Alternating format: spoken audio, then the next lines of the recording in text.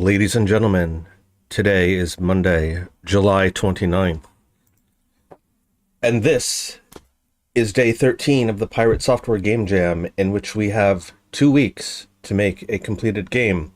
Everything from planning, to prototyping, to polish, to publishing. We are in the home stretch, the end game now. It is crunch time. We are going to be working on cleaning up our game. We have our base prototype, our core gameplay loop done. We added a ton of content to it, and now we're just going through, fixing some bugs, doing a little bit of polish, adding some game juice, and basically just making it presentable for the player so that we have a lot of quality of life stuff that we need to improve. We have a lot of little tweaks and annoyances that we have to fix today. But as you can see, we have less than 2 days to work on it. And if we only do, even if we do 12-hour streams at a time, that really only gives us 2, maybe 3 more. So the game jam is going to be ending on the 31st at 9 a.m. So we could potentially squeeze one more stream if we do an overnight one, which I might do. Sorry if you can hear people vacuuming in the next room. But we are going to continue working on our game Spellweaver, which is a Doodle God clone, wherein you take a number of different elements and you combine them together and see if they make a new recipe. And if they do, that unlocks stuff for you to make even more things with. And the idea is you just collect them all. Originally for our game, we had planned out to have a deck builder, and where you actually get the effects from the elements and you use that to build cards, but I don't think we're going to have nearly enough time to do any of that today. Maybe if we had another 2 weeks, if we did a second round of the jam, we could do something along those lines. Maybe for the GMTK jam, we'll do a card builder. But for now, I have a list of things that we need to work on. So we're going to be adding music and sound effects and maybe a couple of sprite effects and particle effects. So adding effects when we click on cards, when we combine cards, when when elements get destroyed. We also, last time, were working on, let me see if I can pull it up, this little spider-like creature. Where's the body? There we go. Trying to add some enemies into the game, just to give you a little more challenge. And we kind of got them working, but they're a little bit bugged, unintended. So we're going to see if we can figure out what the deal is with them, and if we can't, then we'll just eliminate that and make it a straight-up Doodle God clone. A couple other things. We want to add some buttons for branding, and also a link to our GDD. We have a Scorpion variant as well, which is very on brand.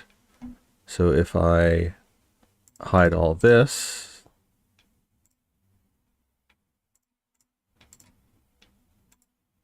you can see we made a Scorpion variant. So we'll see about maybe adding a little bit of that just for variety. And then we have different kinds of heads here. And what else do we have to work on? There are some things with squash and stretch that are not quite working. And then we need to confirm that the enemy AI actually is doing what it's supposed to do. We had issues with the pause system that we need to clean up. And if I can't, then I'm going to scrap that entirely. I don't know that we'll necessarily get to the shop.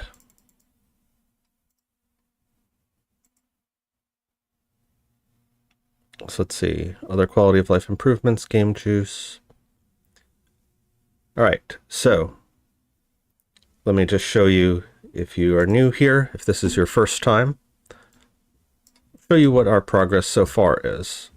So again, thanks to our producer, Dark Mage, for getting us a couple of useful tools and assets, including the hierarchy, which just allows us to have nice colors and icons in our inspector, as well as these little lines that just make tracking things easier. He also got us some music and sound effects packs, so we're going to be taking a look at that in a little bit. And we are also using Odin Inspector. So if we come over to tooling here, you can see some of the custom tools that we made for mass generating scriptable objects. So if that's something that's interesting to you, if you're a Unity dev, I'm going to, after the game jam, put together a video all about that. So if we go to our resources, so here we have just over 400 elements that we made. Imagine trying to do this by hand. It would be incredibly difficult. But we were able to... Let me come over to Google Drive for a second.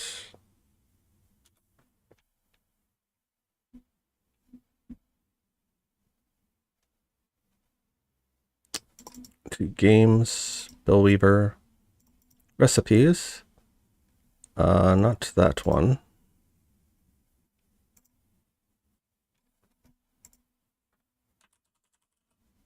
Elements list. So you can see we're using Google Drive to store all of the data, and we can add additional fields if we want. It's much easier to have all of this in one place, and we can export it as JSON, bring it into Unity. Same thing for our recipes lists here. Again, imagine how long it would take to do this by hand, but this allows us to do all of this in a matter of minutes. It's modular, it's scalable. We can add things, we can remove things, we can change them as we like. And so if we click play, you'll see what we have here.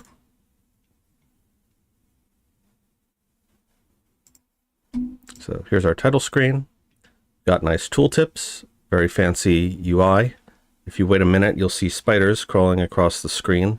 At the moment, they're all just kind of wanting to go to this spot right here for some reason. But we can click them and they'll die. So we can turn our tooltips on and off. We have a dark mode, which I have currently disabled just for testing purposes, but it'll add like a nice spotlight effect. So making it a little bit harder to find the elements, to find the spiders. We also added saving and loading to our game. So you can continue if there's new game data. If not, it'll just take you to a new game. And so we have our title here. Use the header buttons to spawn elements. Conjuring elements costs points. Drag and drop elements to combine them, unlocking new elements. Drag elements onto the recycling bin or the trash to clear them. Trash loses points, recycling refunds them. Try to unlock them all before running out of points. Watch out for spiders and the occasional scorpion. Can you complete the game jam?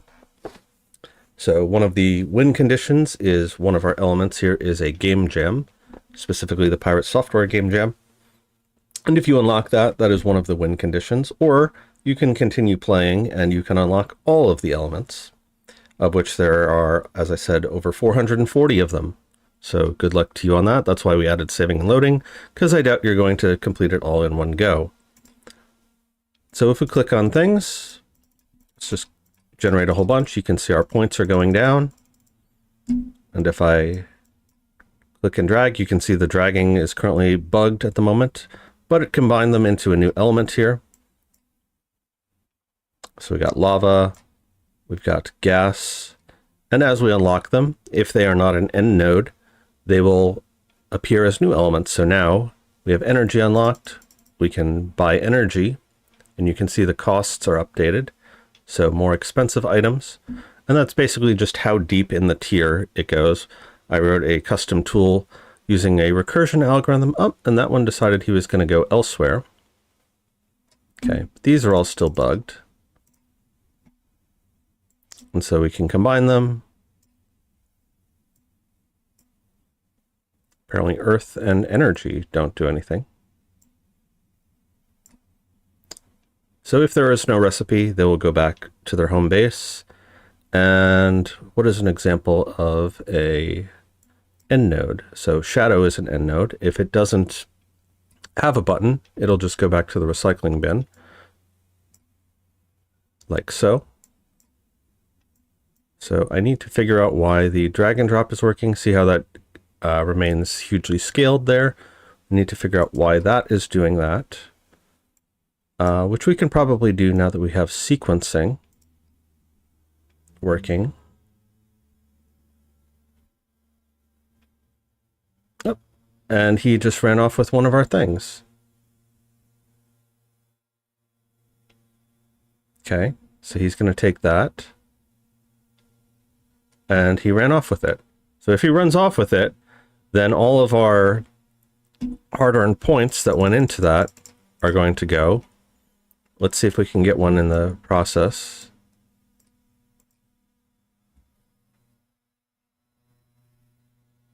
So it's not completely broken. It's just broken in terms of going here initially.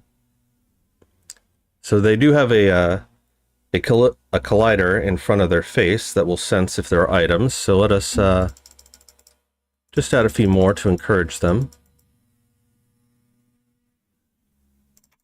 And let's clear some of these guys off because we can only currently have 7 at the moment. So if they're not going to cross the board.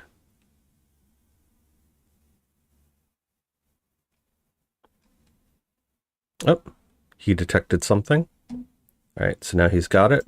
So let's click him, and he dropped his thing. So, yep, he detected that one, and he went right there.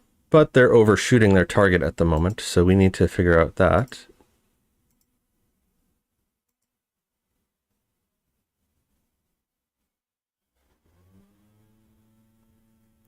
And we should probably send them off the screen when they're initially spawned, or when they die, rather.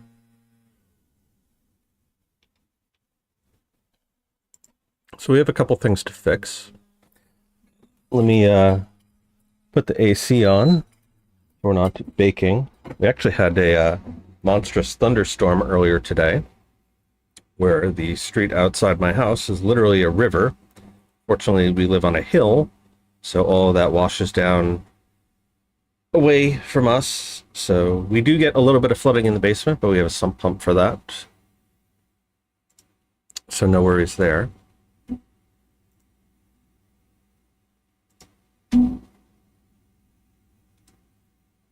So that is what we have to work on today.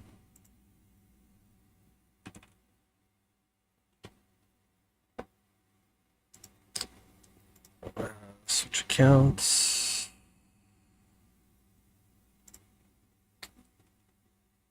Let's put some music on. And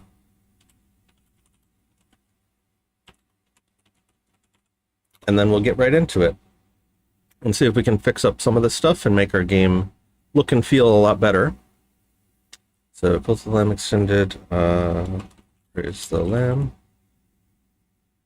Start things off right, because it's kind of a meme at this point where whenever Praise the Lamb comes on, it is a good omen for the channel. But yes, if you are... Oops, that is way too fast. Let's turn you back to normal. I tend to watch videos at 2 times speed.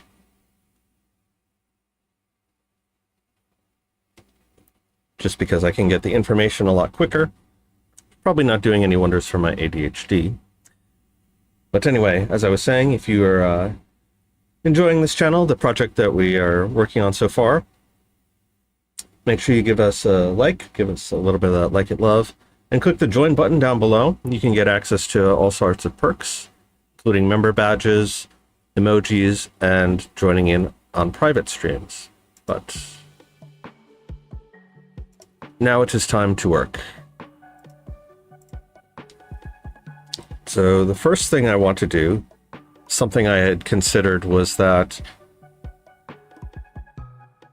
part of the theme of this jam is that we are automating tools to make our lives easier, working smarter rather than harder, even though really you should do both. And so at the end, I just kind of hacked together a pause system. So we should probably just make a more robust pause system, I think.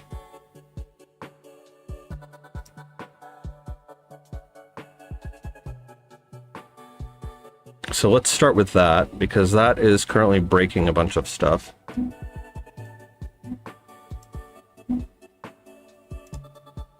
I seem to recall there was a tutorial about proper pause system in Unity.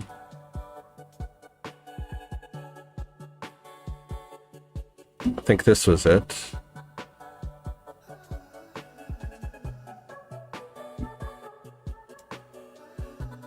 Or Brandon also has one.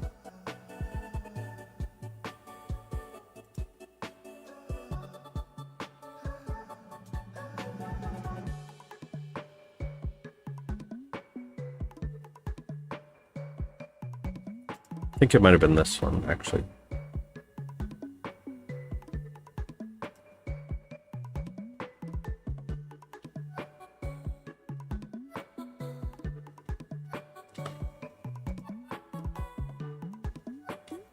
I know there was one that specifically didn't use time.timescale, and that's the one, yes.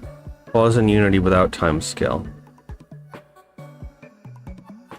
Most people pause their Unity game by setting the timescale to 0. But there's actually a much better way to do this using events. Here's how you do it. In your project, create a new script called GameState. This will be an enum with 2 values, gameplay and paused.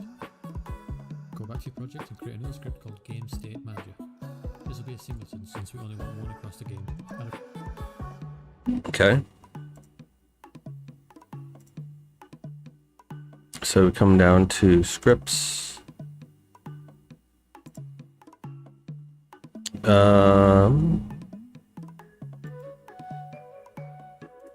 a new folder. Sorry if you can hear, there's landscaping going on outside. Pause.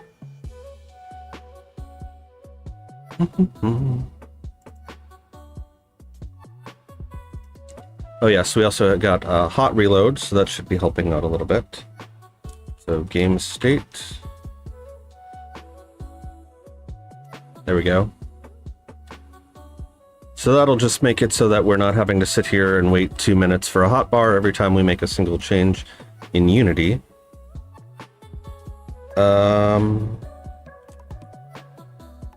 Game state manager.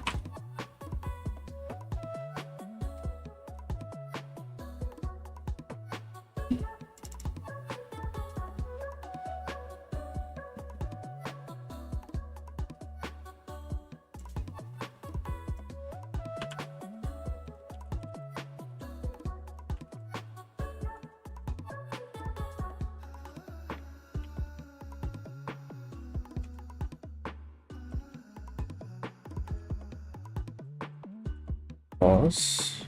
Okay.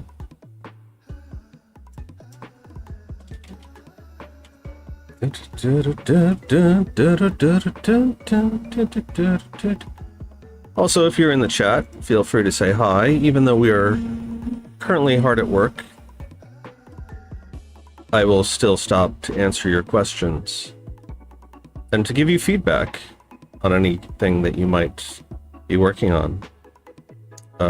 Utilities, pause, game state manager.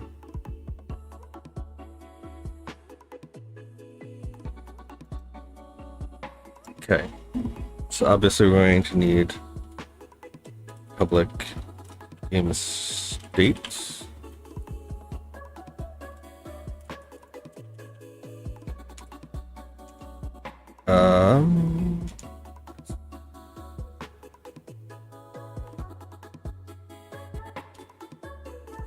Public, make you a singleton because we only need one. Public static void change state.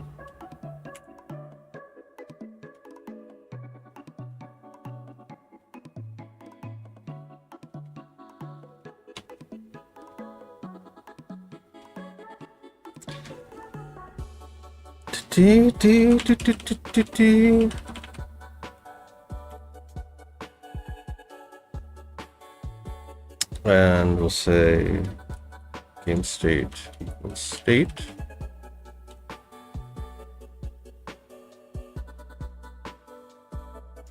And lambda.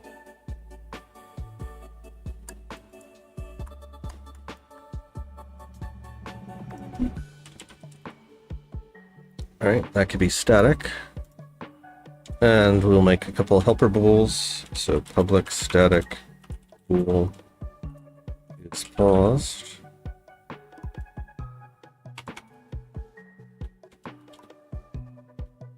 Game state dot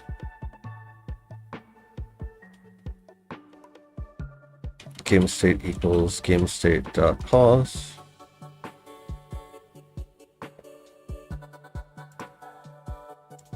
I'm actually going to get rid of this one. Put it here.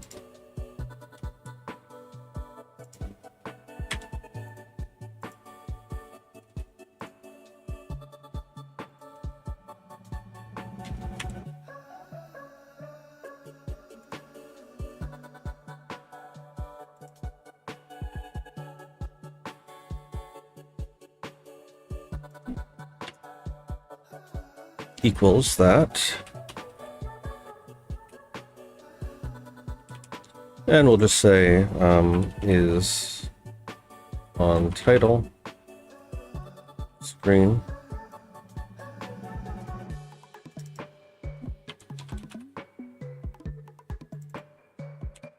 And we'll just say is playing game state dot gameplay.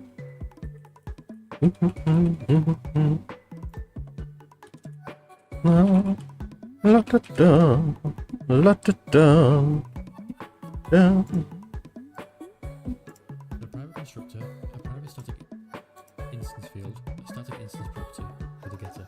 This will return or create a new instance. Right, that's just making it a singleton. State change handle that takes a game.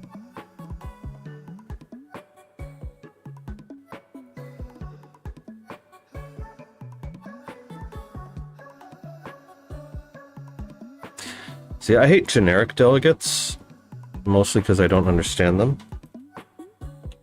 But let's just follow along. Oh, look at that.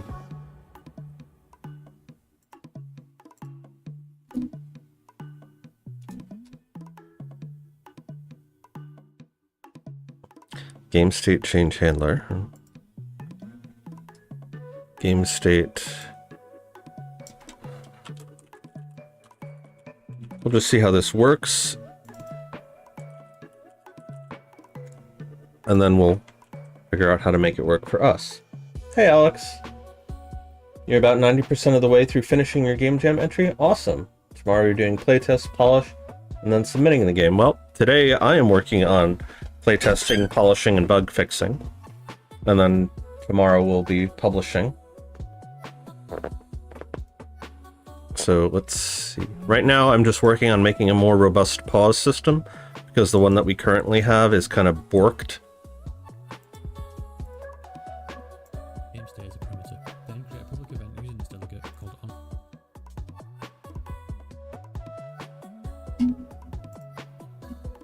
Okay. Public event.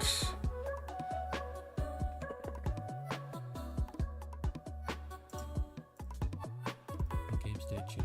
We'll find this event where we want to change the state.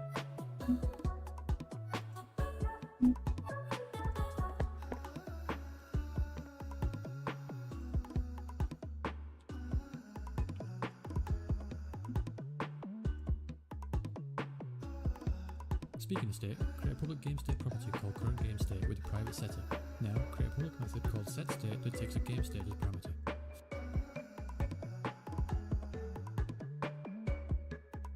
Just pull that off to the side so we can see it.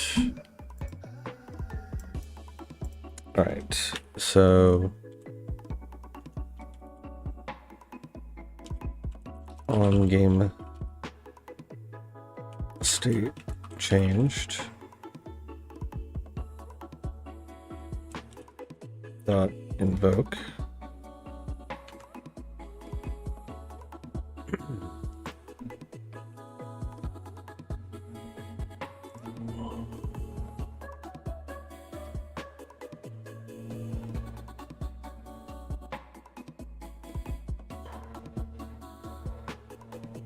I think I can just reduce all this to an action.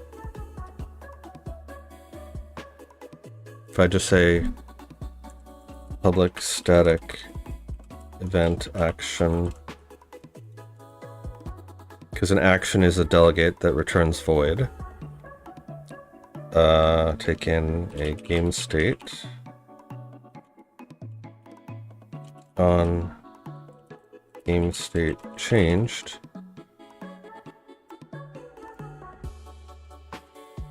Get rid of that.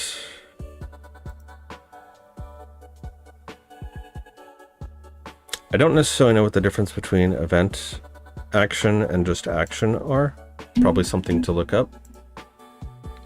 Difference between action and event action in Unity.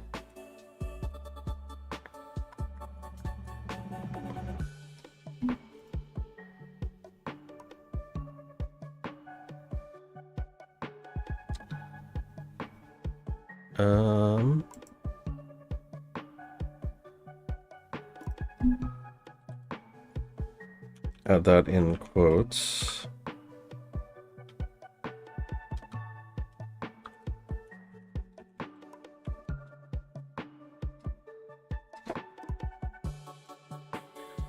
Action is a simple predefined delegate with no parameters. Event action versus event handler. Is there any difference between declaring event action and event handler?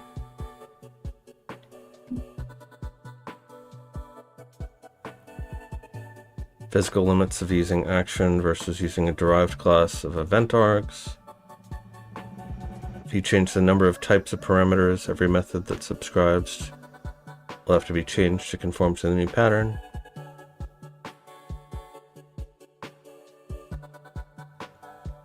If you have a large system you're already working with, it's nearly always better to follow the way the rest of the system is designed.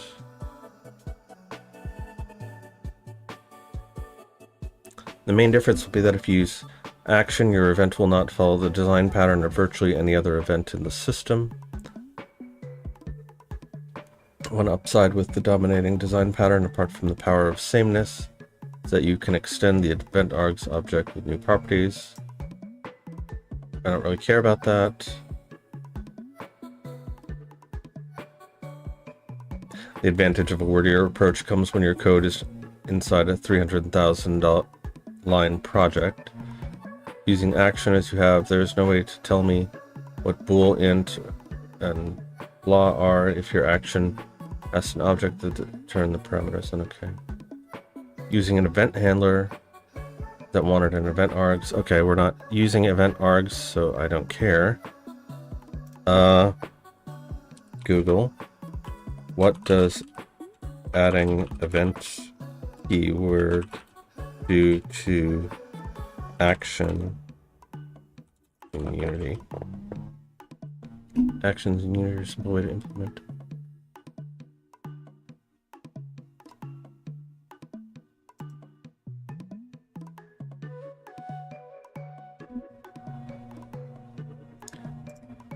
What is the effect of adding the event keyword to a delegate field? In the case of a delegate, it has the extra one called event. Event makes it so that when a delegate is declared as part of a class, it only exposes the add or remove methods as per the access modifier given to the event. These methods are defined in a similar nature to get and set of a property. Okay, what does the event keyword really do? It's compiled differently. It makes it so someone can't do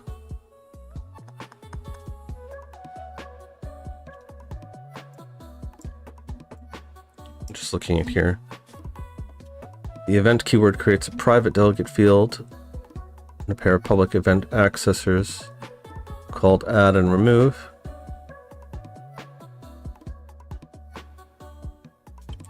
This means that writing event name inside supplied permissions, only the class can raise the event.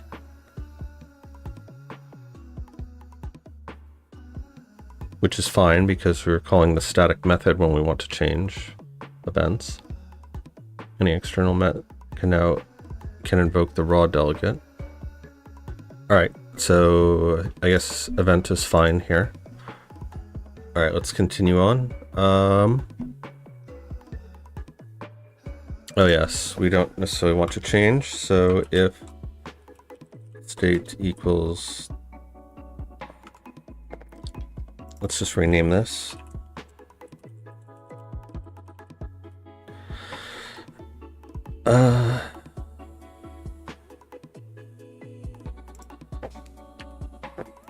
Comparison, not assignment.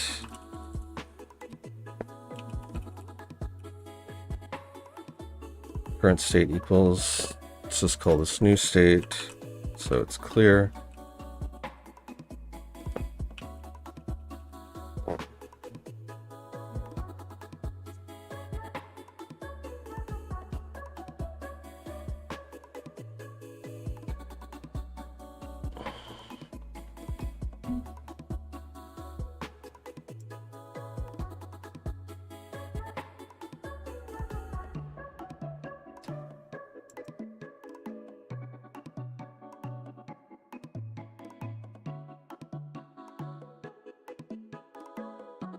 Okay.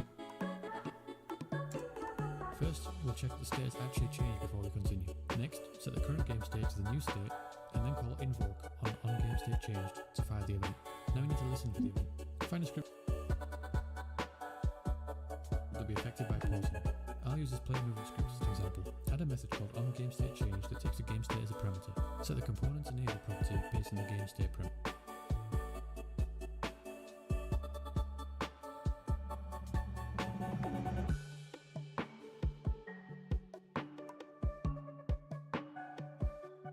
Any components away. Okay, so I think for our purposes, let's go to our spider manager here.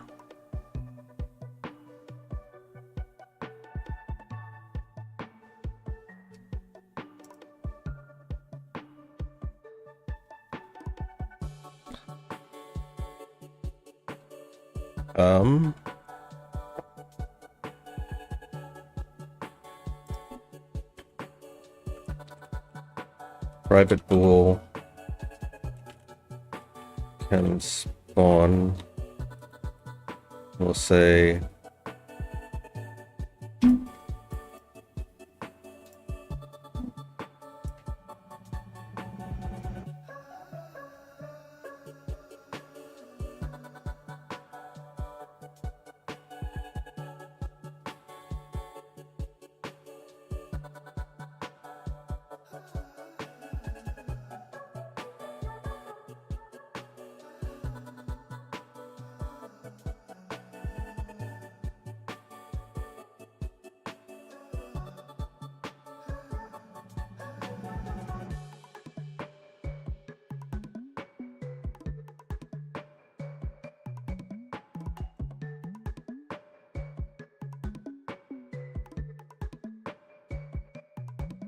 do private void on enable.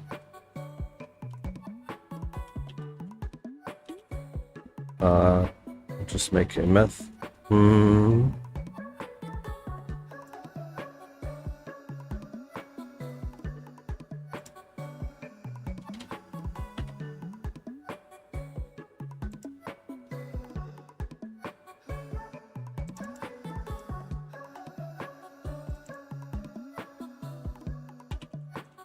Is playing.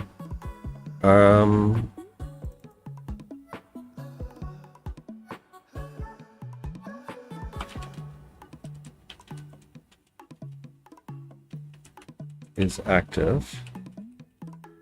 So we'll say close all that down for now. Public void set active.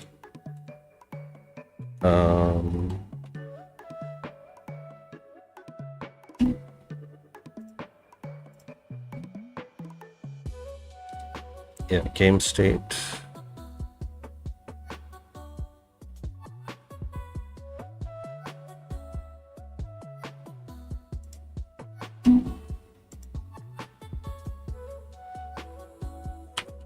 is active equals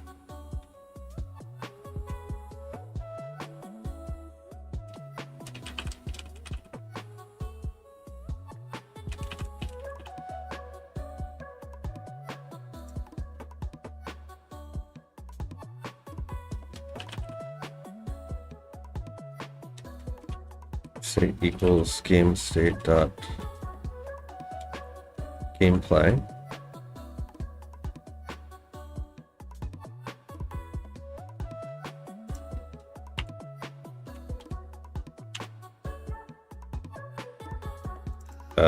Game state equals that.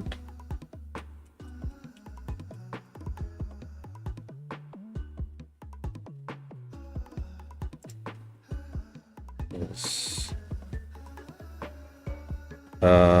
Games state manager dot on game state changed plus equals set active and unsubscribe. Okay. All right, so now we'll say if not is active, just return.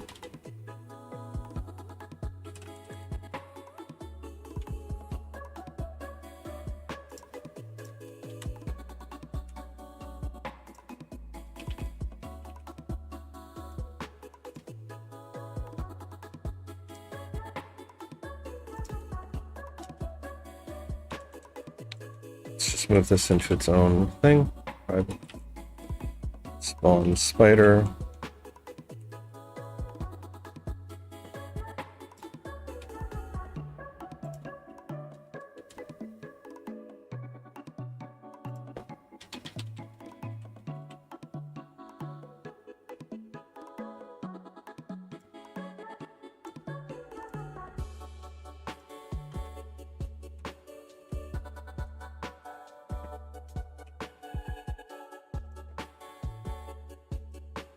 Tighten this up a little bit.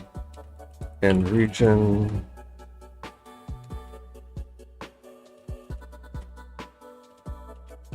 Region mono behaviors. Enable, disable, birds, update.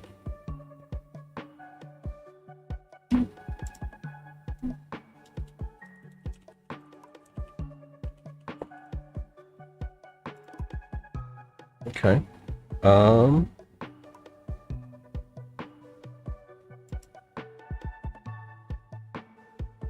So we don't need this anymore.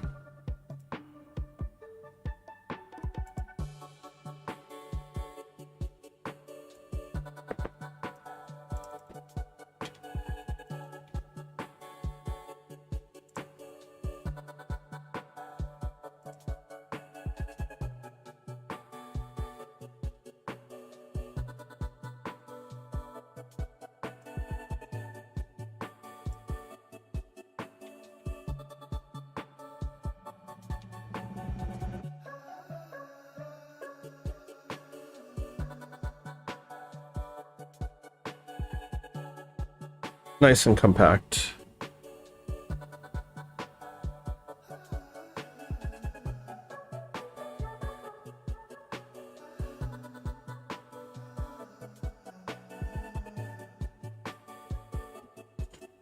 And let's just say if it's less than that, return.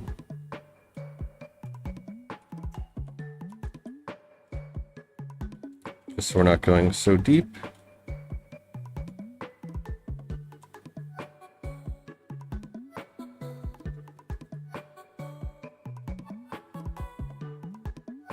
Mm-hmm.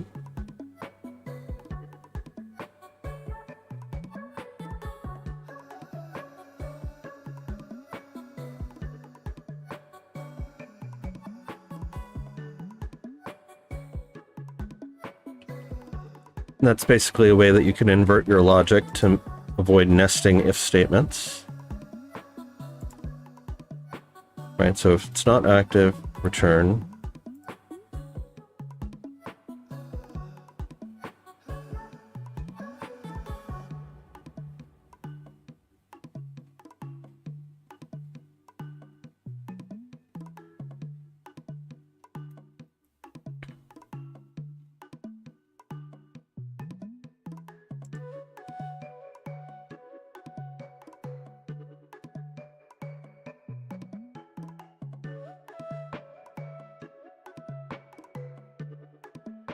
Okay. So now it should only spawn if we're in that mode. All right, let's go back to our guy here.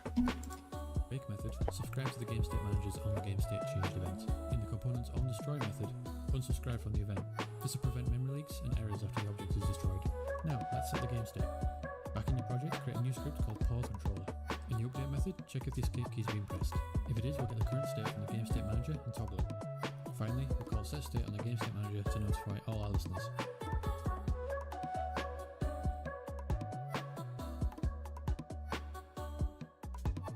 Back in the project, add a game up. So let us do some stuff here.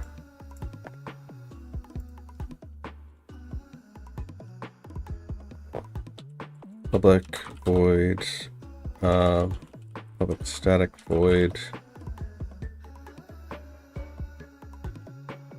pause, current state equals game.pause, public static void, unpause, current state equals game state dot gameplay, public static void start equals gameplay, public static void turn to title,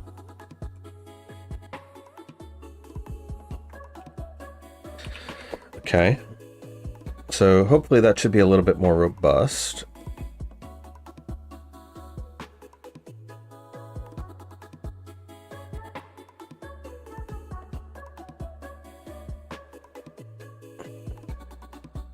So now we can get rid of all this stuff from our game manager.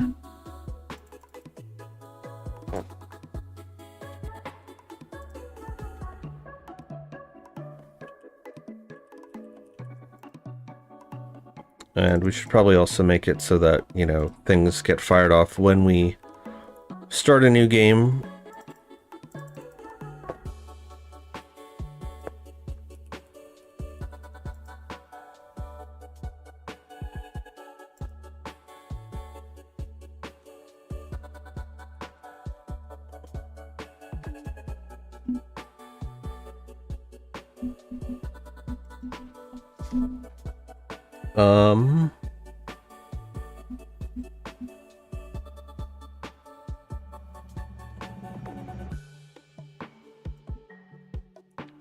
This is going to cause some errors, but let's see.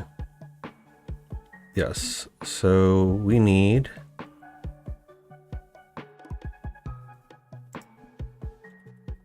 private void on disable. So we're going to say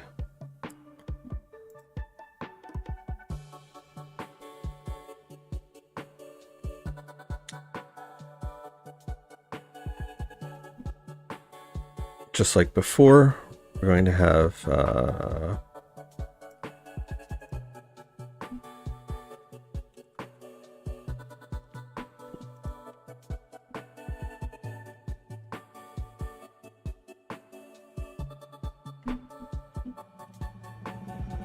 public pool is active, private pool is active.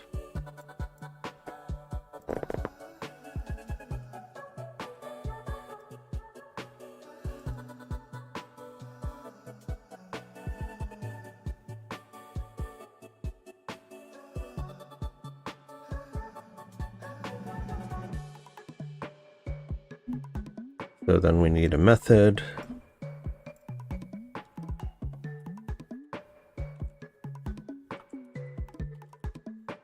Public void set active game state.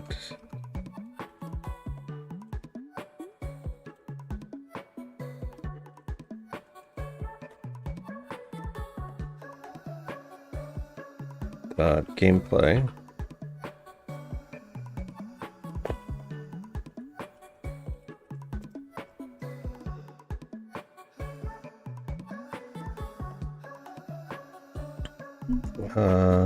Game state manager dot on game state change minus equals set active.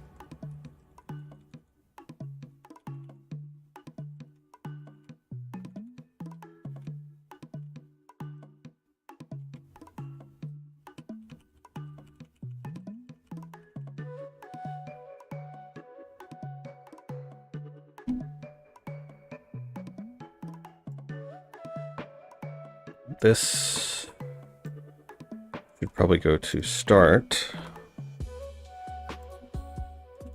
Private void start. La da da da da da. Also, just because it feels naked without this. Totally superfluous.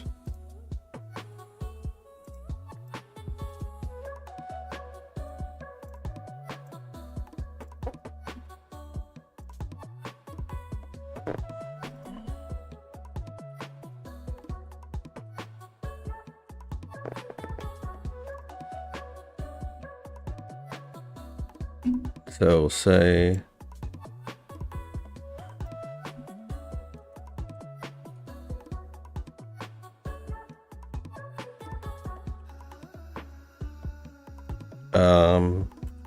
if it's not it's active, then return. Don't do anything.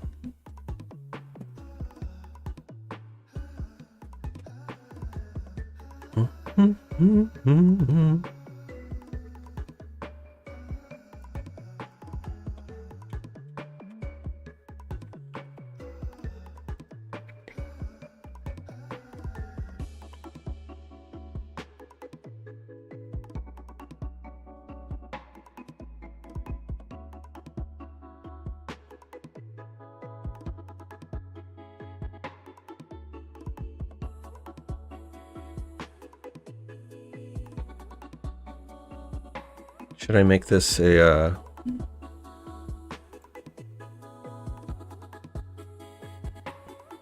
right, none of these are just returning, so let's just say do checks.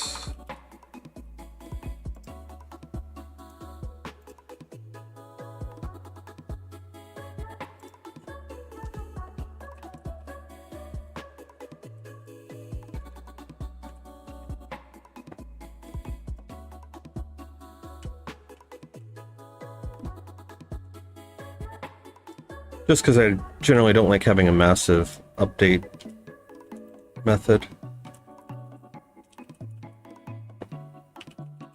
And then I can just collapse this if I need.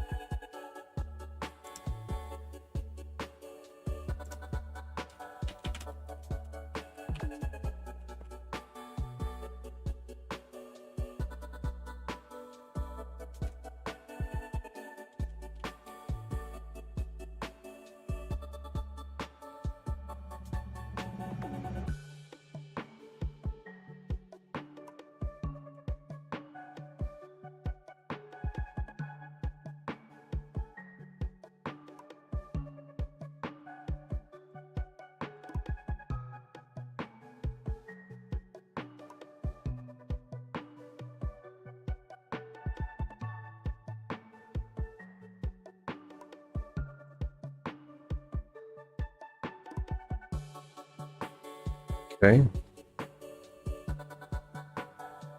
And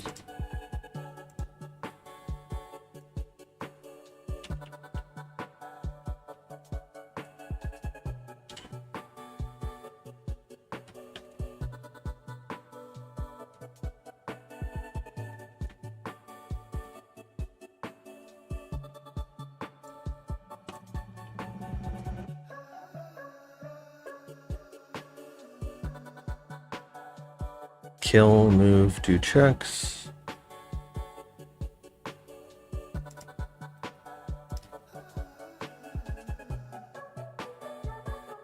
And let's just move this into its own thing.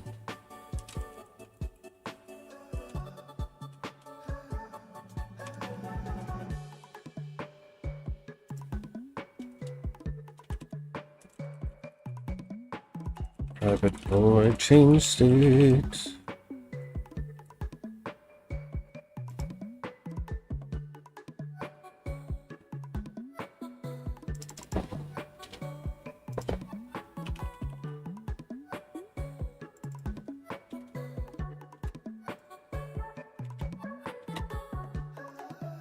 In case you didn't know, you can also put stuff inline like that. Hey, Scapegoat. Your game is the third most popular right now. That's awesome.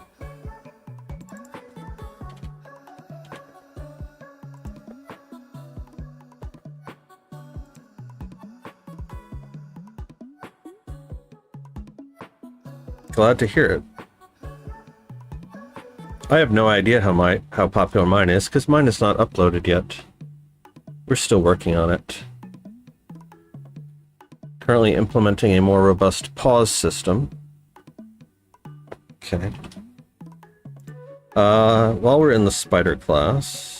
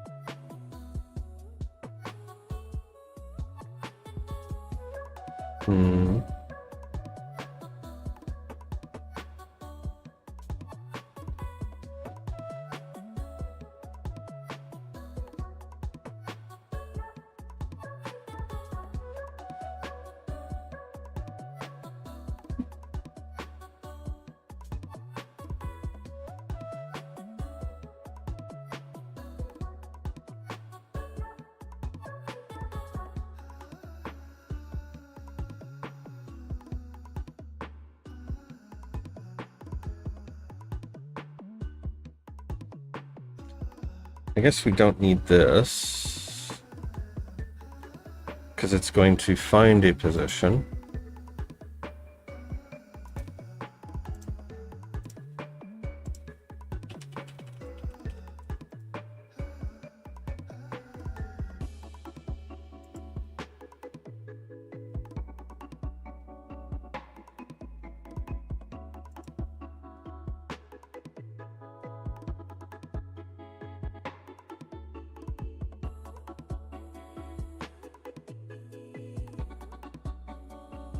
We could make it so that it's set active.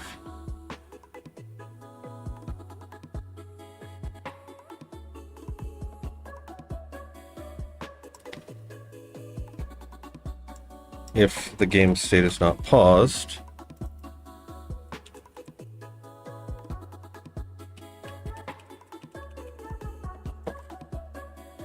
That way they could be wandering around the title screen as well. Something else I just thought of is like we could spawn like a blood effect when we squash them. Someone remind me of that if and when we get to that later.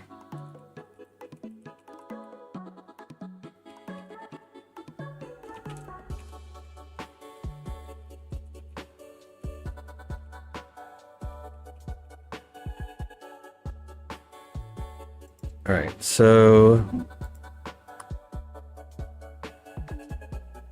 pop-up window.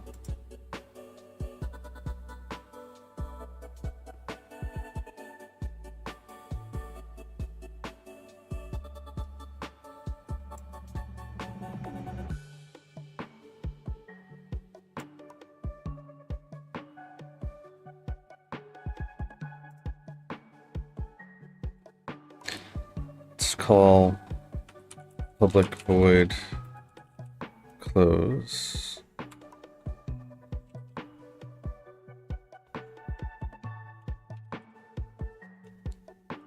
Game state manager dot set instance dots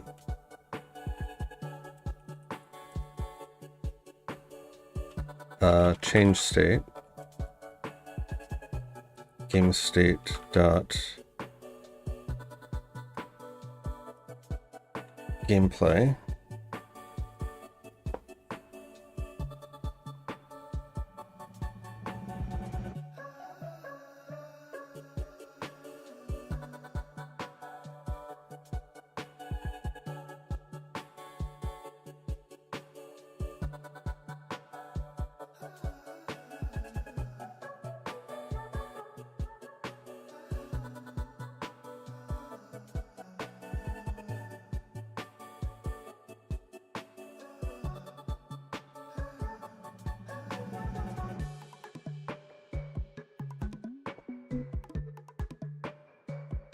And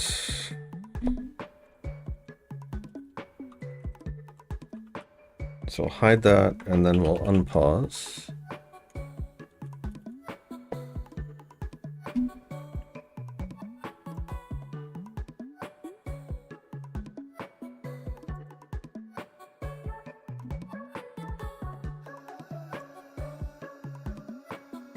Game state manager dot pause.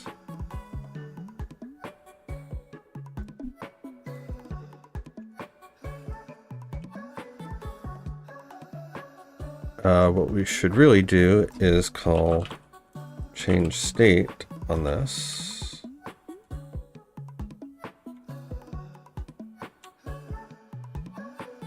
That way we fire off our events.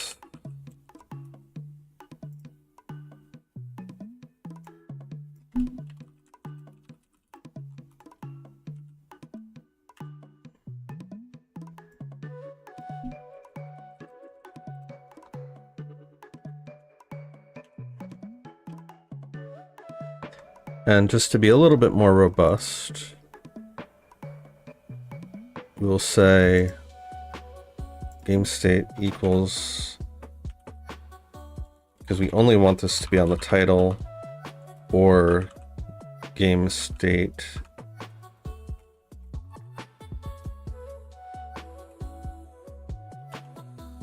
equals game state dot gameplay, in case we want to add more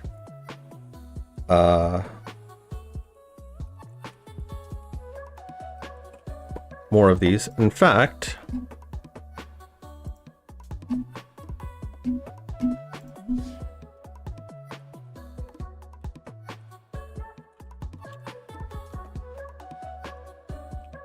why don't we do that? Viewing options.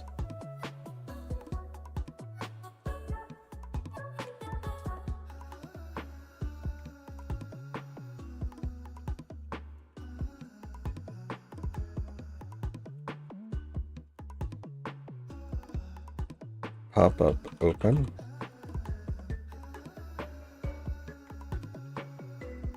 Might as well take advantage of that.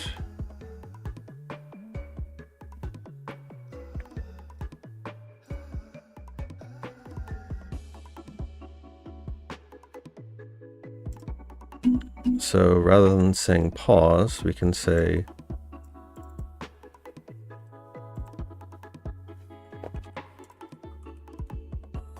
so when this is open,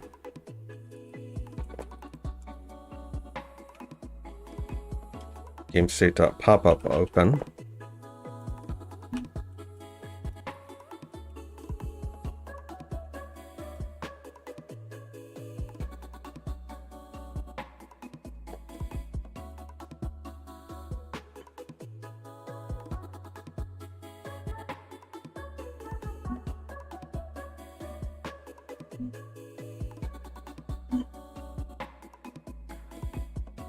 So like before, we're going to say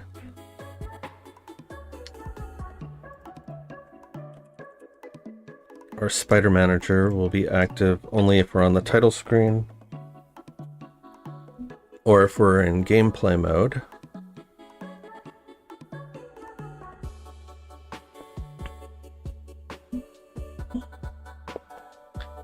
Okay.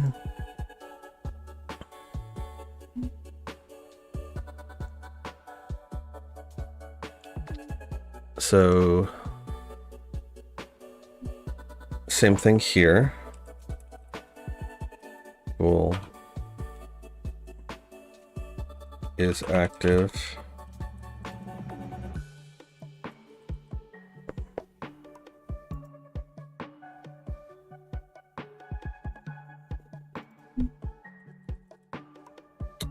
Whatever, let's just make it.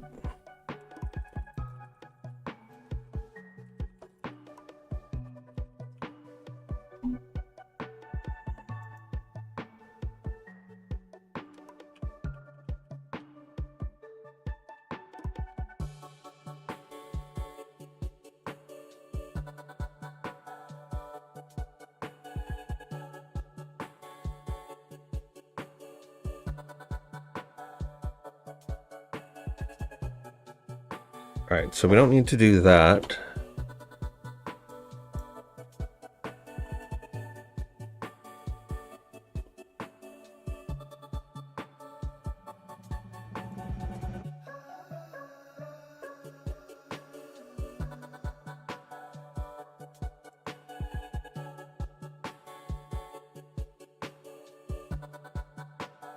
Because you're no longer handling pausing. And the pop-up, when it triggers, should take care of that. Right, we especially don't need to pause if we're continuing.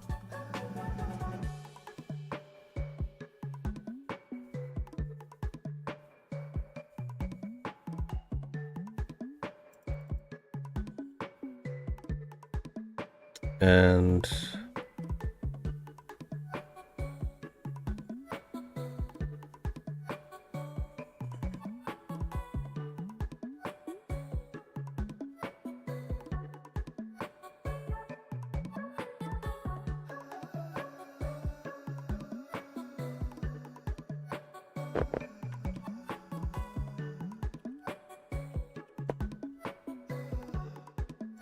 right, we're working on this right now, so we can get rid of that.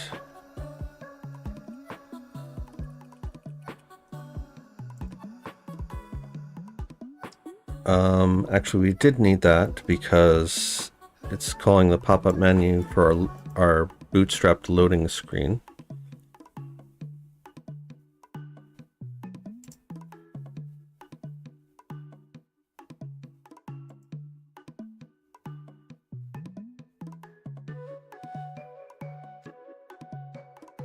So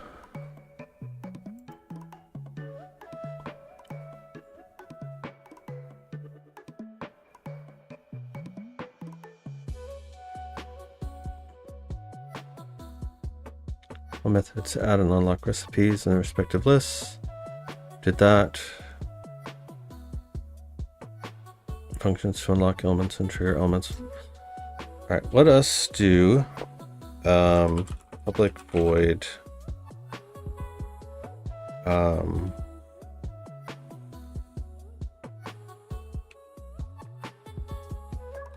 start game. Gameplay game state manager dot change state game state dot gameplay.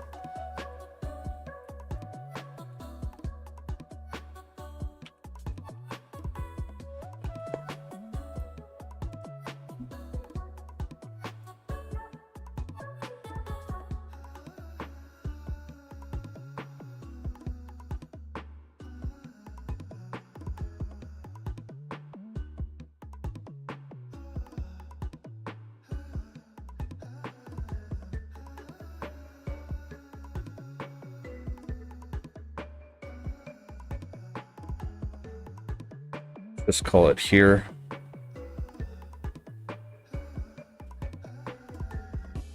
Game state manager dot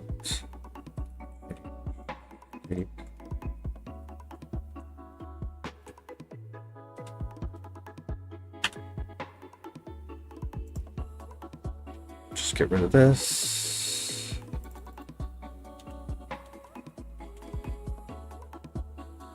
Hide that.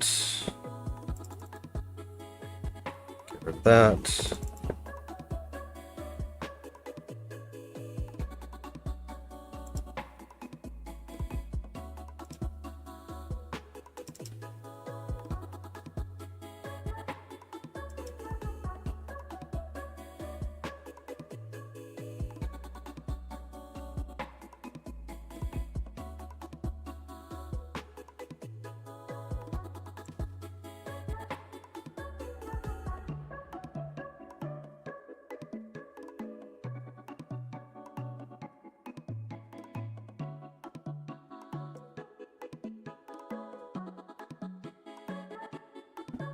Why did that need to be in the game manager?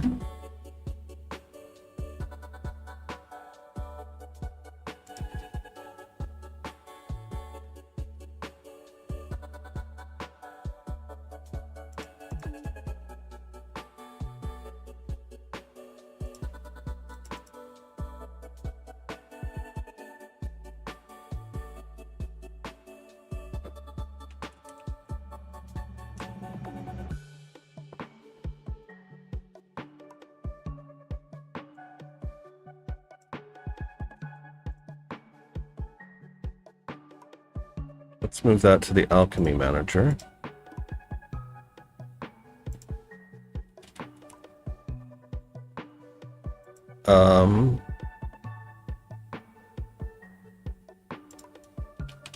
Game manager dot instance dot what?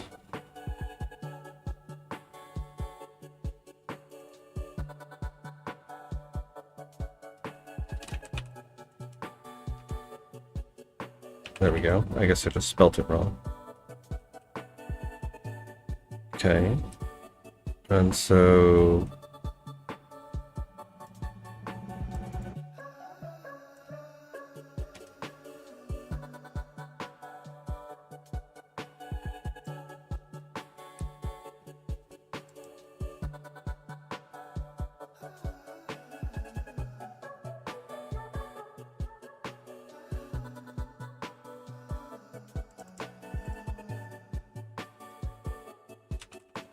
pull that.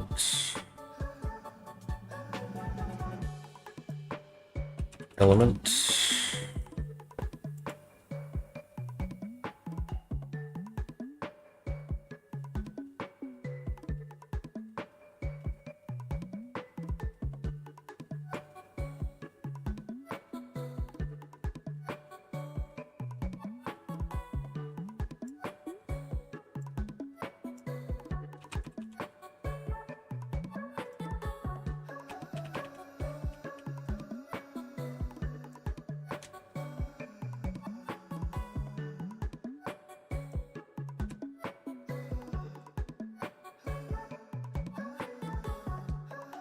There we go. Okay.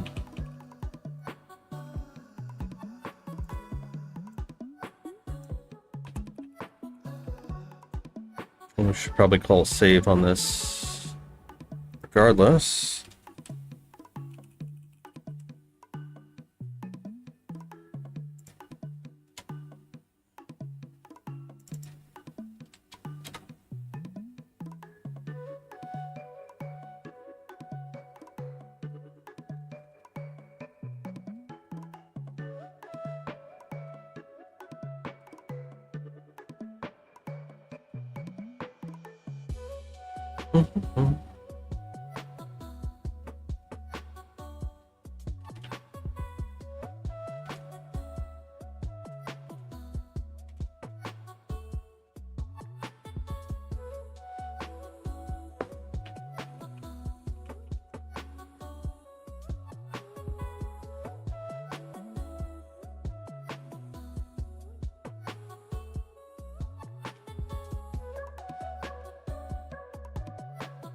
that.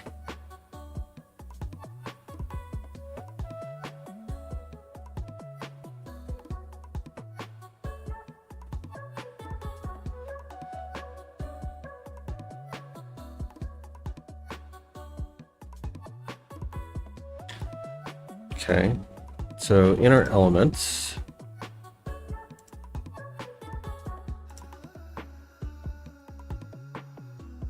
Actually, let's go back here a second.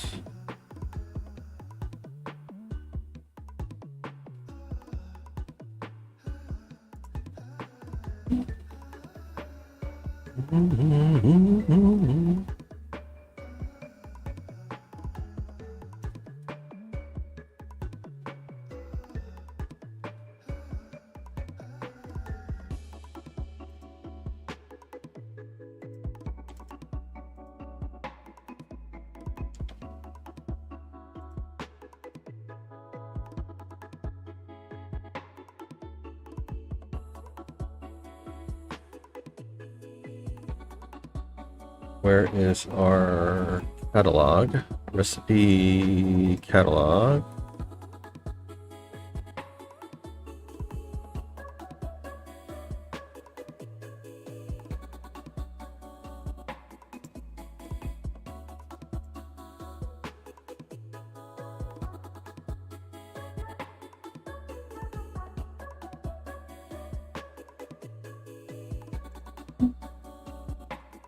Say public void open.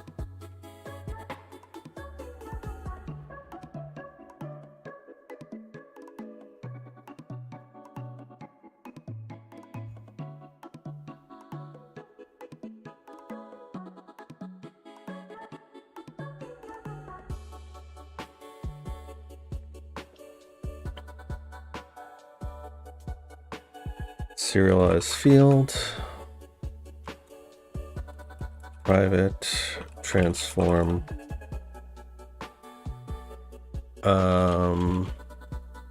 Private canvas sorter. Canvas.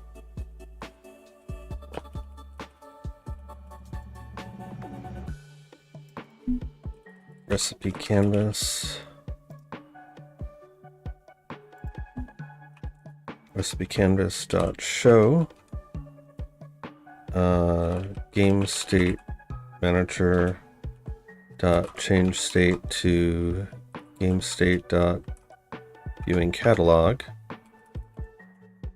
and public void close recipe canvas dot hide game state manager dot change state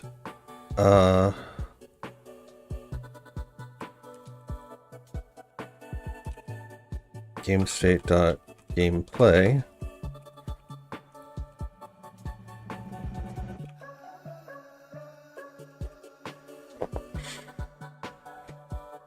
again close, not closer.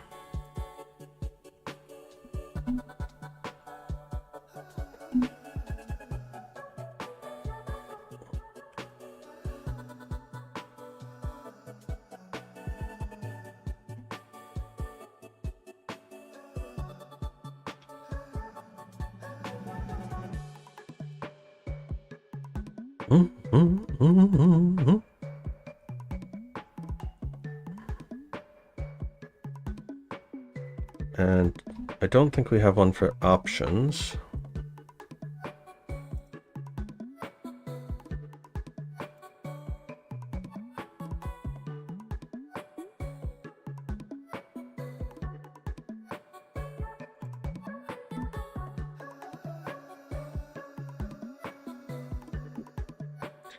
All right, let's make a new script. Public class options menu. Singleton options menu.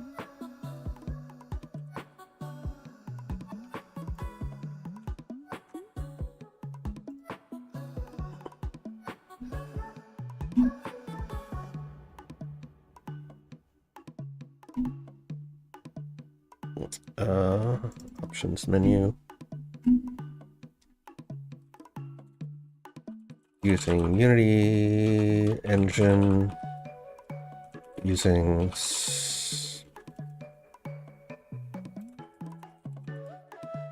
engine.ui.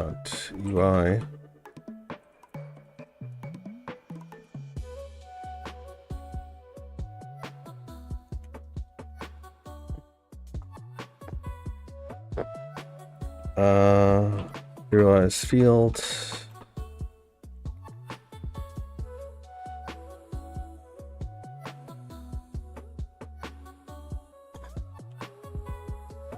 Canvas sorter. Options canvas. Public void open. Options canvas dot show. Game state manager dot change state to game state dot viewing options. Public void close.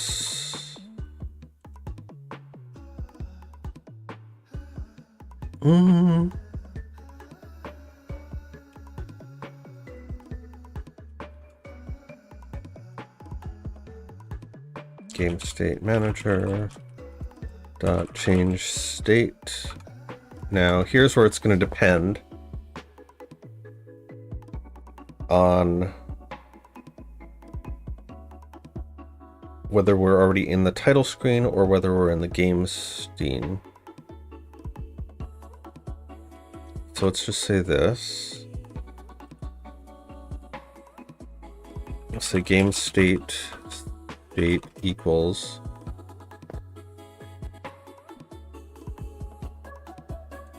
public bool from title screen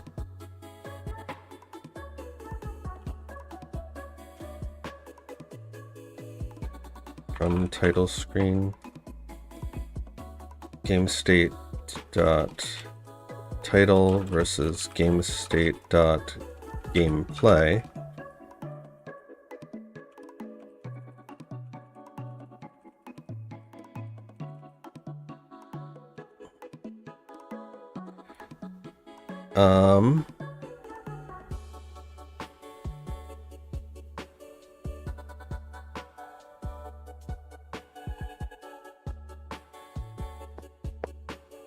Let's do public void close from title.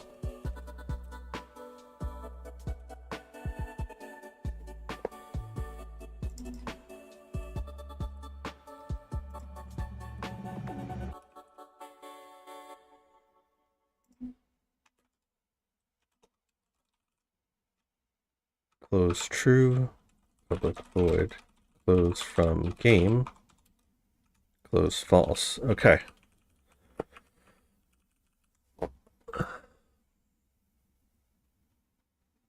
So then this doesn't need to be public.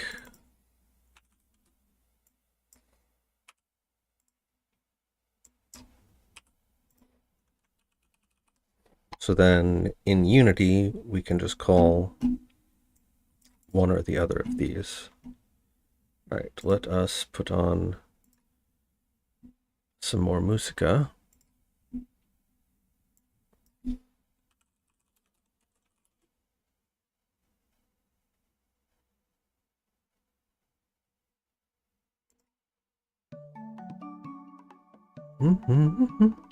Smile Town. Anything else we need to know here? And add this pause game controller script to it. When you enter play mode and hit escape, the game will pause and resume. But why use this instead of timescale? First, setting timescale can break your UI animations and any timers that are running in the background. Second, this approach can be extended to handle other states like level loading or cutscene playing. Finally, it offers more control over how each component is affected by the game being paused. For example, it can be used to show or hide a pause menu, play or stop an audio source, or enable or disable input controls using Unity. See, I already figured that out. Also, here's a really good video for any of you that need stats in your game. One Wheel Studios got a good video on that. Okay.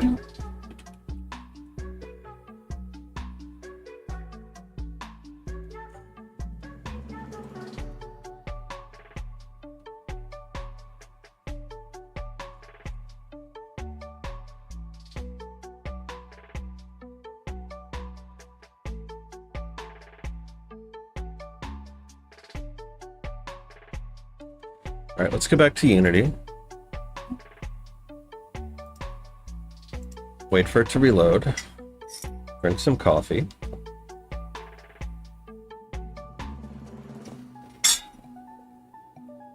Okay, so now we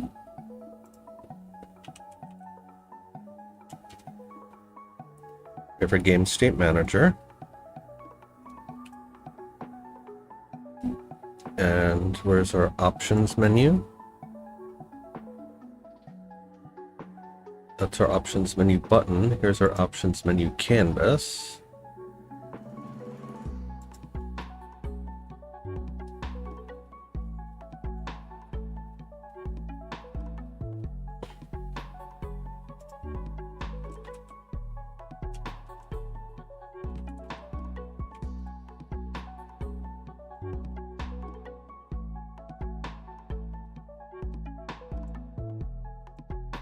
Okay.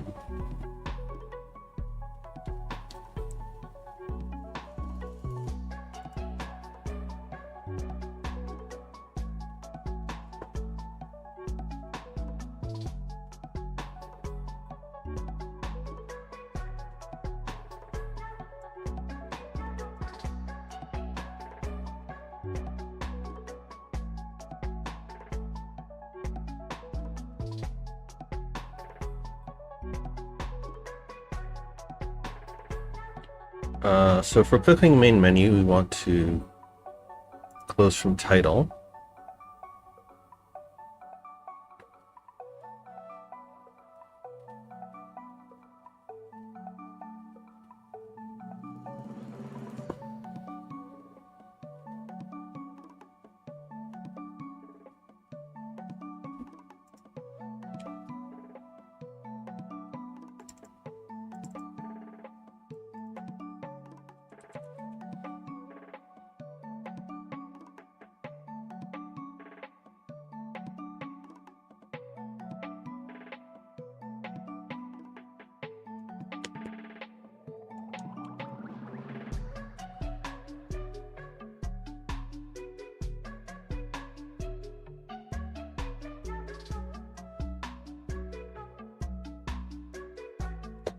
Shoot.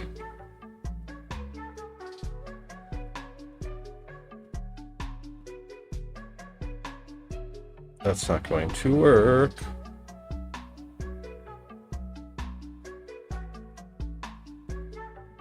Like, it'll work for the buttons, but not for the little X thing.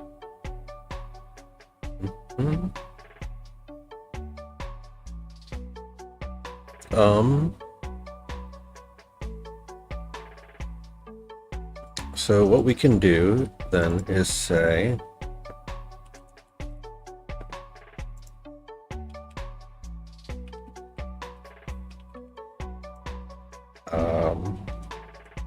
public void set close state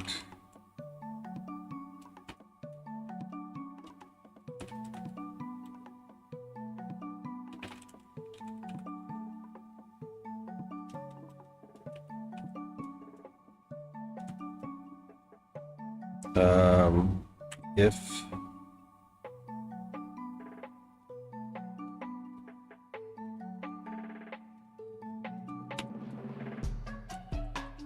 game manager dot instance dot current state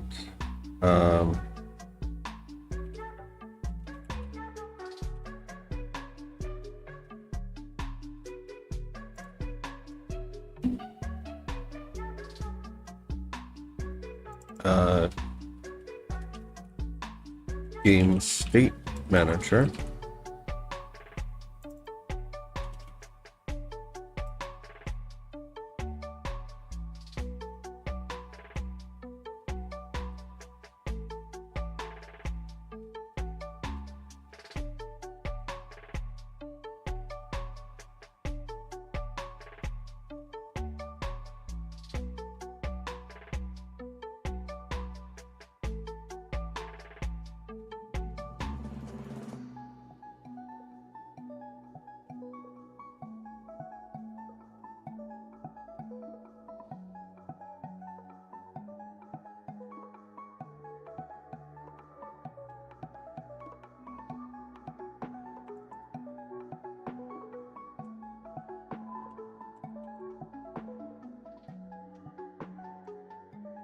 Game state title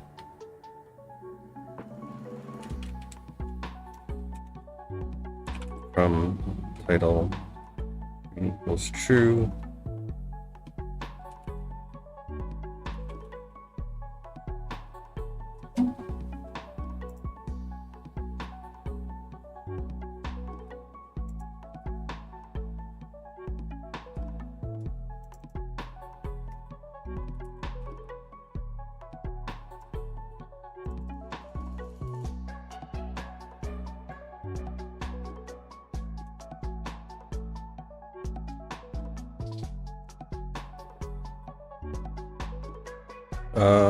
Close.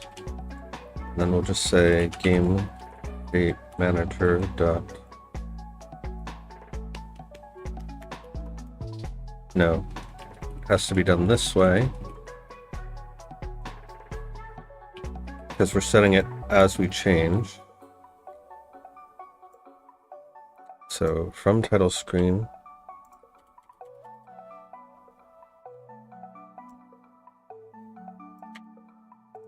Equals game state manager dot current state equals game state dot title.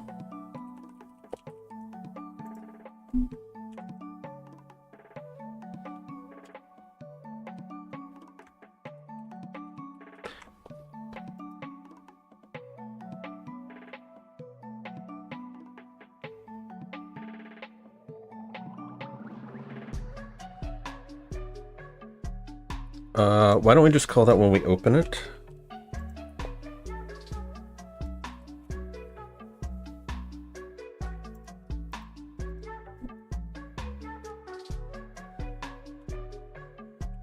That makes more sense.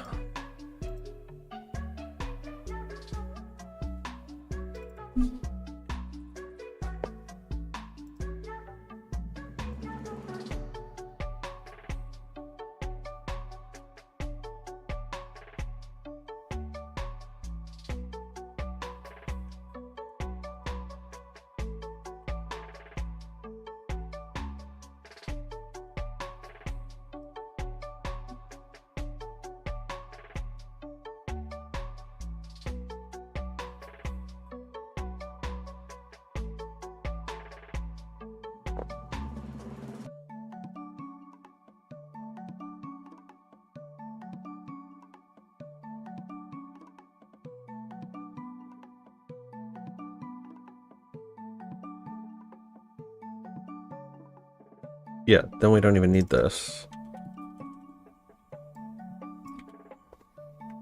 Okay. So if the last state was title, then we're going to set this true.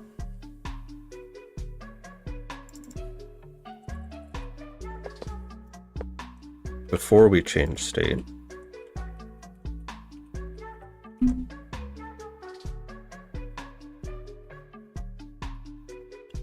And the only way that would be the case is if we're doing it directly from the pause menu, so.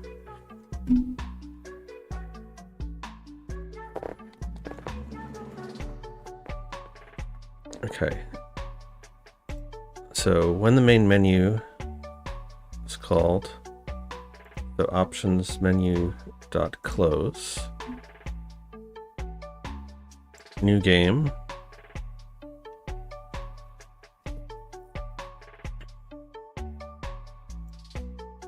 Options menu dot close.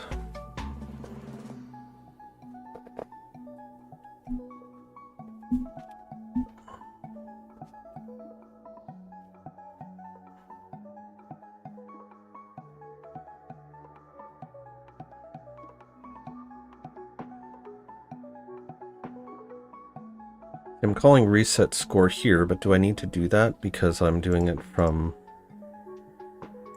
options button,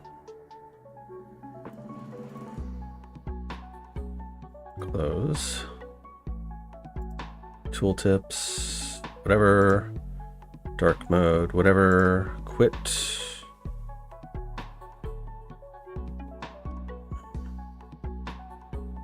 Don't care about that. Close button.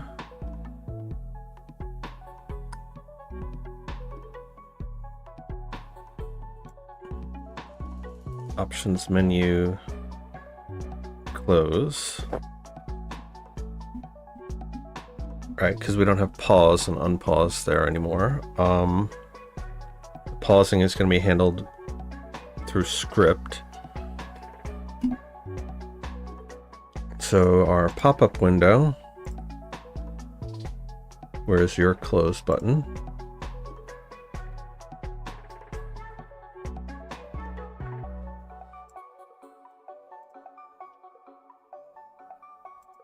Close you. Our catalog. Recipe canvas. Your close button.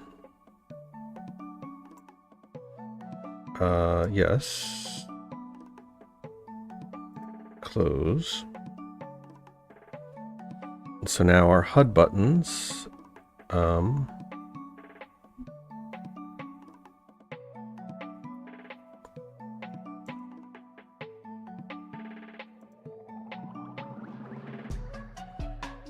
So the catalog needs the catalog. Open.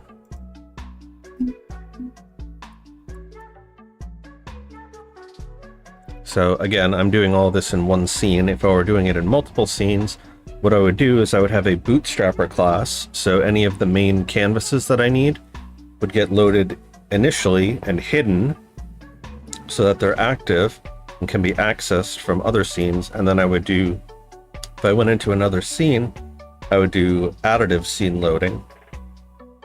So all of these canvases would be hidden, but they can still access all of them.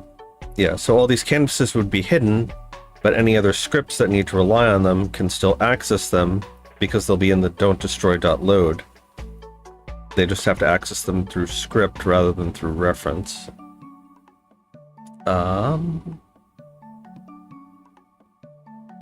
Right, we were going through our HUD buttons. So we have the catalog, so we have the options menu.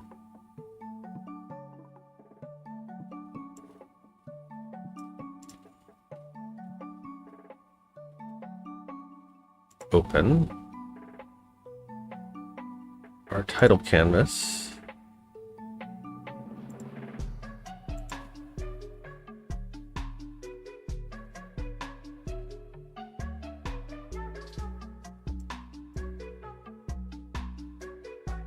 Open.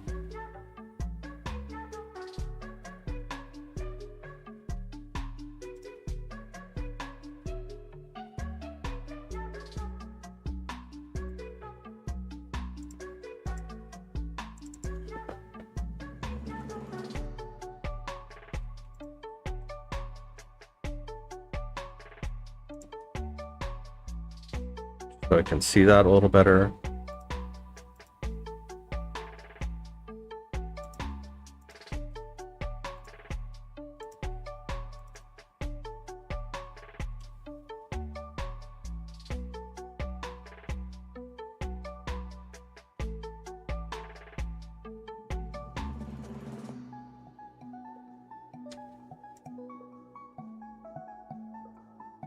Just hide you for now.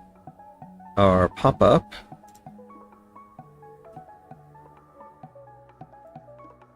Hide you for now.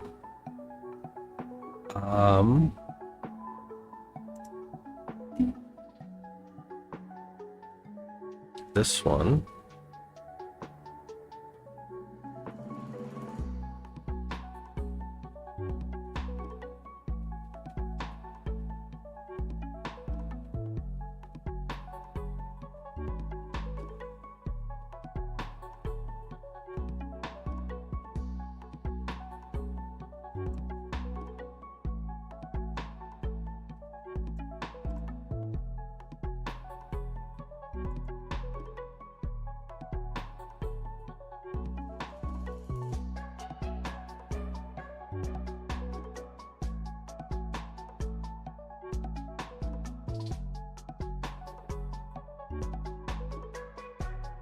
Yeah, because if it's doing it from the pop-up one, then it should automatically go to gameplay. Main menu.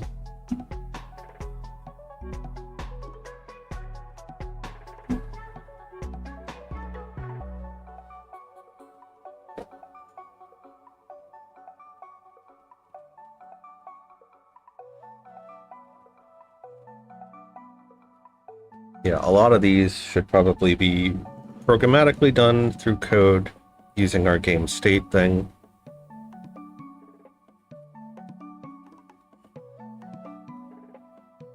But I'm not going to worry about that just yet, so we need to.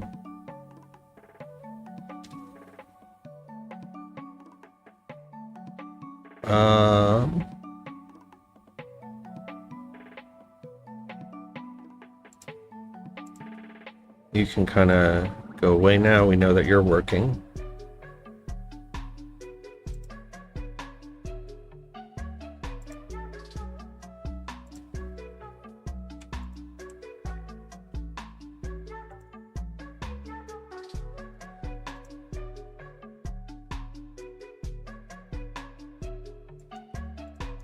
Your close button. Yep, we already took care of that. Spotlight canvas, sure, we'll turn you back on for now.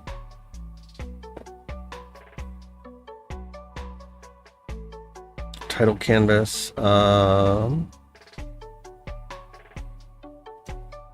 me just make sure all of these are correct. So options menu, options menu,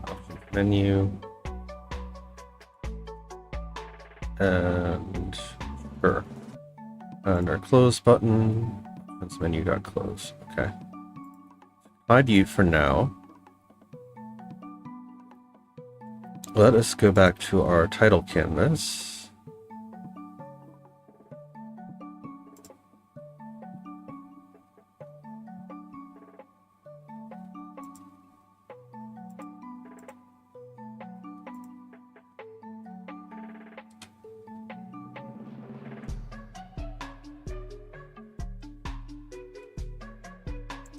Right, you're just hidden, so that's fine. Is there a white option? No.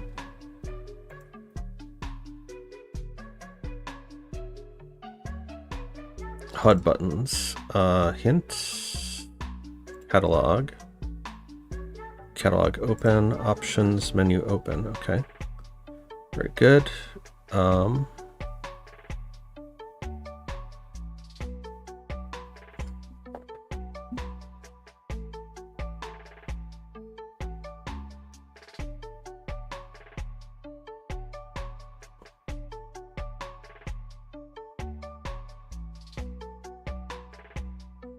See, I could add our channel and GDD buttons here, but I think that would be a little bit tacky. Whereas if we just had them on the title screen, I think that would be more appropriate, because you don't want it interfering with the game, right? So for instance, Cult of the Lamb, they have branding stuff on their title screen, but not in the game itself.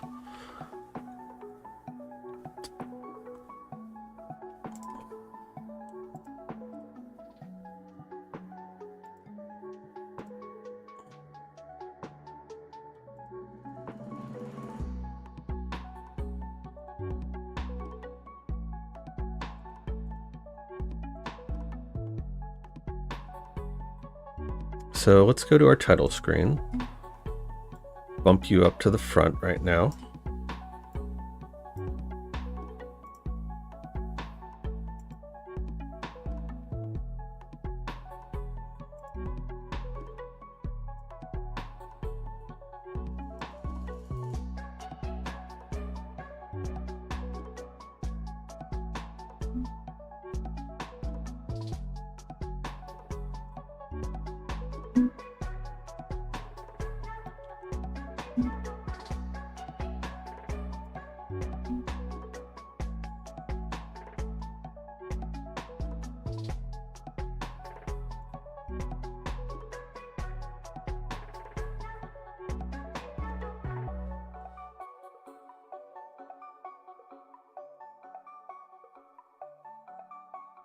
All right, you don't want to show for some reason.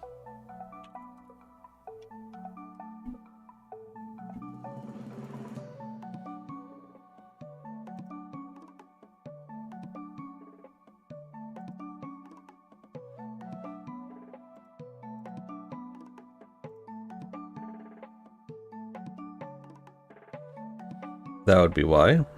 Okay.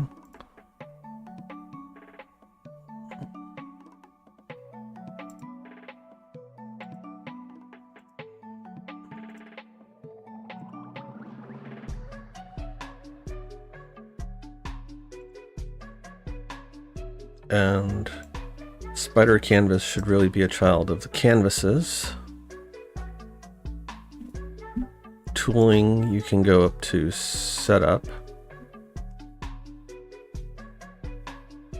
In fact, you could go all the way to the top. No, we'll put you below canvases. That way I can just collapse all of that. Okay, so here we want a button.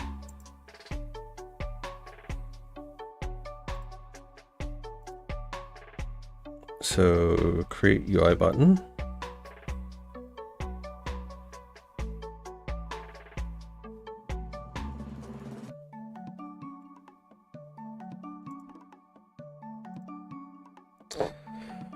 Call this YouTube button. And make another one called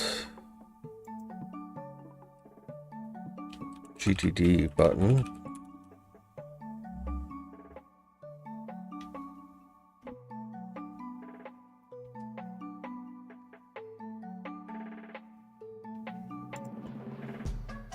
And each of you needs, well, you can have a child image.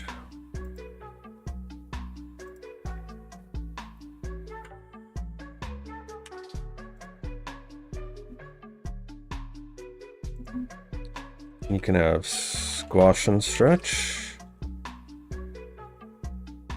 and a tooltip trigger. In fact, let's get rid of you until we're done setting this up. So your icon will be this guy.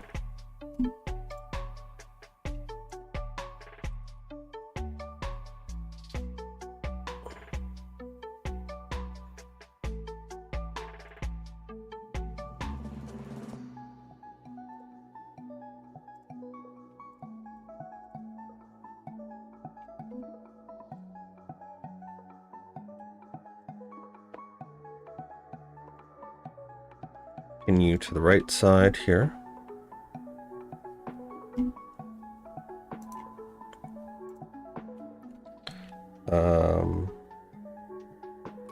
Link buttons. You can have a horizontal layout group. Spacing of 25.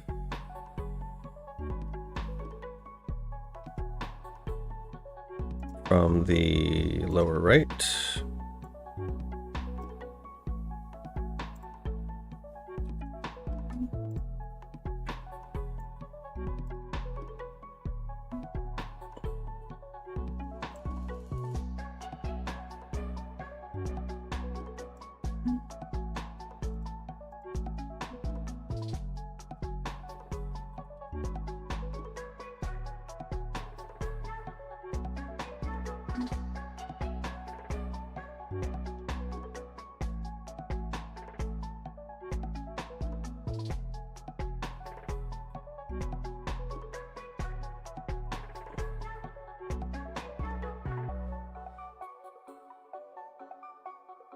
And let's go back to graphics, branding.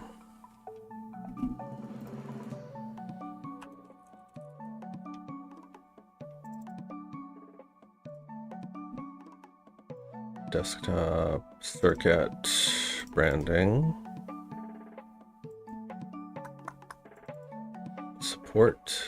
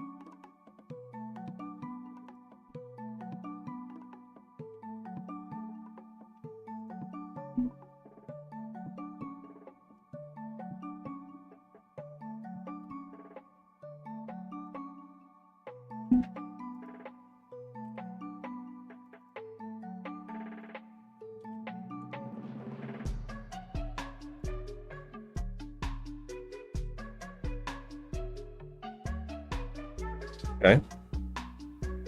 That's pretty cool. Although, do I have a transparent one? I don't.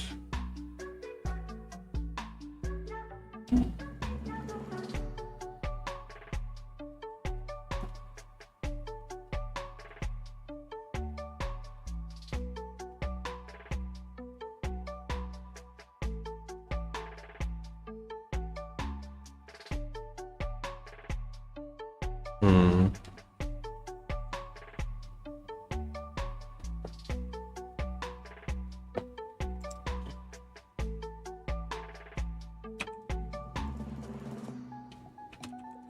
Buttons, right?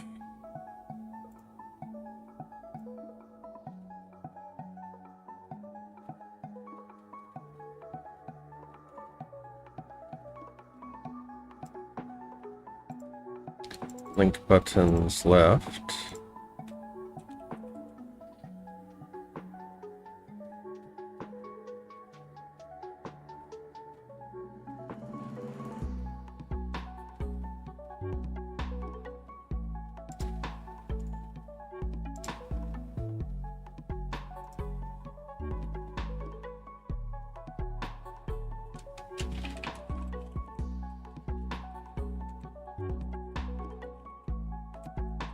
Our YouTube channel.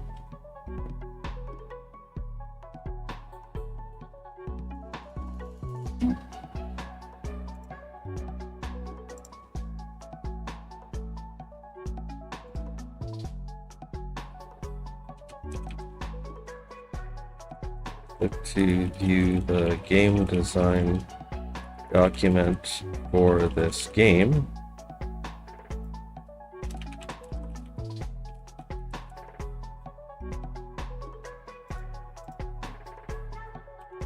In Google Docs. Click to view the game design. This game in Google Docs to see what our plan was. Plan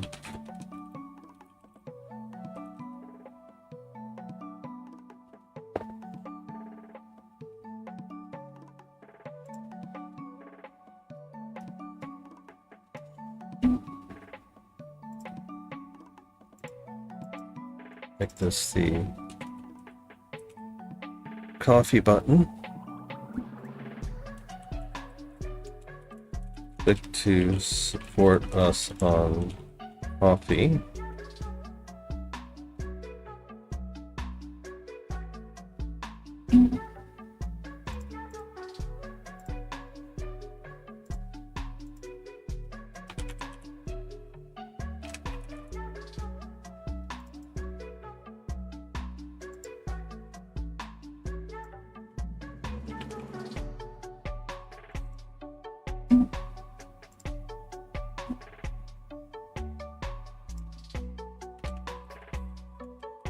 Click to support us on Patreon.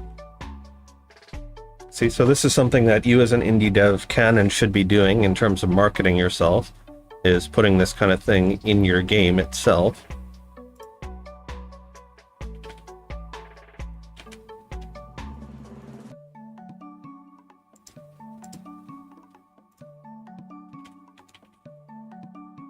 So that people, A, are aware of it, and B, can find it.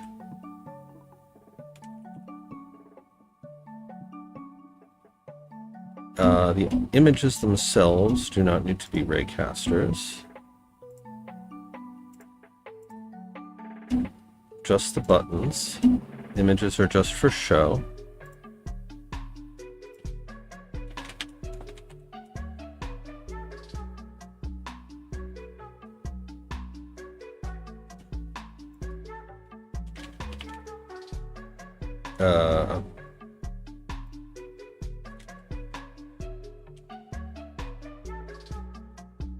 Help if I were hitting tab and not shift.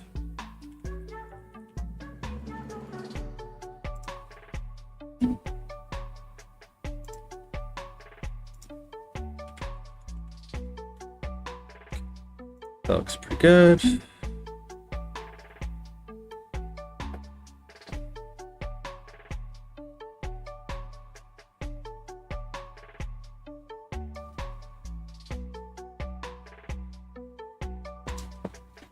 I guess these could be green.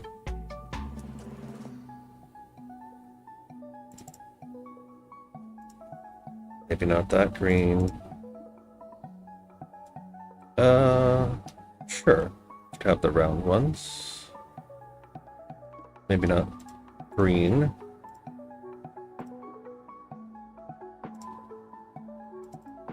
Blue is good contrast. Not that blue.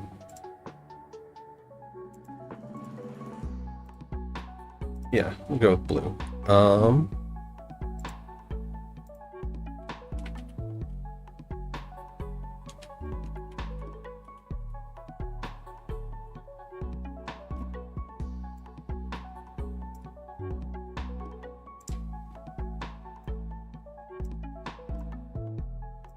Okay.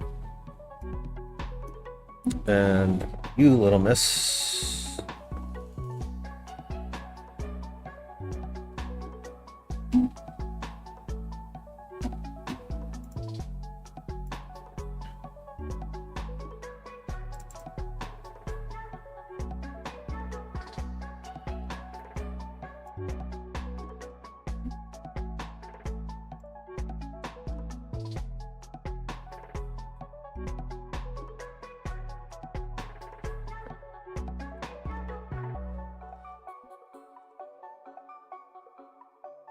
That is way too small to be used, so...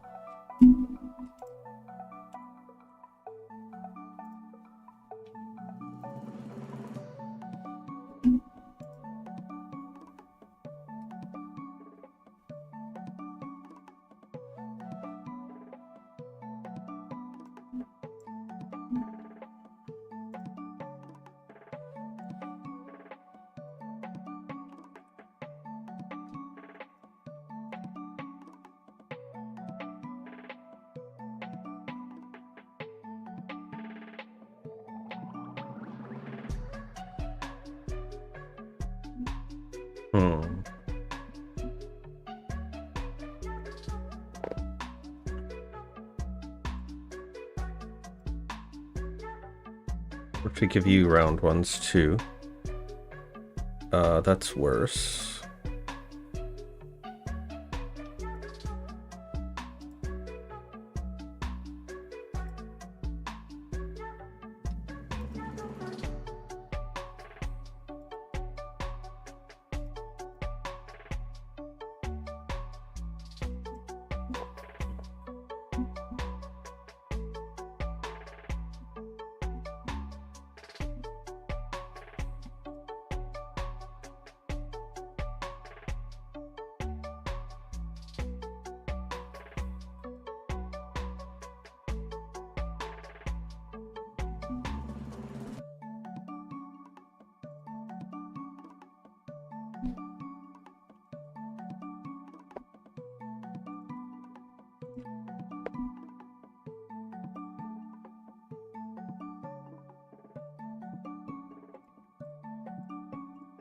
All of you shadows.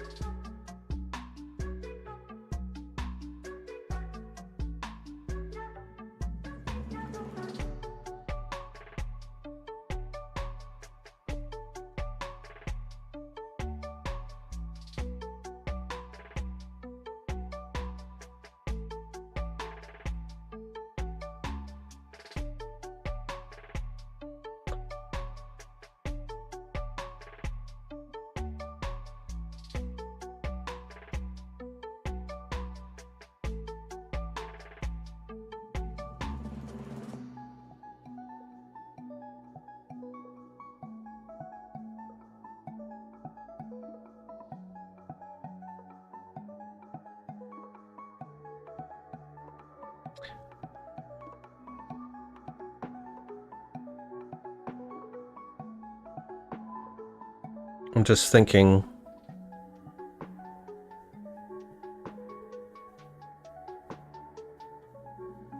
the background for the title should probably be on its own layer.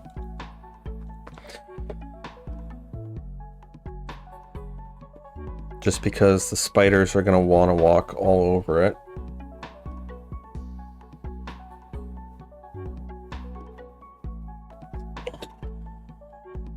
What layer is this on? Game panels. And what layer is this on? Level select, which is above game panels.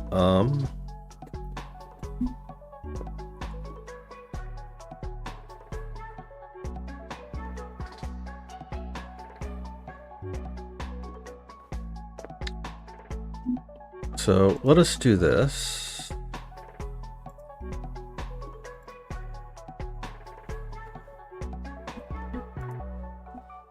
Add a new UI canvas. Title background canvas.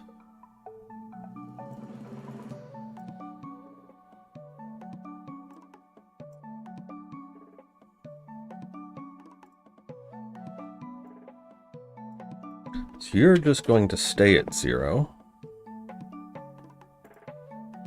You're not going to get sorted.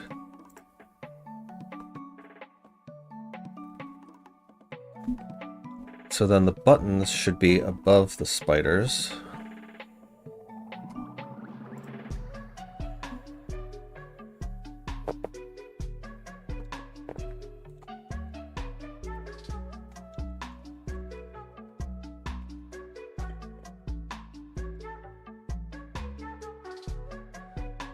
Screen space, yes. Yeah, with screen size, 1920 by 1080.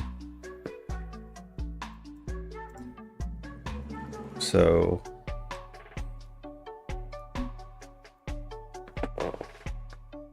if I'm right, then the spiders should be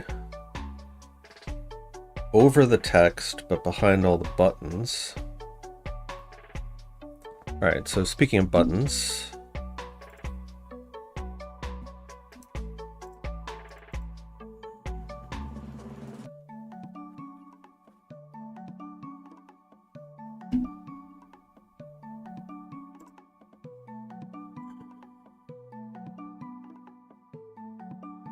what was this again?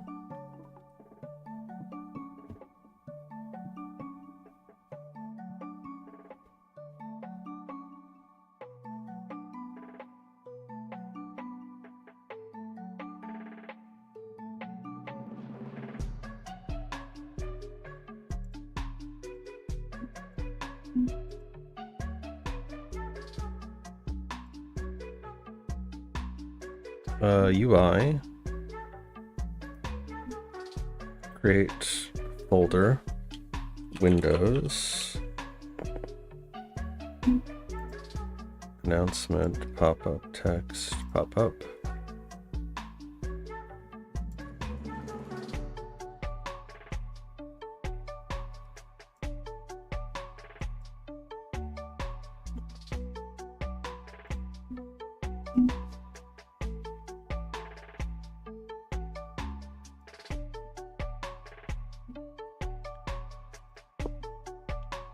Catalog.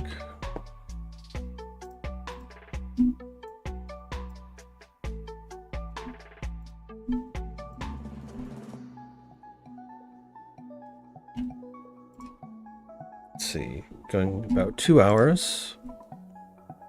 And buttons.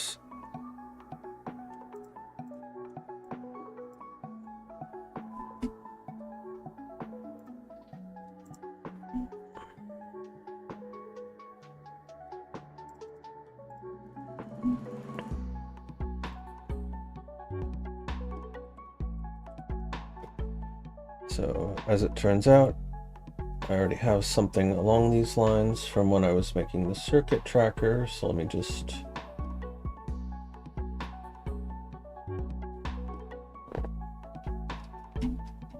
Where is it? Buttons...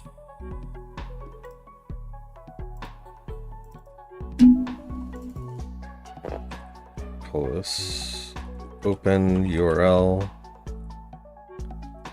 UI, get rid of all of this. So if you want to open up a URL in Unity, this is essentially how you do it. Serialize field, private string URL equals https://w.examples.com.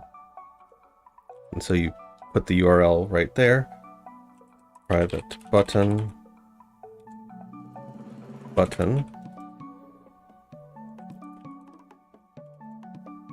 private void awake,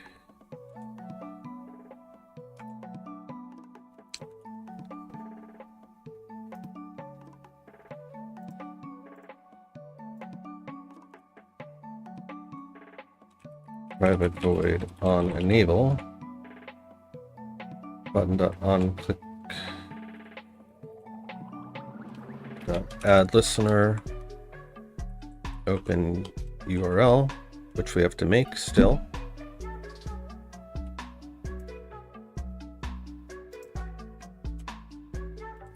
Public void open URL.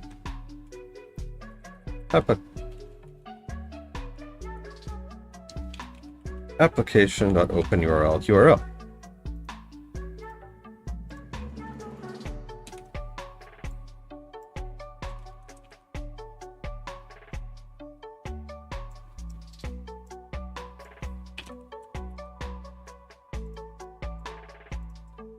Okay, so if you're working in Unity and you want to open up a URL, either from a button or through script, this is how you do it. So create a script, call it OpenURL UI, make it a mono behavior, add a serialized field for a private string URL, www.examples.com, and in the inspector, you just assign that particular URL. Make a private field for the button, get it in awake, assign a listener, and remove it for enable and disable. And then this is the function here, OpenURL, which just calls application.openURL. So now we go back to Unity and see what that looks like.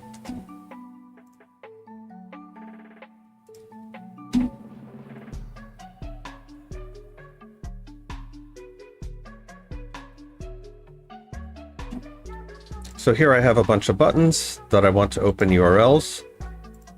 So I just click on those, come down, add component, open URL, and then I just paste in the URLs for each of those. So for GDD,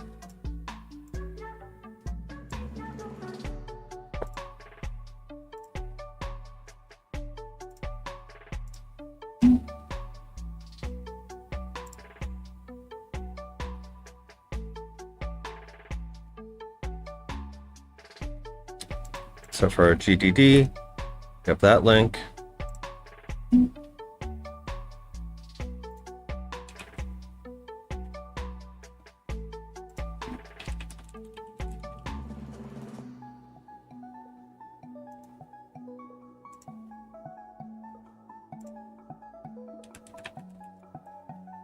For a YouTube channel, we have that link.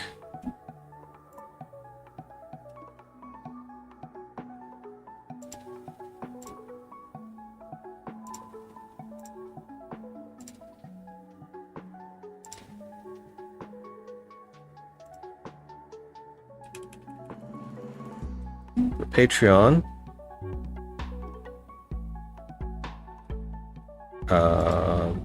yes, that's coffee. Right, so for Patreon, we have that link.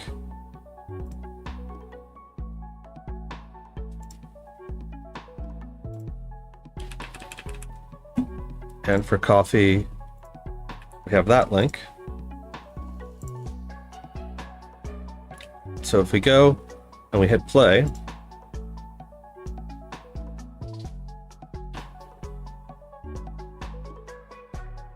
when we come down here, we see our buttons.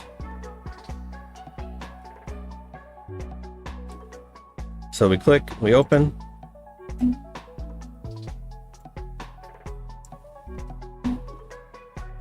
Let's just go to Google for a second. All right, so now we're in play mode. We come over, we click our button. And there we go. It opens that up. And we come here. Yep, it opens up our studio. When we come over here, we can go to our coffee page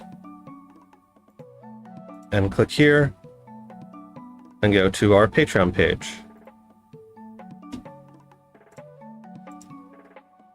Which, by the way, if you're an indie dev, something that you should be doing in all of your games is putting your marketing and support material somewhere inside your games, ideally inside the title screen rather than in the game itself, because putting it in the game would be a little bit tacky.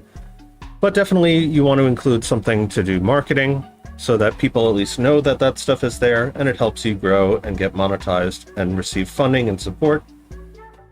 So hopefully that's helpful.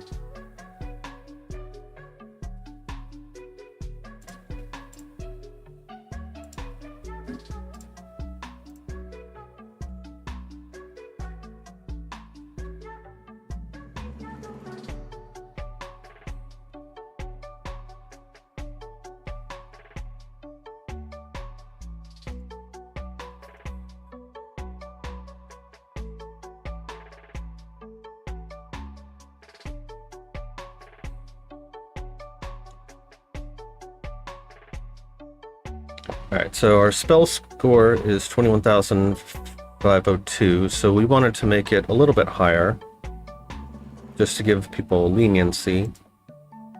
But also, let's see, so we have 21,502, write that down. I'm just going to write it in chat.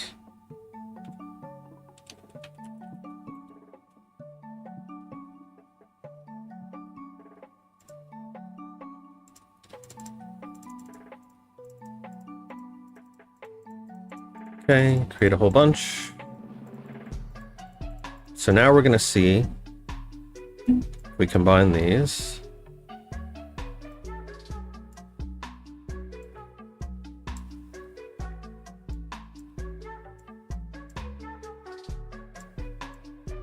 Just move these off to the side.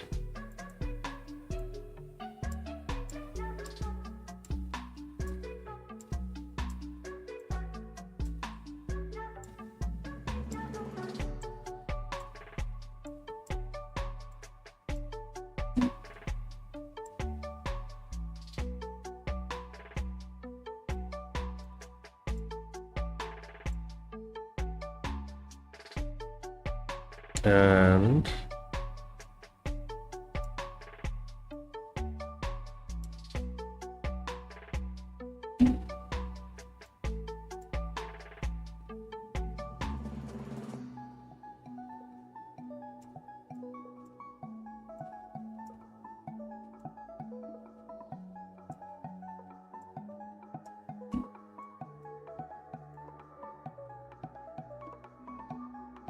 okay.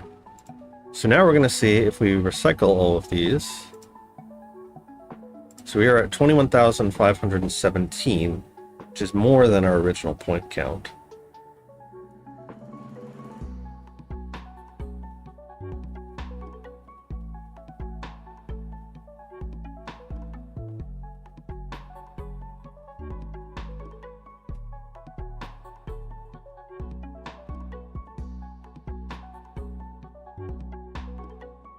So I don't think we really have to worry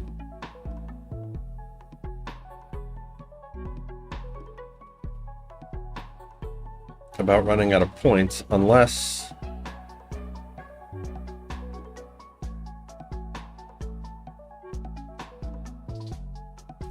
yeah, so the only way they can run out of points is if the spiders eat them all.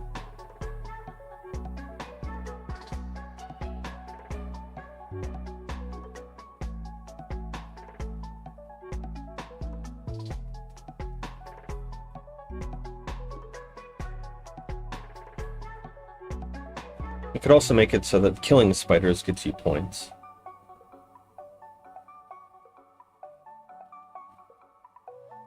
Although then you'd never run out of points. And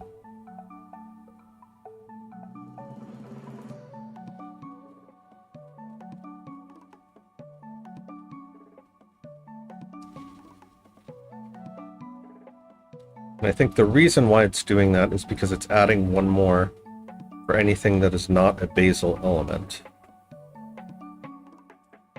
However,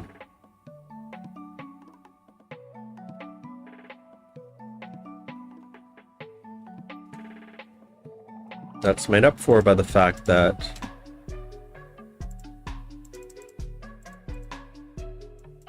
we can just take a bunch, so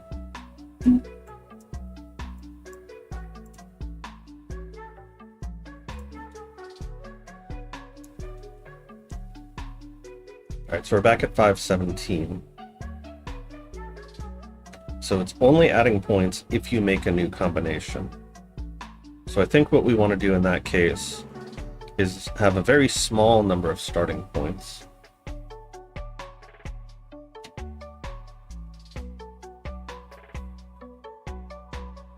So let's try that. Also, let's make sure our catalog is still working. Yep. Also, our spiders are not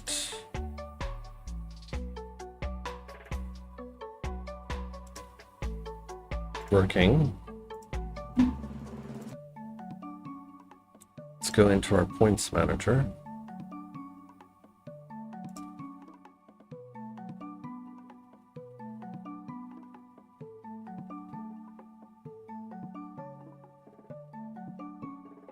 I would say 20 points is probably good enough to start.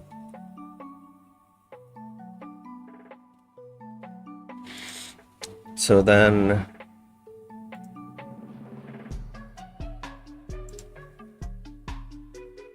get rid of this, get rid of this.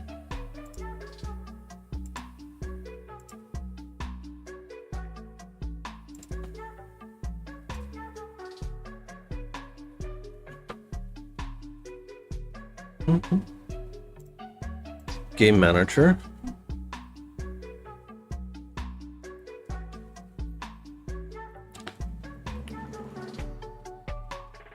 So if we're starting a new game,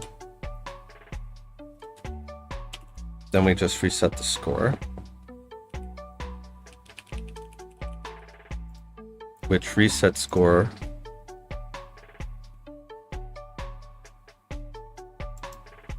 yes, just sets it to starting points, which we're setting to 20.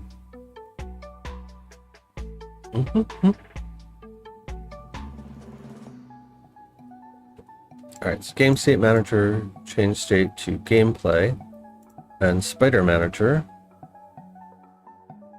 You are active if it's title or gameplay.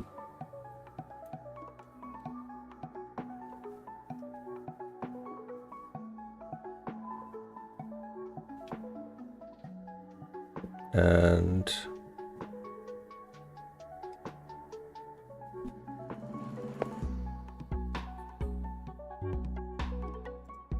spiders. All right, so we can get rid of the pop-up window.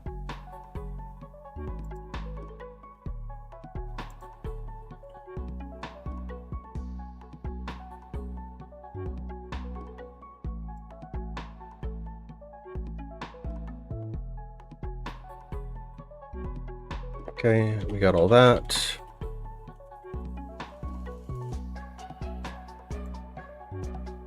I think we can get rid of all that.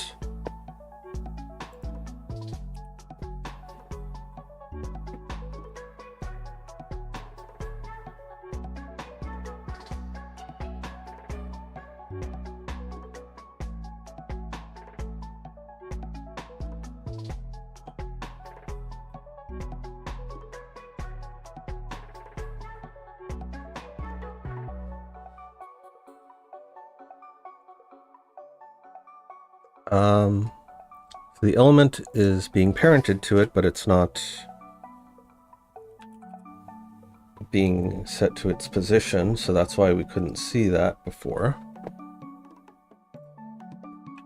Current element dot trans dot position equals mouth container dot transform dot position. Okay, so now it should snap to its mouth.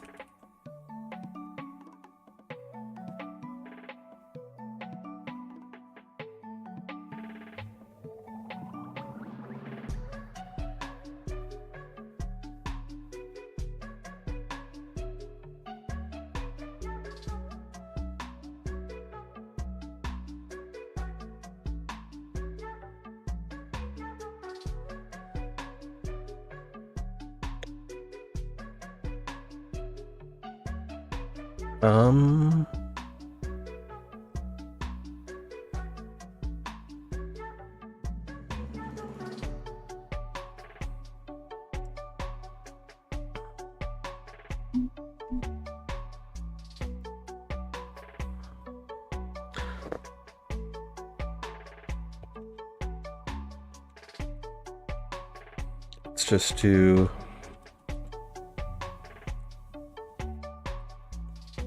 show in inspector.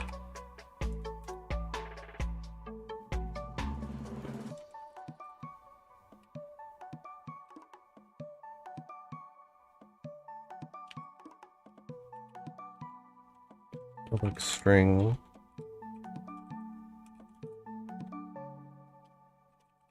Game state.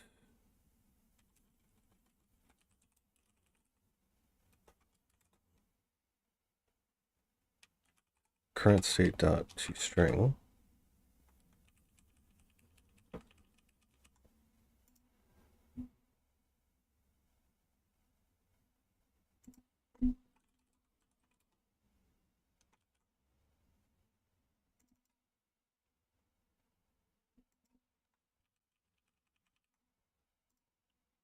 right. Let's put on some more musica. Can get rid of all this.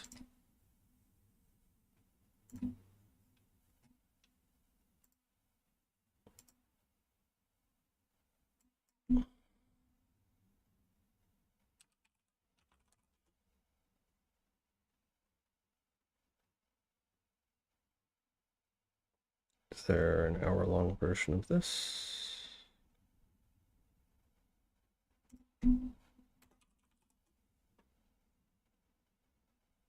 Nope. Okay.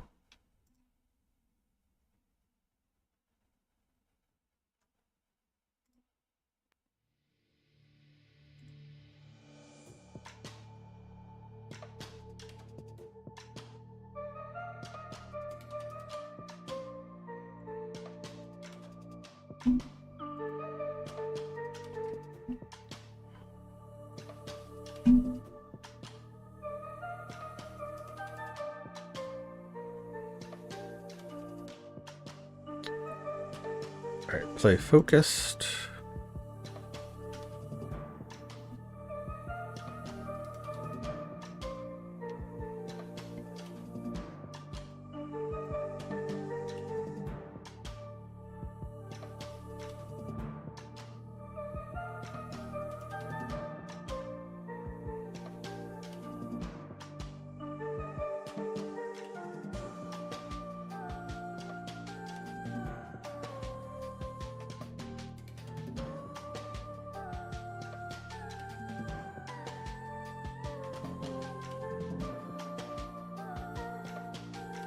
So this is really never getting hidden.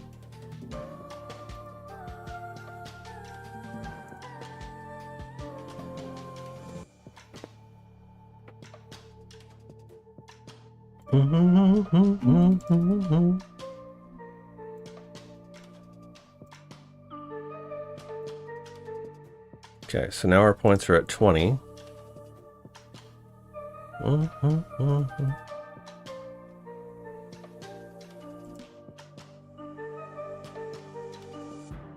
Oh, and we got a spider spawning somewhere. You're down over there.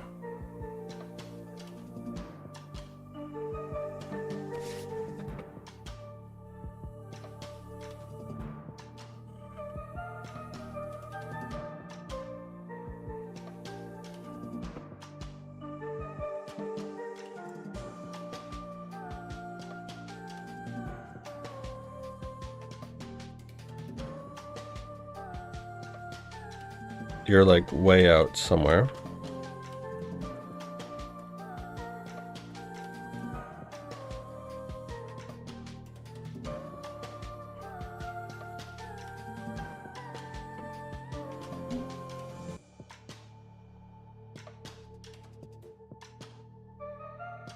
You're currently stuck in finding target mode. Alright, so let's go to our game manager. And it's currently not showing that.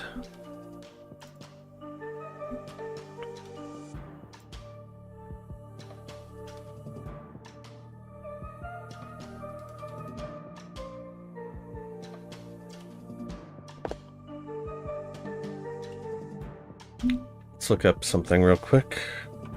Odin Inspector, how to show field or property.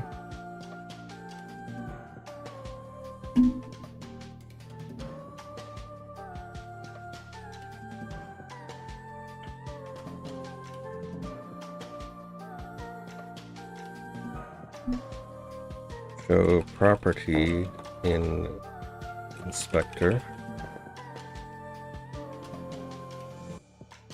Odin Inspector documentation.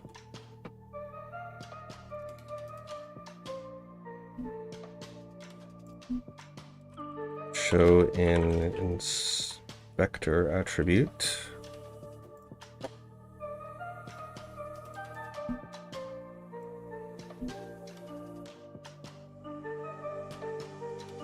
Used on any member and shows the value in the inspector. Note that the value being shown due to this attribute does not mean that the value is being serialized. Yes, that's what we want.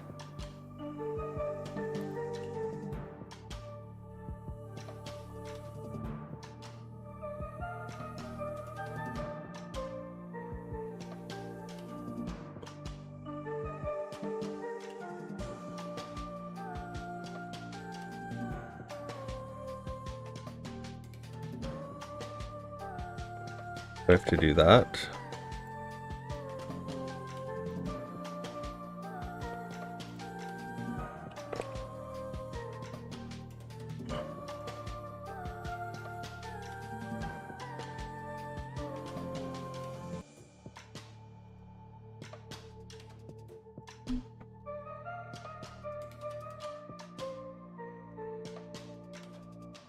Alright, let's just see if that's doing anything. And then Spider AI.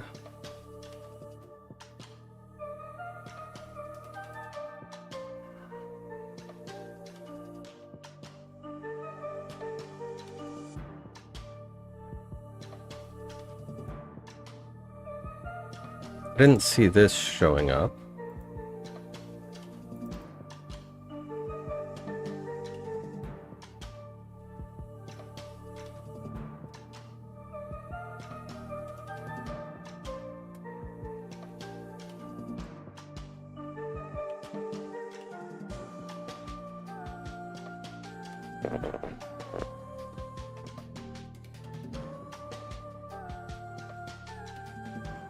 Alright, so if you're not touching anything,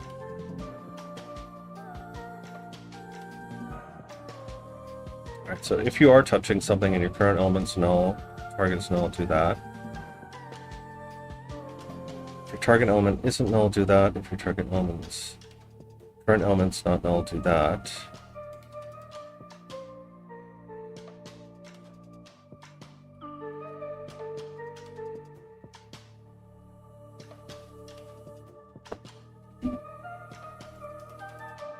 Okay. So you're doing your checks, changing your state. If you're not active, then you just return. Let's do show in spector.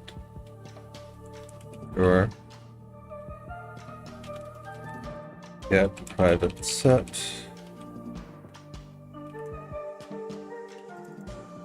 Rename this to is active, and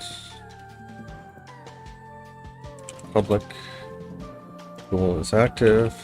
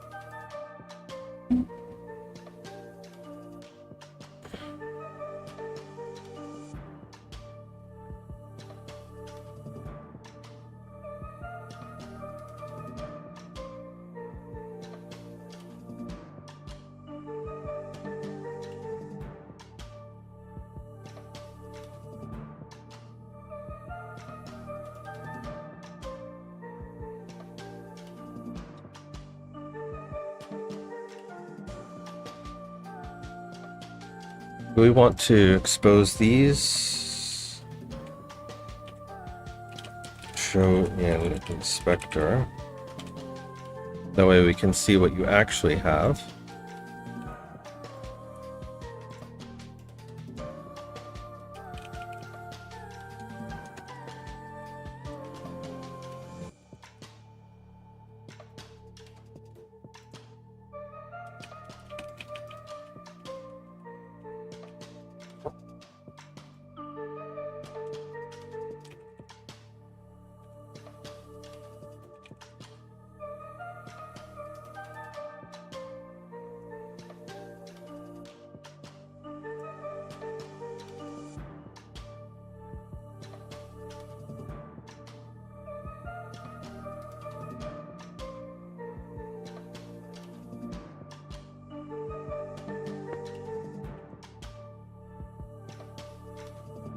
So I'm suspecting that you don't have a target position.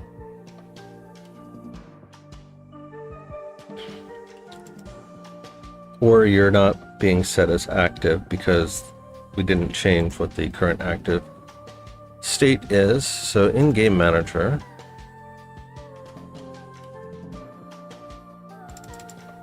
you don't need this. Let's just get rid of this.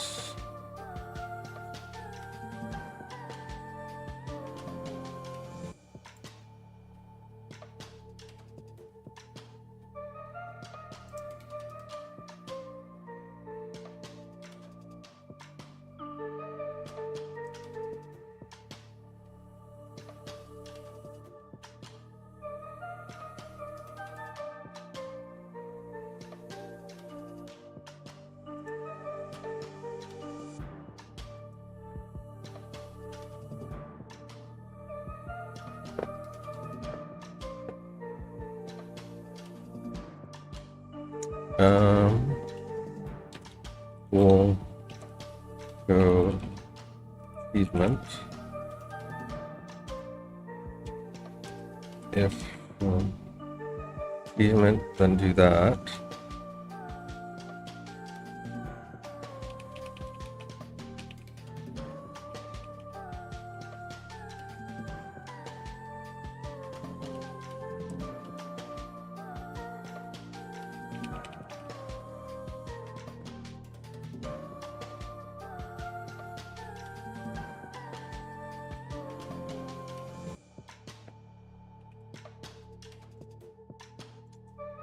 Alright, so when starting a new game, we don't want them to be announced.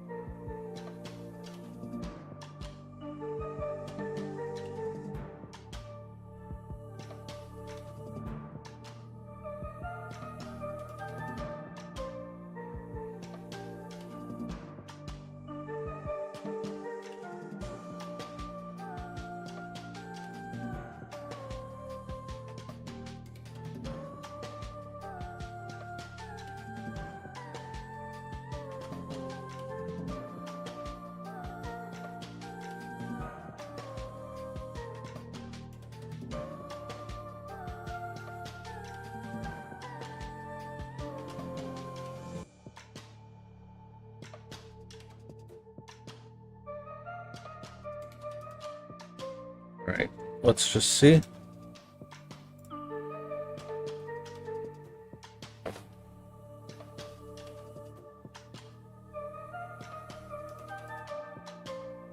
Okay, so we have our active state there.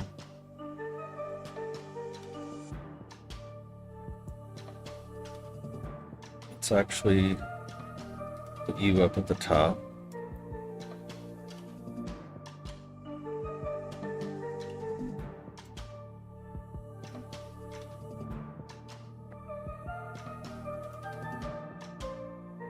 Actually, I like that better there.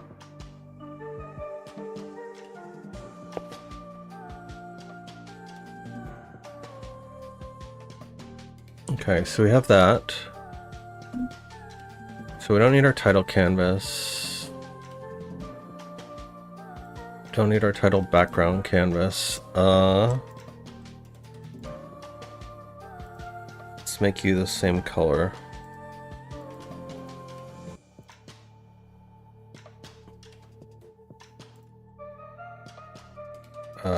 Some reason you made the tooltip one that.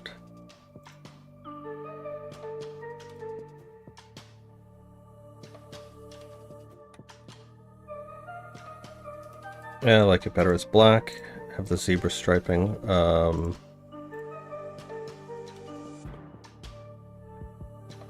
Yeah, we need to figure out a better way to automate these. Okay.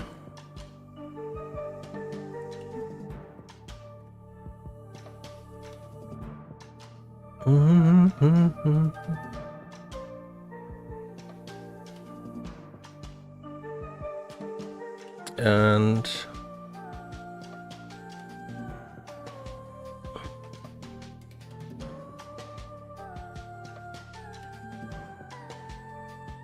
What else were we looking for? Spider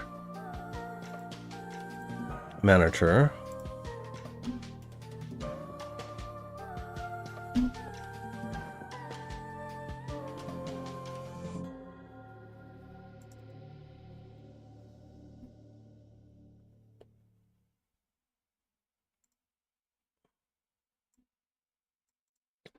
Let's show in inspector.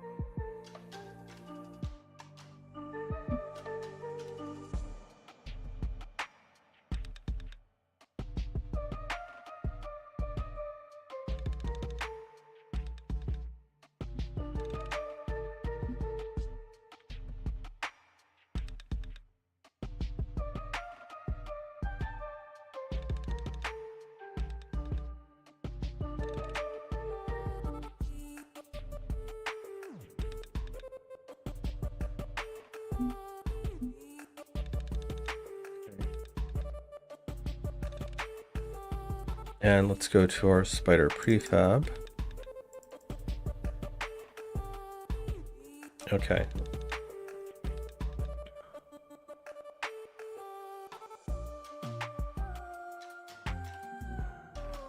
And it's showing those. Okay.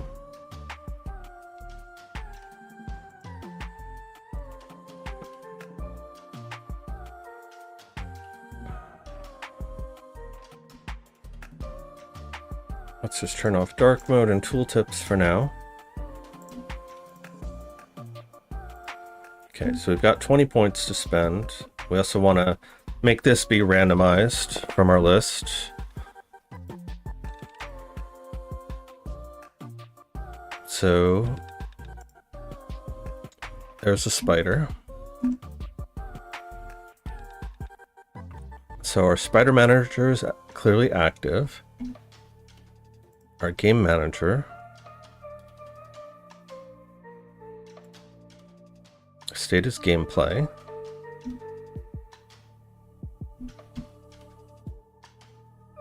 So then our spiders are stuck finding target. Target position is 0, 0, 0.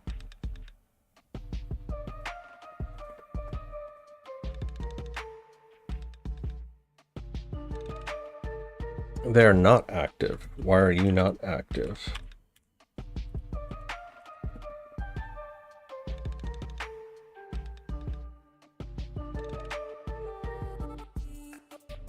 Also, we're going to set your spawn position to be your target position initially. Like what we had before. Use block body method.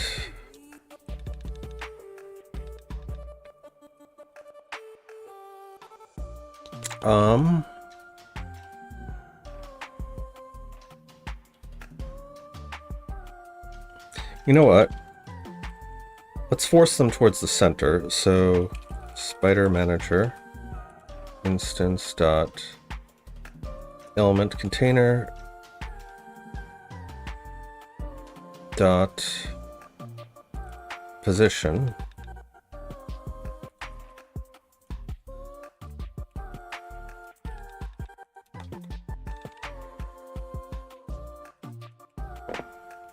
And as a matter of fact,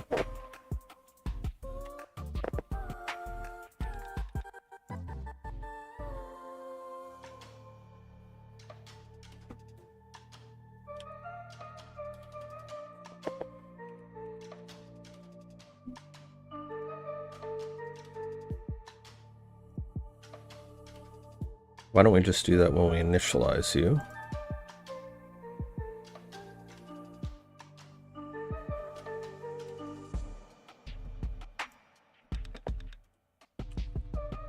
spider dot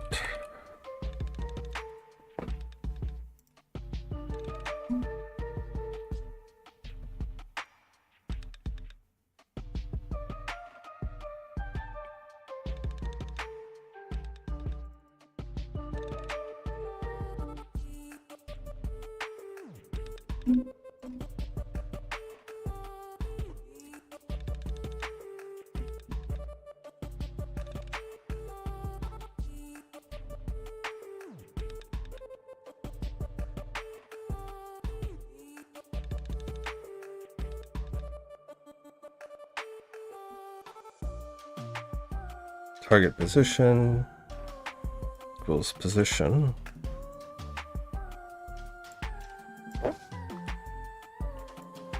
We'll just say that as well.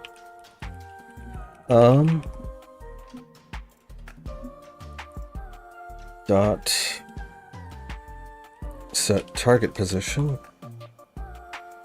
Spawn, not spawn position. Container, element container dot position.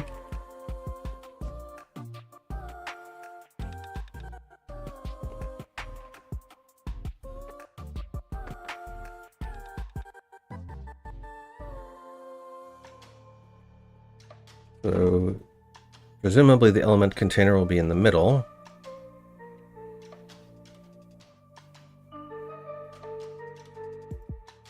Actually, where are you located? You are located over here. And the element container is located here. So, yeah, that's fine. Get rid of that.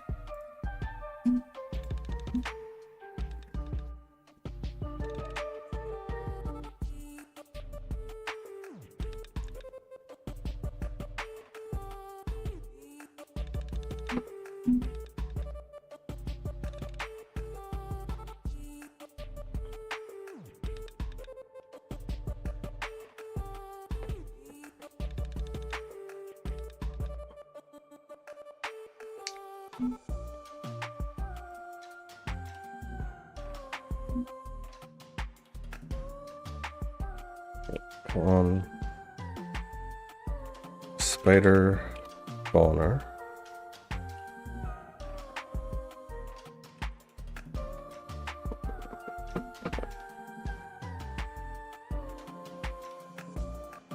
All right. Before we get into that, I'm going to take a break. I'm going to be right back.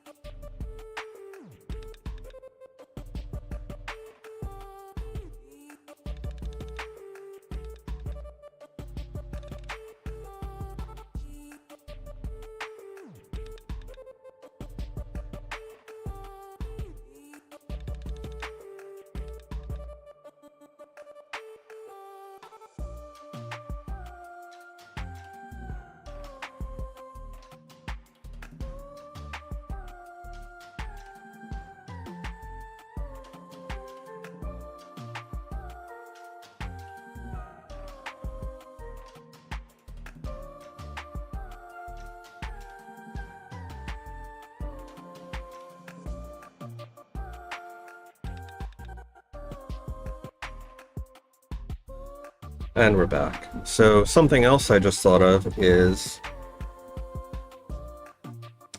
we don't want their wait time, like the duration, since we're using DoTween to move them. We want, where is it? What did we say was move duration? So we want move duration to actually be based on the distance to the target.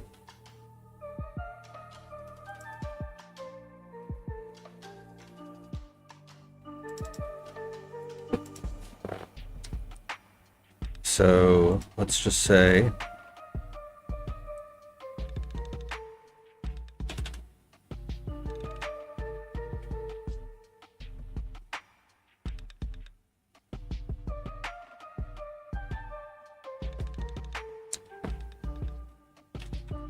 float duration equals, and actually let's get float dis to target equals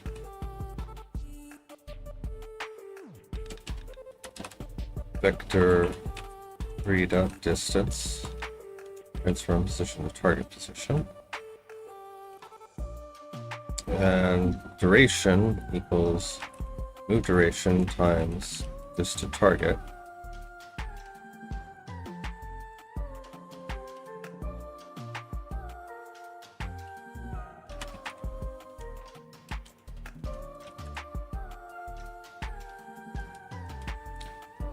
And in fact, let us come up here, rename this to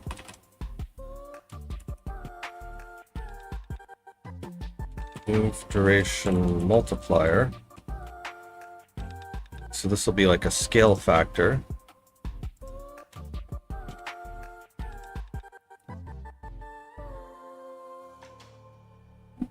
So let's just say 0.1.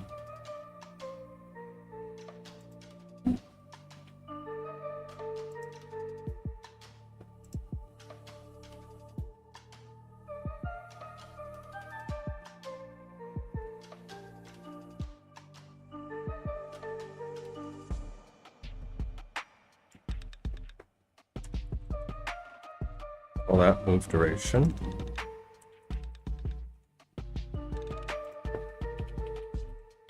Okay.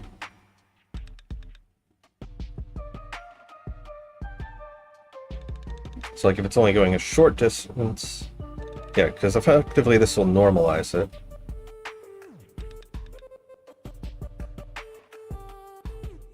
Right, because velocity is distance over time.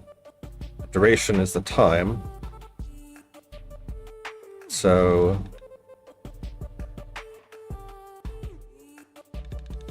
effectively our move duration multiplier is our speed.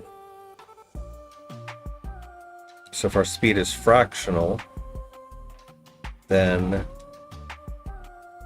that should work. So then the duration should be constant.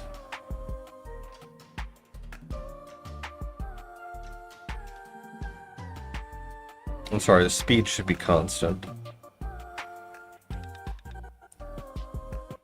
And then the distance and the duration are proportional. Okay.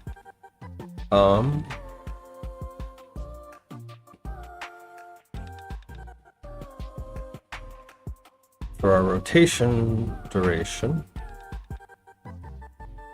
yeah, 1 second can work.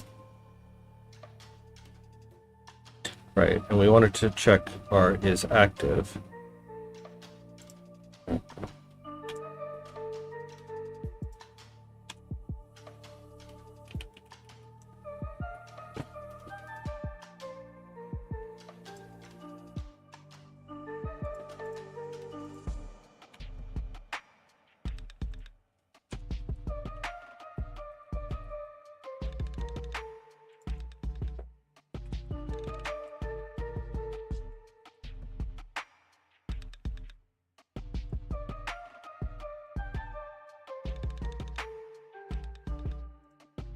And just check this here.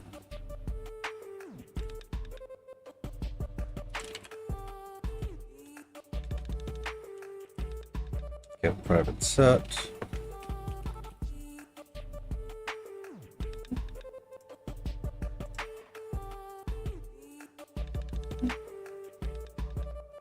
Alright, so if we're in the title mode or the gameplay mode, you should be active.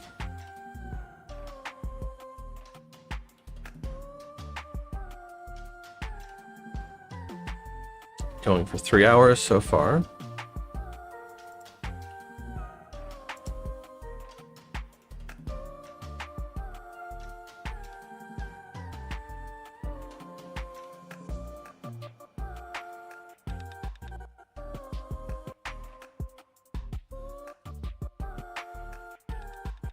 Just making sure this all makes sense.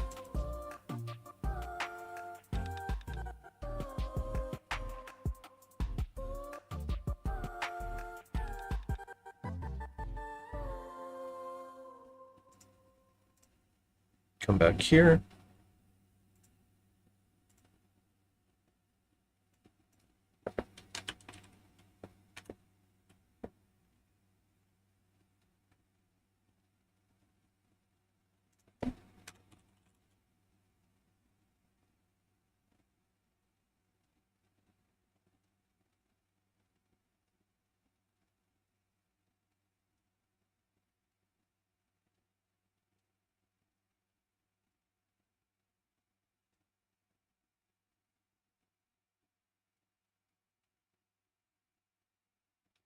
Setting up music for ourselves.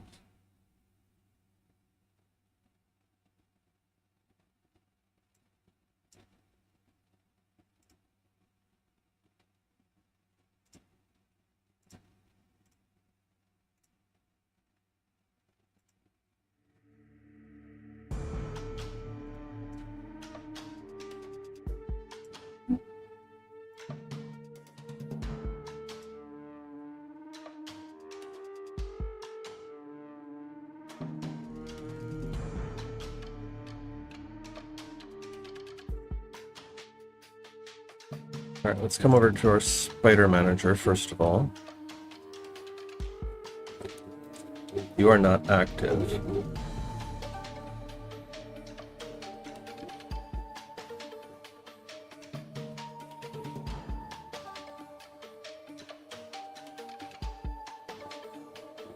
What is our current state?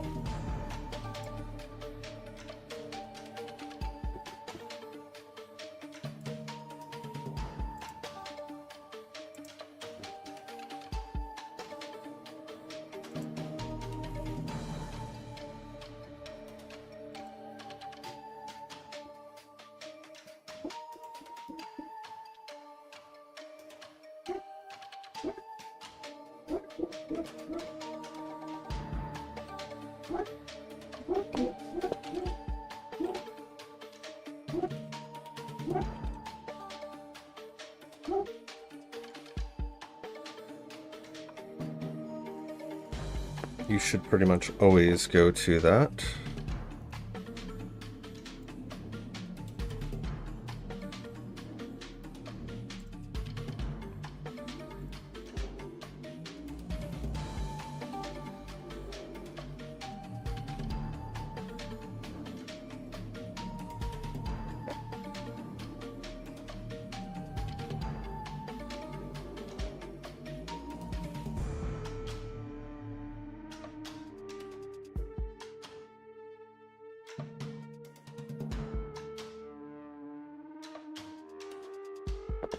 I guess we'll just default to the first.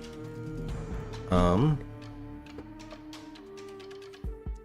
so something I noticed is our X on the options canvas is not working. Close button. Options menu dot close.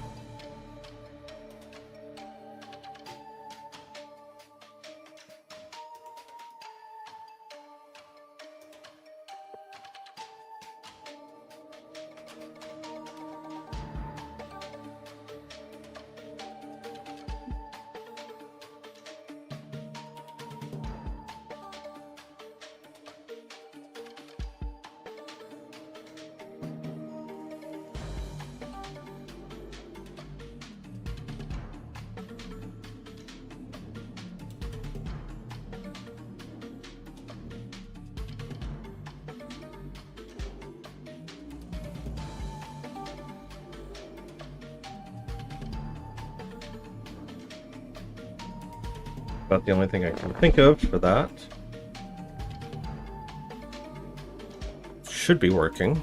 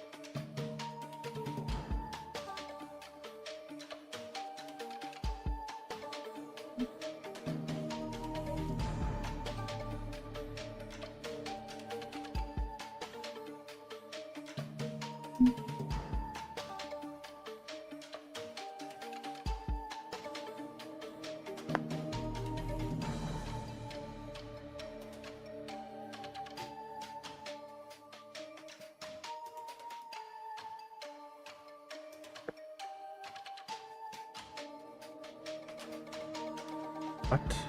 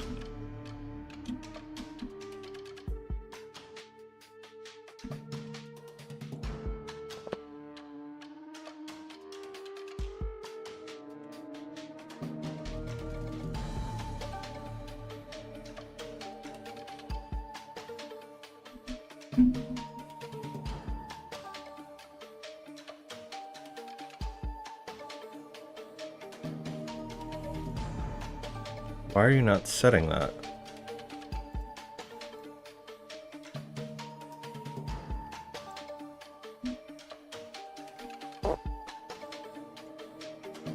That's so weird. Par for the course, I guess.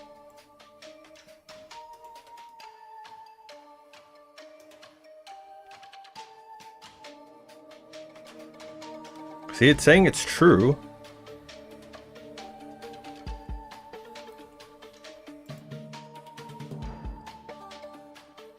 But then if I go to my game manager,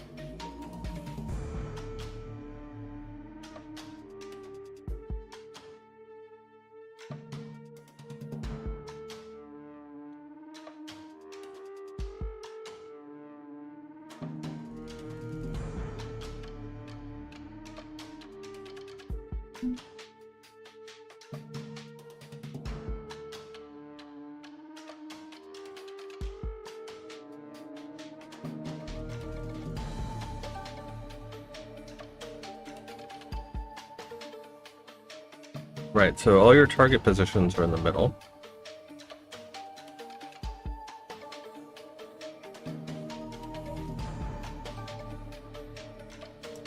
You're still not active. Why are you still not active?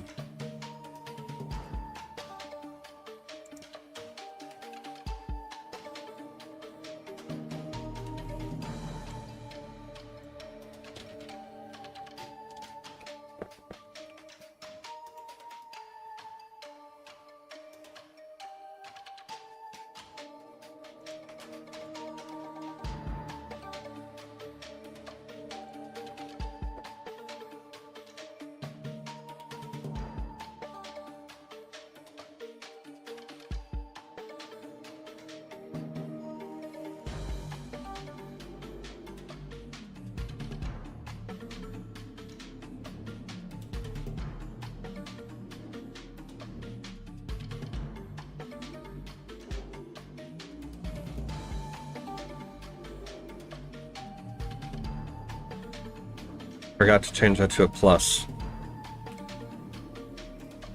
There we go. It was that simple. Okay, so now my spiders should be working. Now that we've gotten all the bugs out of our bugs, let's just make sure that we can see them.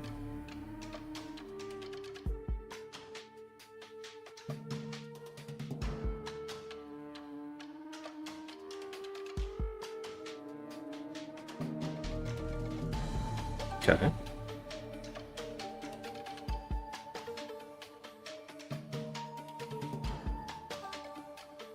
You guys are active.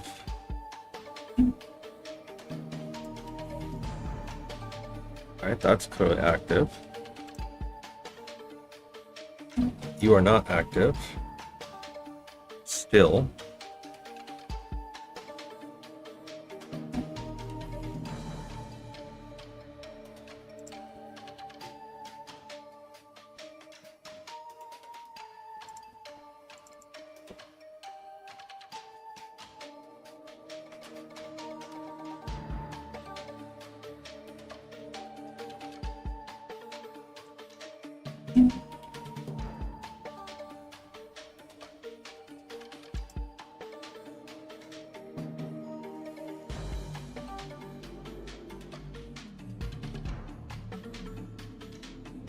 Alright, so we're enabling it correctly now.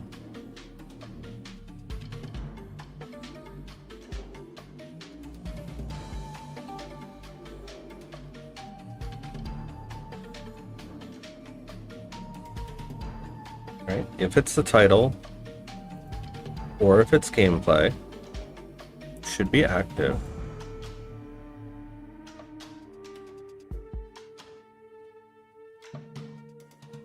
So, if you're not active, you're going to return.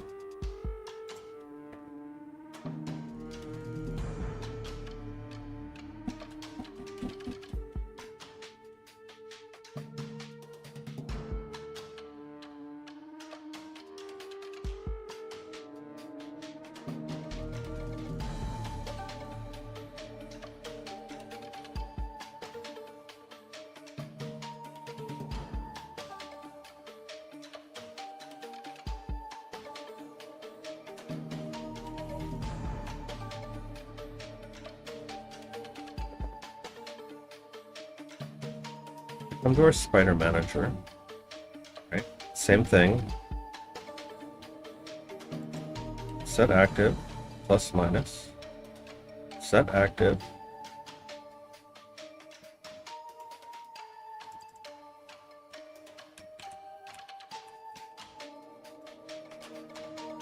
Right, like I don't have a knot here.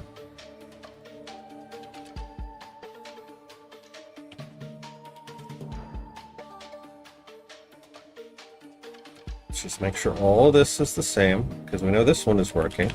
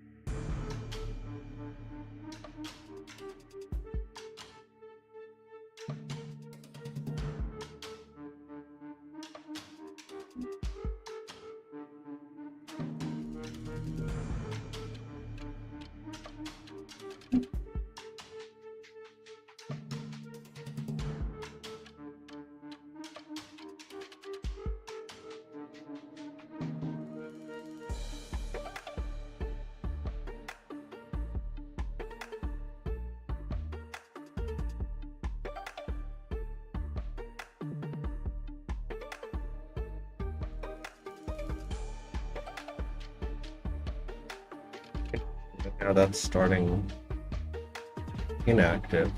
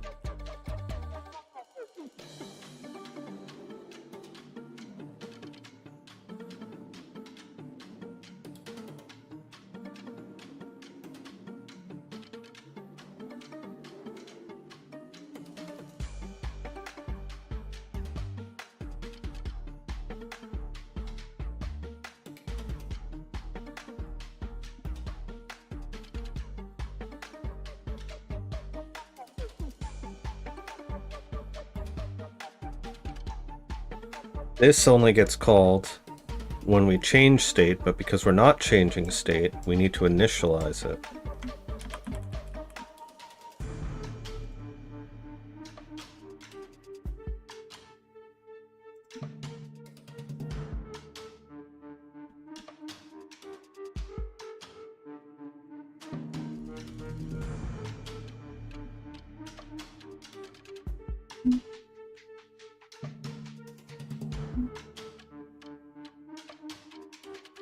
Anybody else have a set active thing?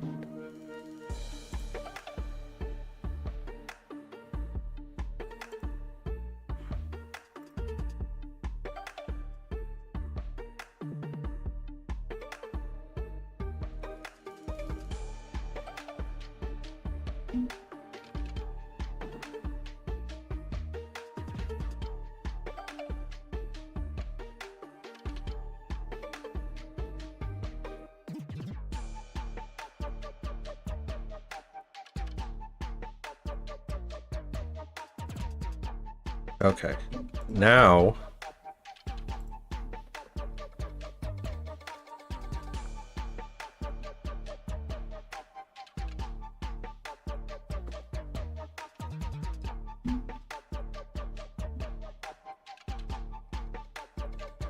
we just wait.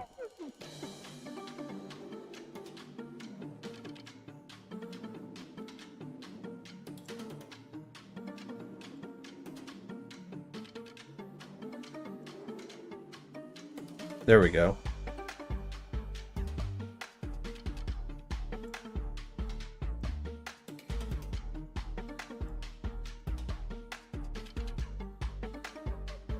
Alright, so that's obviously too slow, but we can fix that.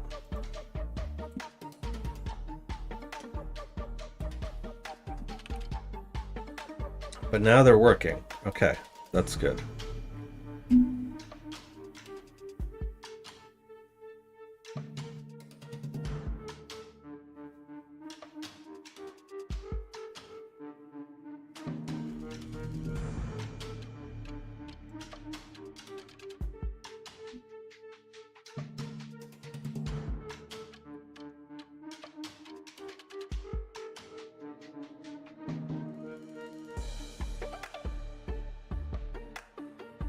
So also, instead of doing that,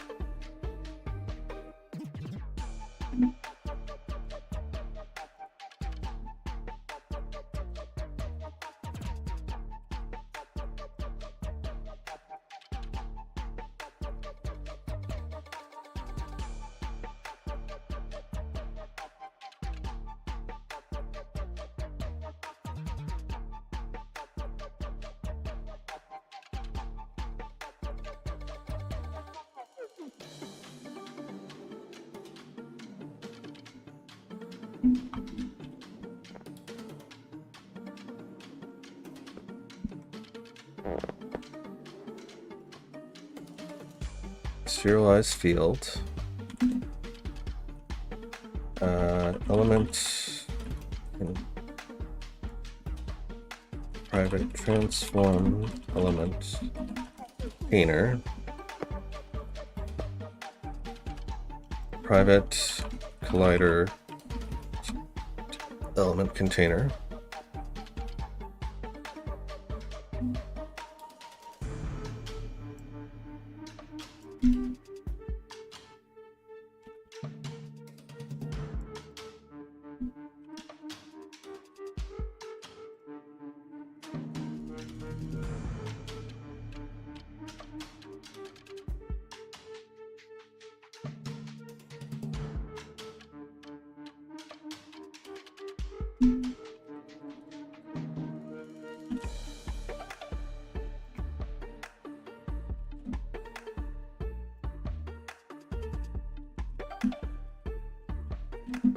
Let's just do that.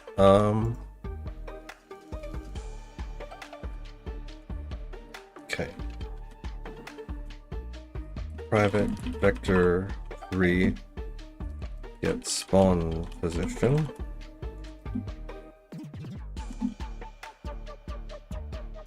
Get random spawn position.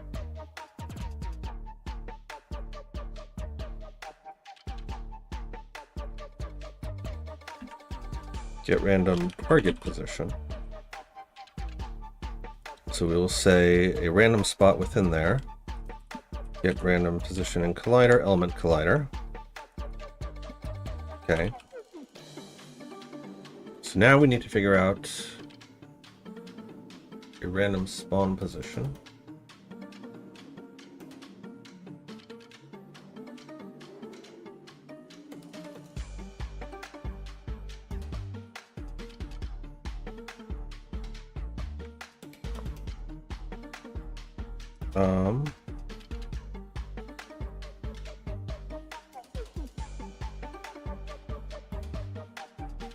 Private quaternion get facing direction. It's going to be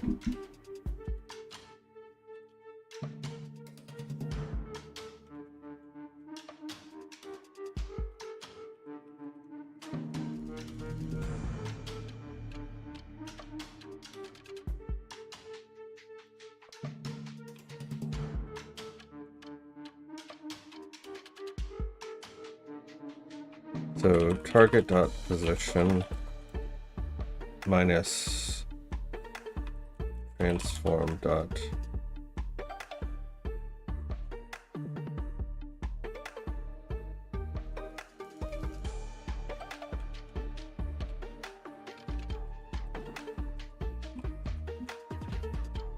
right, because we want them to point inward.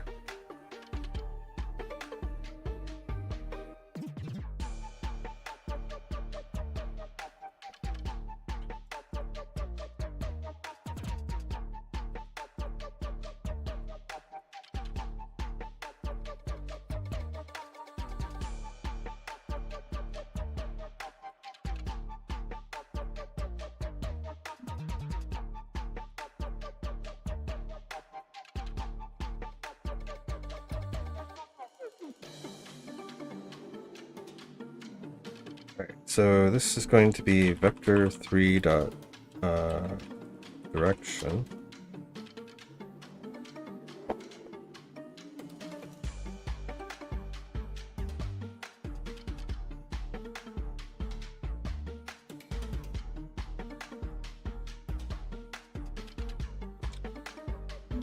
And then back in our spider AI,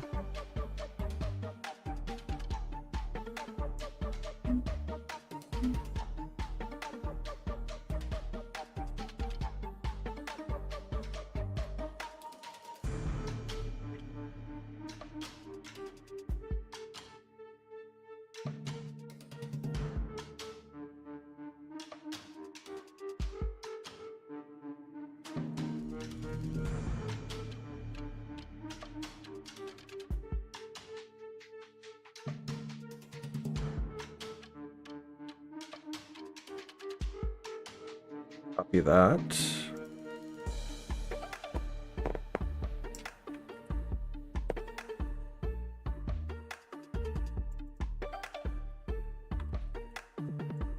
Target dot position. Turn Quaternion dot Euler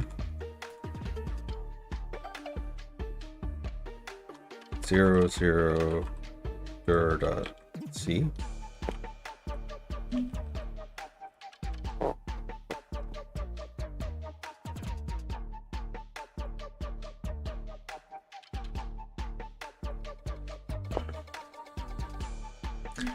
Turns a rotation that rotates z degrees around the z-axis, x degrees around the x-axis, and y degrees around. Okay.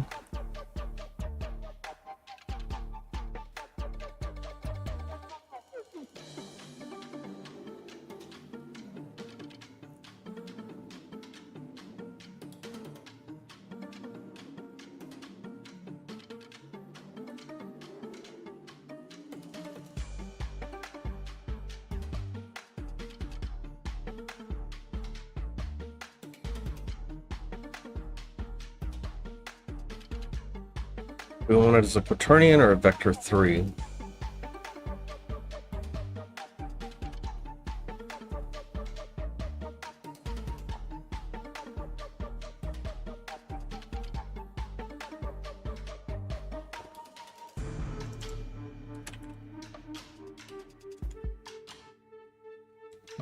Let's do this.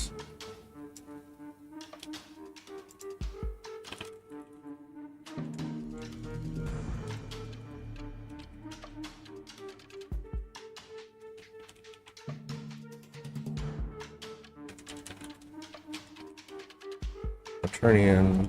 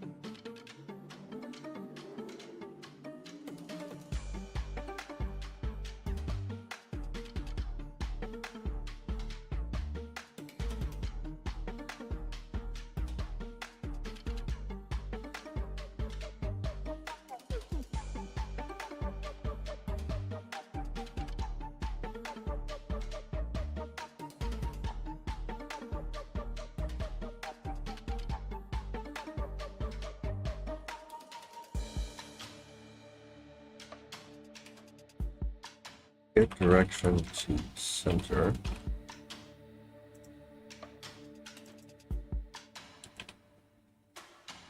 Forward center. That. Center.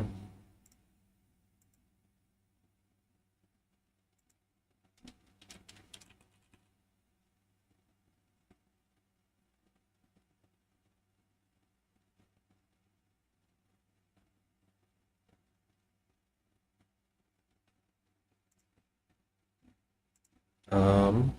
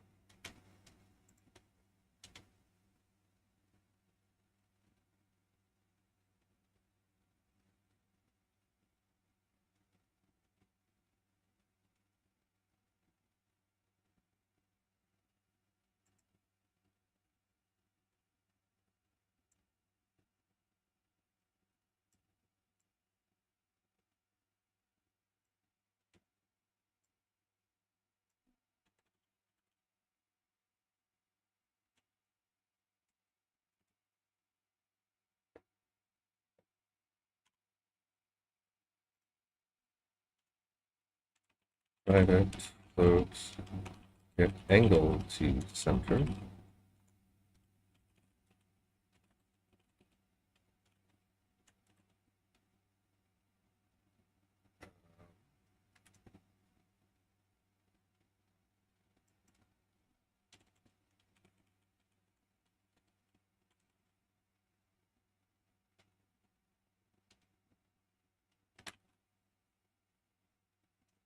Vector 3 dir equals get direction to center. So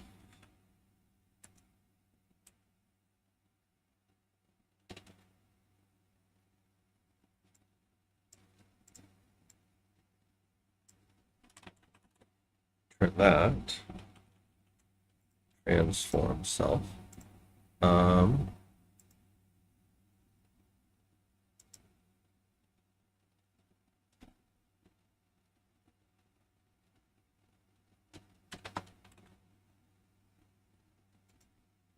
Dot C. I think that should work.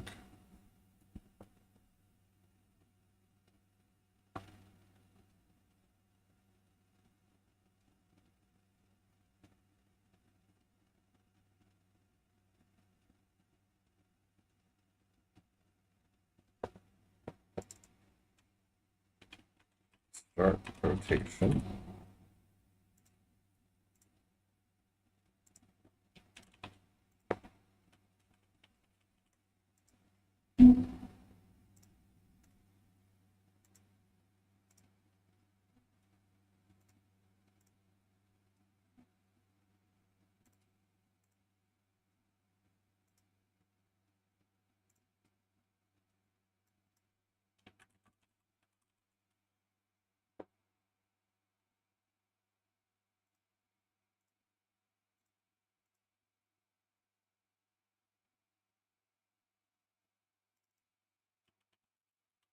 Do up some more music real quick.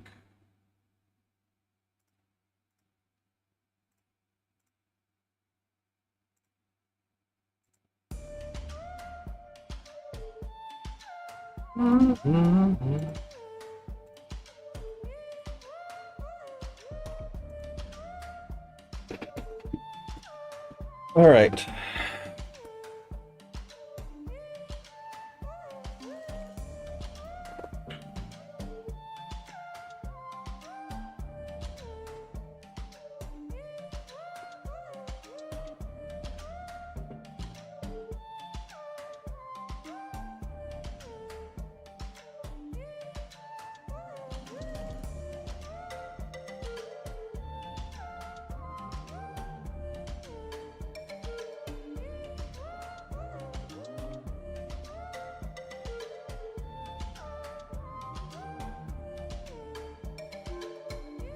Trying to think if there's like a clever way to do this.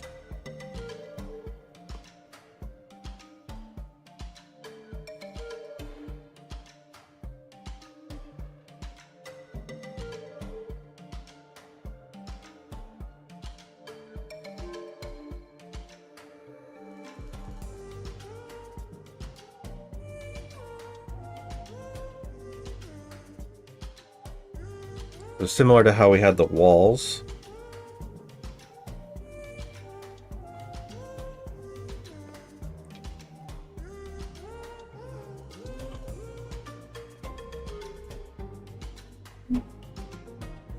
Like I can make a bigger collider.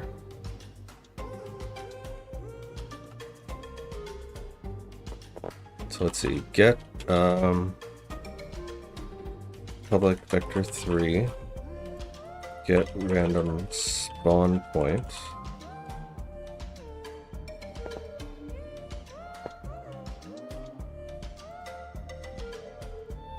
Call this one spawn region, spawn collider, spawn bounds,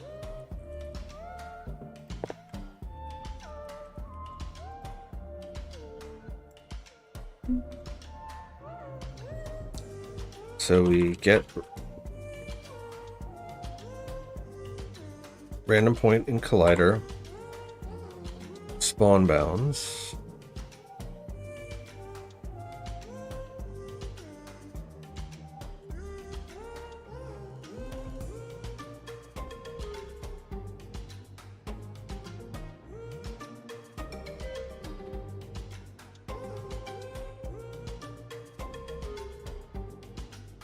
and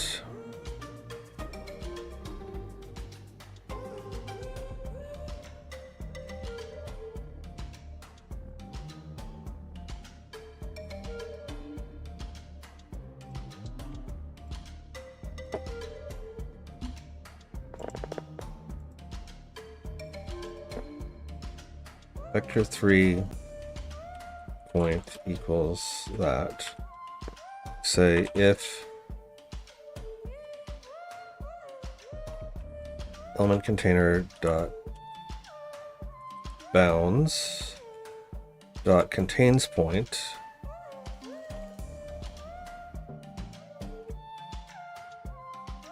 so if it doesn't contain the point, then we return point.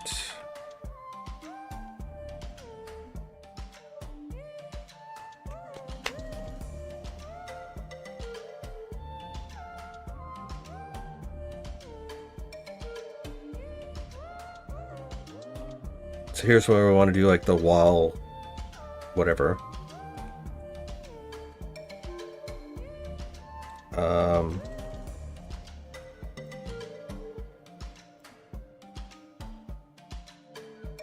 Private int spawn attempts 200.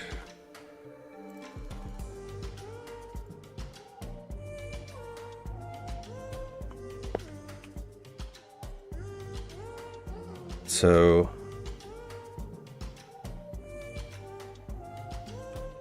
while int count equals 0, while count is less than spawn attempts, count plus plus, then we do all this.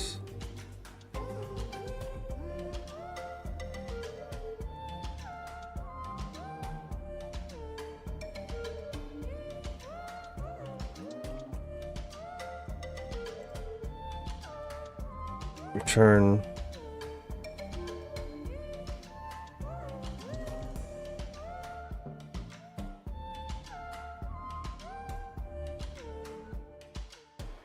so if you still can't do that,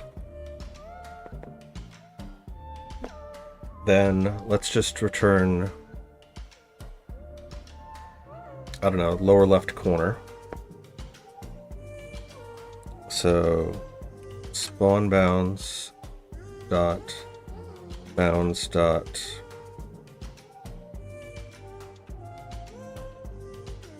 min,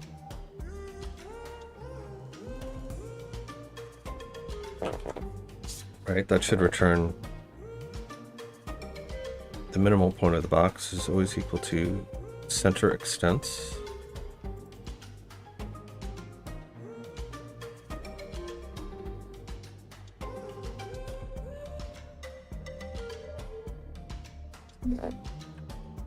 X.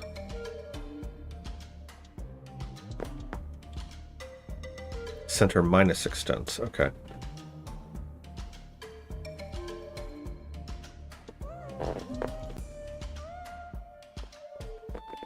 So if you can't spawn anything, then it's going to spawn in the lower corner.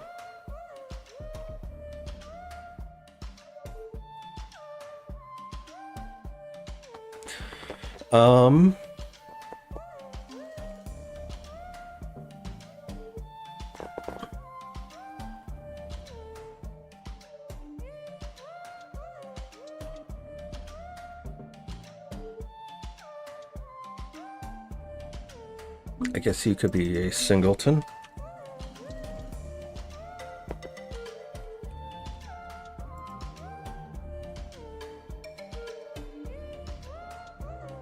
And our spider manager will want a reference to you. Serialize fields. Private spider spawner.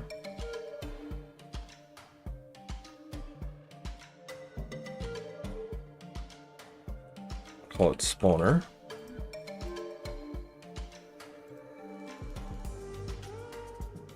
We'll come back to you later. We don't need you, thank you. Don't need you, thank you.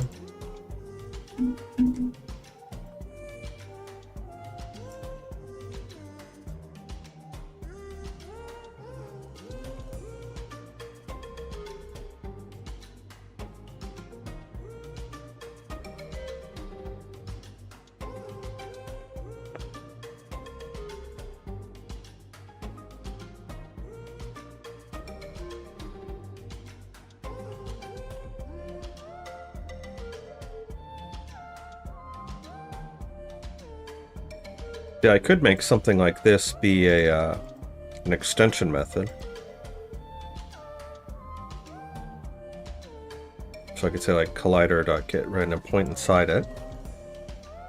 That would be an idea, since we already are using it twice.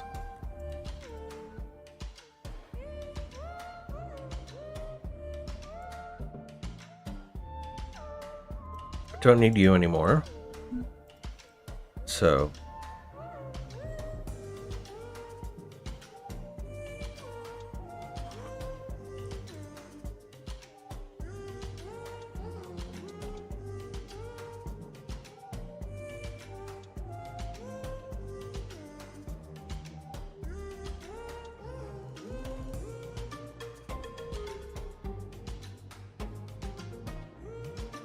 alright, so we're not going to do this anymore.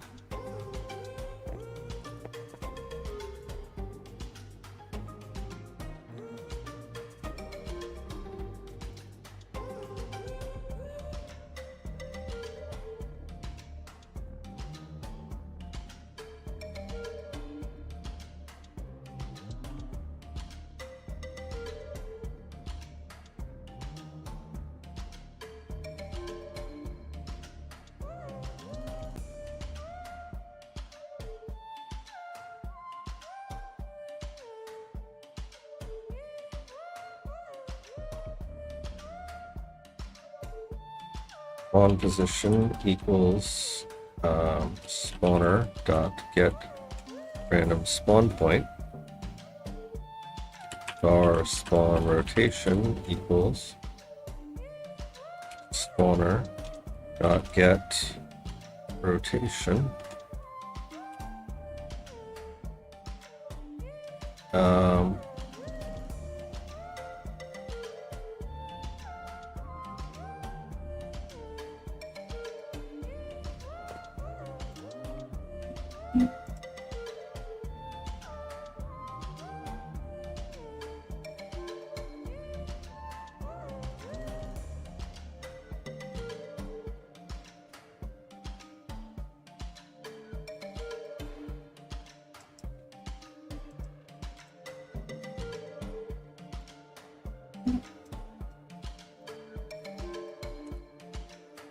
Our target position equals spawner dot get random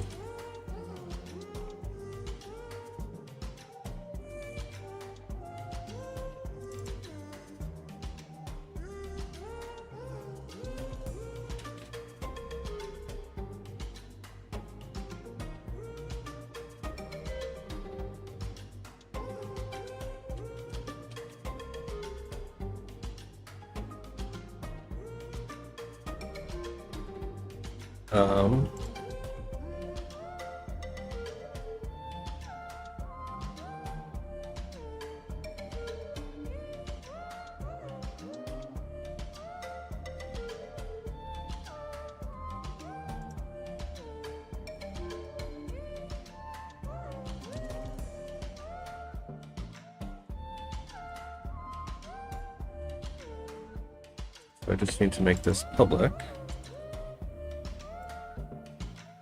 Okay.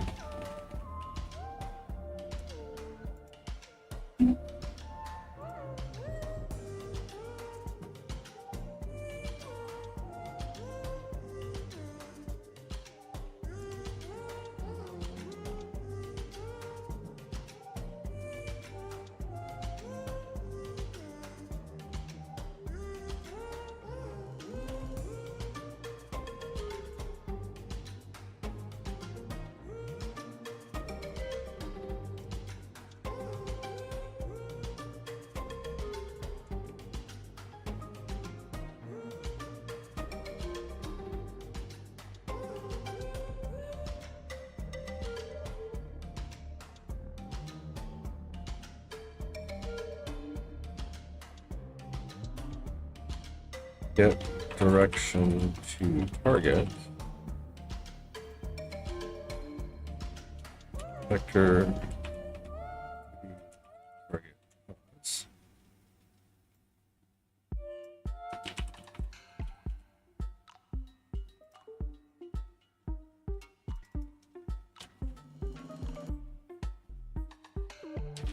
Get direction to target.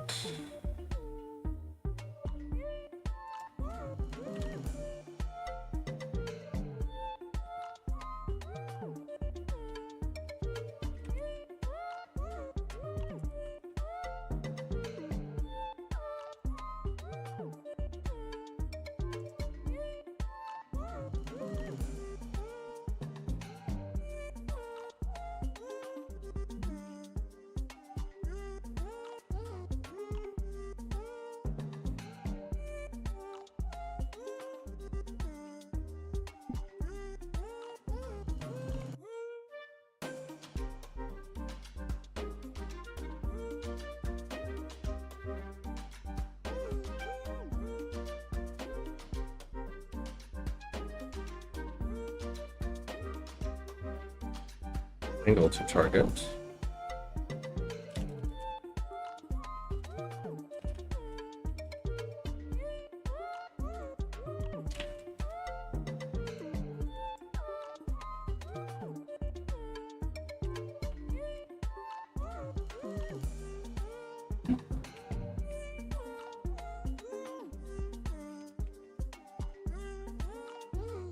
So like these could all be extension methods.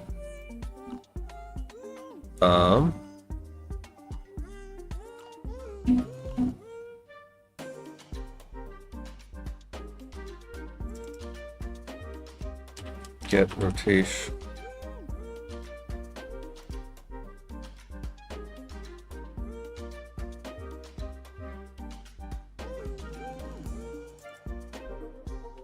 Get rotation to target.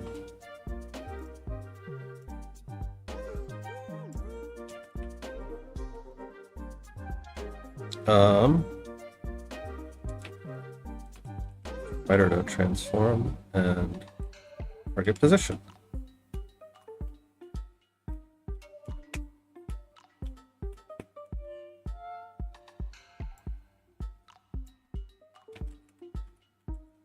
Spawn position. Spawn rotation.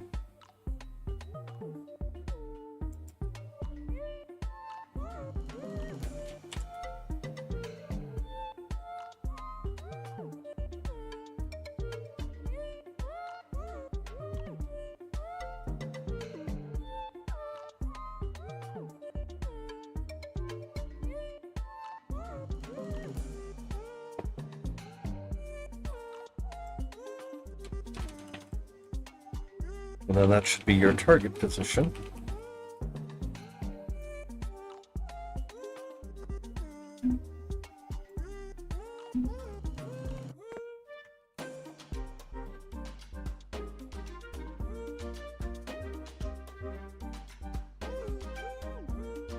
So like if we made this an extension method, then we could use this in our doTween move to target function.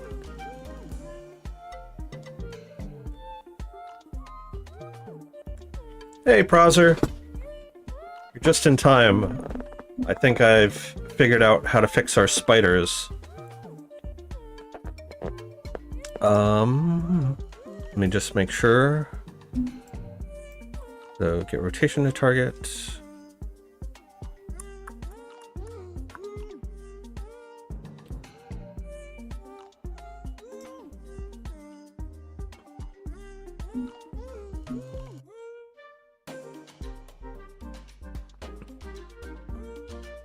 Yeah, so get random point is going to get random point inside there. What spiders? Were you not here at the end of last stream? We added enemies to our game.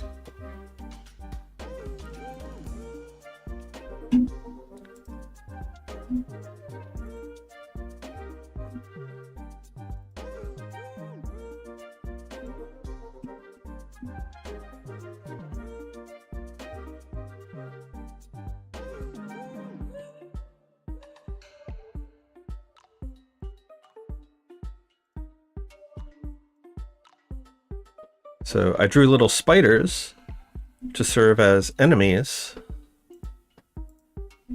And they're going to go and they're going to try and steal our elements and make it so that we can't earn points. Very naughty spiders.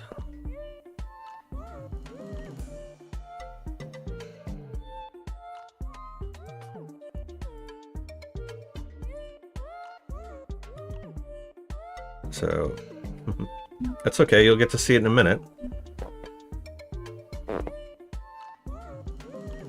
Thank you. One day you too can draw as well as I. One day you too will draw better than I. Alright, so we're in game mode here. So I'm actually going to put this on the side. And we're going to turn off our spotlight. For now. Just so we can see. And I need to create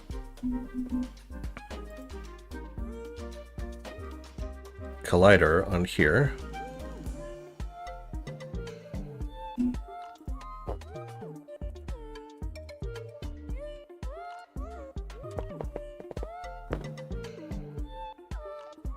In fact, you know what I can do? Since they're going to be off screen,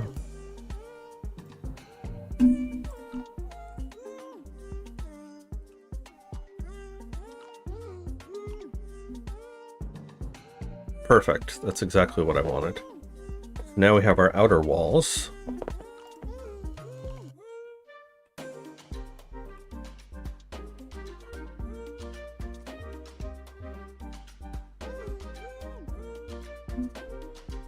And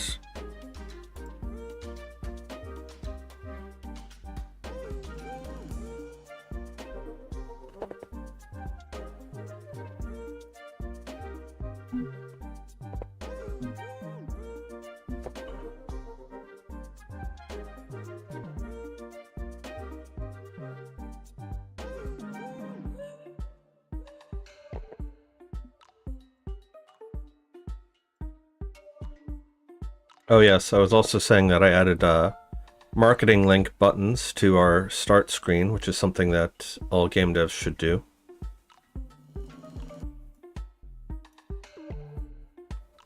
So like if you go and watch my Cult of the Lamb playthroughs, or if you play that game yourself, you'll see like in the upper corner, like on this side of the screen,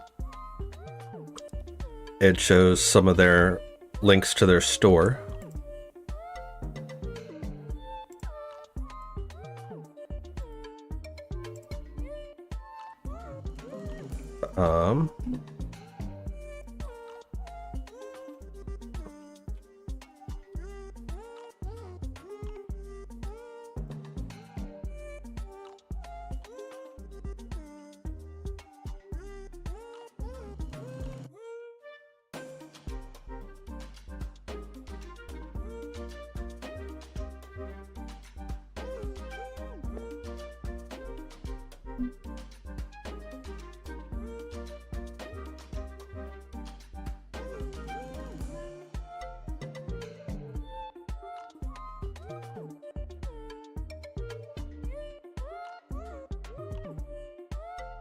Sure, that could be our spawn area, I guess.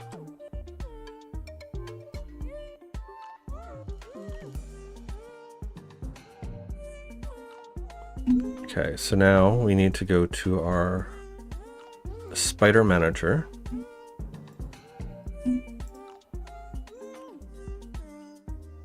Spider spawner.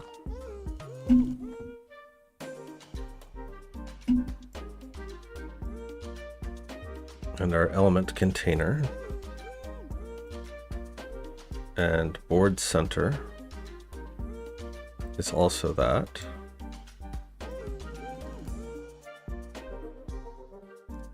Okay. So I have these walls here where if they, each of our spiders, if I go in,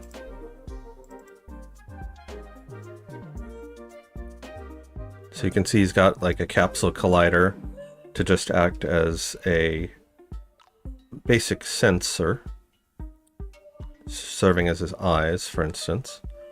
And then we have a collision check script that I had made. which acts as a generic collider checker, right? So you've heard of like overlap box, overlap square, overlap circle. Well, this just does overlap collider, and it returns a whole bunch of things, and we can limit how many it checks. So like if we only want to take the first 20, for instance, so that we're not overloading it. And then we can add a mask to it. And so it'll only check things on that particular mask. So I have one for wall checking, I have one for element checking. Elements being the script that's attached to the objects that actually spawn on the game world. Alright. And so then I just have these set to different layers. And he's got a little AI script here. Right, so we've got velocity, rotation, and threshold is like how close he is to his target before he accepts that target. And then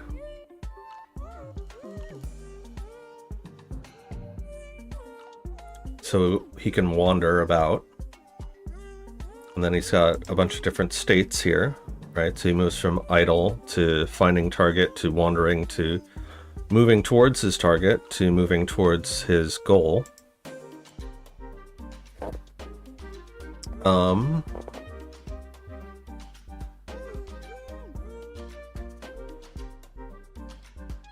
Yeah, and so this is the thing he's carrying, this is the thing he's moving towards.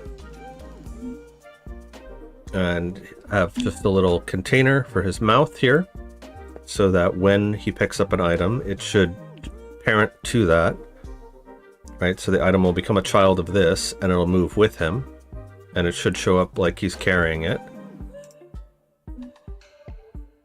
And then just the two checks here. So that's that. And so when he reaches, so he's going to spawn in this outer region here.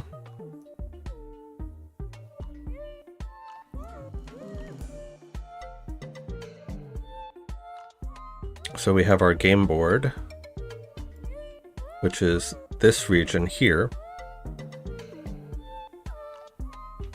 So he's not allowed to spawn in there. In fact,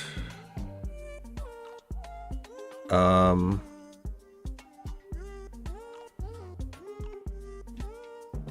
just thought of something actually.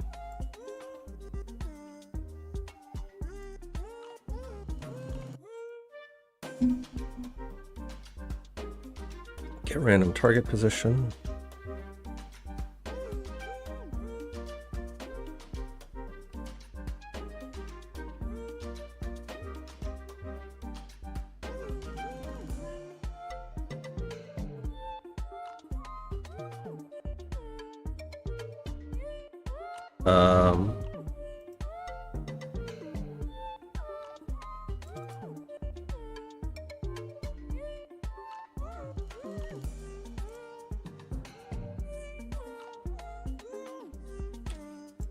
It should be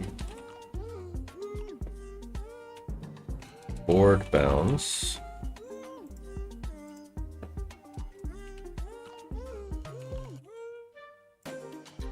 Right, because that's going to be the entire board. So if it's not board bounds, dot bounds. What are the other devs doing while I'm working on this project? So Draki is working on a sequel to the GDD video. Well, he's also dealing with work and immigration things at the moment. And then our producer, Dark Mage, is also doing work stuff. He will be much more active towards the end of the year. He's going to be our main financier. Basically helping to keep us afloat until channel memberships and Patreon start, and also sales of games and merchandise. But he's not going to be able to do anything as far as that goes until the end of the year. He also is our CFO, so he's going to be taking care of forming the LLC, doing marketing stuff.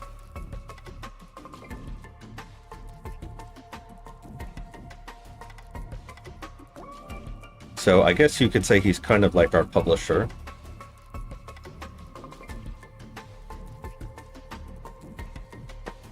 But yeah, they are both currently unavailable to help. Although, in fairness, Dark Mage did front some money for me to get a couple really cool assets, like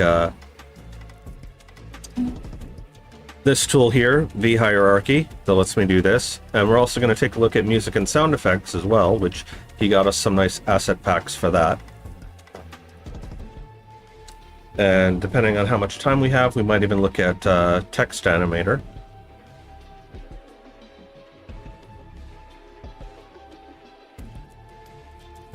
But yes, I am the main workhorse here at Circuit Studios. What was I working on? So we need something for the game board.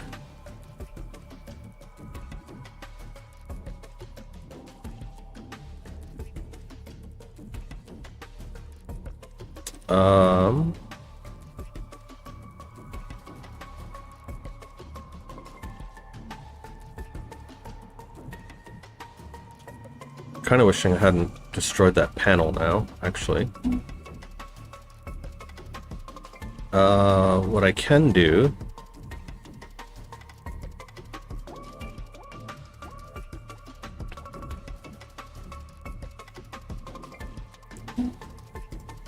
is I'll just use this for now.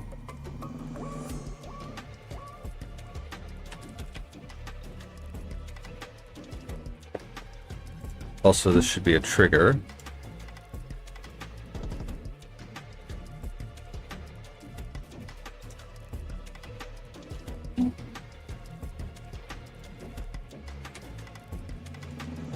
Since I know exactly how big that is.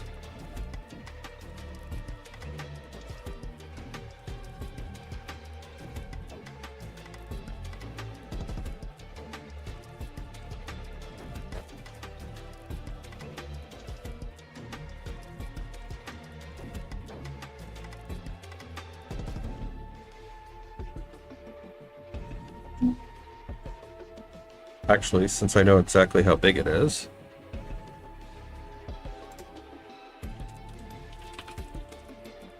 serialized field, bounds,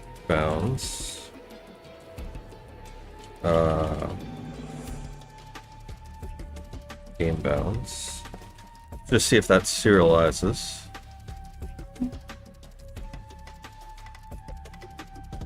Because then I should just be able to define that.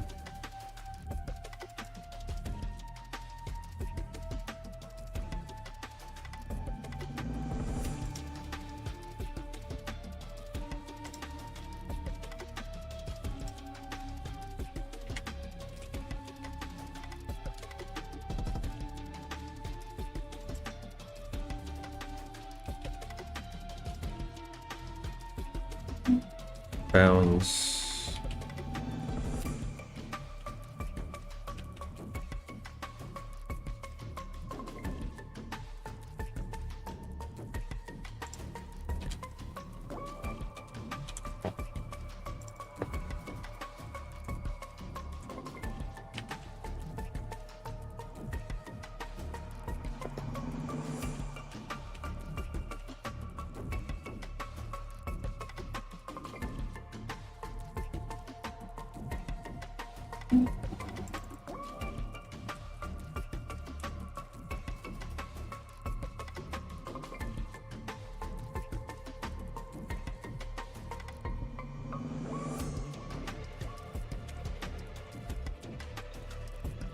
Then I shouldn't even need that.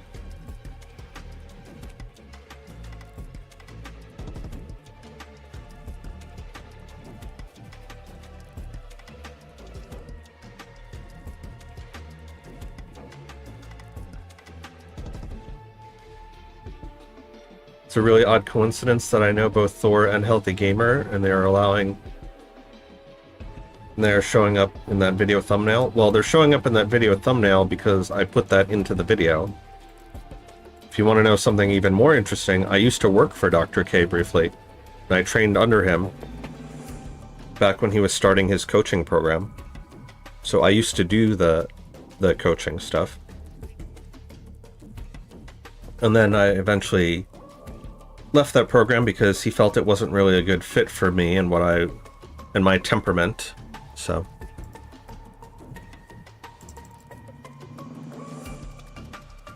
now I'm doing this. But it was a really good experience because it helped me tremendously with learning people skills.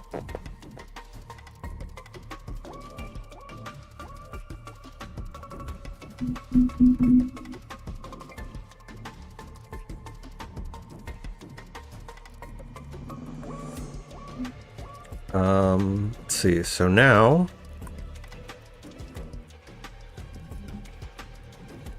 where is it? Yeah, let's get rid of this.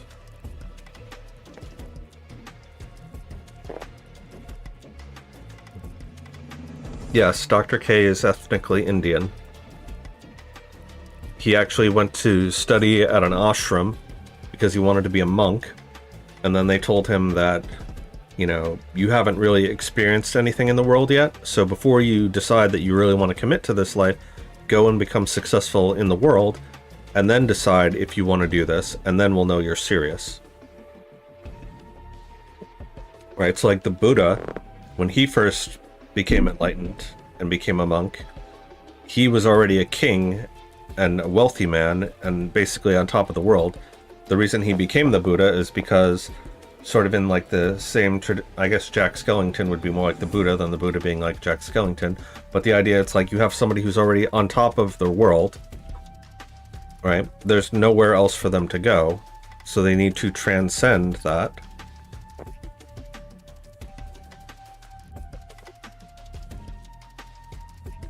But yeah, so a lot of his stuff that he talks about meditation and Ayurveda, he gets from Hindu tradition.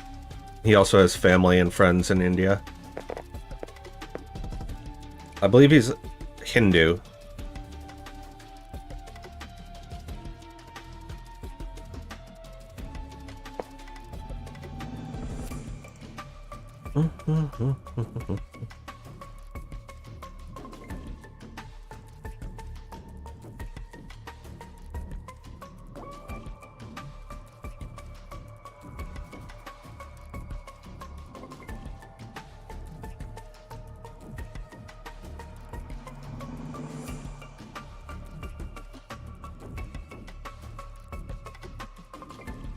Um, 1920 by 1080. Okay. So then we should be able to have our spiders spawn. And they should only spawn in that outer ring area. So basically what I'm doing is I'm getting a random point in the big container, checking to see if it's within the little container. If it is, then we start again up to 200 tries. And if we get through 200 tries, then it's just going to spawn in the lower right or the lower left here. And if it doesn't spawn, okay.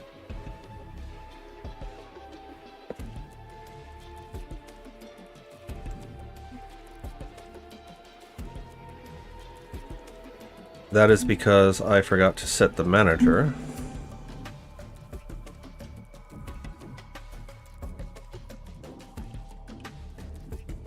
Let's try again.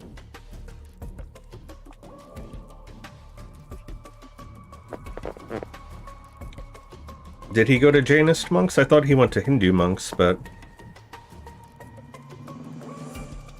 I know he speaks very often of the Hindu tradition. I haven't heard him explicitly mention Jainism yet, but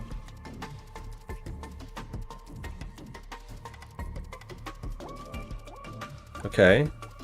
We got motion.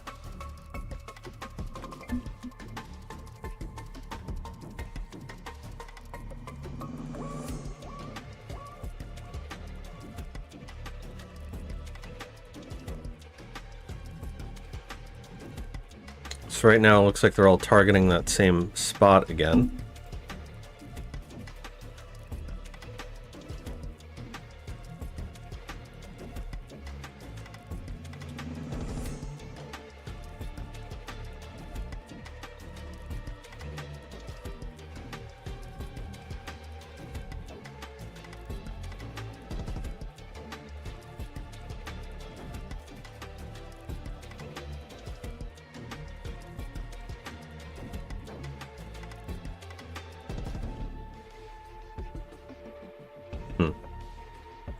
Alright, so first of all, they need to be way faster.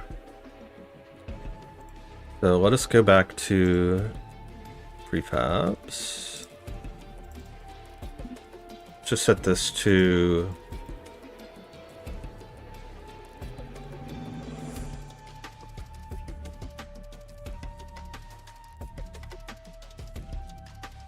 um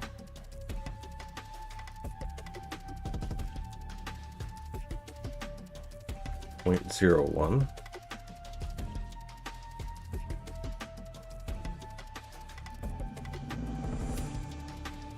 So now that should make them 100 times faster.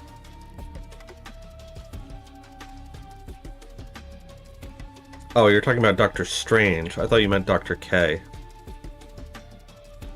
Yeah, you said Dr. K.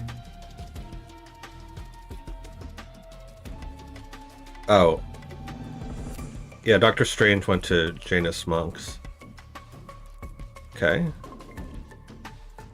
So we got Spider Mofa. That seems like a decent speed, I think.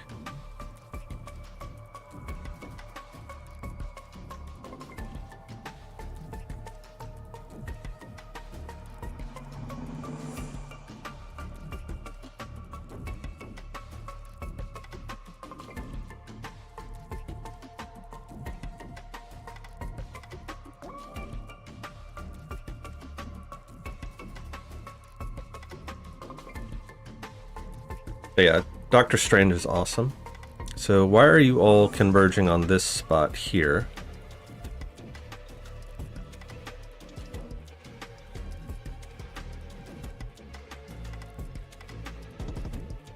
Because, like, you otherwise seem like you're working.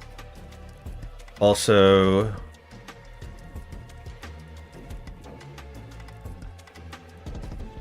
they're going in front of the buttons, which I don't want.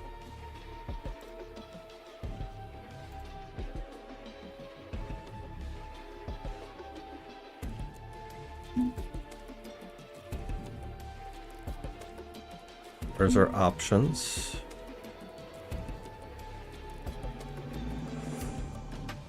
Options is on level select.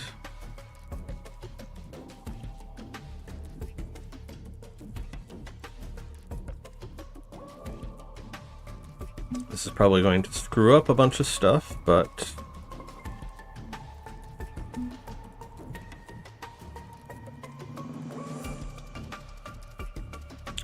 let us do this.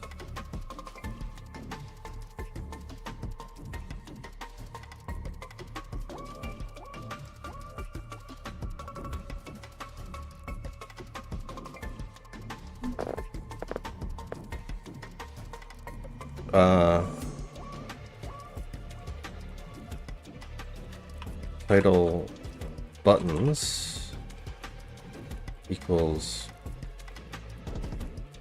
27,500.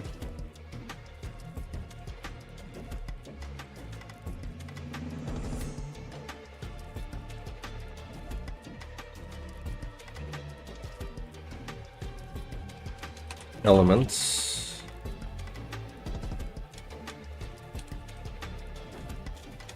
equals 27,400.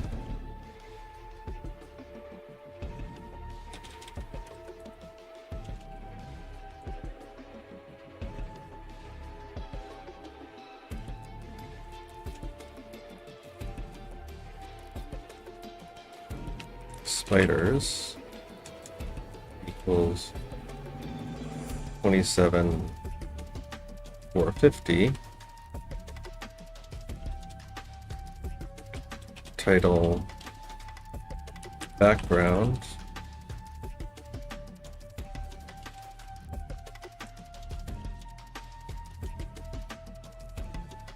equals 0.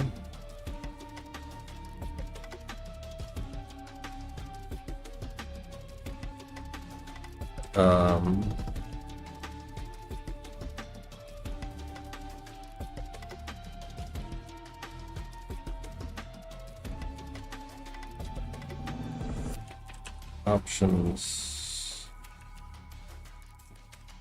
Alright, I should have done this in the beginning, really. And just reassigned a bunch of these. So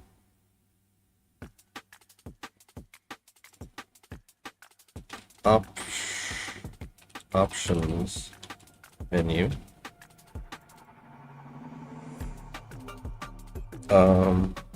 Announcements.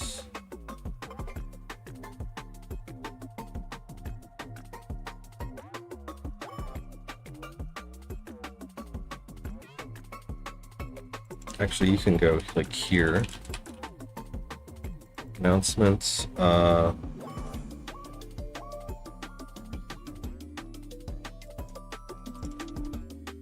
Pop-up window.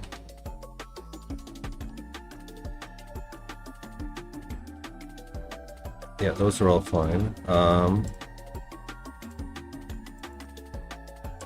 Hints.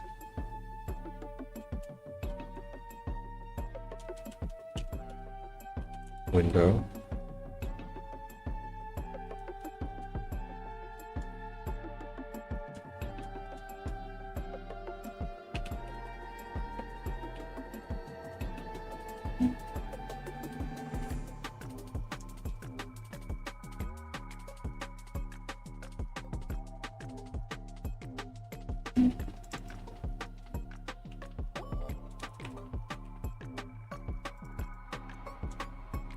Spiders, elements,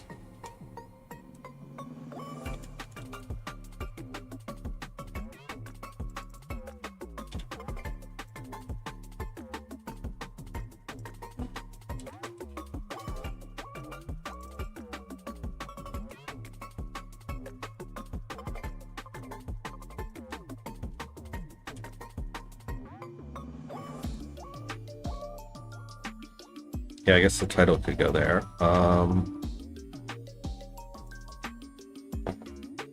What else? What else? What else? Options menu.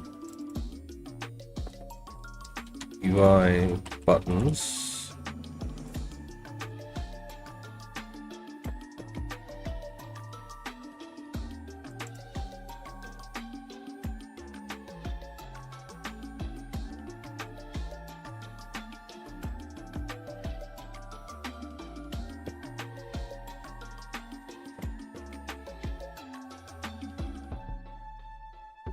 What other layers do we have?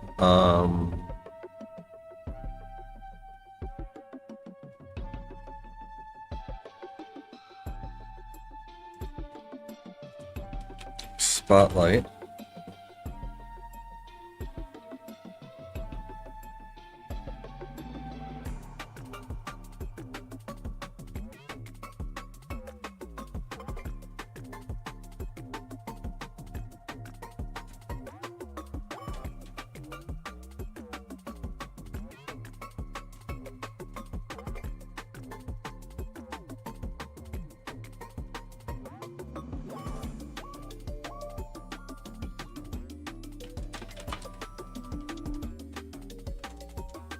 Equals 27,500. Now I gotta go through all my canvases again.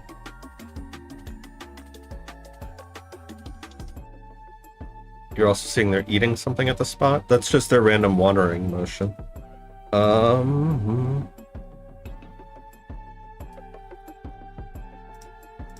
Yeah, so note to future self, when using the canvas stack order, just make it for the individual one that I know I'm gonna need.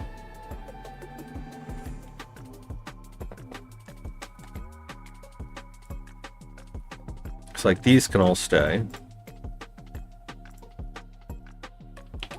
Alright. Now I gotta go through and redo all these.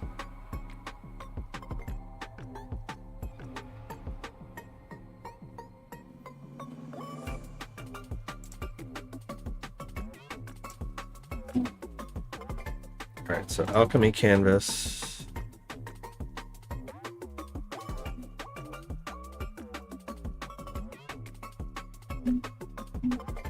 It's going to be UI buttons. Options canvas. It's going to be the options menu.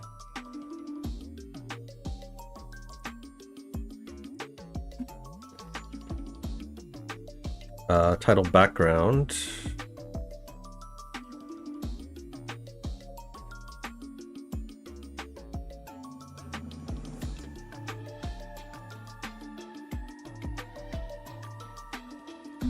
I guess just for completeness,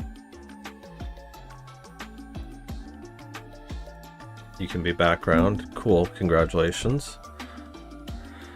Title canvas.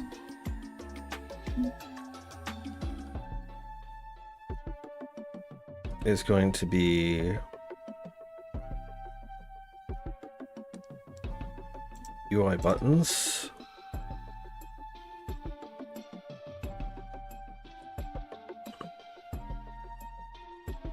Tooltip can say it's tooltip. Spotlight can be as spotlight. Pop-up canvas. Pop-up windows. Announcements can go on announcements. Very good. Catalog.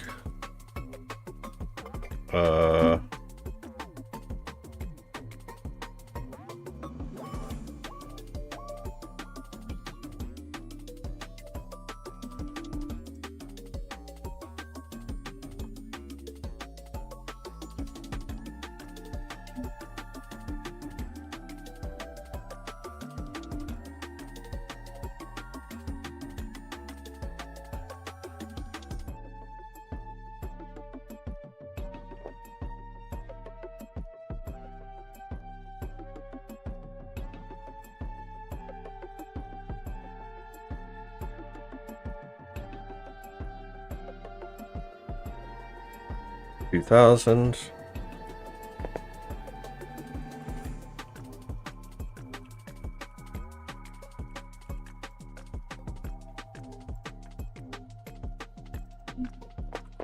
Title buttons.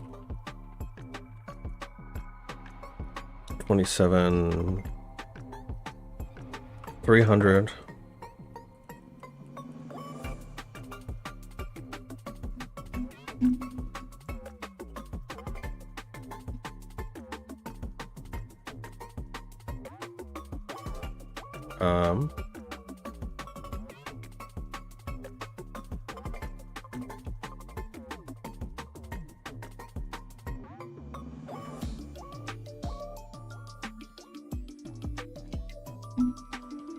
Yes, I am. Not right now, thank you.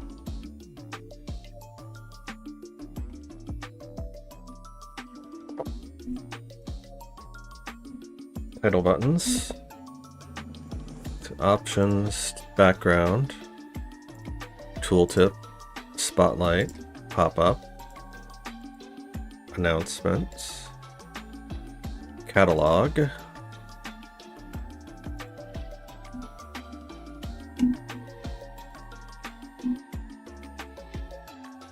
spiders,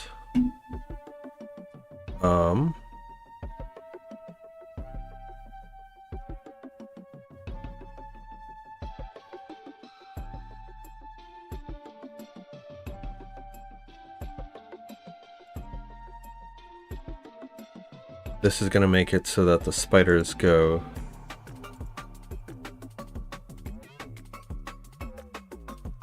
underneath the elements we don't want. So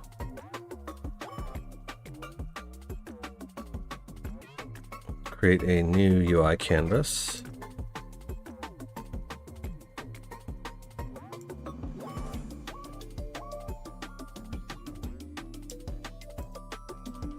you're going to be elements canvas.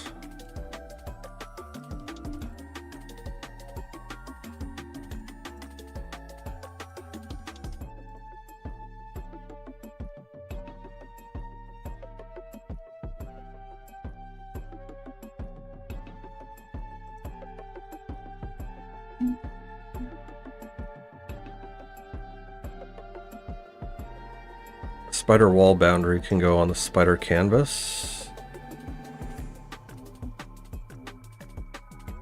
And elements can go on the element canvas.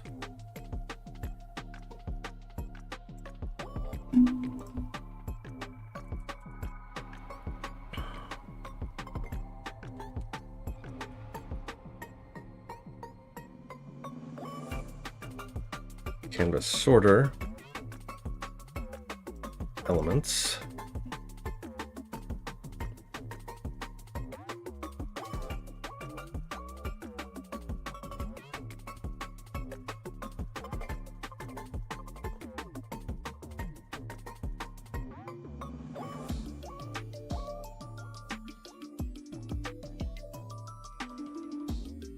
You can hide on awake. Yes.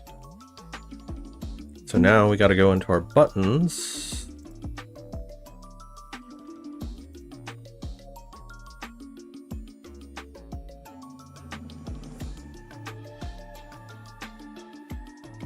Which are on the pop-up.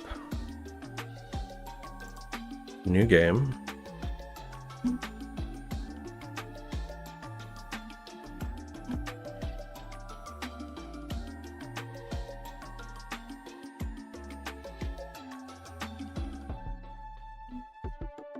I guess that one doesn't really need it.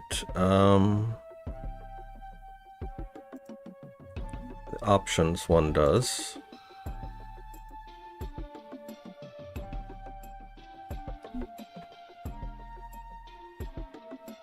No?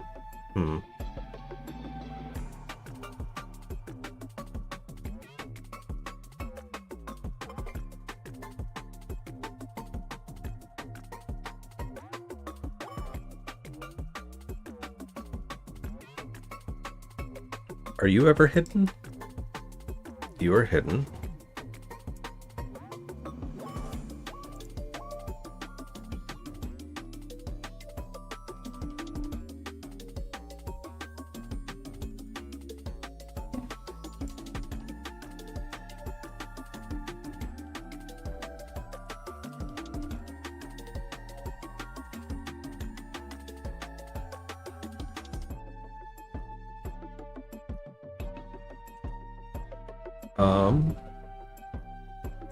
It's a new game.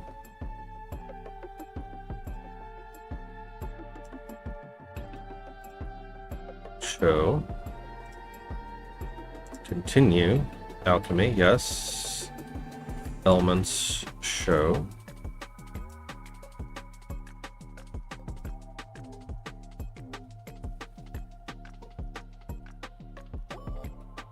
And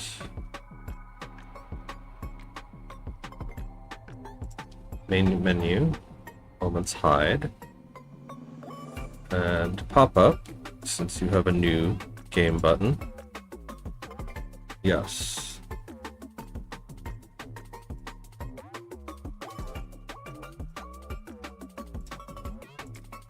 Really, I should be controlling this from like the game state manager.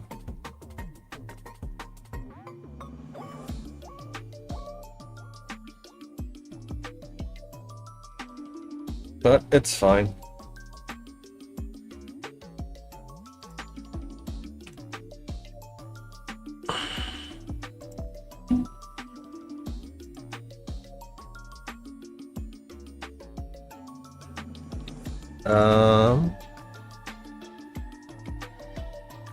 Okay, so back to our spider manager.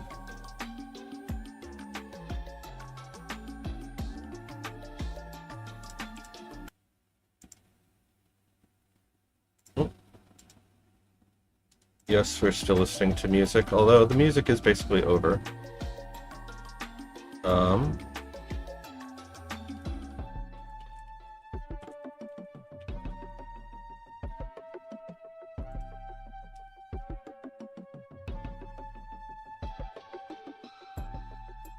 So let us put something else on. Sadly, I cannot listen to Xenosaga because that's all copyrighted, as I found out.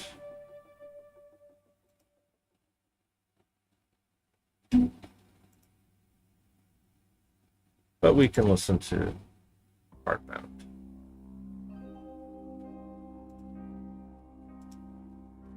Alright, 4.5 hours so far.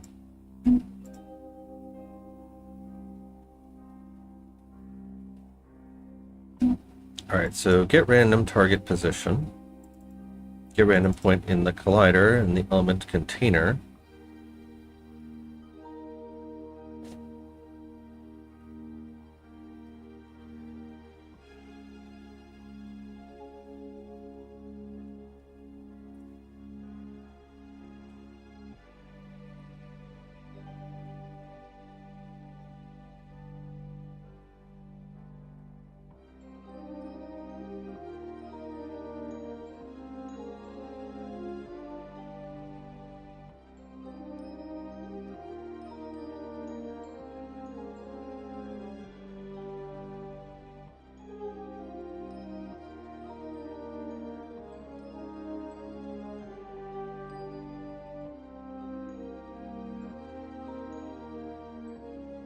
Okay, you're getting a random target position. Then we are setting your target position initially.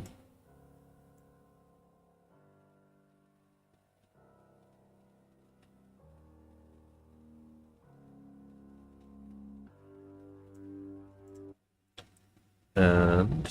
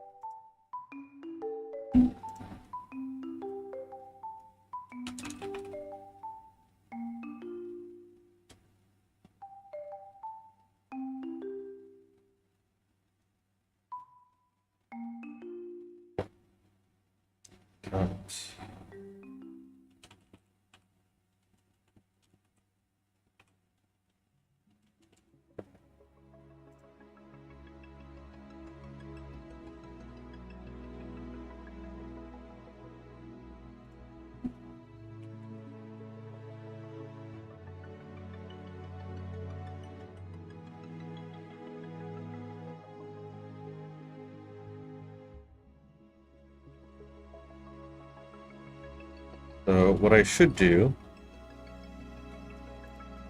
is make a proper initialize function.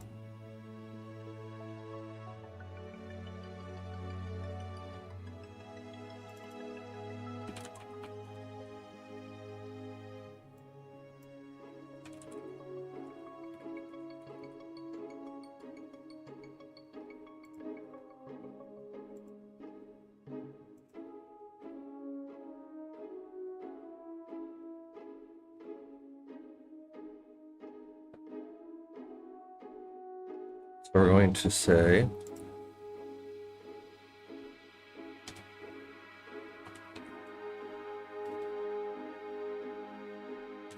private bool initialize false.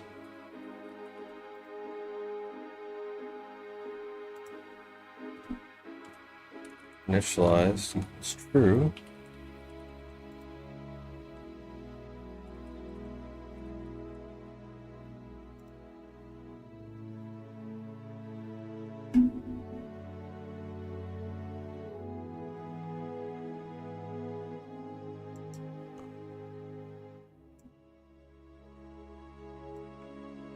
Copy all of that.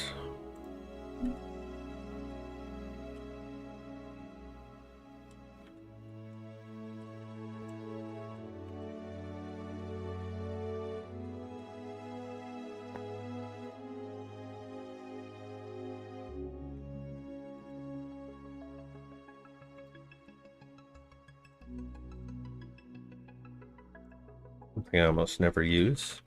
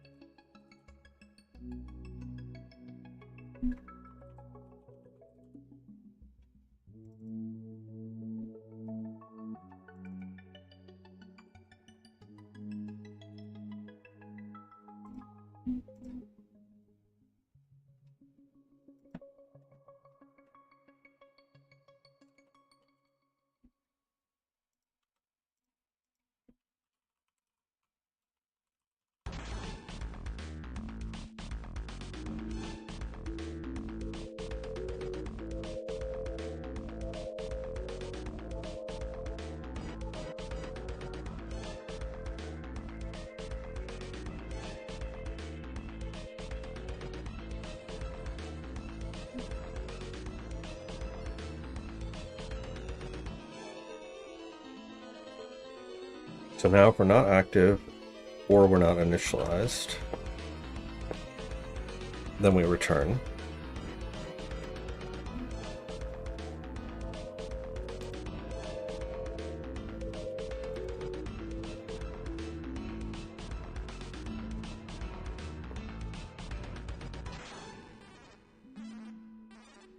Actually make this a public pool.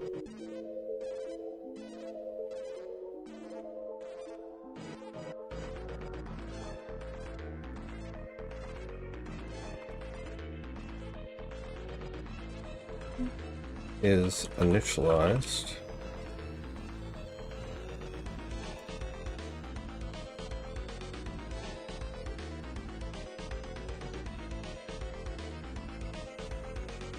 So then we can say on return to pool,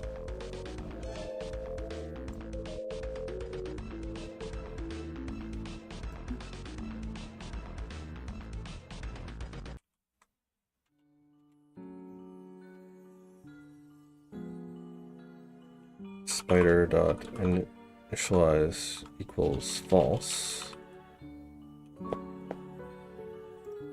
because we're going to have to do that again. And so then spider dot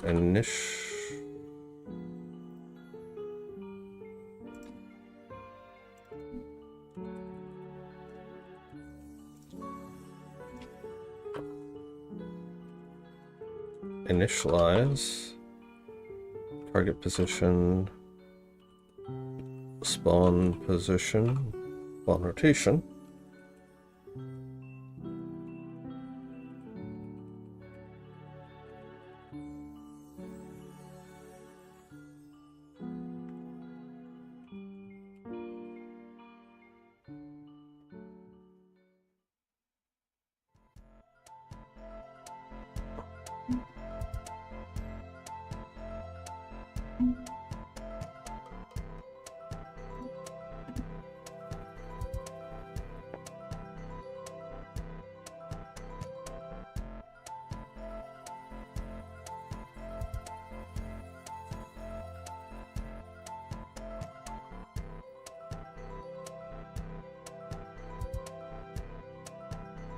Okay.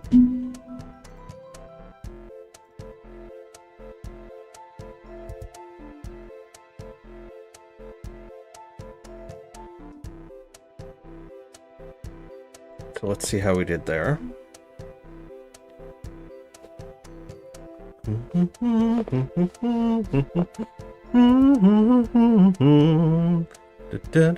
Sounds kind of like Saria's song, doesn't it?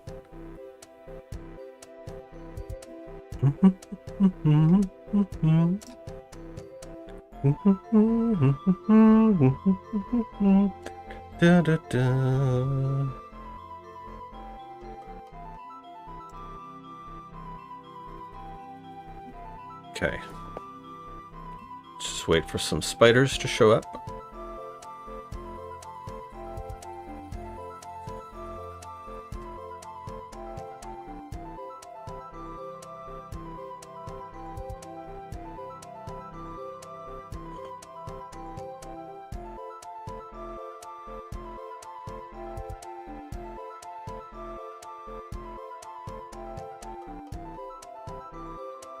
First of all, let's make their wander distance a lot bigger, so that they're wandering more.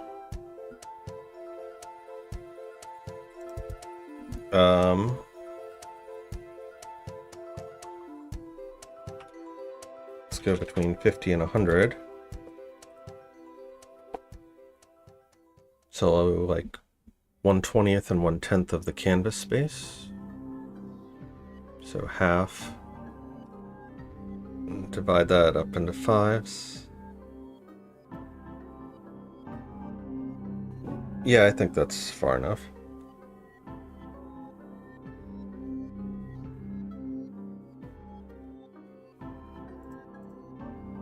Wander delay could be shorter.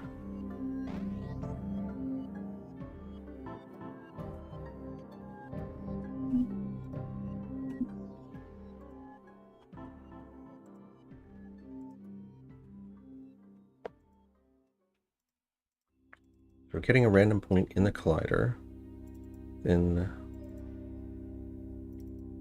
element collider. Is that?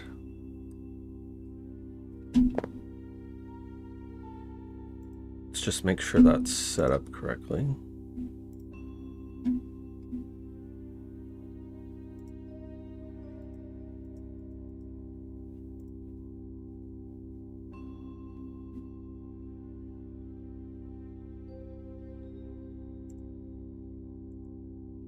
Are we using that anywhere else? No.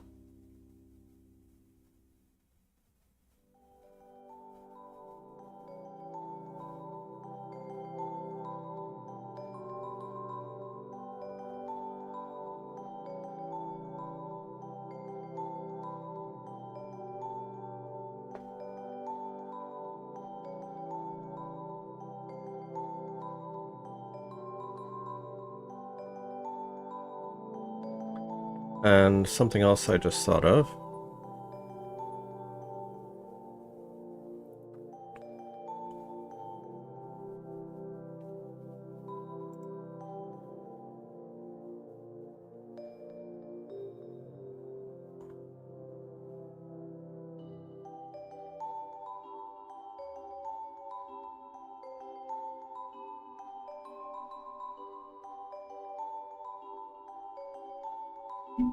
That's going to put the background above them.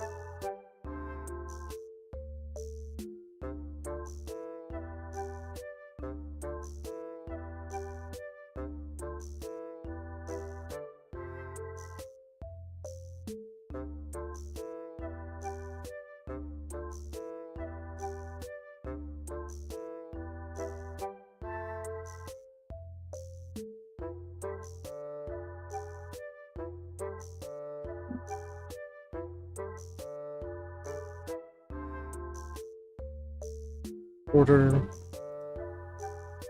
scalar screen space overlay, scale screen size, 20 by 1080.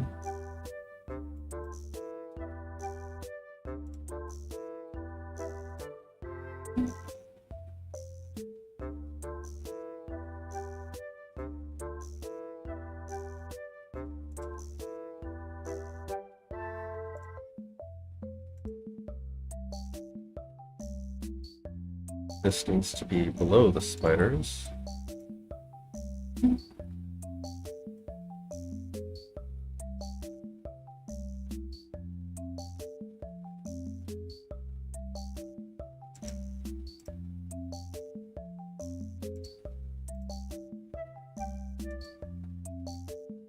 Be on game panels.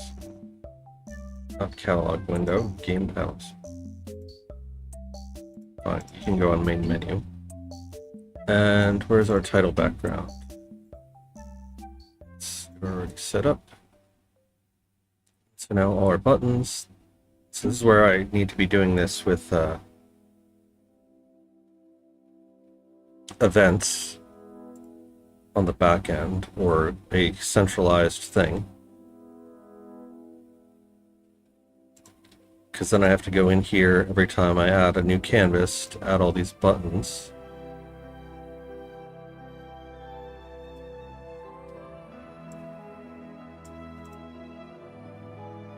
Canvas sorter, show.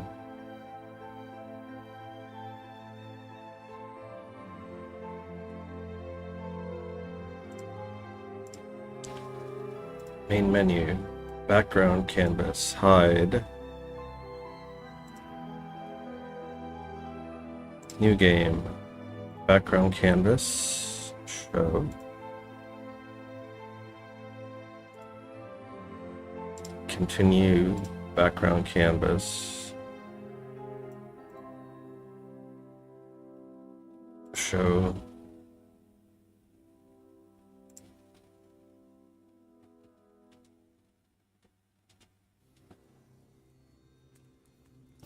And then the title one.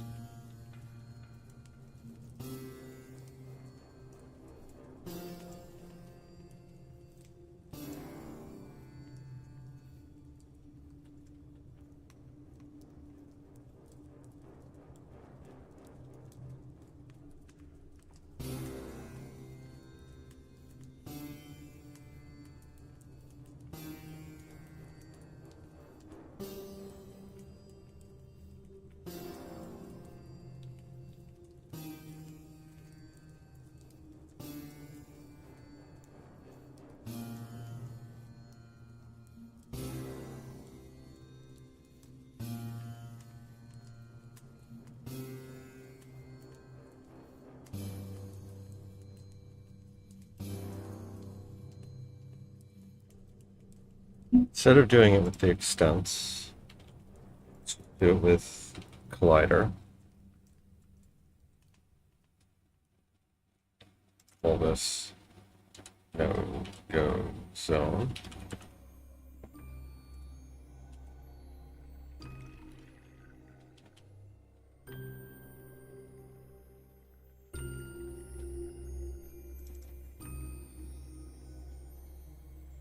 You're not currently being used. Are you currently being used?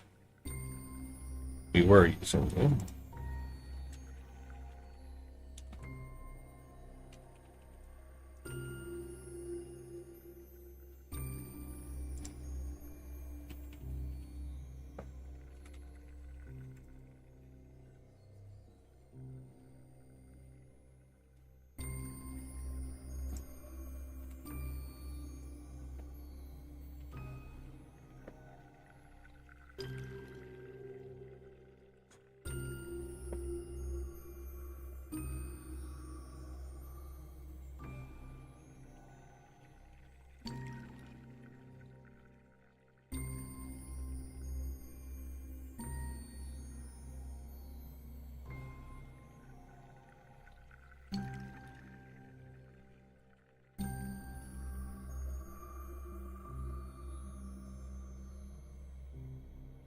No spawn zone.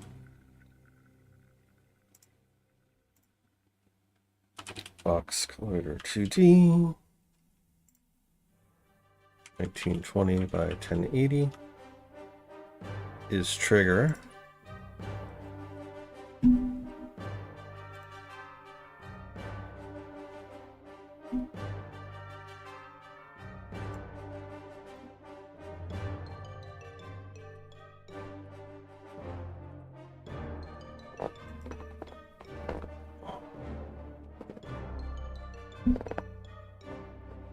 Rather than having it spawn in the element thing.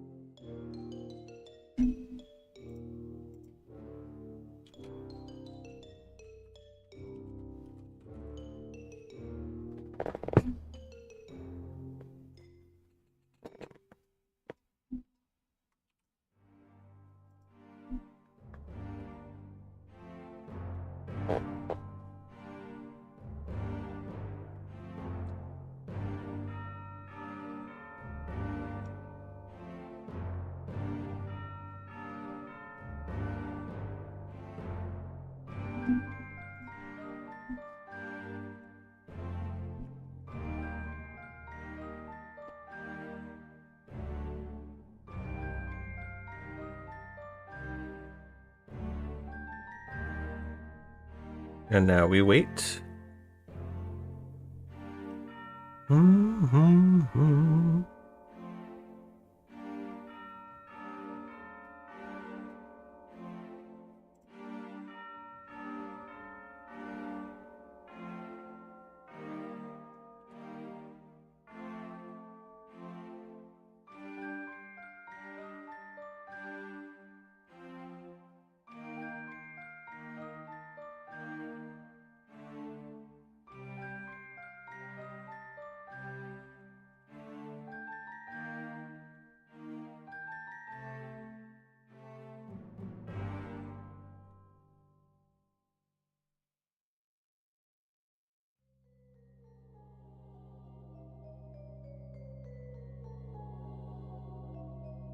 They're all kind of clustering around this spot.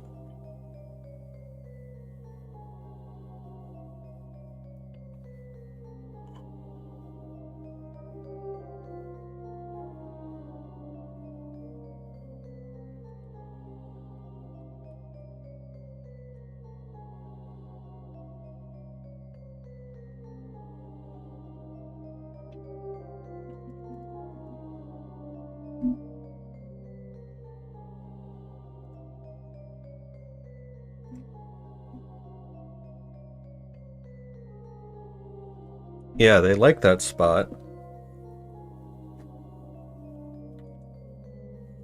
Alright, well, on the plus side, they're not all going to 0, 0, 0 and staying there.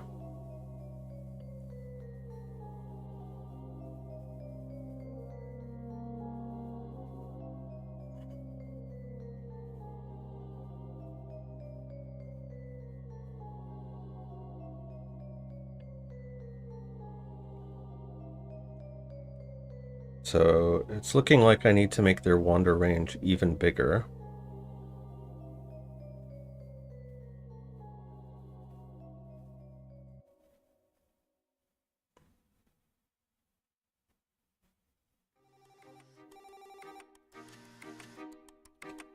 So make their range bigger.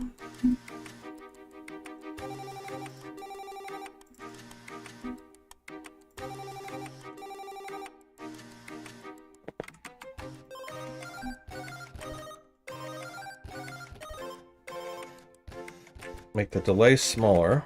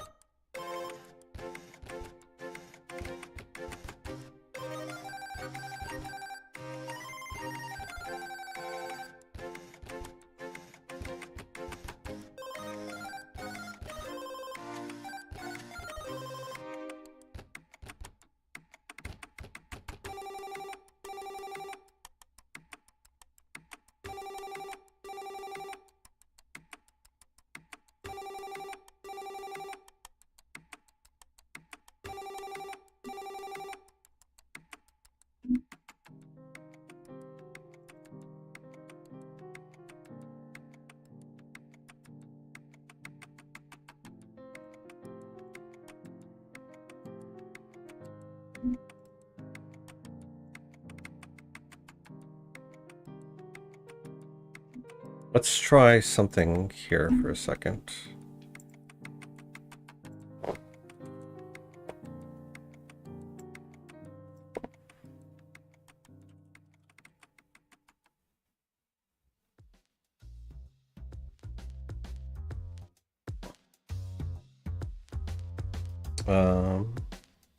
Float x equals random dot range.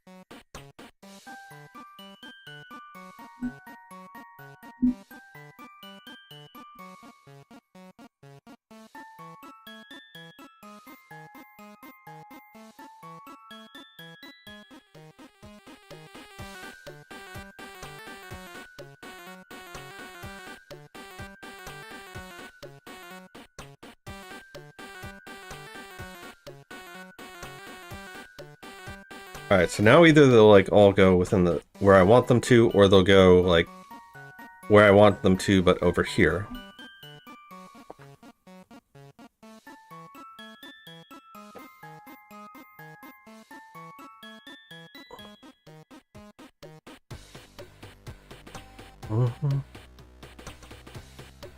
I should probably also make the spawn time a bit more random.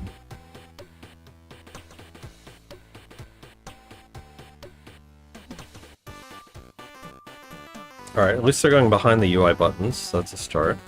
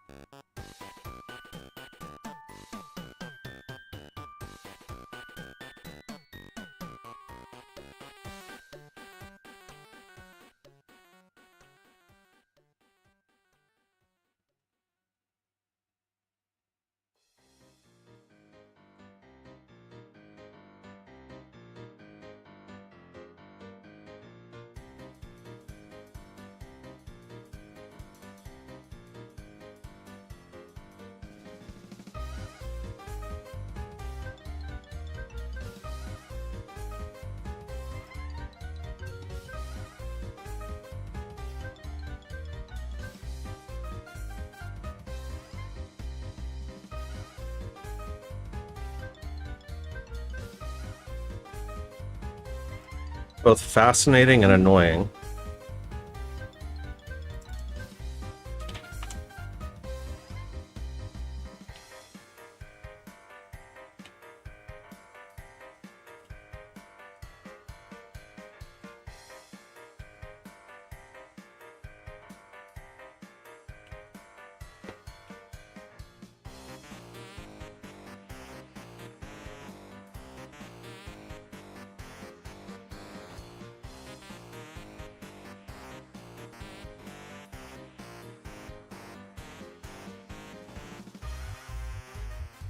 Because, like, at least they're wandering properly now. And we wanted to change the spawn rate.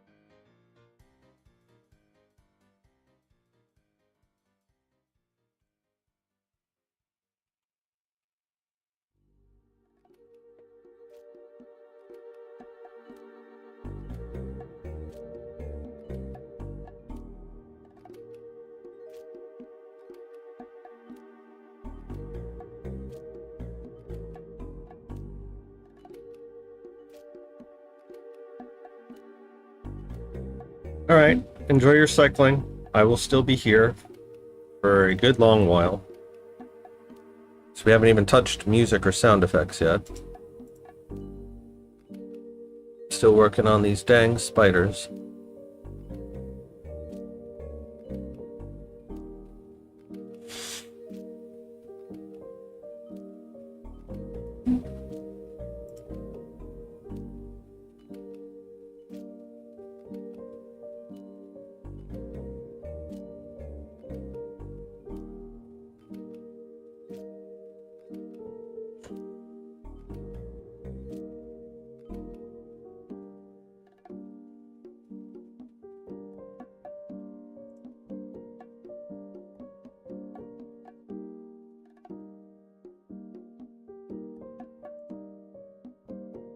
Why are you getting negative target positions, sir?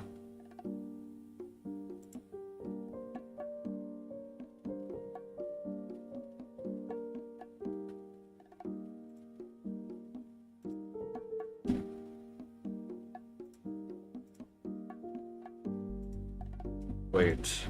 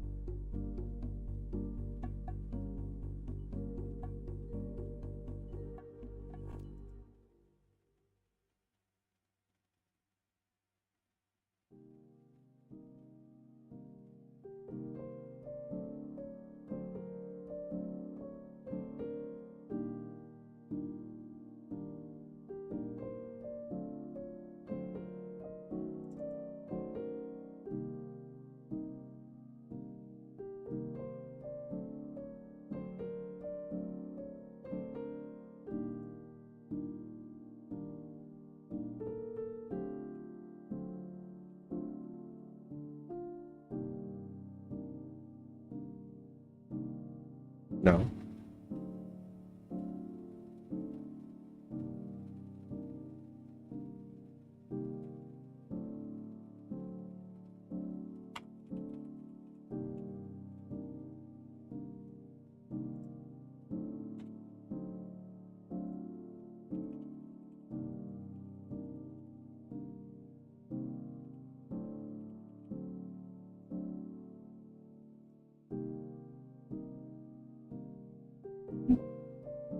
I bet you that was it.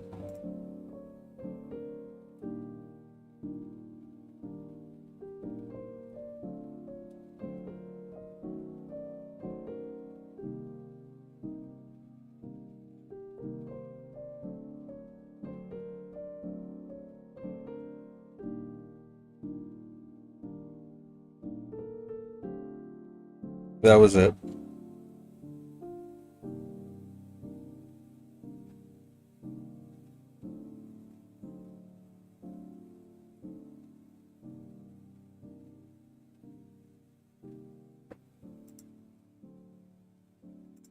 Now we also need to make it so that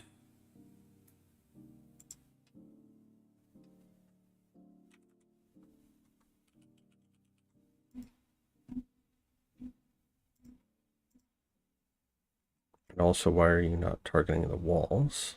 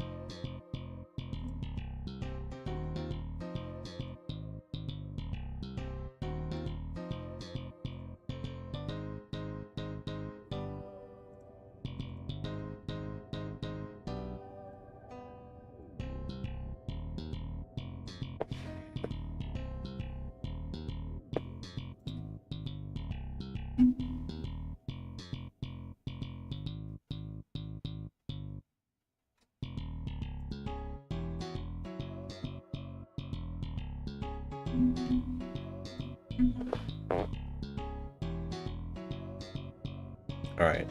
I think I got it now.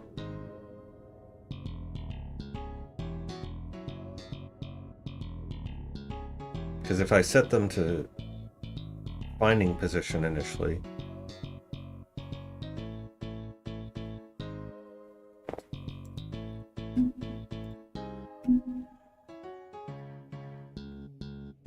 alright, since they're being given a position, then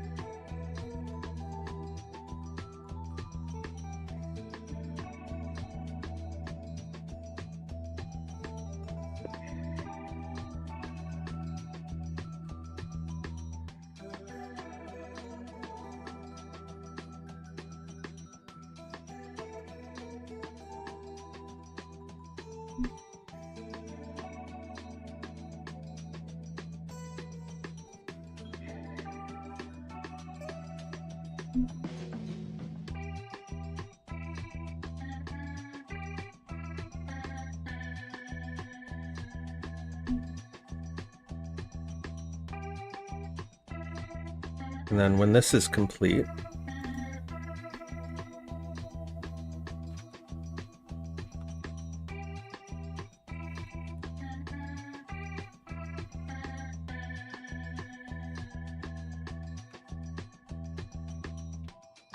right, so if we're still in the wandering position, then we're going to get a new random position.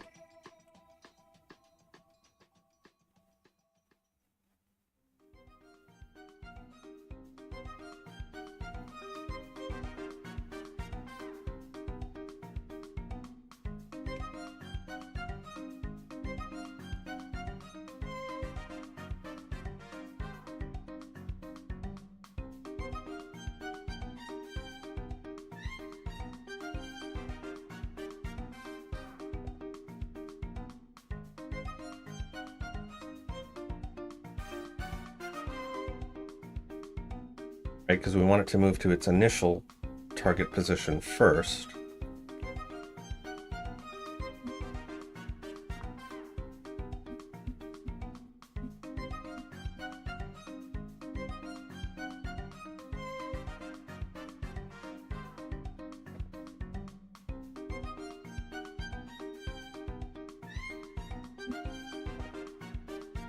And they're going behind our buttons, which is good.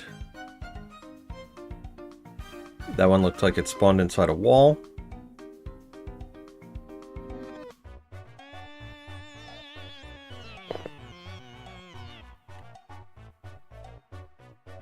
And some of you are stopped for some reason.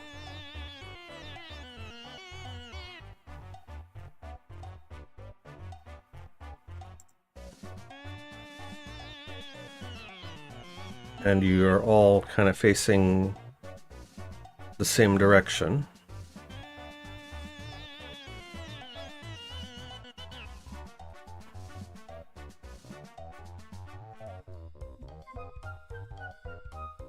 Clearly you are very confused.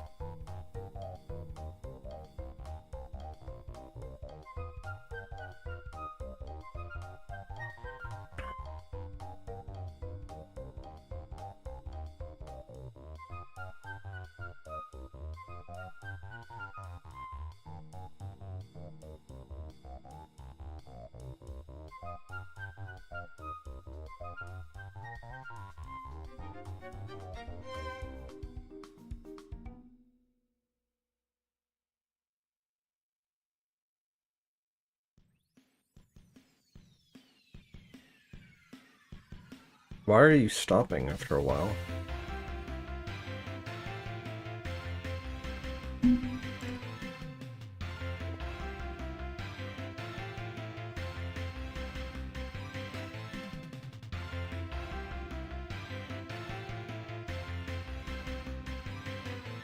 Yeah, you're all in Wanderer state.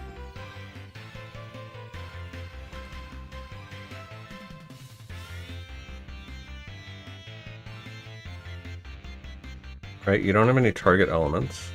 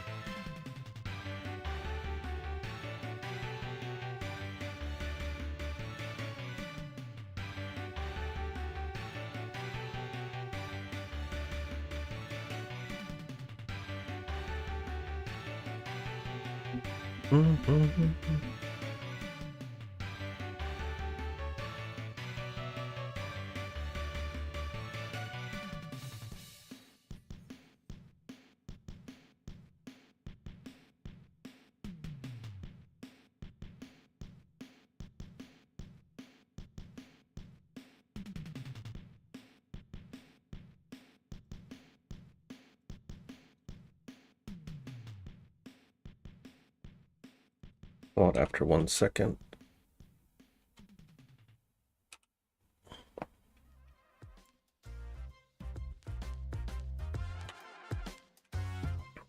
Go on after half a second.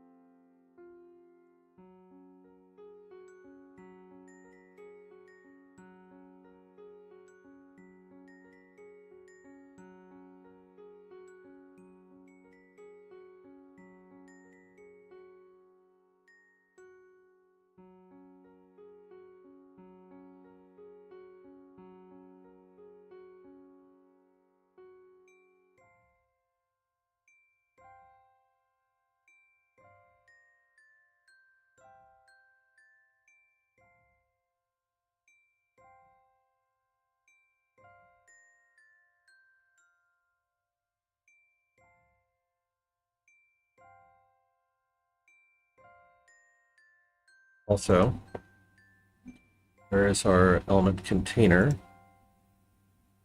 Got to you, the HUD container.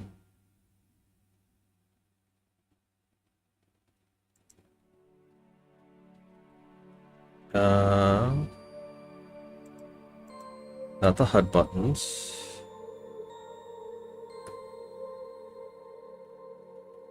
Element UI buttons.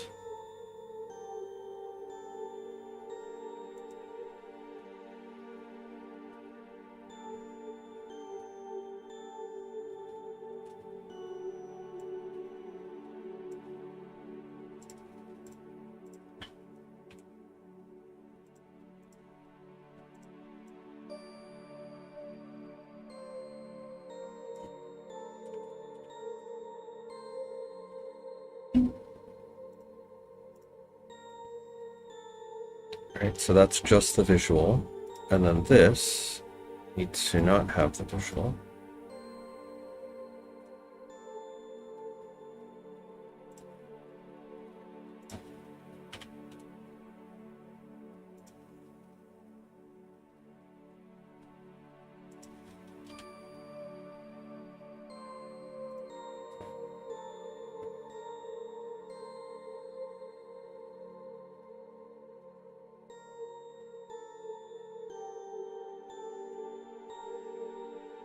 And we're waiting for spiders, and spiders are spawning. Excellent.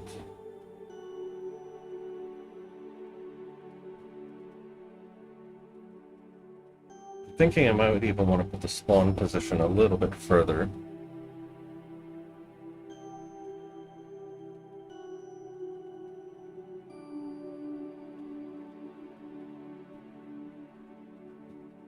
Yeah, that's so weird. They stop after a minute.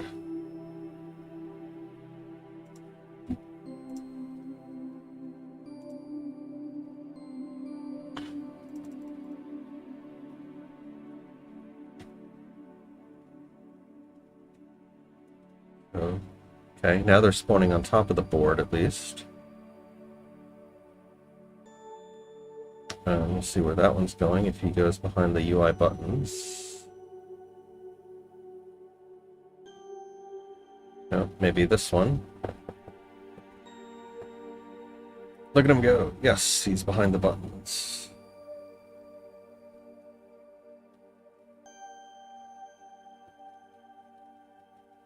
And they're all stopping after a while. Oh, you got something. And he's got it in his mouth, and he just jumped. Okay.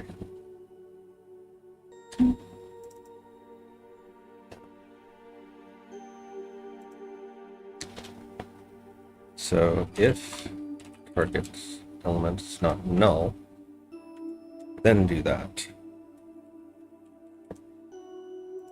Okay.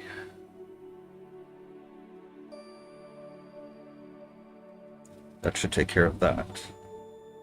And then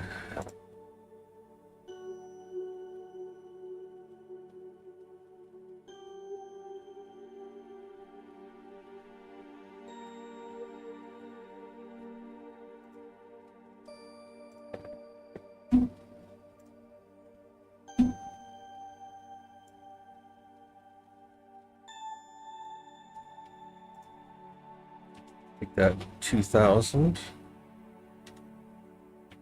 1,200, 2,200, not 22,000, 2,100, 1,300. Just so like they're a little bit off the screen before that happens.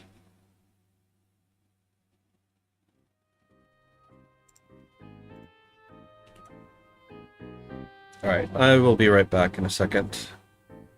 Need to use the bathroom again, but this is definitely progress.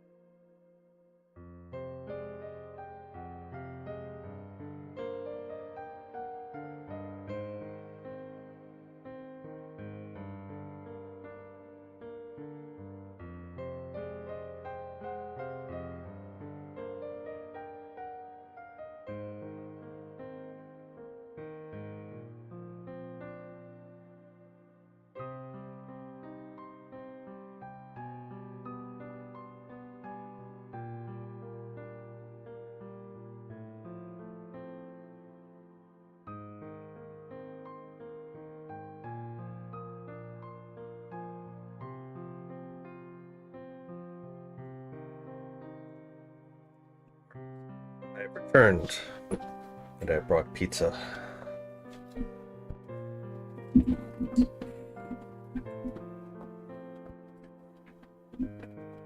Nice little celebration of our progress here.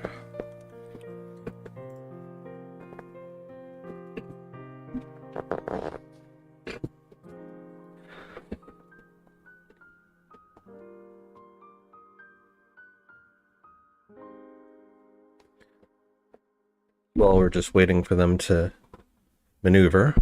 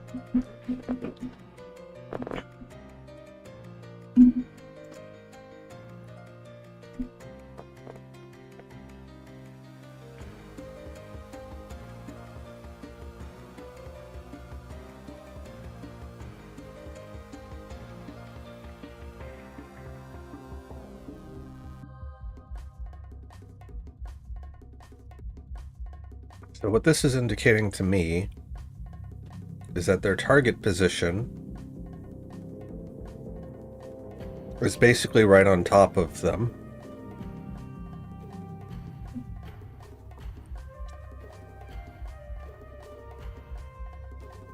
Yeah, because we had set the look rotation to be the distance, and if they're all looking to the right, that's indicating an angle of 0.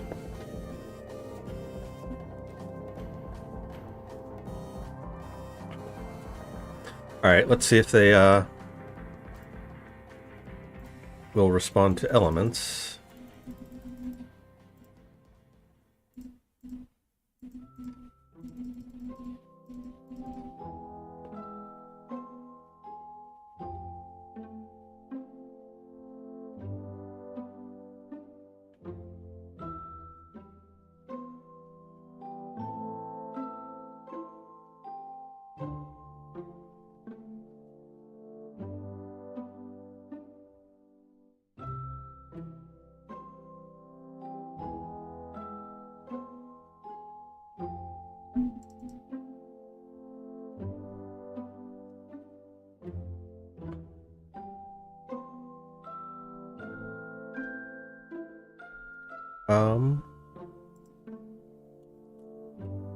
Alright, so let's just say if it's null,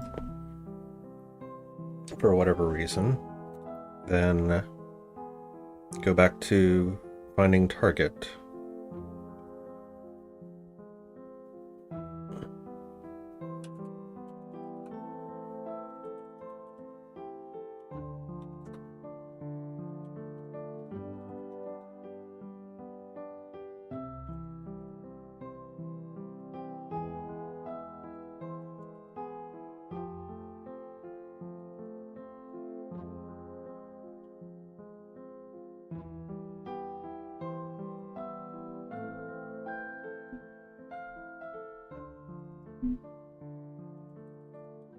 Current state.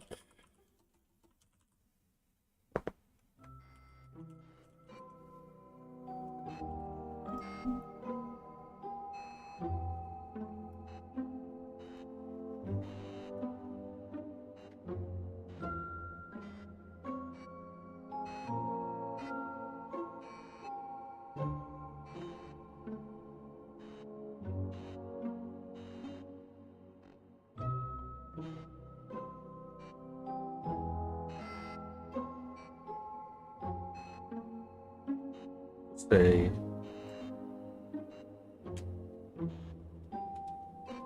get random position.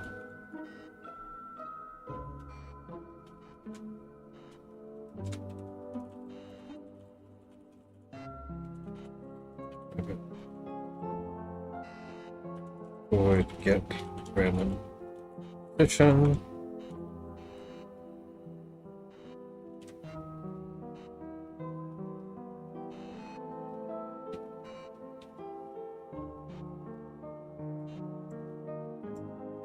Target position. Close that.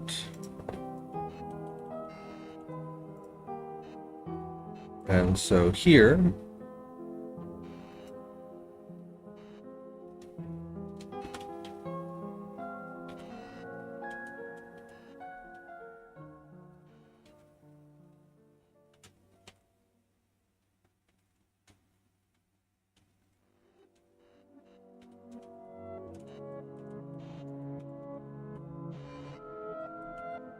so we initialize you with a new position.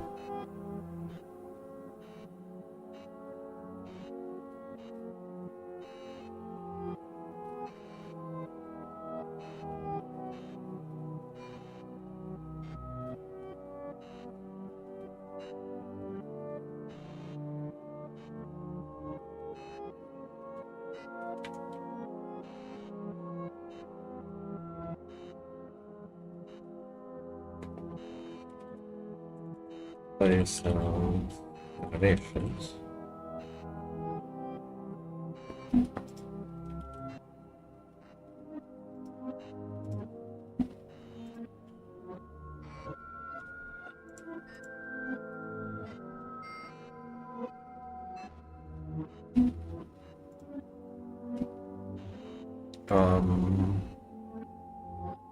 Should also say break.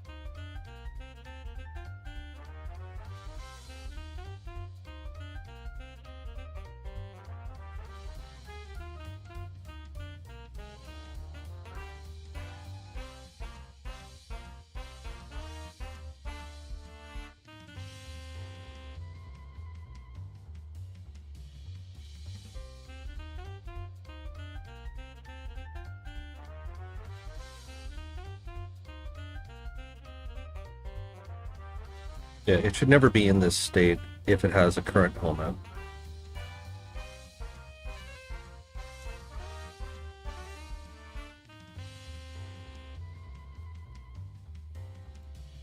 We'll see.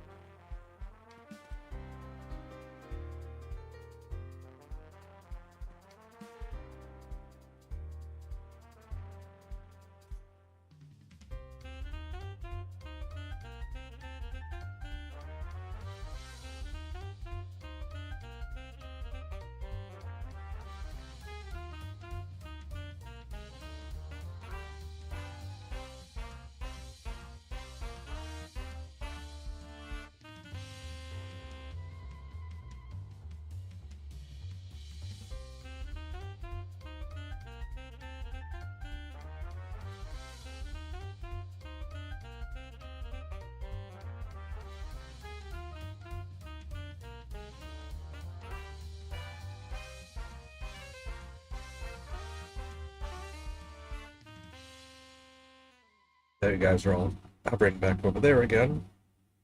But at least you're doing more interesting stuff before you do.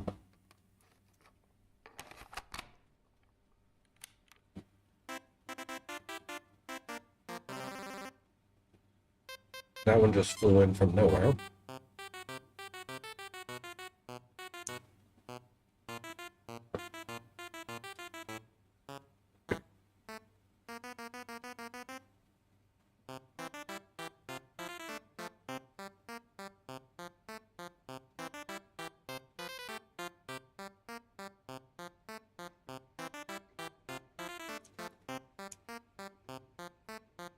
I'm sure some clever autistic person will figure out certain spots where elements are always perfectly safe.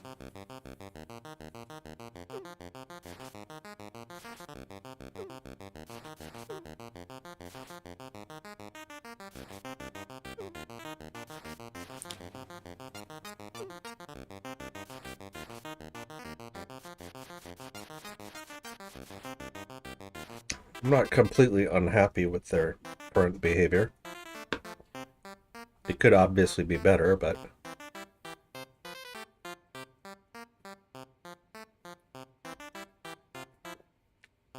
like the player doesn't know what they're going to do. It's mostly just to scare them.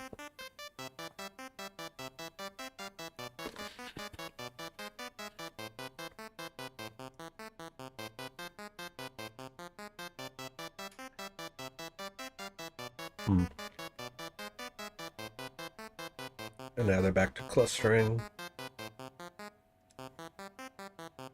Some of them are at least dying.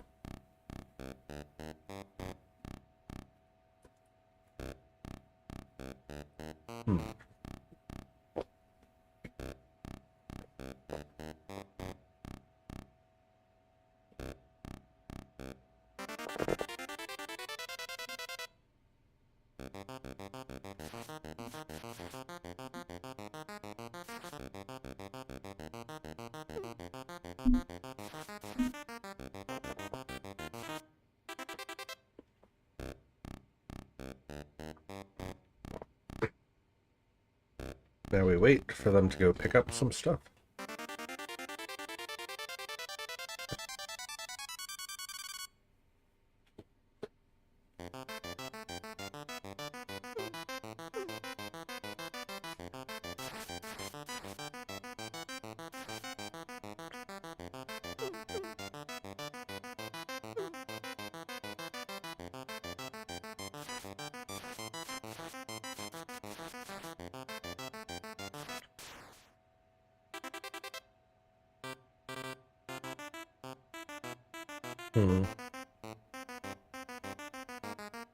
And now they're stopping again.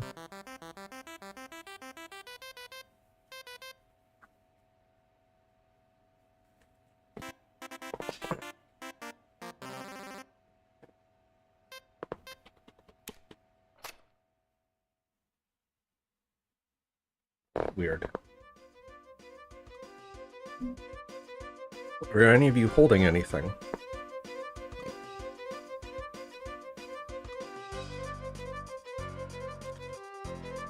Some of you have target elements.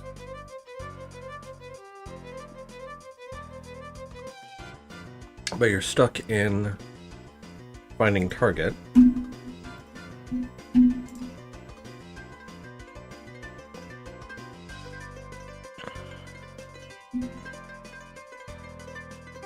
Target element is not null. Your state should be moving to element.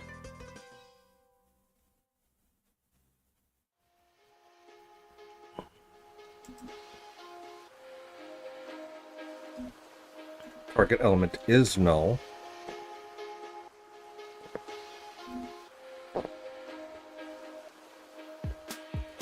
Then you go back to finding target.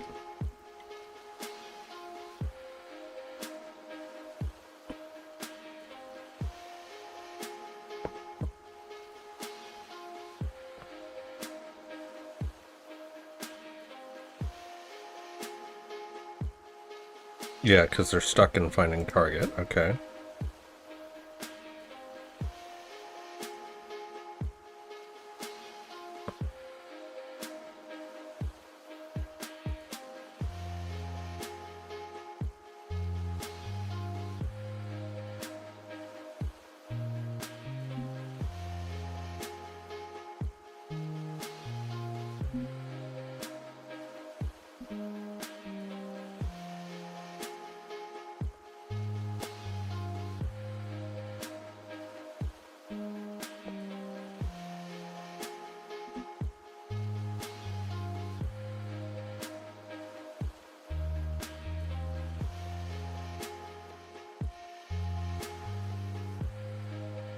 Target position, position, post, random position.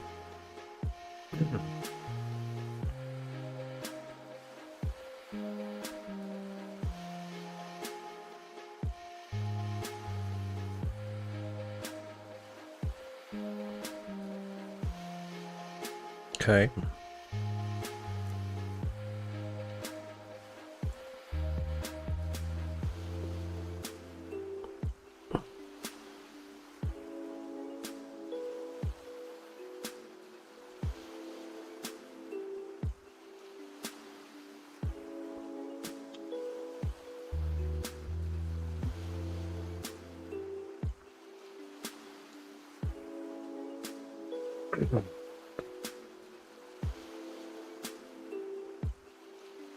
Indicate via sound effects that it got destroyed by a wall. Random screeching noise.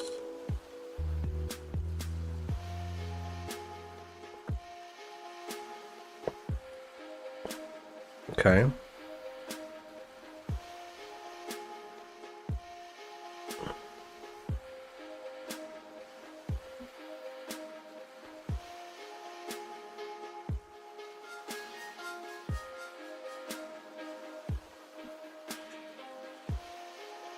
I'm gonna leave that in, just as...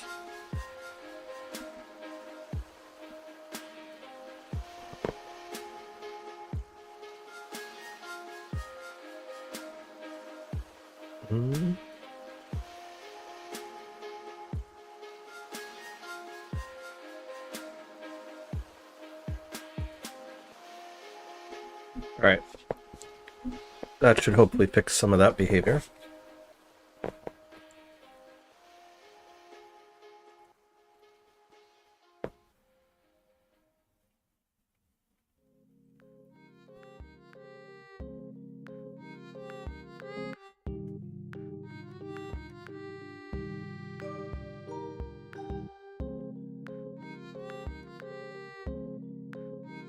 They should not be spawning inside the map.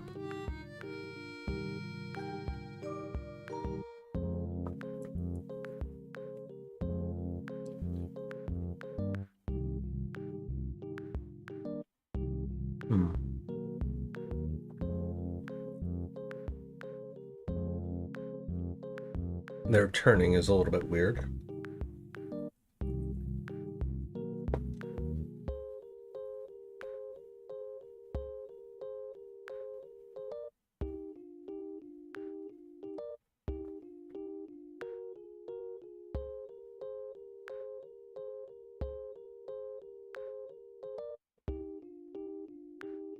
Again, don't completely hate it, but don't completely love it either.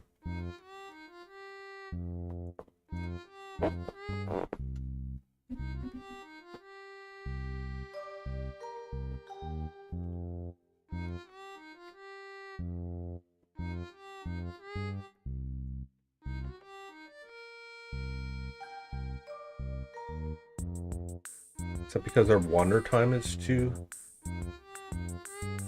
short?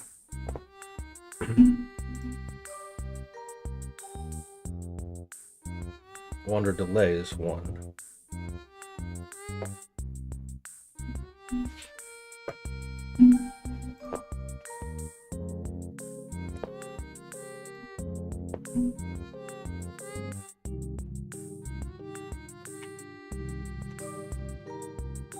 Let's bump that back up. And you can wander in a little bit of a tighter region.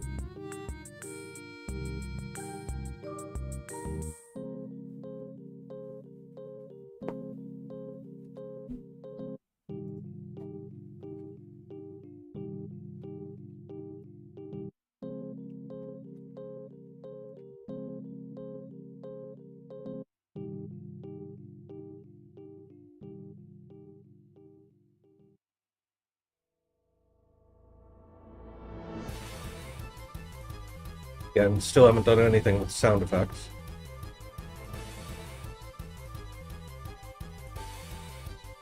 Alright, so now they're waiting a little longer. Now it looks less like they're ice skating.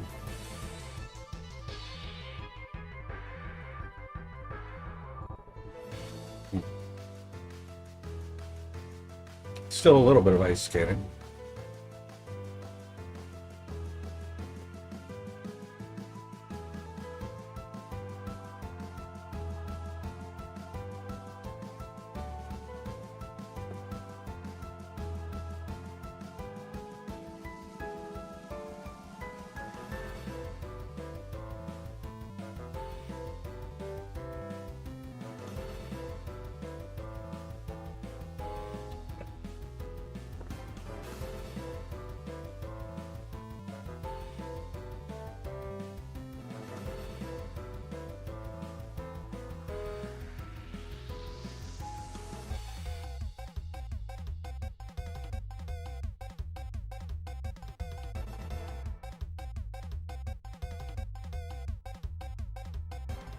Okay, you're gonna go over there. Don't really care.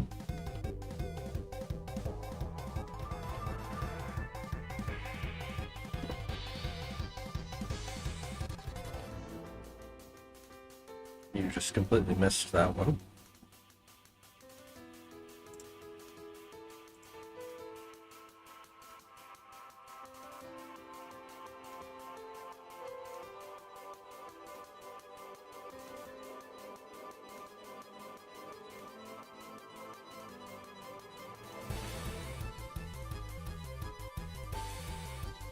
Oh, you two are fighting over something.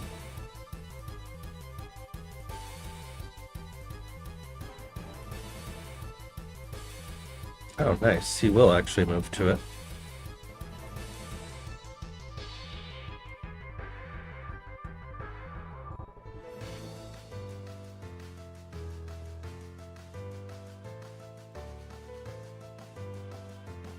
I was wondering about that. So that's cool. He'll follow that. What about you?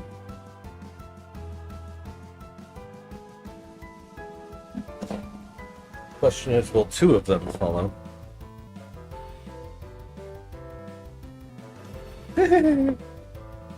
That's funny.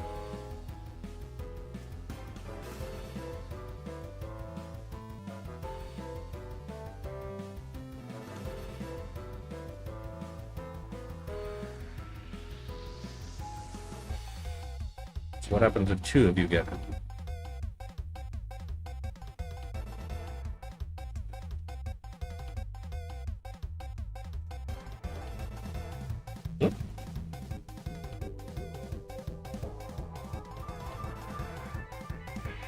Little buggy.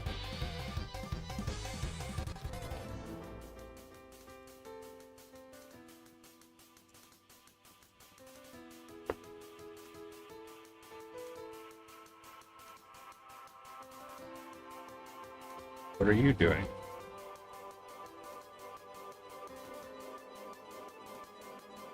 Okay.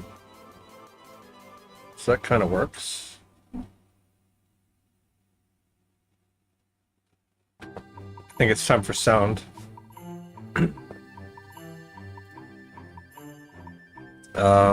That should be fixed, first of all. So our UI... Where is it?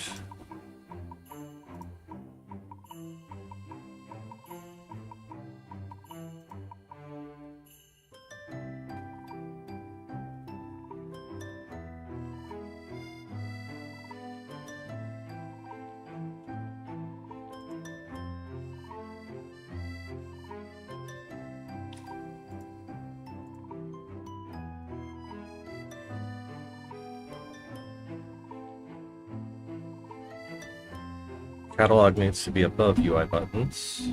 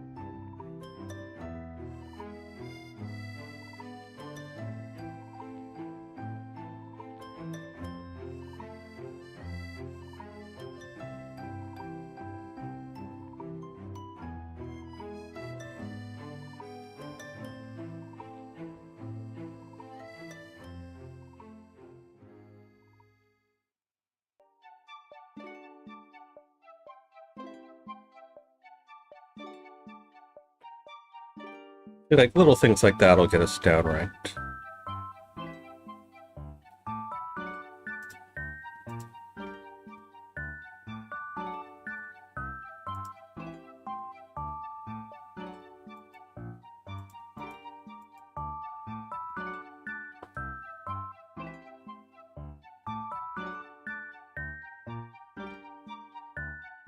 Okay.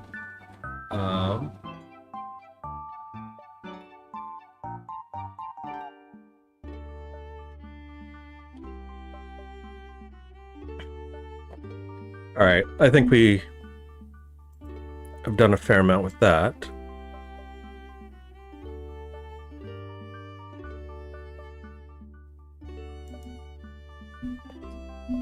Let's go back to the catalog a second. And something that would be nice as a quality of life feature.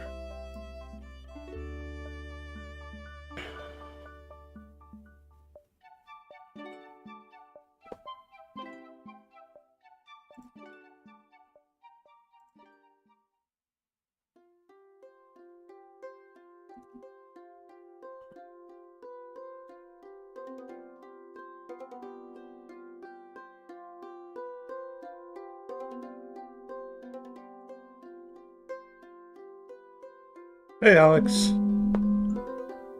Your sister's into art and you told her about Game Jam. She's considering doing the GMTK Game Jam. Told her that there are lots of teams looking for artists and that her skills would be useful. Awesome. I look forward to facing her. So we just got our spiders working.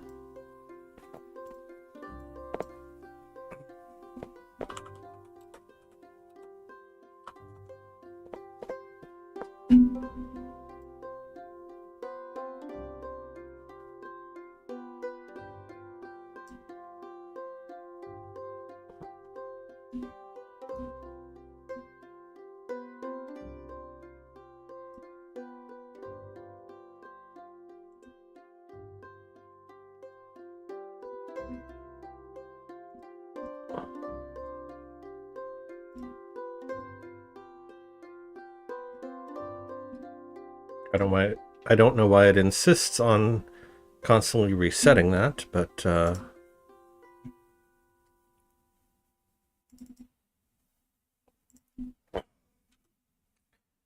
sees serialized field, private, text mesh, pro U GUI, count text.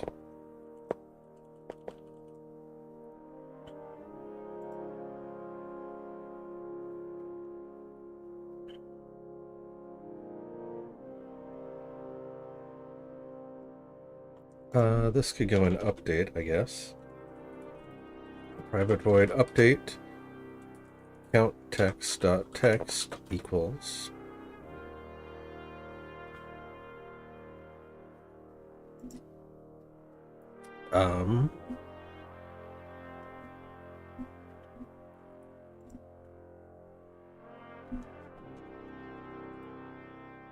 game manager dot instance dot all recipes dot count dot recipes dot count.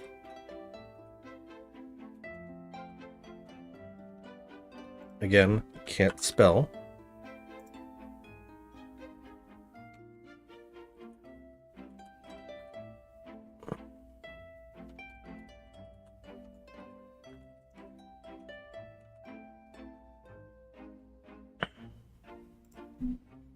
Int all equals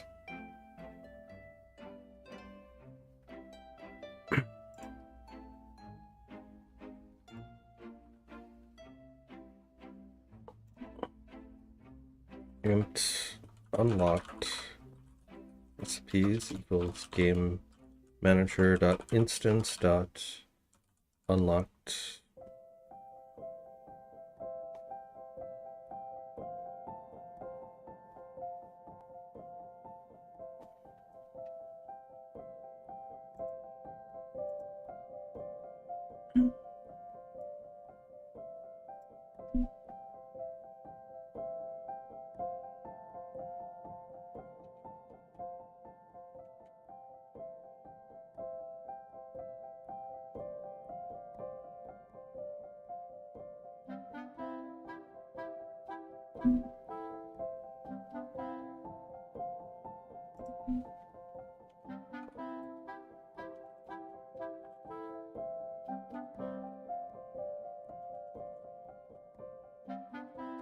int unlocked these count.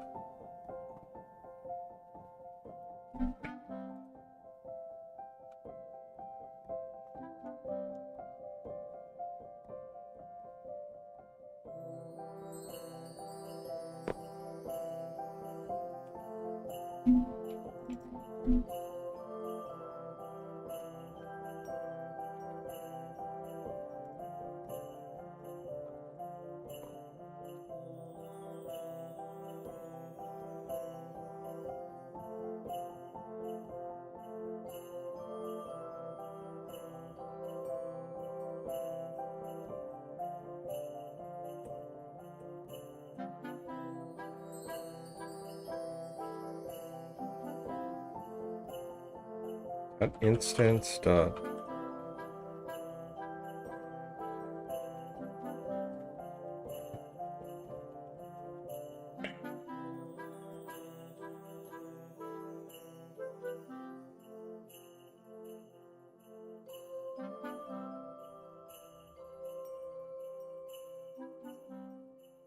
teams can basically be as big as you want for GMTK, or is there a limit? I don't know. It would depend on the rules, which I don't think he's posted that yet. Let's see.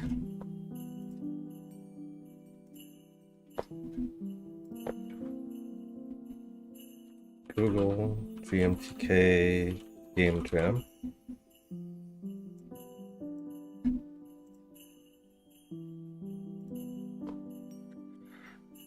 The GMTK Game Jam is an annual game-making event where thousands of developers get together to make a game in just one weekend. Thousands of games are submitted, blah, blah, blah, blah, blah.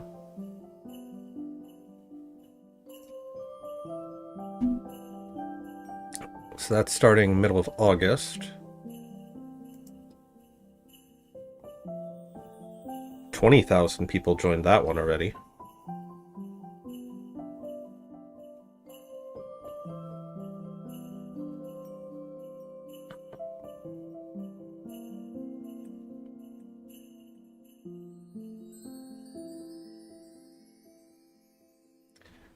It's open to anyone from anywhere.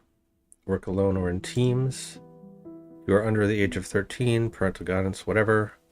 There's no limit on the number of people per team, and people can be in multiple teams. There you go.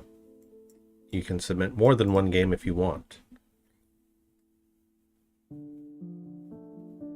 Let's make a digital game that is playable using a Windows PC with nothing more than keyboard or mouse. It should not require additional hardware. Okay. The game should be suitable for general audiences, so no strong language or offensive gore.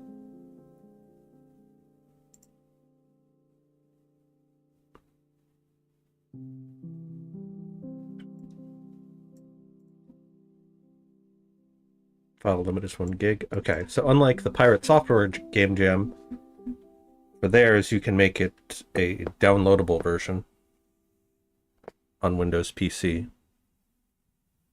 And they don't allow generative AI create any assets or code.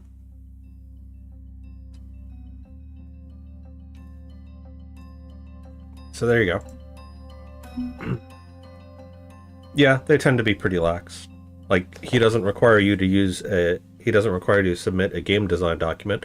I would argue maybe he doesn't necessarily know what game design documents are, or doesn't see the value in them.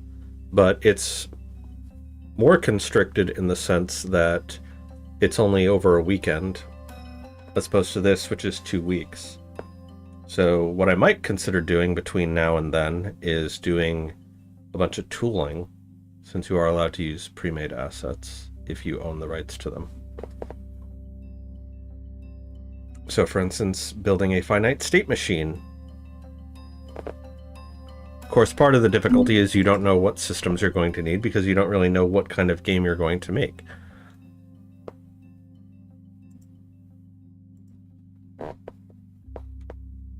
Equals.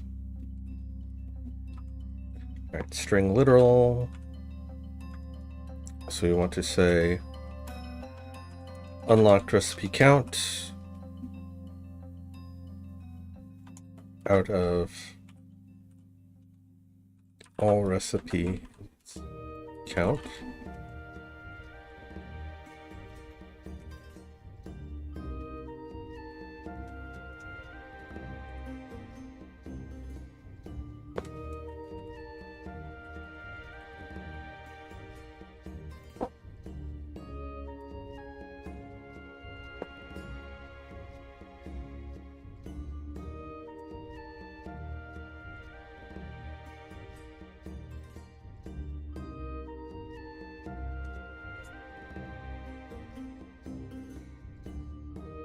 Let's just do this.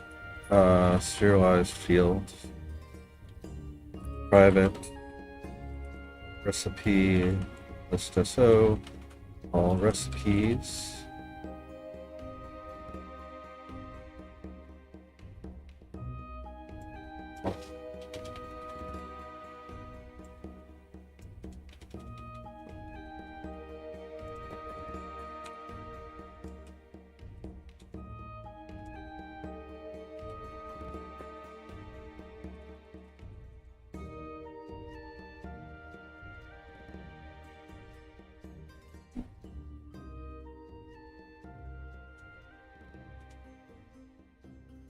Yeah, because the basic 6 don't really count for this.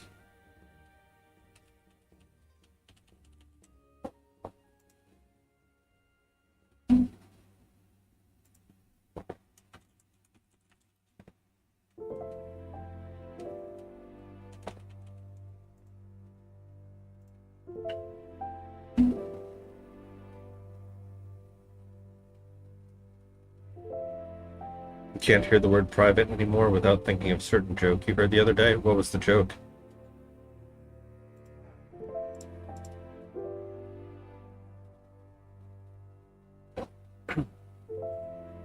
Also, I have pizza.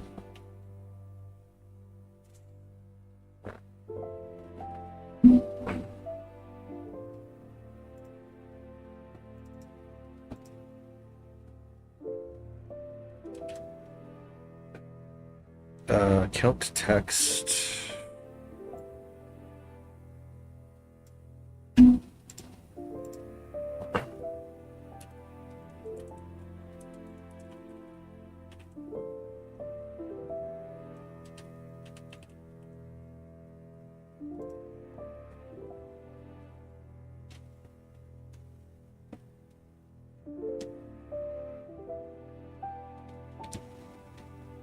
So now we get to watch our little spider friends spawn about and move about.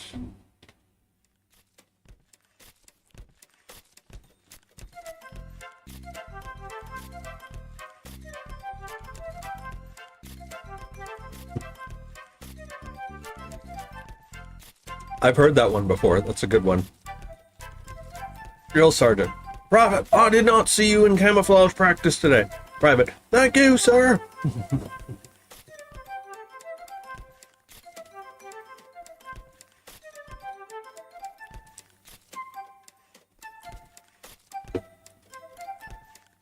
The little spiders here also act as a decent screensaver.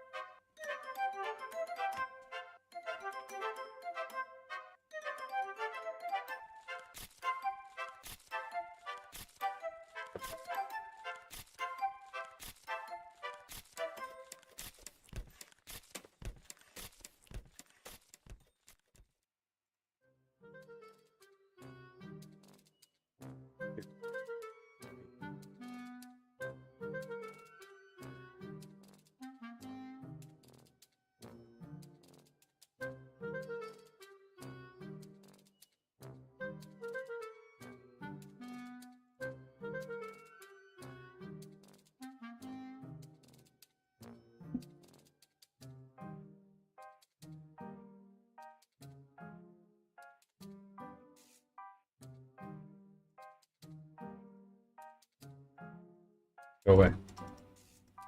Go away.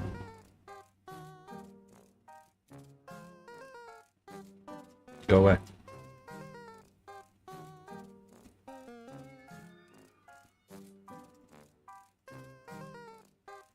Okay, that's kind of a problem.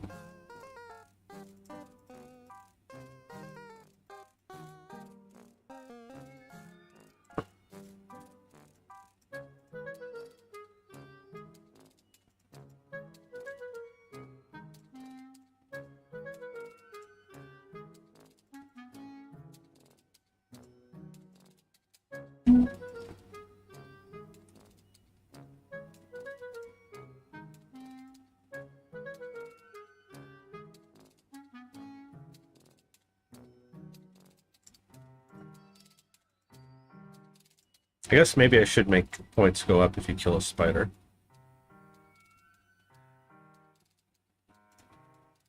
Oh yeah, something else. Cool. Watch this. I'll actually follow it if I drag it.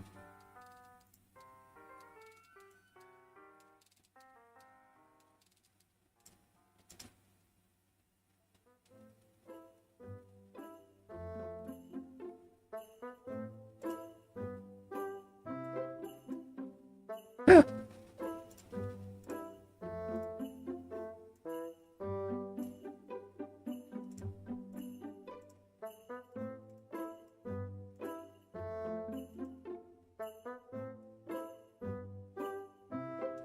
Um,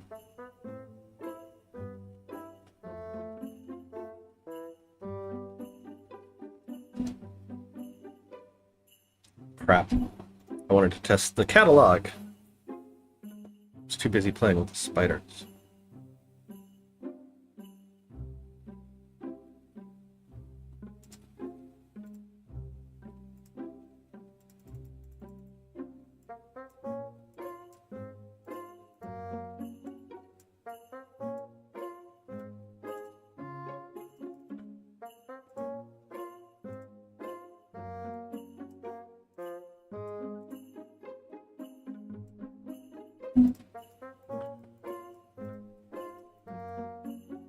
Yeah, that's gonna be a problem. Mhm. They're also spawning way too frequently.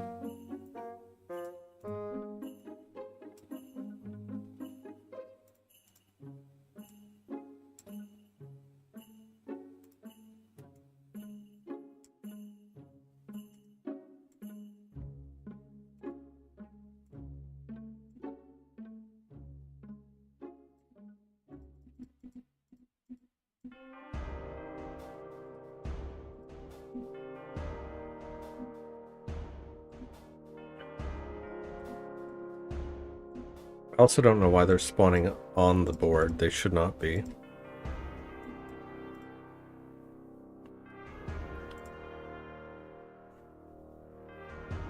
One, two, three, four, five, six, seven.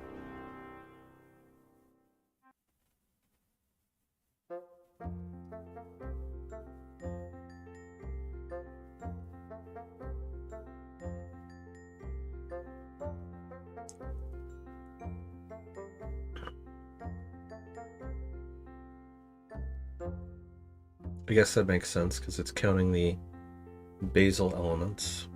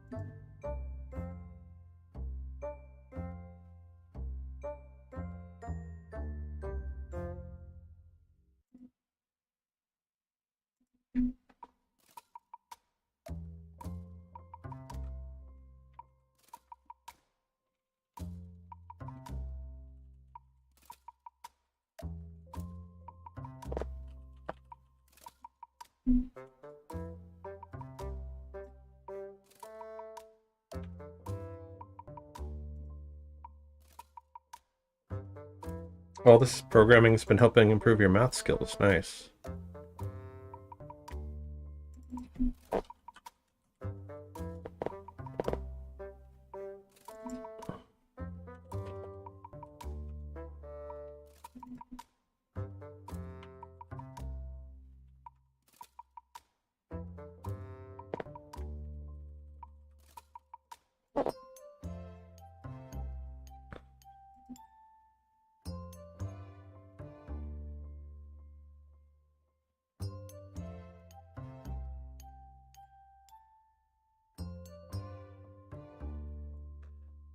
Something else we could do.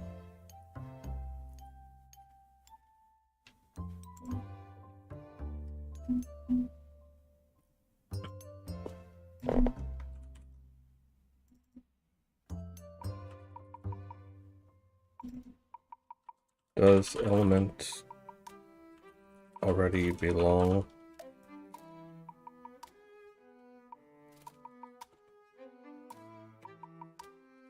Is element available?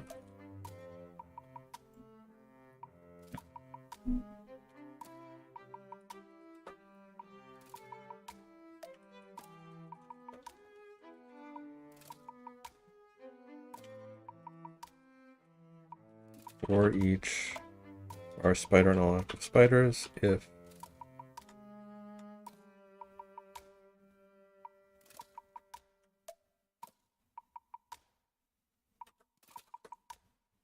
it's initialized and spider dot is active,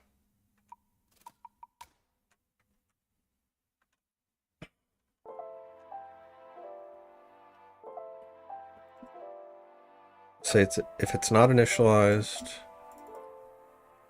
or it's not active,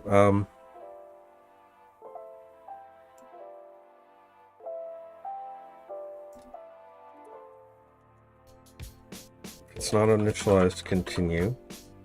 If spider dot is active and enabled, continue. If spider dot target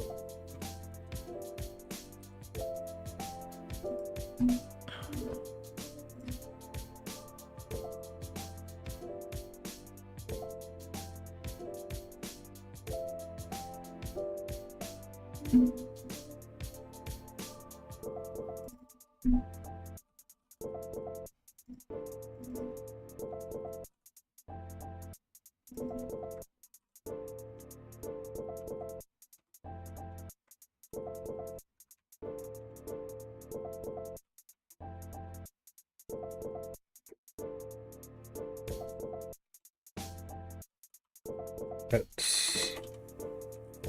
private set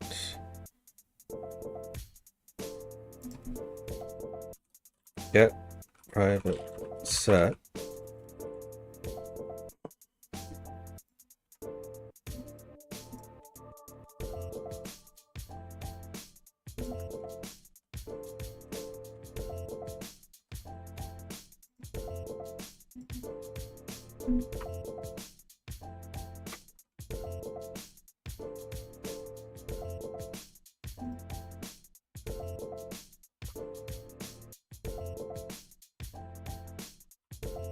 get private set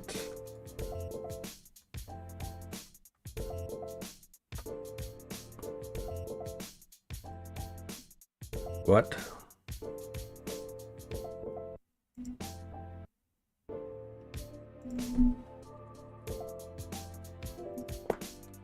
Okay. Then we want to say if spider.target element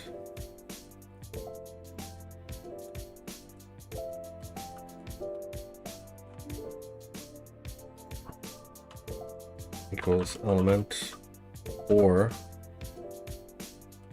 spider dot current element equals element turn false. So if some other spider has already claimed it, it is not available. Otherwise, turn true.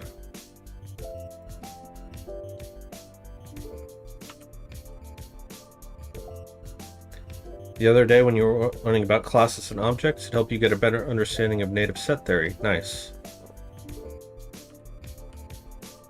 Yep, because of encapsulation.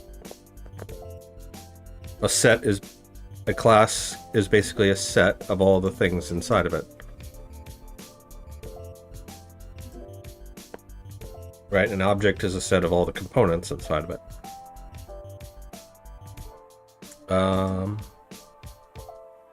Right, we have collections, right? A list is a set. Alright, so let's just run through this. So we're checking, is element available? By default it is available, but we're going to loop through all active spiders. I guess if it's in all active spiders, it is active and enabled. So if it is not initialized,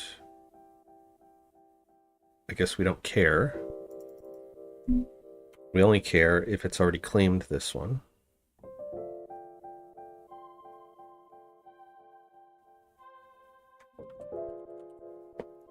So then go back to here.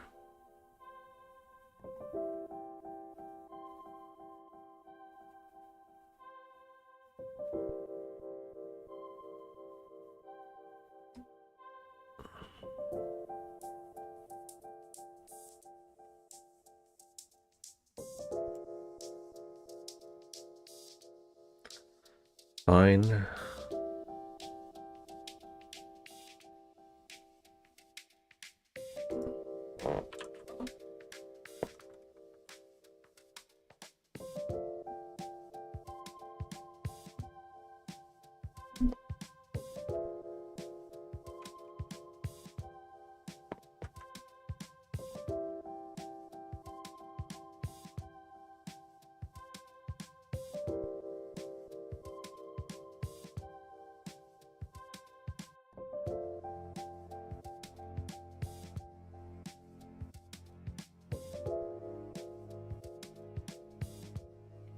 So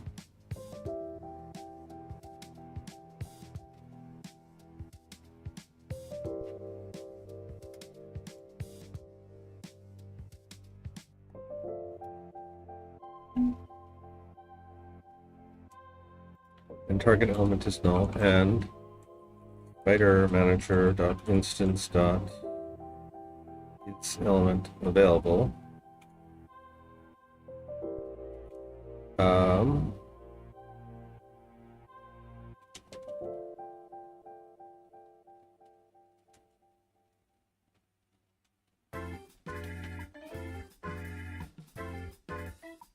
Out.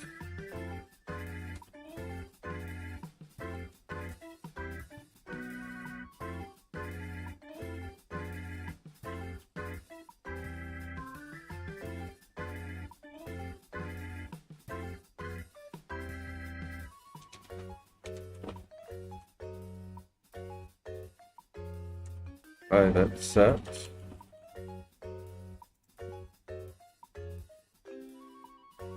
X colon S of X equals the set of all elements X, the property S of X. Yep.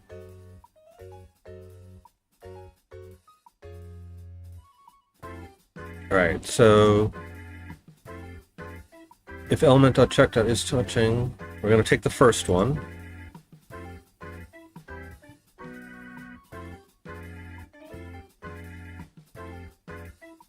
And going to say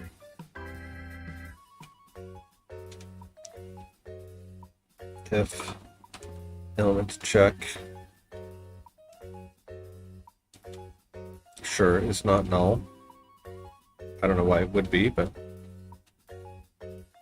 and element spider manager dot instance dot element available to check, yes, and then we're going to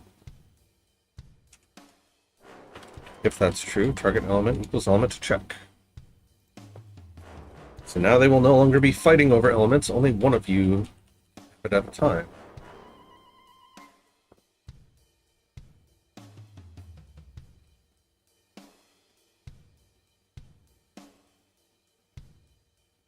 And just to make sure,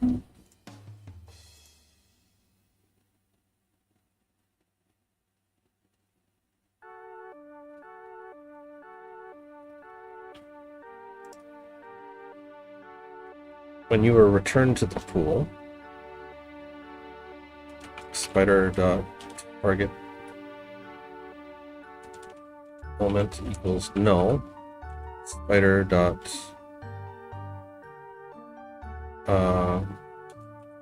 current element equals null. Why are you unhappy? Because it is private set.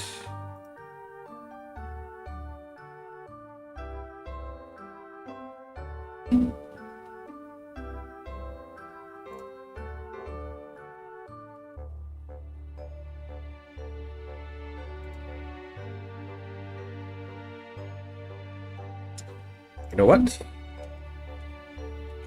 Public void clear. Target element equals null. Current element equals null.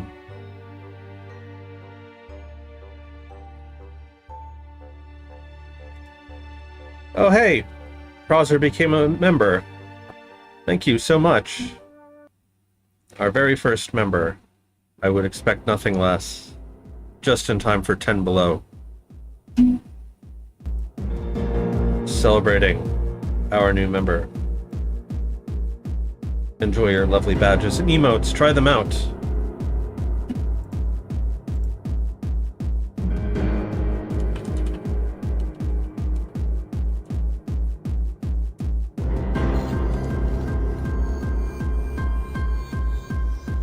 Smash the heart.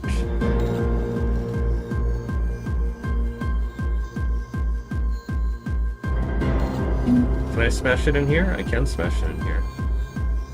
I guess I can't smash it in here.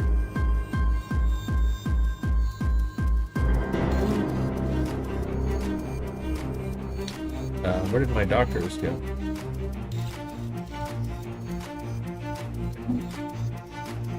Yep, you are the first one.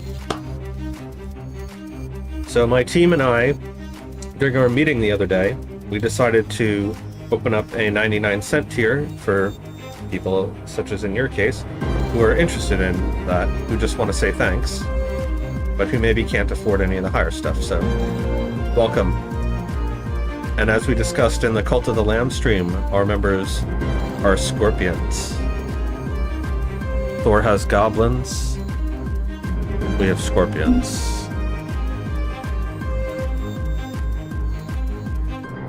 And then Dryden has the Bone Brigade.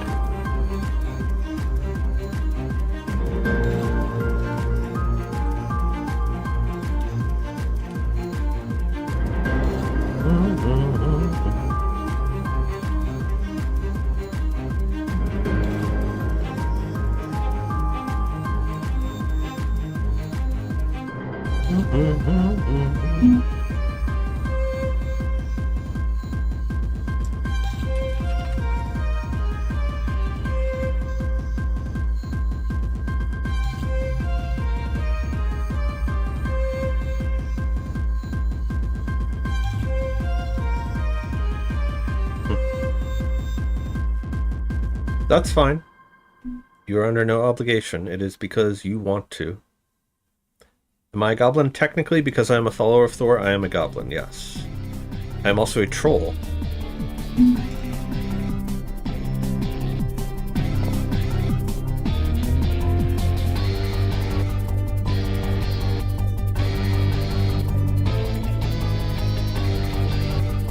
So that's my normal avatar, like you would see on Twitter or on my personal profile. It's basically Mina.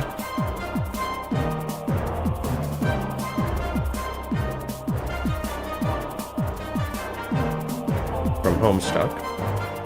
putting on a golden version of the Iron Throne, because of course Mina would not settle for anything as paltry as iron.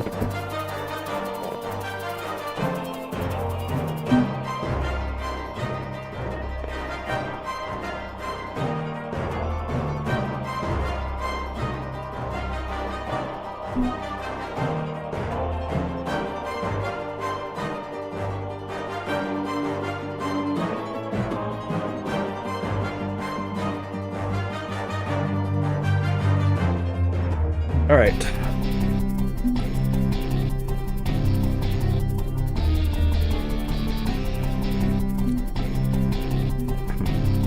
Oh yes. I just turned that up for that one song, and because we were partying. But yes, speaking of music, so now is actually a good time to, since our game is playable and it's not horrendous, I think now is a good time to implement music and sound effects. So this is going to be my first time playing with some of these assets. And we can also get maybe some work on some fonts.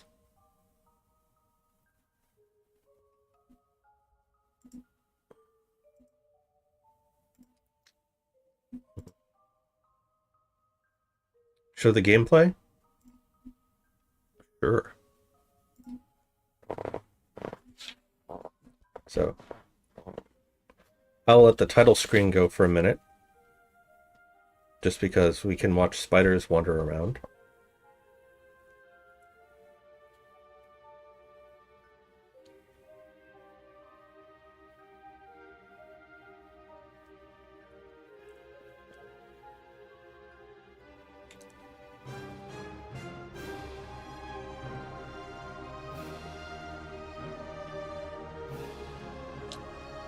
I'm not quite sure why some of them are shooting across like that, but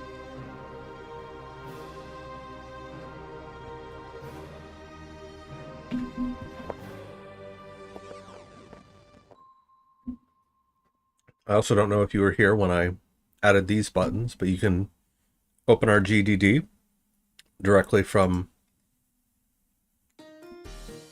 the game. All right, so if I go to Google, I'm going to click that.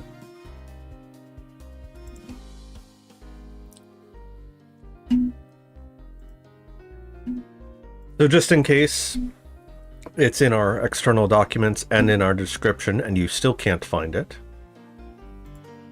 it will be there. You can also go to the circuit website or to our support pages. I was saying before how if you're a game designer, you should have marketing stuff at least in your title page. And so, right, I disabled that.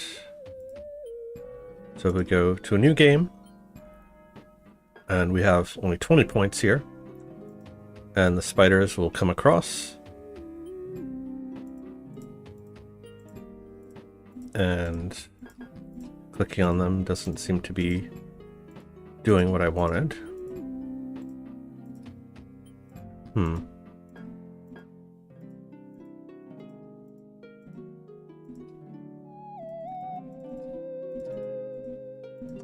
Interesting.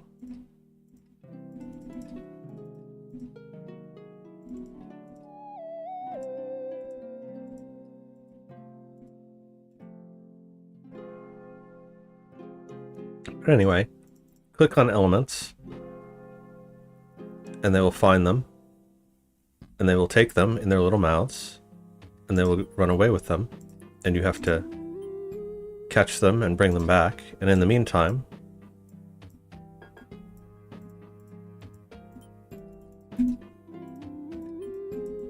all right, that is kind of buggy, so we need to fix that.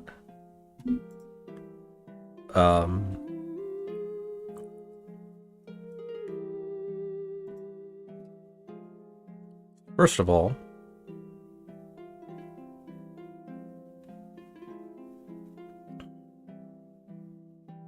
when you drop the thing,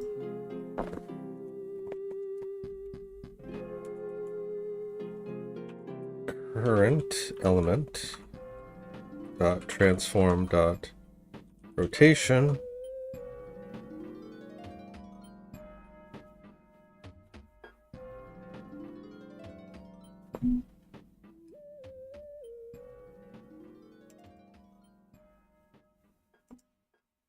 what?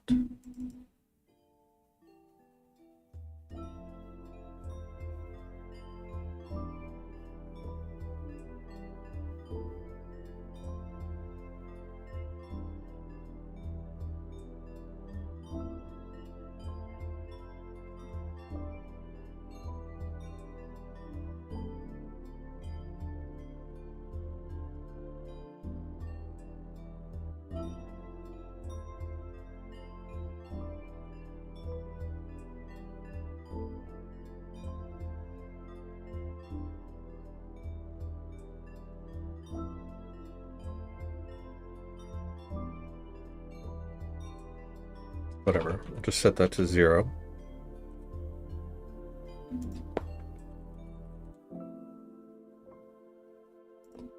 And current element dot transform dot scale dot local scale equals vector 3.1. Sure.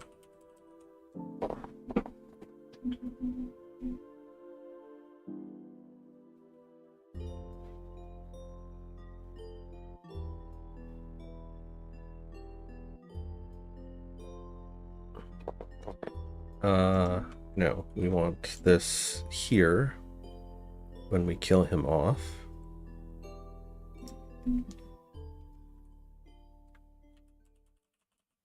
So when it resets,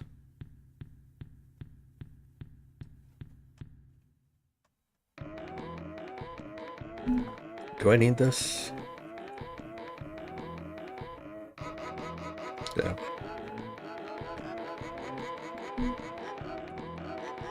Okay. So still issues with your spawning and your AI.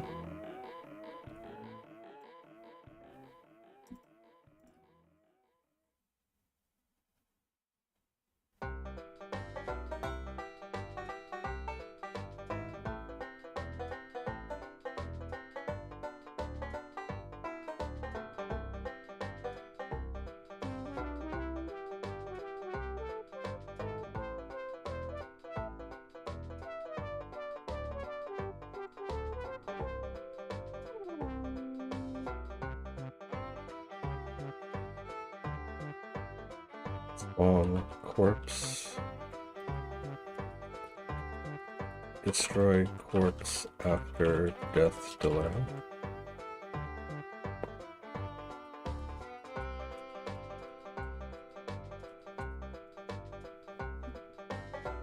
Yep. There you go, little circuit emojis. She's doing the note-taking emoji.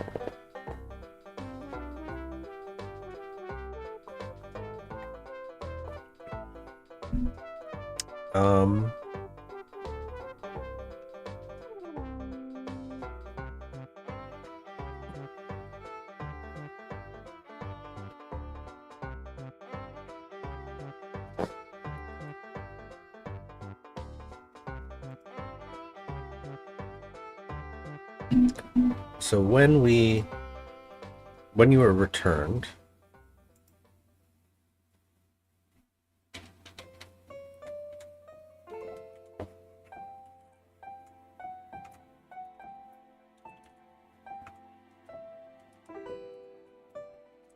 it's to make sure you're not on the board.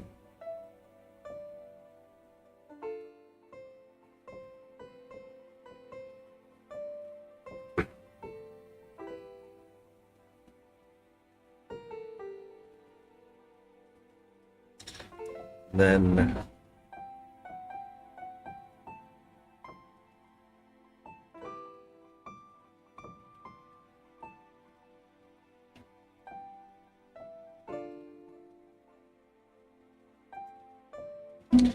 there's an issue with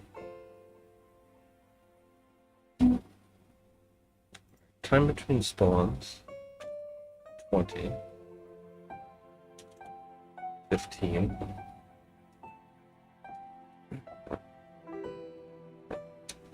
The emojis are small. Can't tell she's doing the note-taking thing.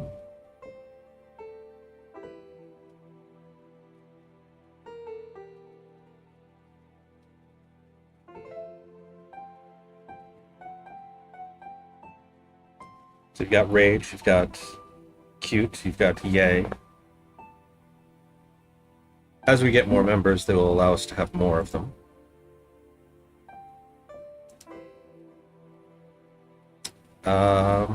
Right. I was saying that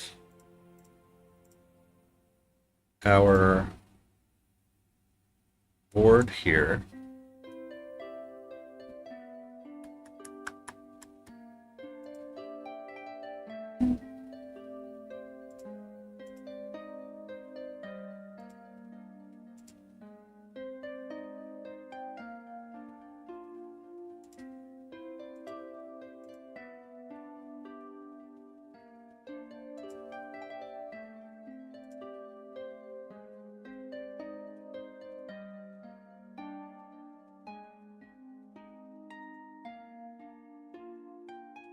right, because we don't want that blocking.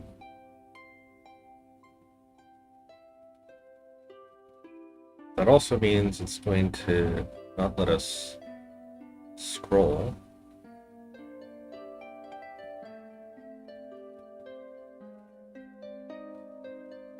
Alright, I will take that under advisement and maybe try to make them a little bigger.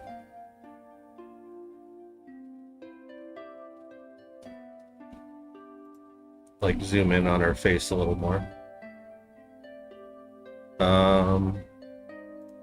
Let's just see if this completely screws up my UI scroll bar.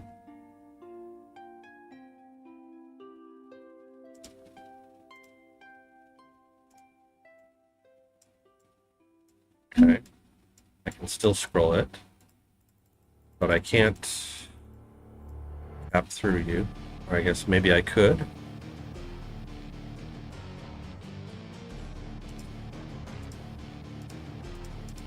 No.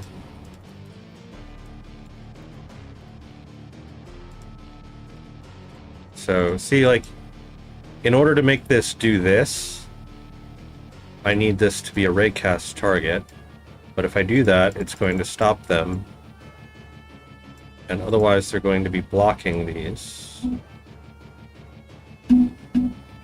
Excuse me. And I want them under my buttons. I guess I can make them over the buttons. Right, like, they're supposed to be annoying.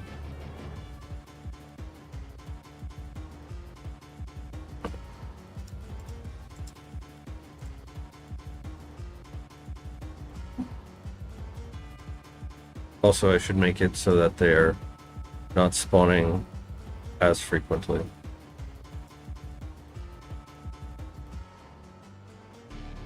What do you think, chat? Should I make them spawn over the buttons, or should I try to find another workaround for it?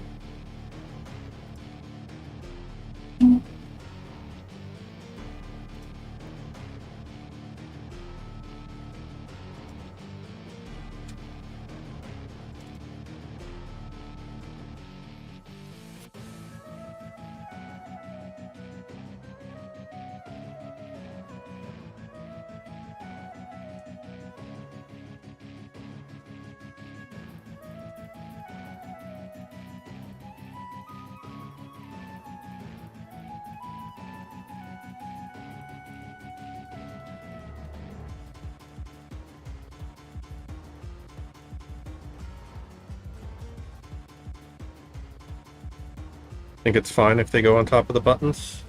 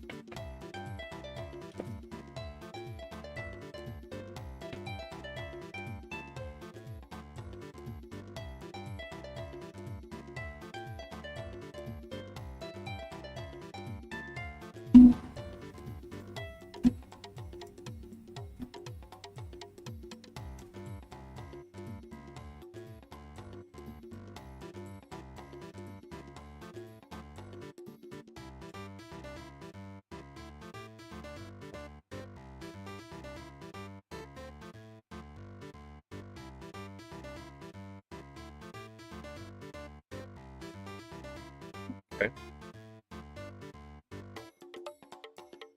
Hopefully that didn't screw up a bunch of stuff.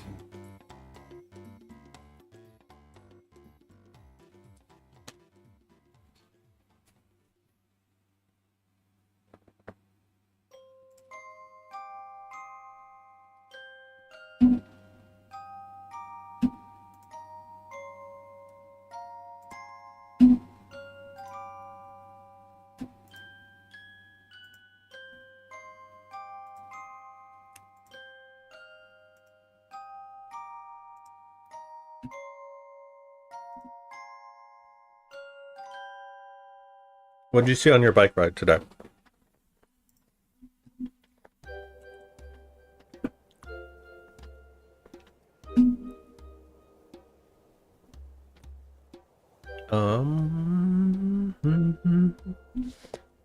We also don't need these anymore.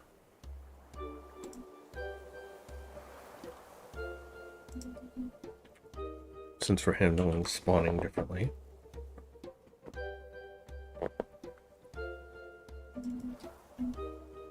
And we also don't need them here.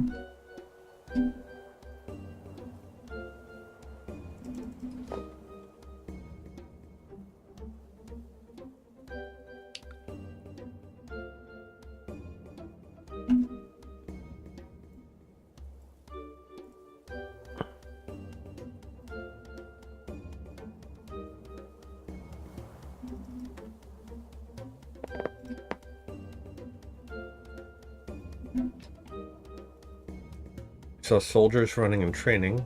They train hard to serve for the country, for the people. Sometimes we forget we appreciate them. Yeah.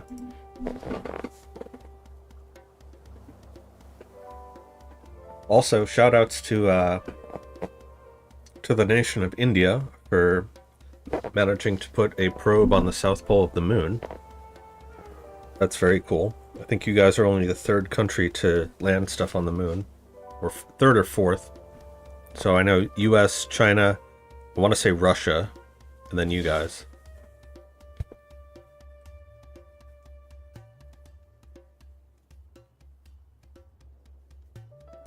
I think they were also in coordination with Johns Hopkins University.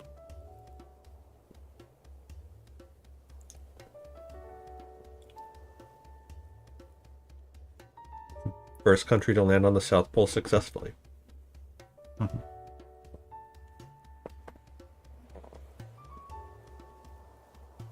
Alright, no more pizza.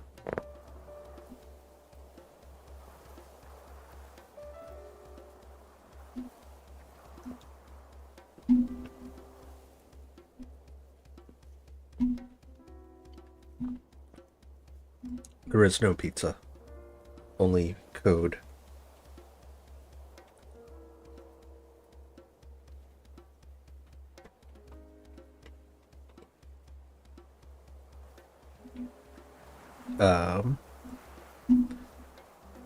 Make sure it's not going over these guys. Okay. So it's going under those ones. That's good.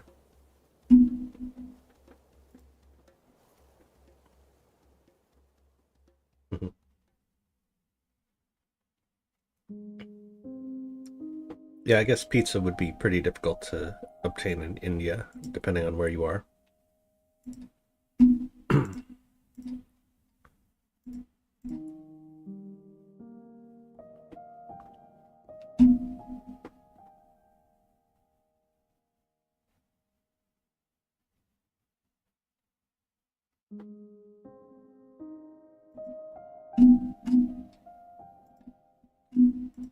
Change that.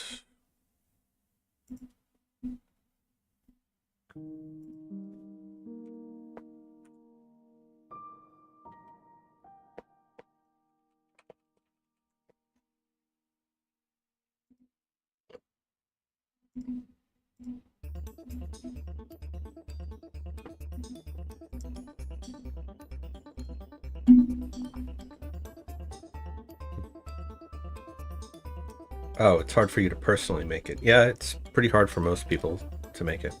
Unless you've worked in the industry or you're a chef or something.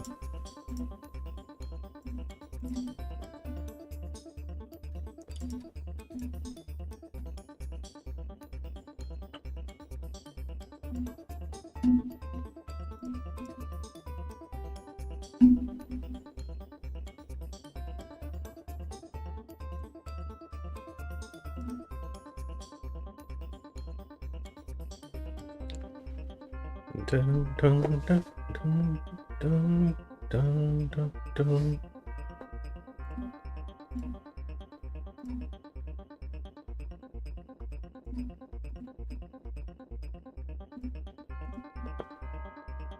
I guess I should put like the 6 main icons there to indicate that you've also unlocked those.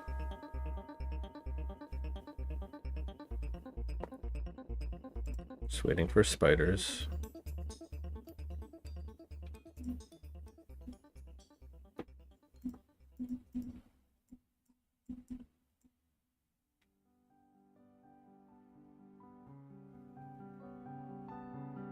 Right, so now you're following that.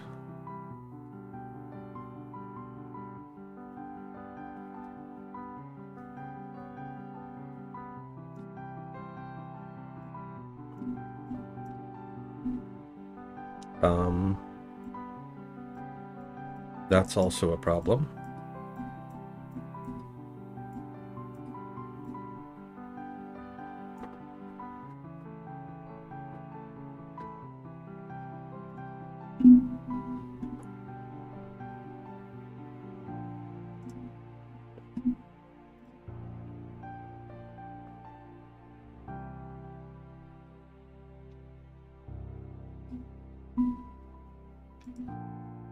Hmm.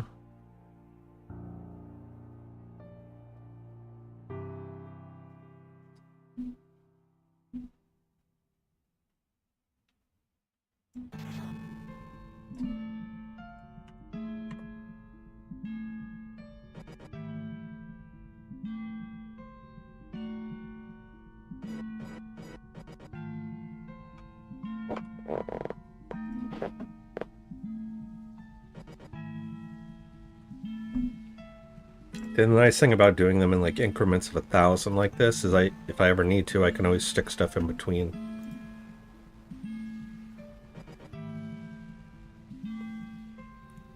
Serve under a monk/saint, so you're not allowed to eat onion and garlic. You have not eaten onion and garlic in over a year, and pizzas have that in their sauce and all.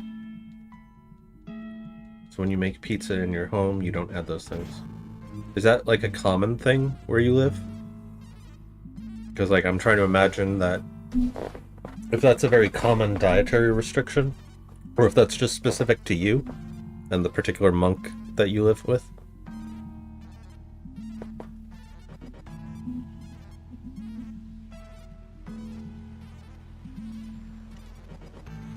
Because like if it was a common thing, then I could see businesses around you opening up that cater to that particular dietary need, like how here, you know, people have like kosher and halal foods.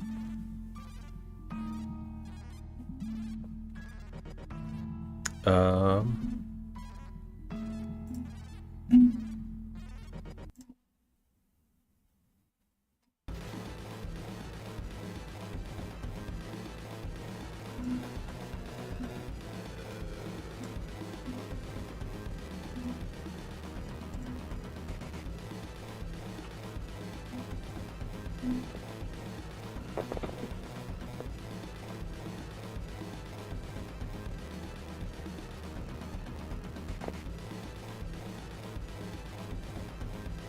Alright, so now I should be able to still grab them.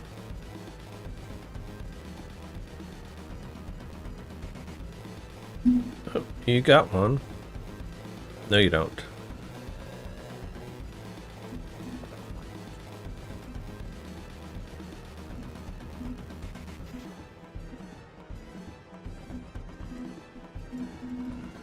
Oh, interesting.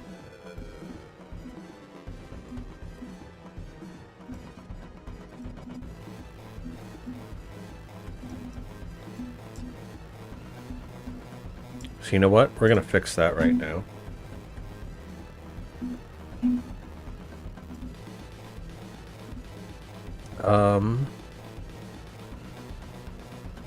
element.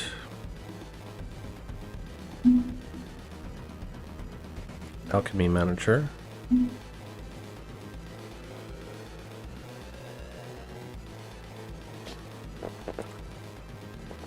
Points manager. Cost -1.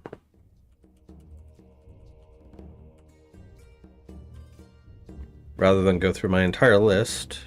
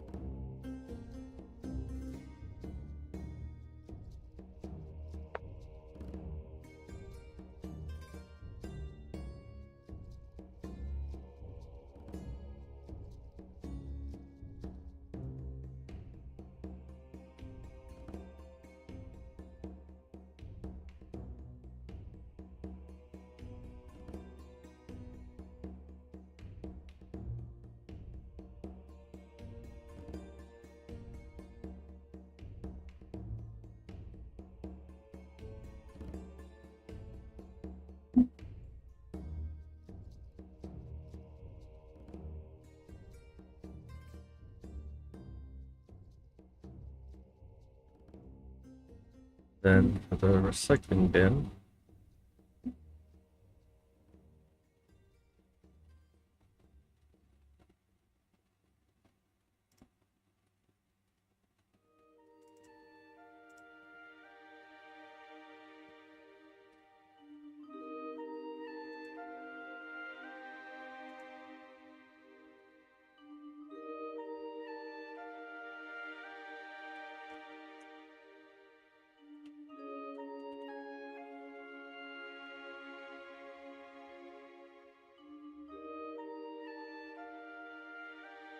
it's not that common. It's specific to you. People don't do that generally, and not in that particular monk. All Hindu monks have that rule. Not all Hindu monks have that rule. Nearly all restaurants use okay. Is there a particular reason why you're not allowed to eat onion and garlic? Because normally those are pretty healthy foods. Normally that's one of the few things that monks are allowed to eat.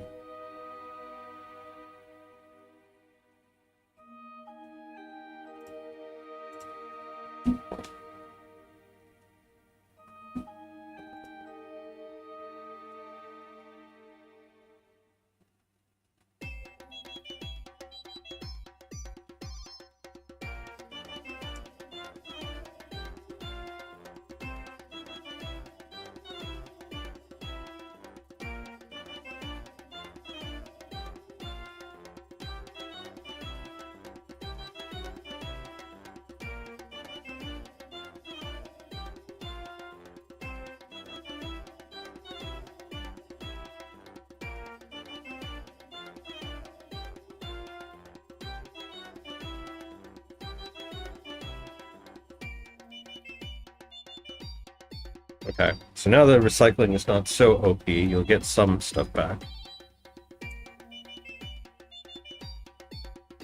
And then we also want to make it so that you kill a spider, you get a point.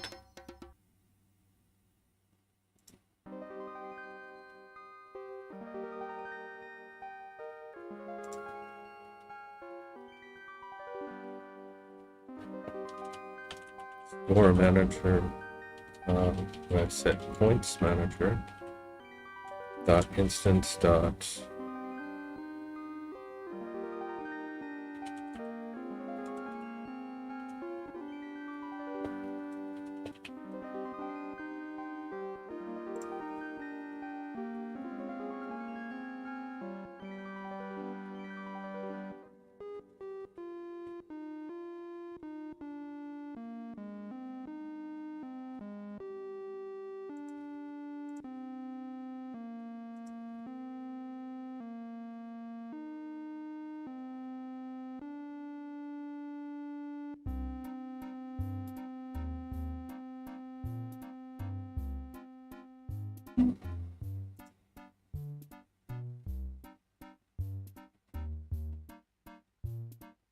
Yeah, I should use this.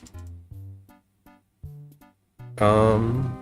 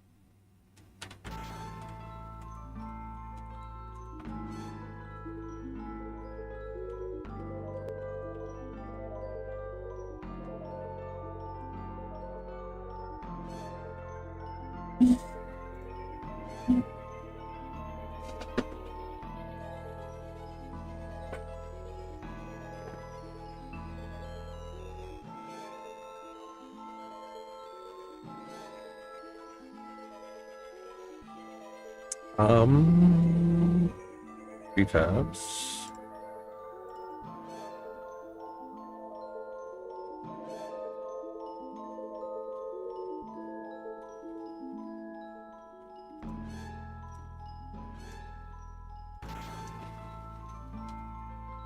I do like that you can just manually trigger that.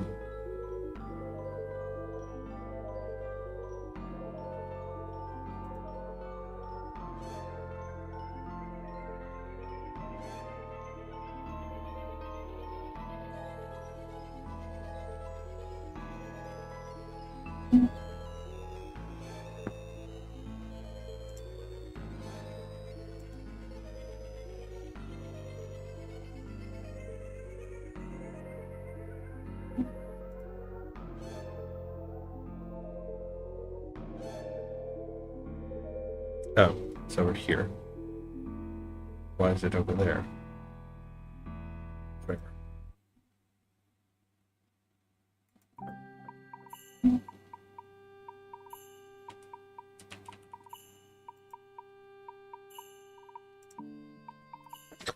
All right. Check this.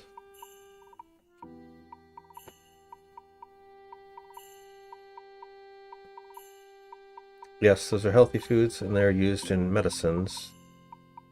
The smell and essence is strong, so it's hard to focus and meditate. What if you were to make it a meditation that you try to focus even in spite of that? That seems like it would require more discipline.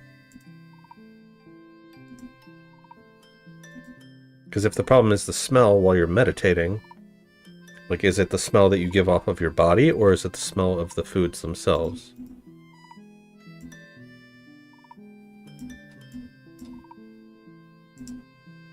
Alright, cool. We can click spiders and they'll get us points now, too.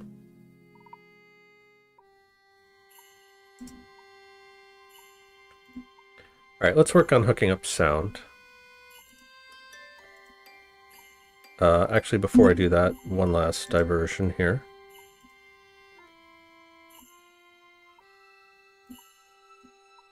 Just because I said I should do this.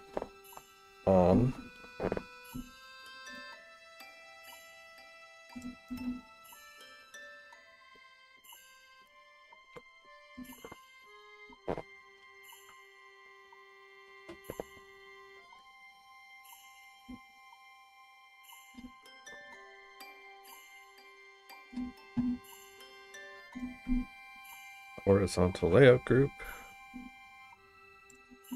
Image.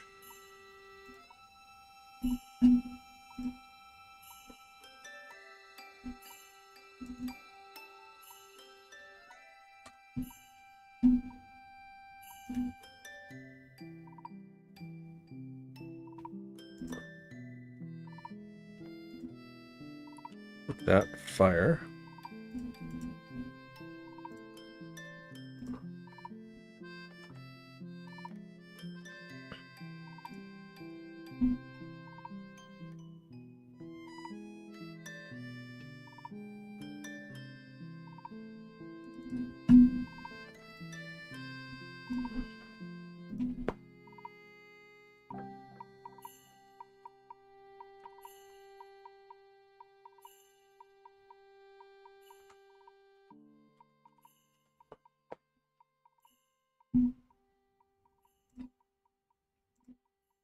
One, two, three, 4, 5, 6.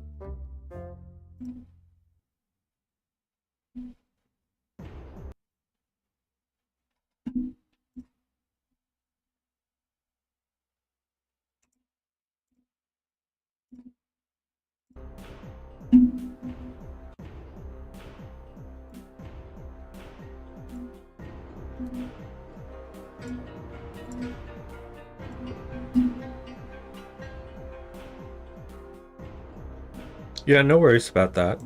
Again, you volunteered for this, so I'm not expecting anything in that regards. But yeah, go get some food.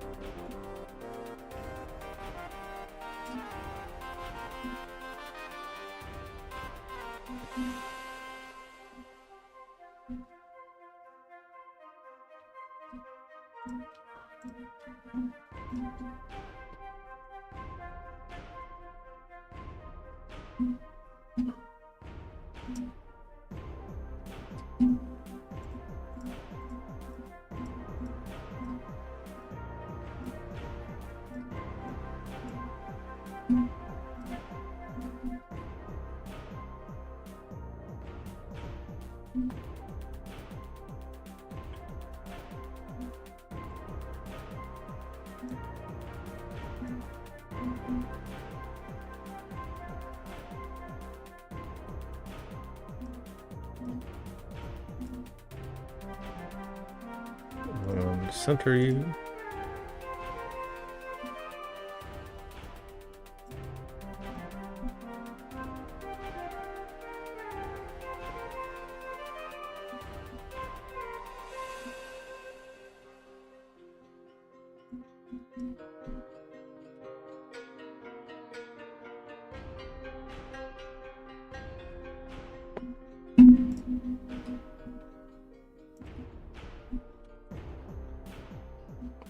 Air.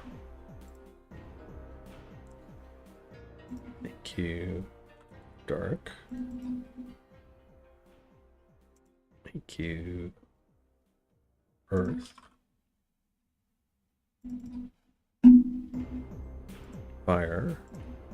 Light.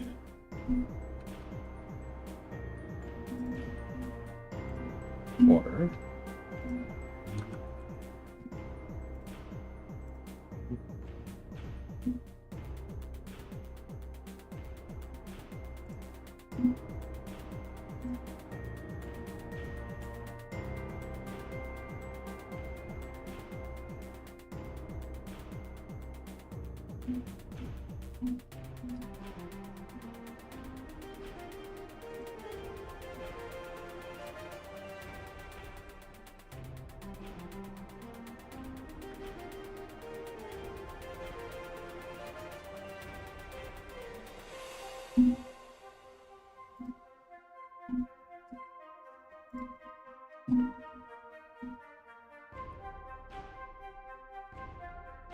Bring that up closer to there.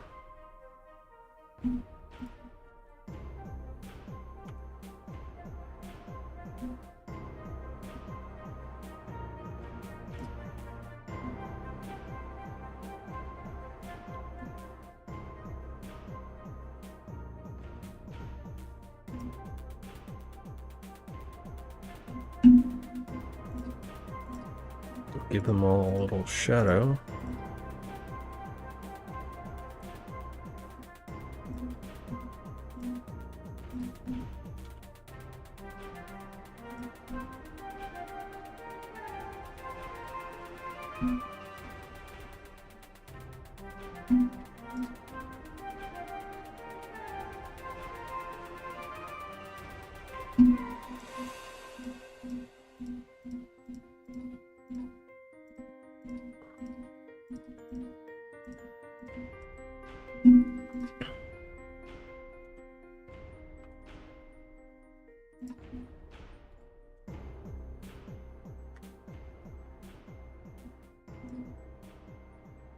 Alright, just so they stand out a little bit in the background, and we'll see how that looks. Unlock something.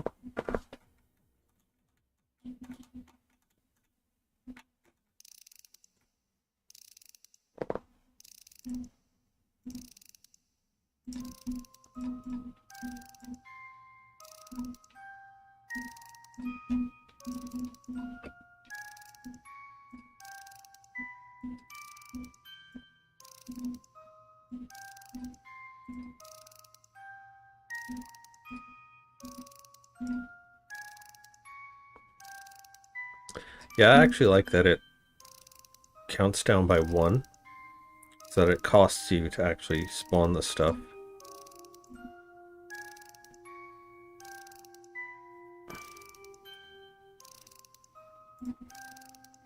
And yeah, I think that looks fine up there. Maybe bring the padding down a little bit.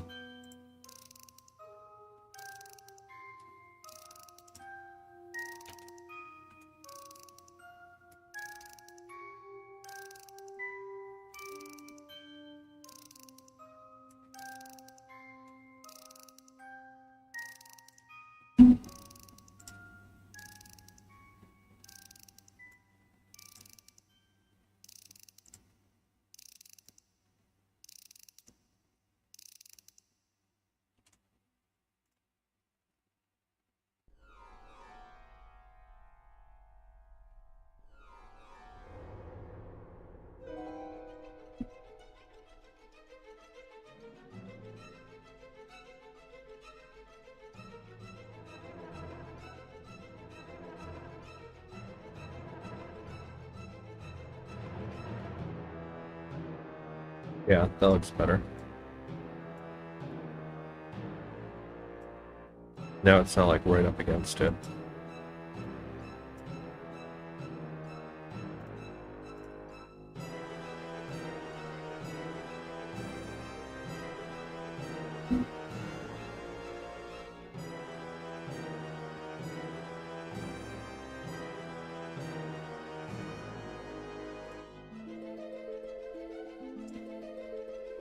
Yeah, so it shows the 6 that are unlocked. And let's put tooltips on them.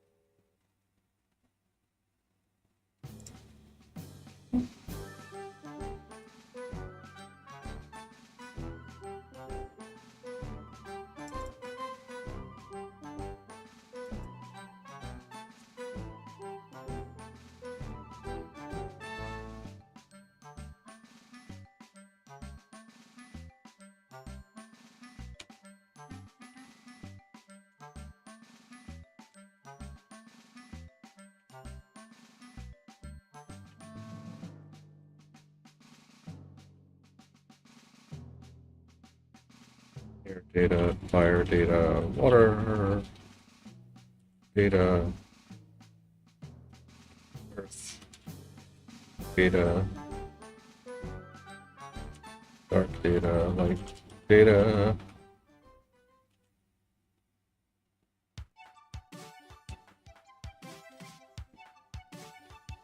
Tooltip.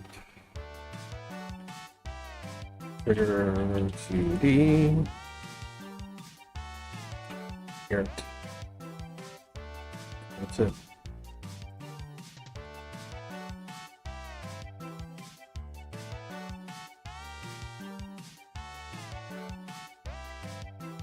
Fire. Water tooltip. Earth tooltip. Dark tooltip. Hey, Agent. Game is going well. We got enemy AIs kind of working. Enough that it makes for interesting gameplay.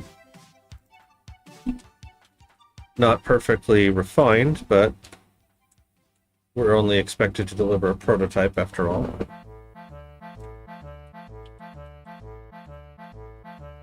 Alright, so private void starts. Air tooltip dot title text equals air data dot display name plus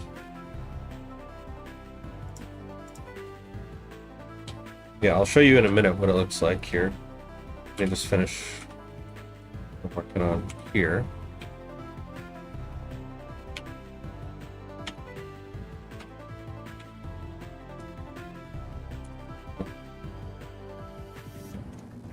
Team was stressing about incompletion. Tried to tell them we already won by joining and going through with something. Yep. If you learned something from it, if you built teamwork, if you managed to create at least, if not a full game, then at least some useful tools. So for instance, in this, the things that I used to mass generate all of those elements and recipes, that's a tool that I could take into other projects. So if you build tools that you can take into other projects, that's a win. Should see if you can find someone to teach you how to use a screen reader. Your eyes get so fatigued from coding, maybe someone in the Programming United server can point you towards some resources. You mean like text-to-speech kind of thing?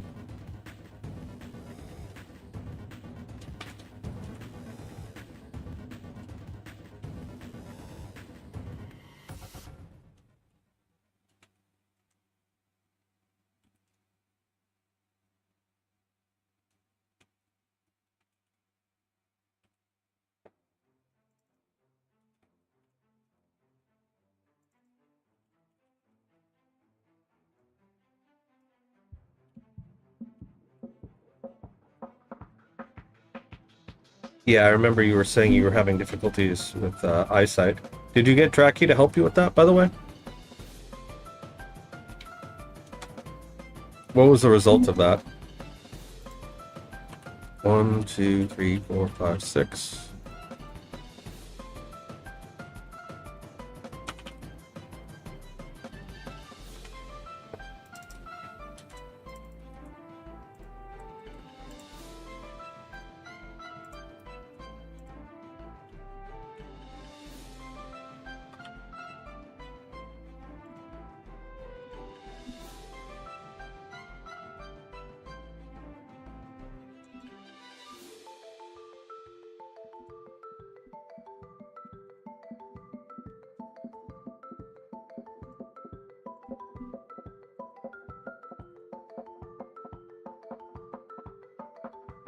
No? I thought I saw you guys talking about that with your password reset and all.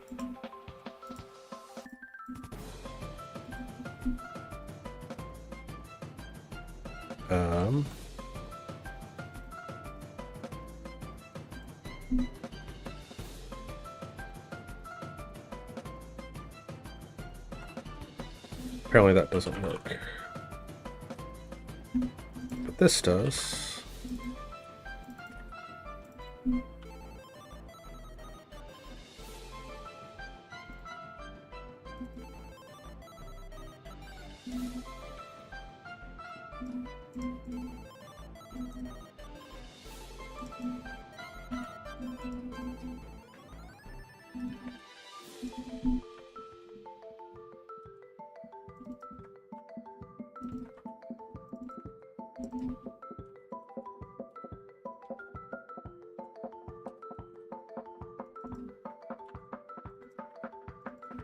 You can tell I'm a little bit panicked at the moment as well about crunch time, just because I'm doing a bunch of hacky stuff manually rather than taking the time to do it automated with recursion.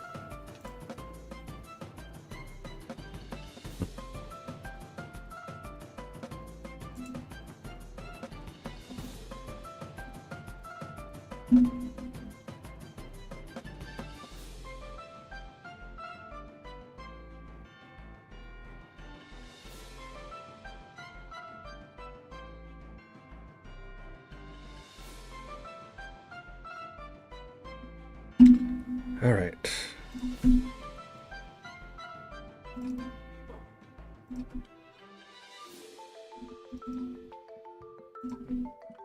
So like I could have just done this with the starter list I had, now that I think about it.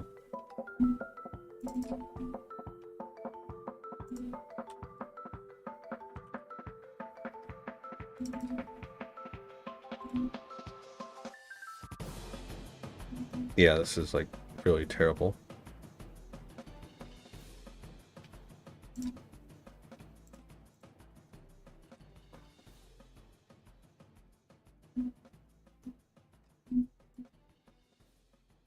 Alright, so air, dark,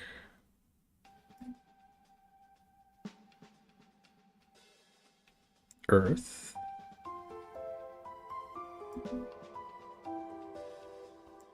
fire, light, water. And let's also name these, so we never have to do that again.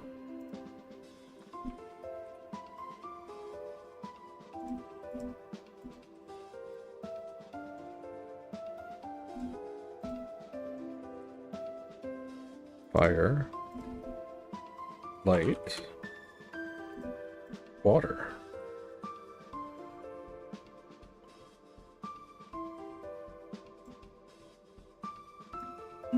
Okay.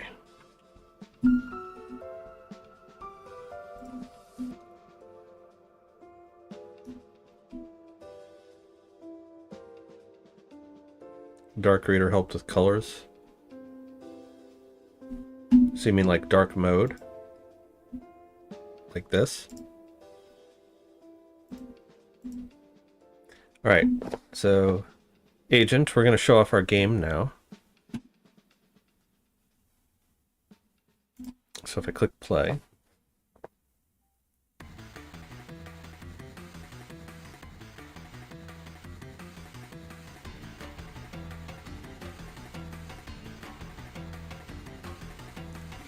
and so actually we're going to wait a second here, because you'll see I have little critters that spawn.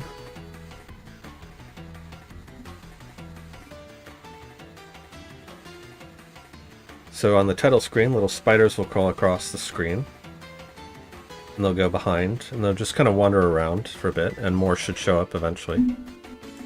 And I can click them.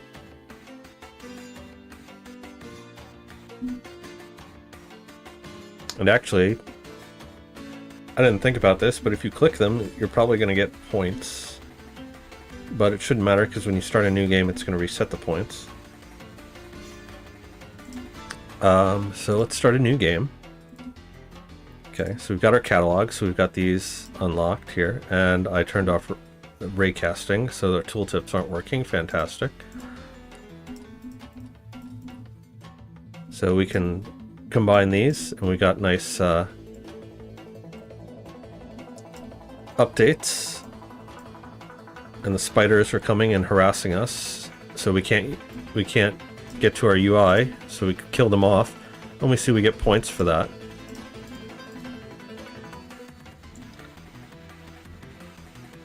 And so, like, as they detect them, they'll follow them around. So if I put that down, he'll go towards it until it's destroyed.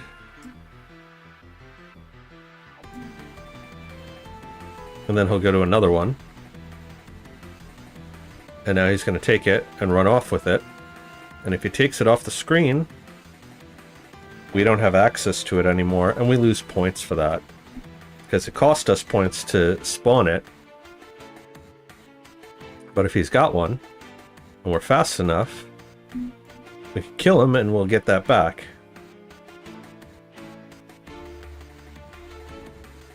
So let's just wait for him to do that again.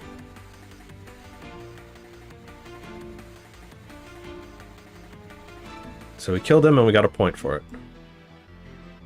And keep an eye on our points here. We're at 23. So if I make something, we get nothing for that. So if I do... So we're at 20 now. So I recycled those and I got a little bit back.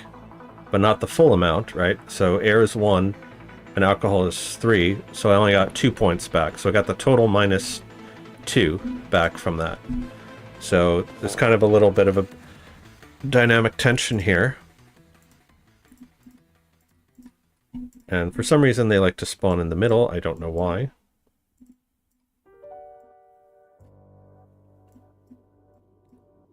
So we got to kind of be careful, because if we get down to 0 points and there's nothing on the board,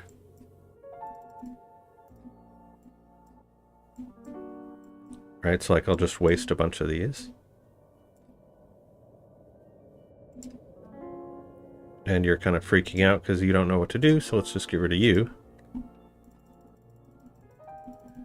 Like, let's say I trash all of those. Oh yeah, also notice that as if we don't have enough points, we can't spawn certain things. It'll just gray out. Right? So if I recycle them, I get 1 less point than what its cost is. And so if I run out of points, say I do that, and there's nothing on the board, then it's game over. You ran out of points and can't weave any more spells. Click to start a new game. So click a new game.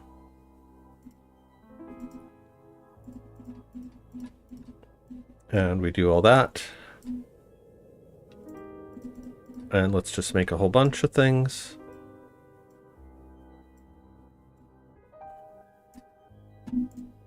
Let's kill some spiders. I didn't mean to make void.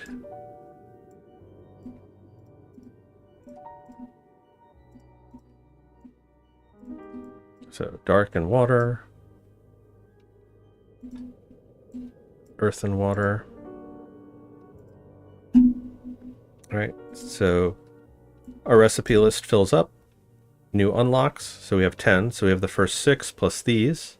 And we can hover over, and while this is open, the game is paused, so we don't have to worry about the spiders. And if I go and I quit the game, and I can come back,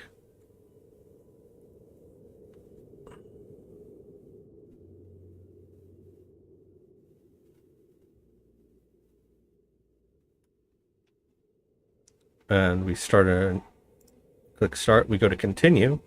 So if we have some saved data, see, it's got all the stuff that we already unlocked. And it's got our original point value as well. And we can get hints. So it's saying try to combine fire with water. Okay, so we do that one. And now try combining alcohol with earth.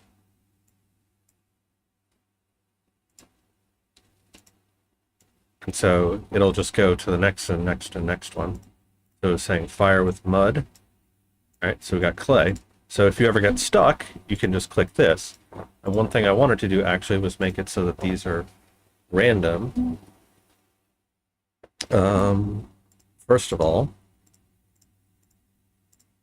let us turn these back on as raycast targets. Second of all, let's get some music back going.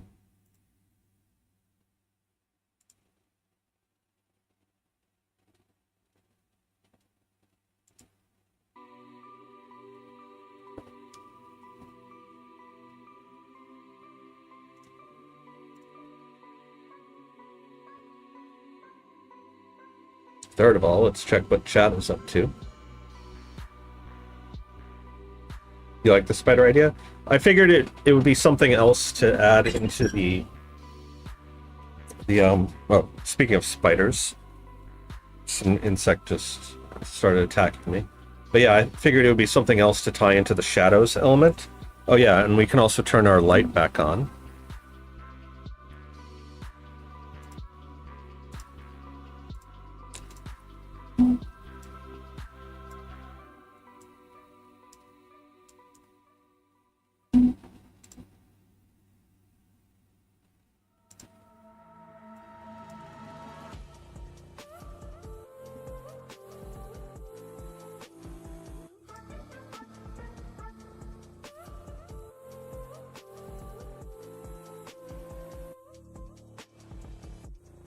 So now if I come over here,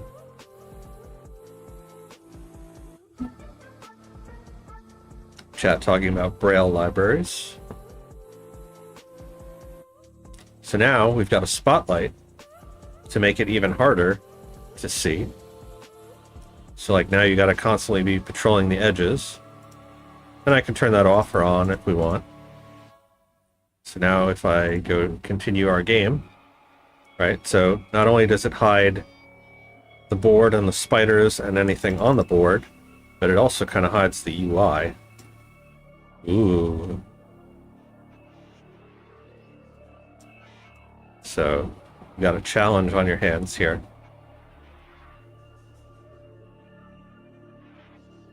So now we got to wait for spiders to show up.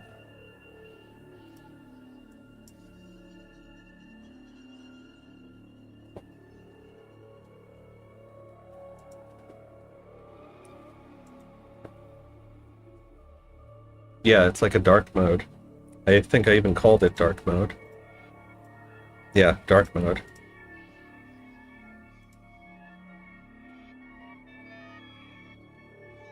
And here he comes.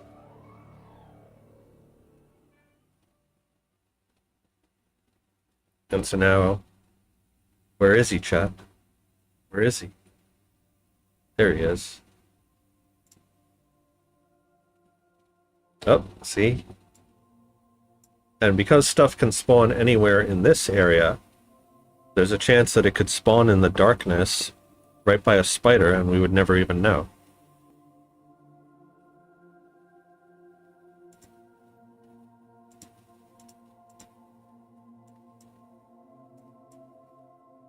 Anyway, get rid of you. Yes, so now these are working.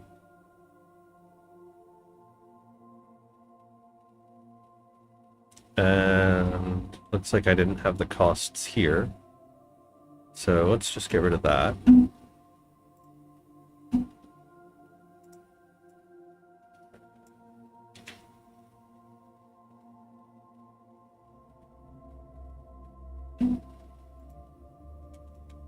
fact, let's just get rid of all these string literals.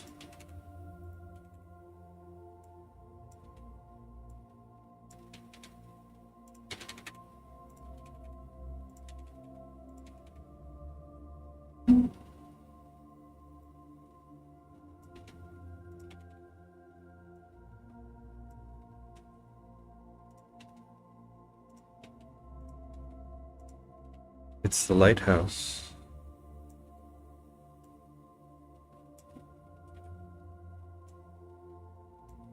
The holy vibes of the sacred light.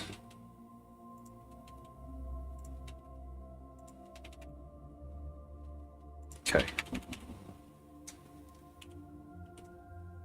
hacky bullshit out of here.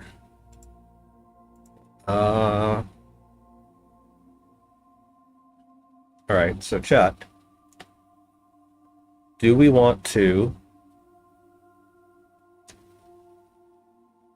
give more spider variants, right? Because we made a scorpion. So I could hook that up. Or we could do sound effects and music. What do you think?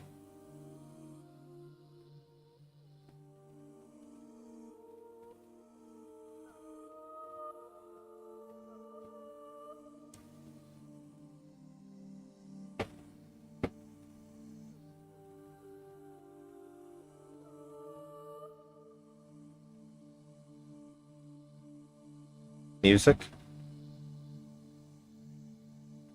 One vote for music.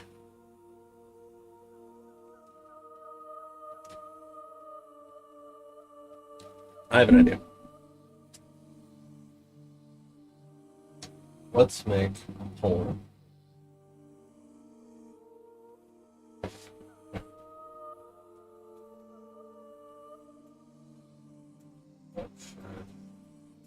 Yes. Spider variants for sound effects and music.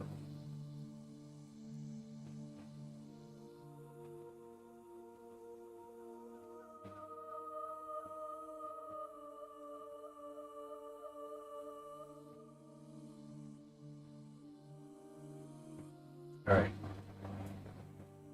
So I'm going to set a poll there, and I will be back in a second, so I can just use the bathroom, and that'll give you time to vote, and then I will see what your results are when we get back.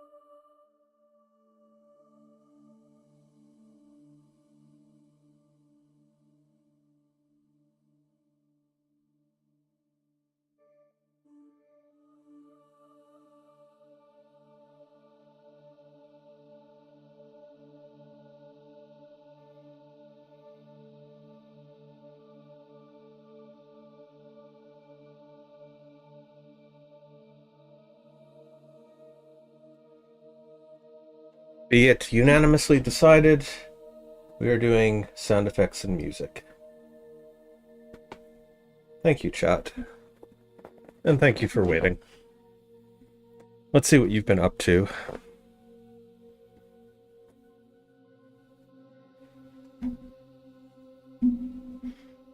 Talking about coding.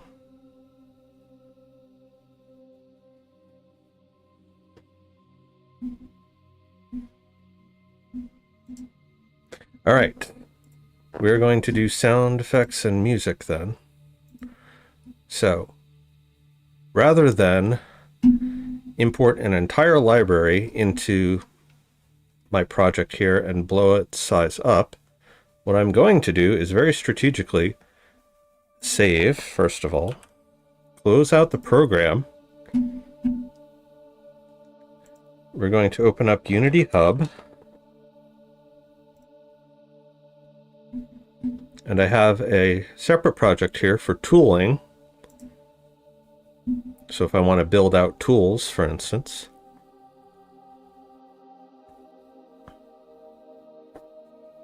Basically just a placeholder experimental folder. So we're going to open that up, and I'm going to import all of my sound effects and music libraries into that. And then we're going to pour through them and see if there's any interesting things that we need. Excuse me. So while this is loading up, rather than have you sit here and watch a loading bar, let us go back to our... Oh, well, I guess that was quick. So what I was going to say is, and we can still do this because this is still important.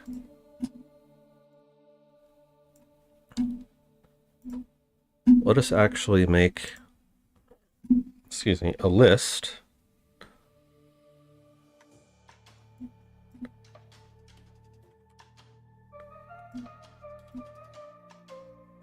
of music and sound effects that we need.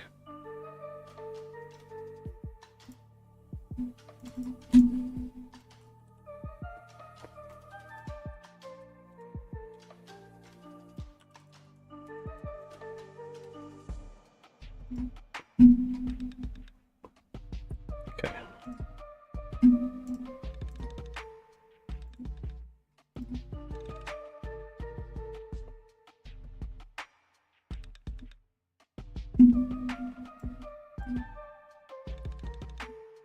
And you guys can help with this as well if there's anything that you think that we should add. So, title screen music, background music,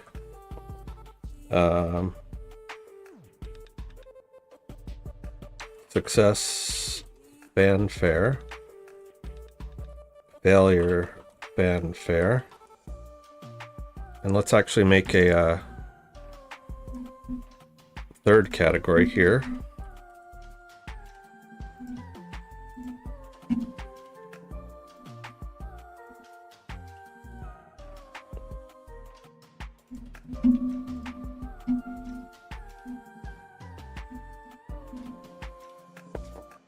Right, so this will trigger when something good happens. This will trigger when, so like when our elements combine, ones that'll when they fail to combine. Achievement unlocked. Right, so when we unlock a new element.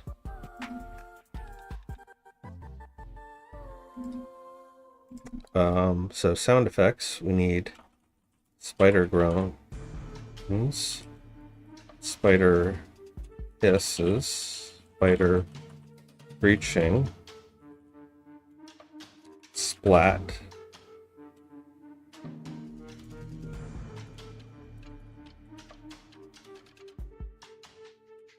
spider shrieking death,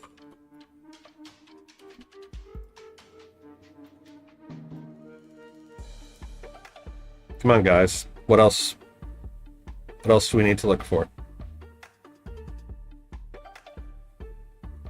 The more we can figure out in our plan here, the better.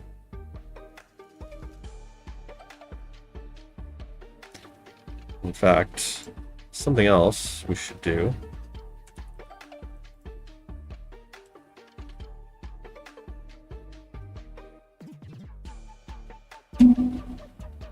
under game mechanics.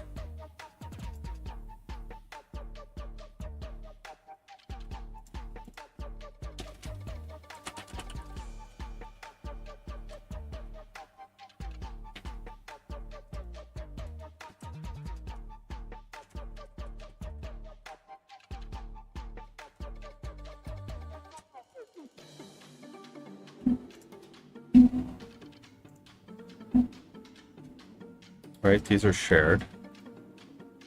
Yes. Anyone can view it, that's fine, that's what I want.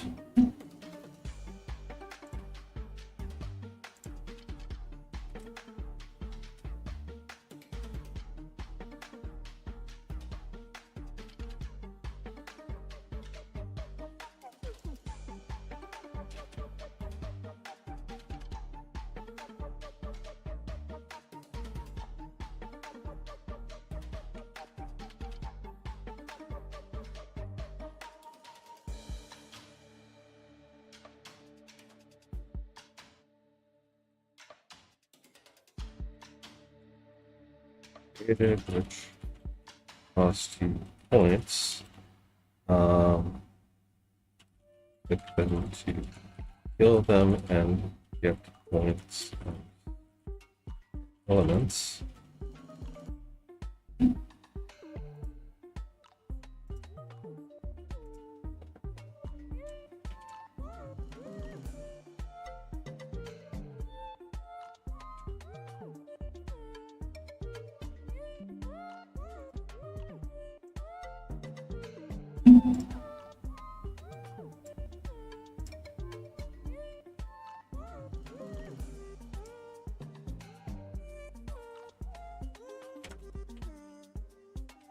A veil of darkness covers the board, making it difficult to see them in time before they escape with their prizes.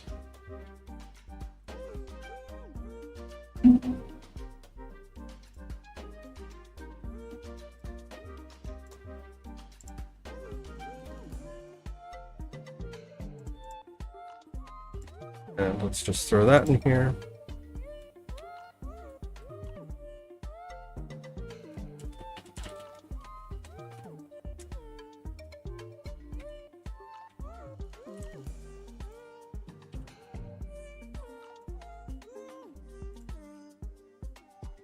All right, let's go back to our list.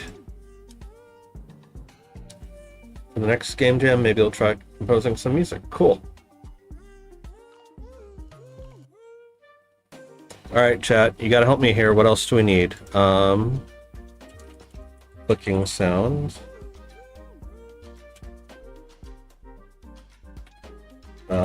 Button clicked sound. Menu closed swoosh sound. Menu open page wrap sound.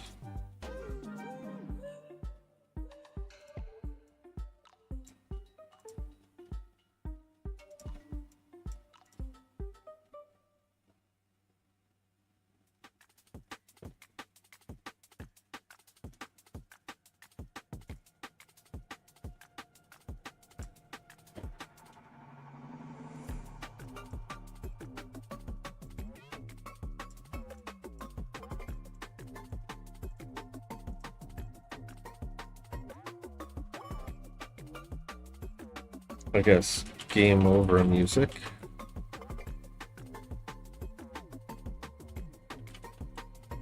Womp womp.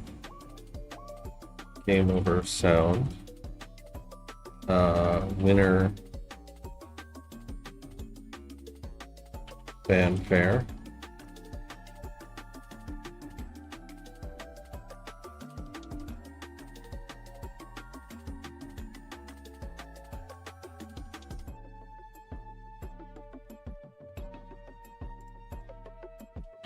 Element spawned. Element recycled. Clanking bottles. Elements trash. Crumpled paper.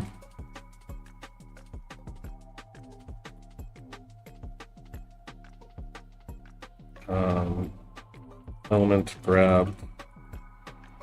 Glass clink.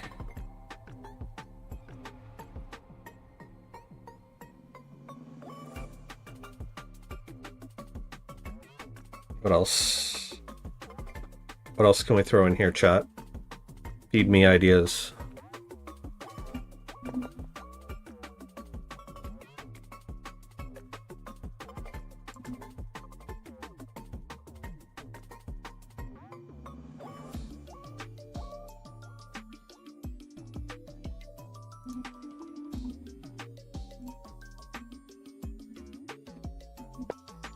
Spider eerie screech from off screen.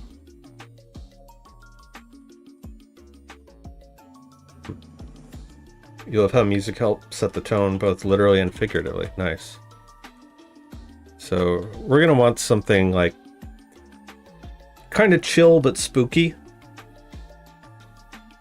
Maybe kind of spoopy. They're all together ooky. The Addams Family. So, fun fact, one of my current favorite bands is a band by the name of Twin Temple. So, you know how most satanic rock groups are heavy metal? They're a satanic doo-wop group. And they actually sound friggin' amazing. I love them. They're awesome. Basically pictured like if the Addams Family started a band, that would kind of be what they're like. So it's a husband and wife duo, Alexandra and Zachary James. So they've also performed with Ghost, if you know who that is. There was some other really major band that they opened for as well. I don't know if it was Volbeat or Smash Into Pieces. It was somebody in that category. I'm not going to look it up right now because a little bit gory iconography. Yeah, Nocturnes were kind of like this song right now, actually. But yeah, I need sound effects, guys. What other sound effects should we include? Actually, while that's working, let us go to the package manager and go to my packages. Music. So, Universal Game Music Collection. Download.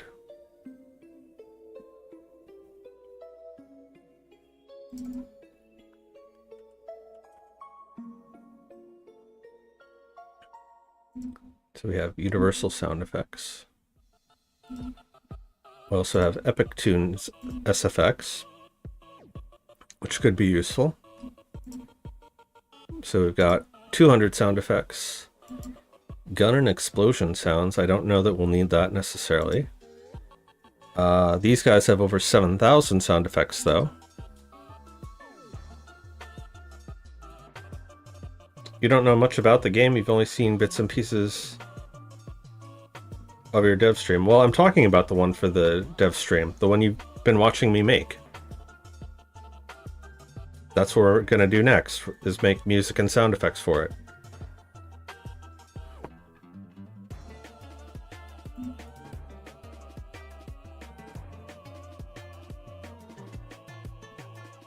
Alright, so let's just import all of this, I guess.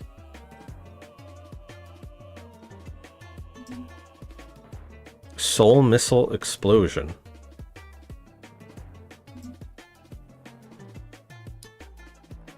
So we have like some like mystical swooshes. Let's go back to our list.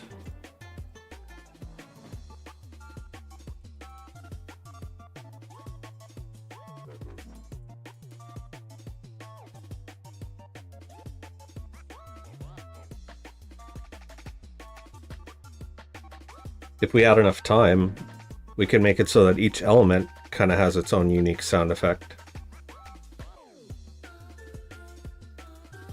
Rising whir.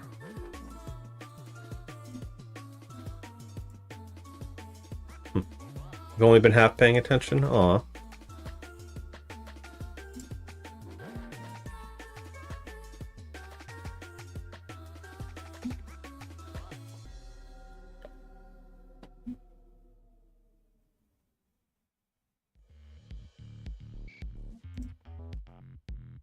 Alright, that one's gonna take a minute. I take it back, it's already done. So nice having a nice, powerful computer for once. So just import that.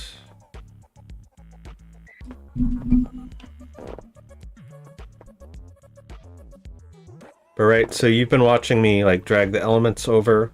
You've been watching the spiders go around. If you want, you can go back a few minutes in the stream and watch when I was playing through the whole thing. And then come back and tell me what kind of sounds you think it needs.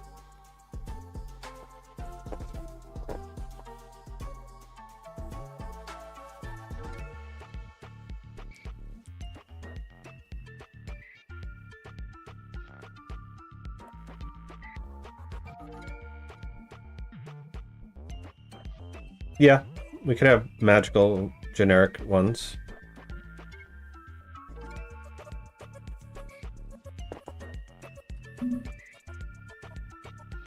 Look at them all.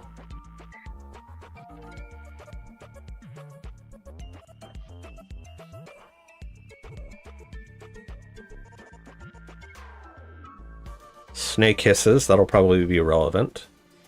Insects, that'll probably be irrelevant. Audience clapping. So like we don't necessarily have to import all of them. Button clicks. Breaks and snaps.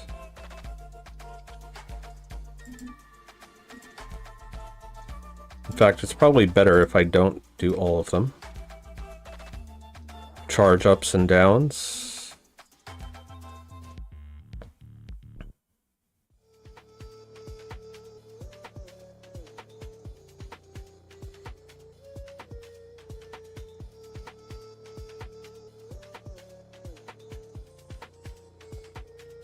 Camera.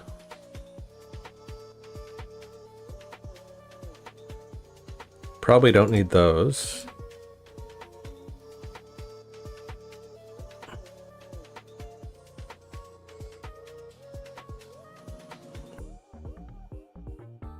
Oh look, elements. Earth, fire, ice, water. Splashes, streams, elevator lifts. See, I don't even know what's in this library, so it might be worth it just to import everything. In fact, since we're only importing it once, why don't we do that?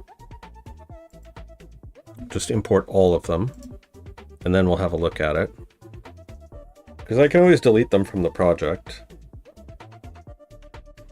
Yes, we're going to start by assuming that all of the elements have the same generic sound, because I don't know how long this is going to take.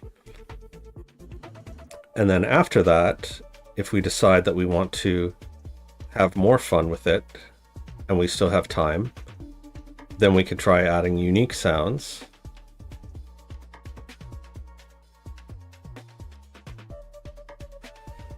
Right, so instance, like when one of our elements is ocean, when ocean spawns, being able to play a sound like the ocean churning, that would be really cool and have like nice atmosphere to it. And it would also be impressive as hell, considering that we're doing this all in 2 weeks by myself. So while that is running, let me clear up room by emptying the recycling bin. And we'll also make a music folder.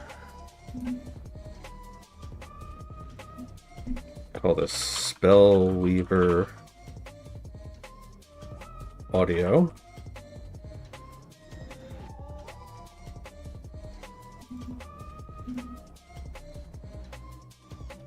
New folder, music, new folder, sound effects. So this way, if there are any ones that I particularly like from this group, I can just drag them into the folder, and then we can just bring those folders in to our other Unity project. Use Billy Ocean for the ocean sound. Yes, every time Ocean spawns, we'll start playing Caribbean Queen.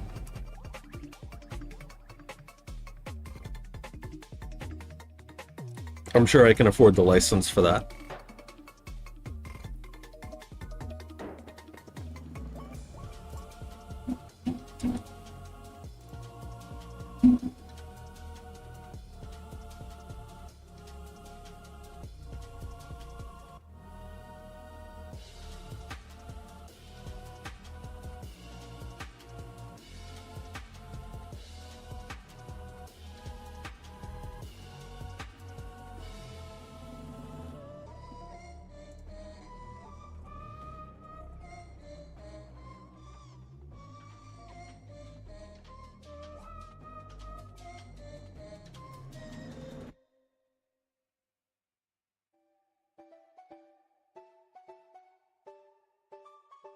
Check out what's happening in the Pirate Software Discord.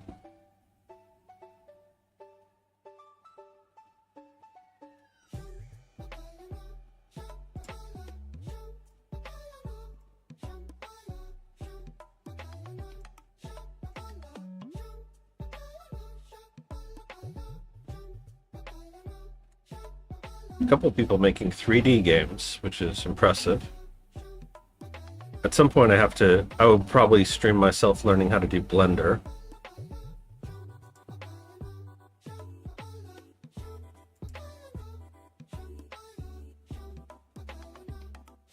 A lot of people making RPGs, which is insane. Like a lot of Zelda clones.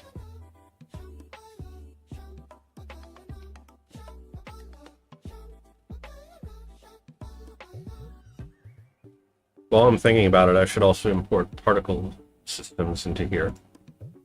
And then we can play around with that. Because right now we don't have any kind of particle effects, and that adds juice to a game.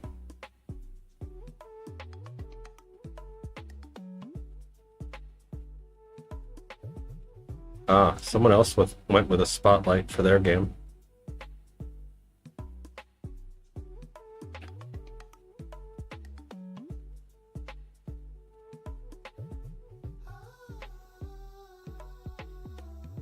We'll get to see all of these when I stream them later. Or not all of them, but most of them. After the competition.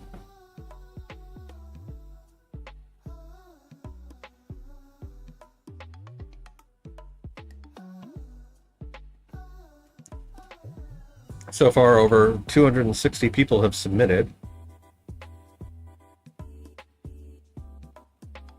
The idea of learning 3D games sounds daunting. The hardest part about it, honestly, is just making the assets. That's like most of the work. So like you saw how quickly I was able to make 2D assets. Couple, like 14, 36 hours total to make all of the art assets for this game. It would take me probably 36 hours to make like one character.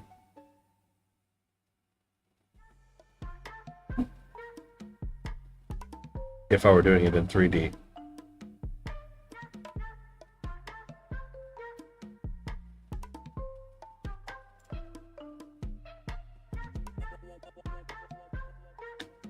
Again, just checking out the competition. Someone doing a Resident Evil but with a dog.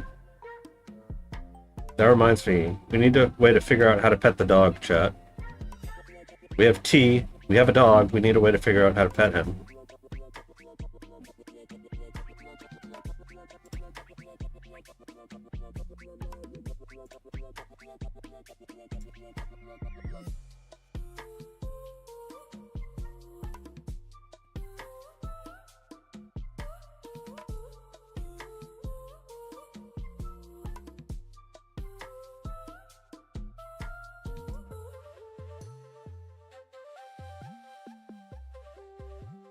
Alright.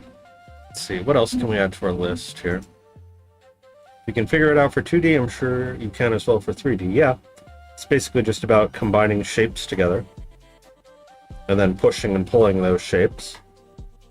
It's more so that I don't have experience in it. So I would have to learn from scratch. And I finally have a mouse with a middle mouse button on it.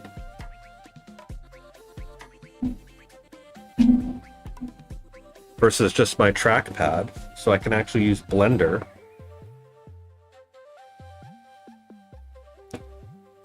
I'll be honest, the one thing that stopped me from getting into Blender is just the insane user interface and all the shortcuts that you have to learn for that. It's like really overwhelming.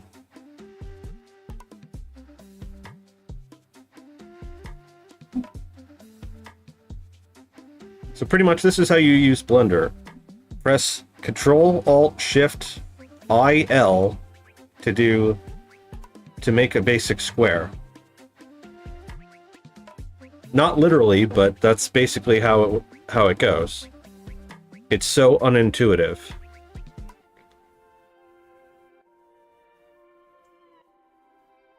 Yeah, 3D has more geometric transformations to learn about. However, if you can get good at it, you can crank out really impressive stuff. Again, if it were easy, everybody would do it. The reason why it's impressive is because not a lot of people can do it.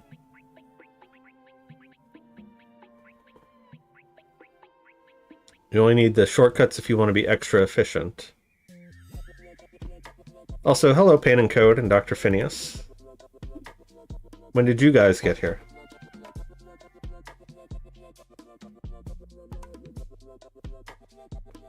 So you don't need to learn 3D in order to make a 2.5D game.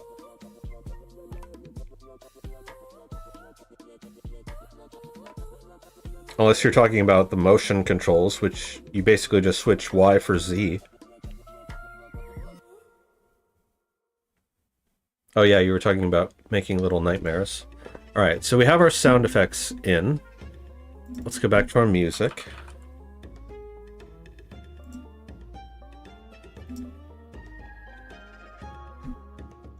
Over 200 unique tracks. And then we were going to import some particle effects, which I guess I should make a particle effects list.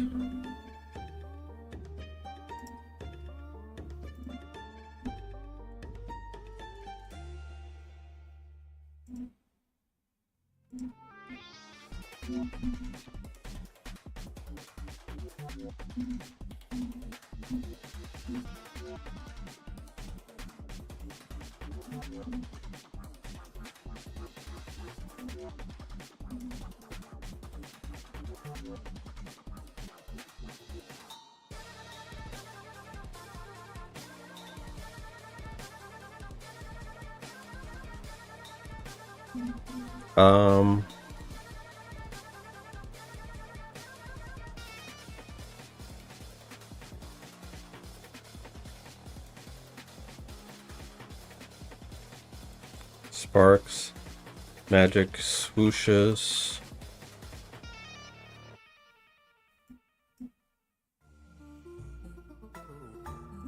Yeah, help me think of other sound effects and particle effects that we should add, chat, while I'm importing this stuff.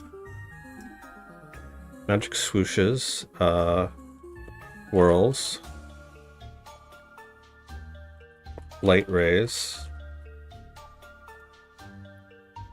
implosion, explosion. You don't know what what's the game status? You assume SFX. So go back around.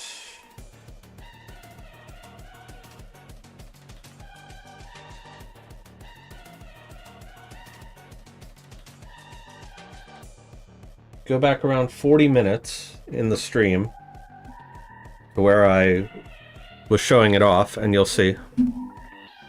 Because at the moment I have it closed because we're importing all these libraries into my tooling project, because I don't want to bloat out my project. Yeah, achievement and success sounds, we got that. Alright, achievement fanfare, success fanfare.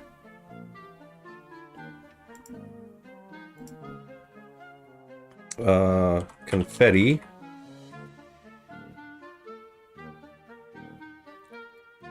Trails. Blood splatter.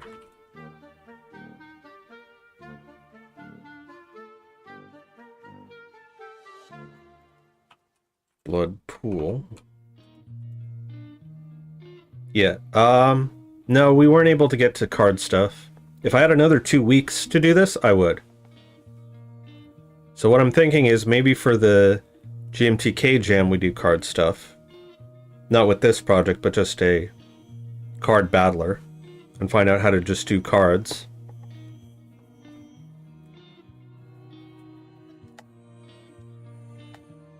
Yeah, so we're in the process of adding music, sound effects, and potentially particle effects.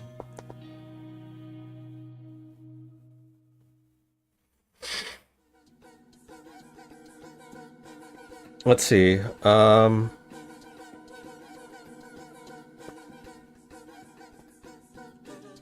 Light flashes, dark flashes.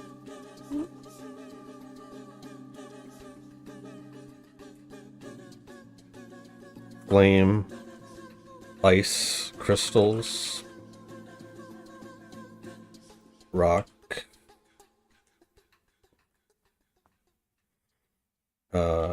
glowing circles. What's the current list of sound effects?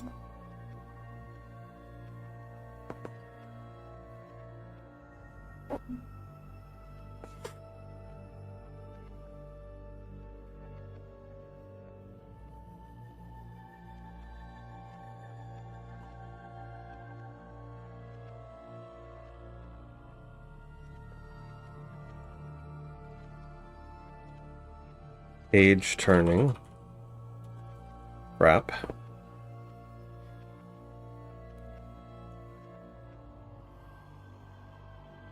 A lot of spider noises, yep. We added spiders to the game. So now the spiders will crawl across the screen, and as you spawn elements, they will go and they will steal them. Fang scraping.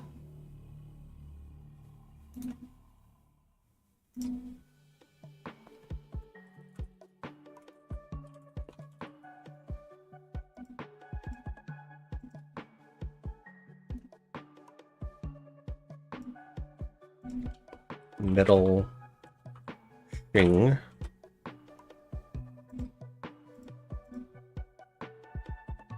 Let's see, what other VFX do we need as well?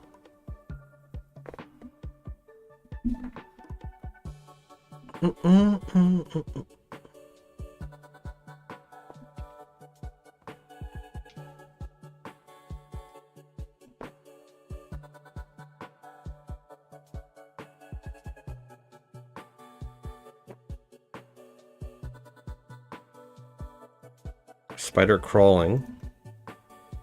Good call.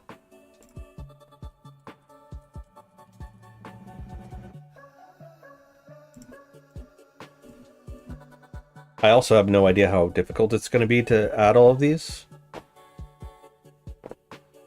because music and sound effects is not my forte.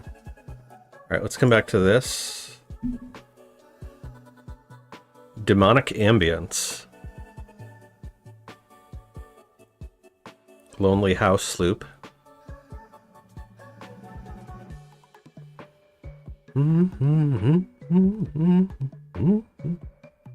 Mystery ambience.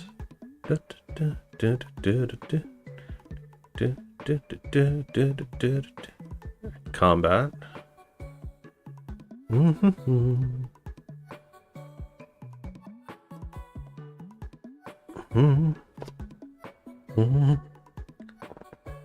Skeletons.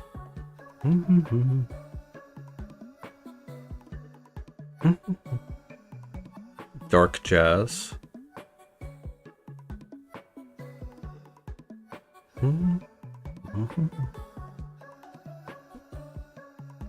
Platform action. Puzzles. Christmas.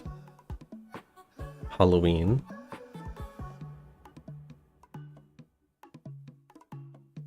Level up. Okay.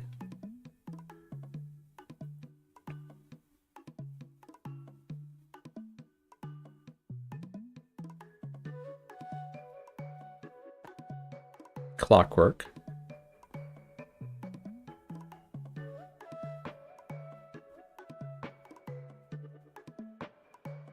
Combo hits. Broken violin. So we could play like an eerie violin or something every time a spider is spawned to give the player an audio cue since they're partly blind. Yeah, I already have clinks and hisses. Scare piano.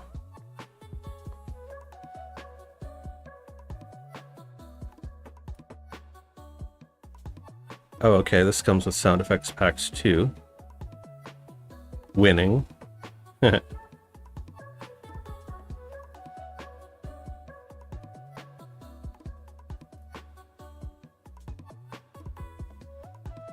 Alright, so import all that.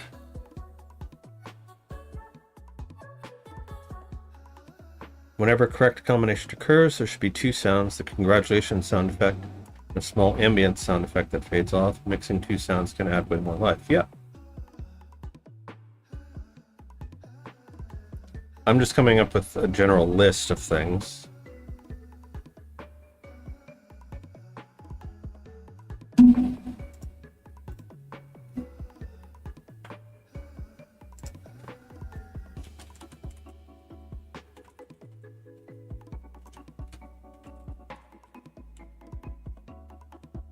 It's like failure, like sad trombone. Wah, wah, wah, wah. Obviously not that specifically, but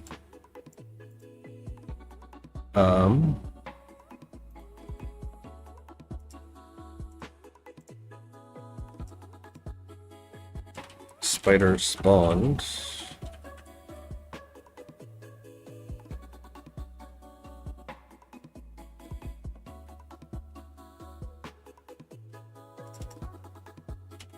Eerie. Those should have around 2 to 4 variants. Yep. So what I'm doing is just looking up categories of things, and then we'll go through these lists and we'll actually listen to all the specific ones, and then any that we kind of like, I'll throw into a bin.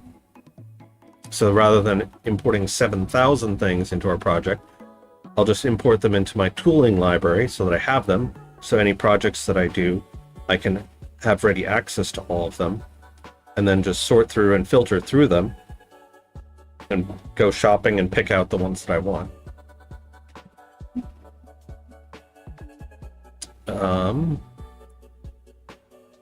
VFX. Star Splash for unlocked. Swirling icon for unlocked.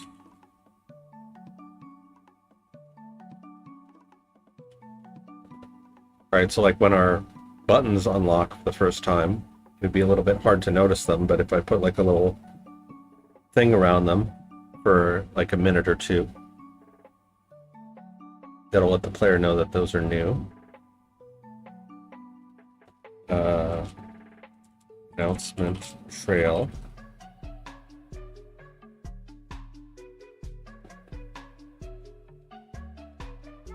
Be funny Easter egg if a spider that spawns has a 1 in 100 chance of making a creeping laugh or something like that.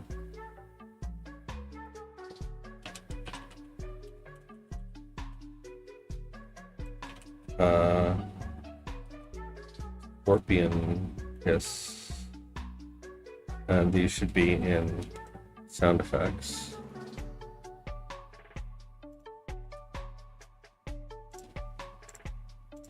Be like Baron Salmonade.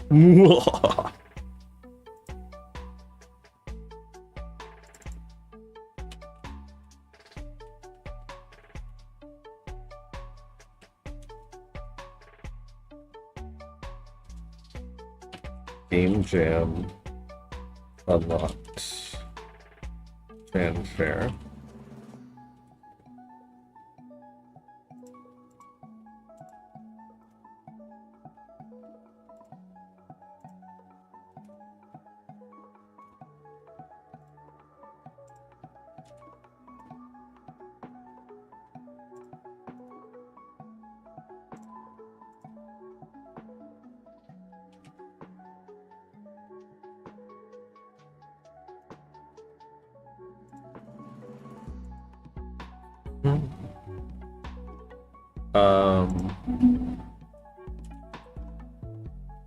Coin clack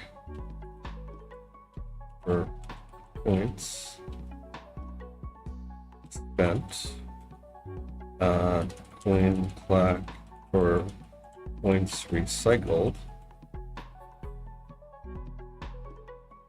Master of Icons remix.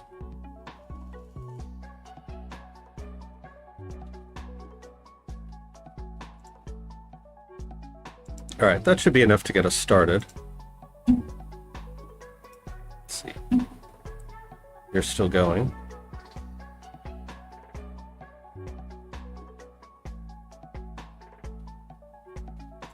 I can just check on my compy here. Alright, we still got 55 gigs left. Space, so we're in no danger there. Especially since I got rid of a bunch of streams.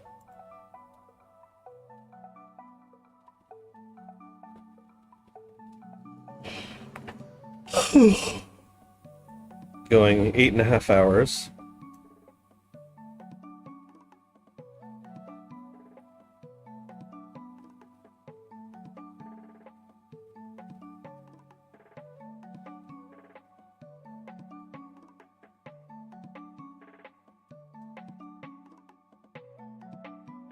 Flashlight static effect. You know what I could do?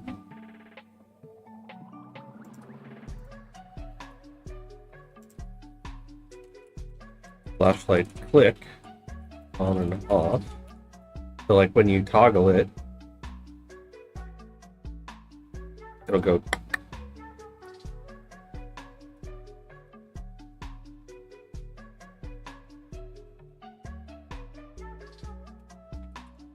To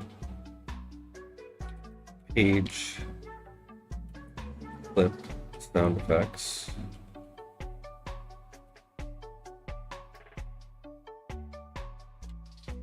Tool tip paper crumple.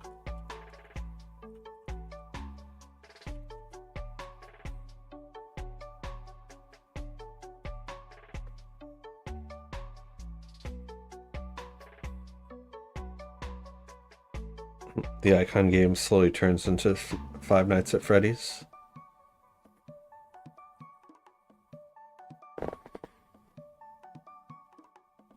Alright, so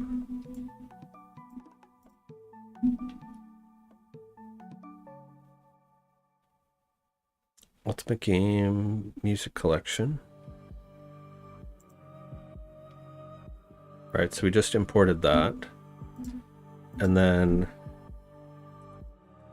VFX.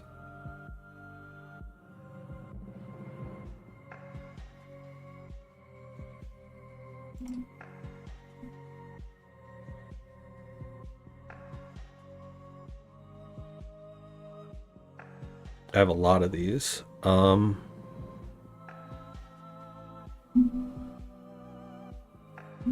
Snow VFX, sci-fi Loading screen VFX.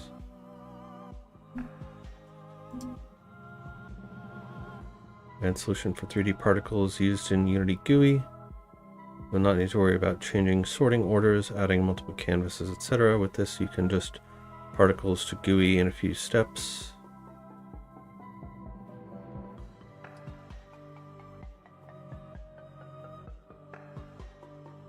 Alright, so I think Epic Tune FX we want.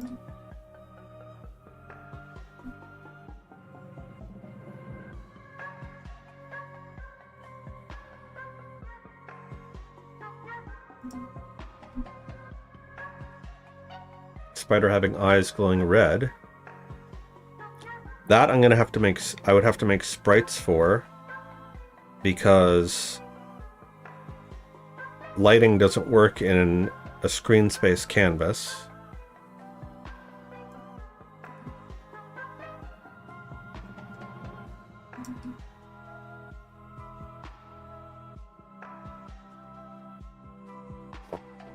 We tried that before, which is why I had to fake doing the spotlight. If it were in world space, then we could do that.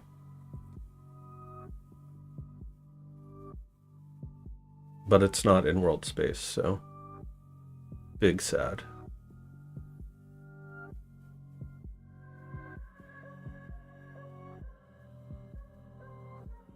Let's see, are there any other ones here that I want?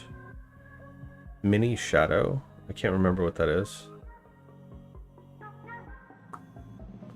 Snow VFX I seem to recall getting from when I was doing our engine Eternal. Same with storm effects. We also have text animator. Oh yes, I got this toon shader at one point.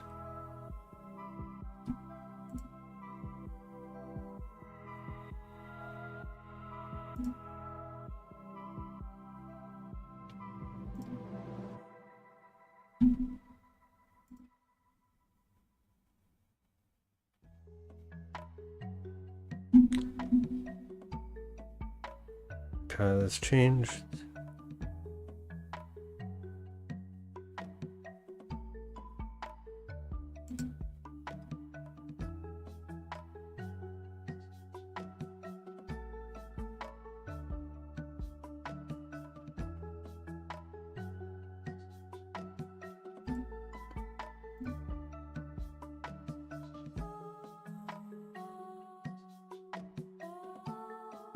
See, Dark Mage got us all in one sprite lighting. So if that actually works in screen space, then we might have something there.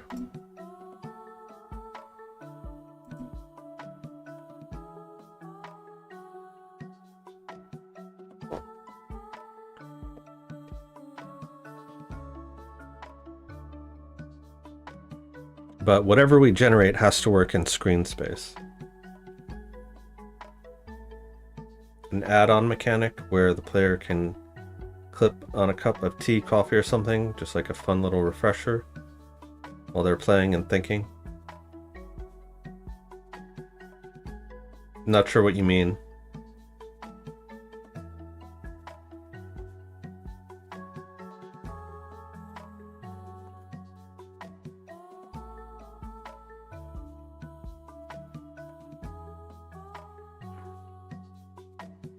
On one sprite lighting, cartoon VFX.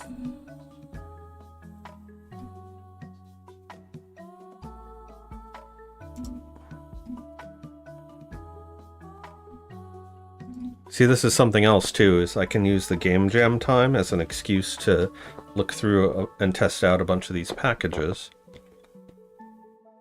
And if it doesn't work for the game jam, oh well. But if it does work, it's something I could potentially use for Alchemask.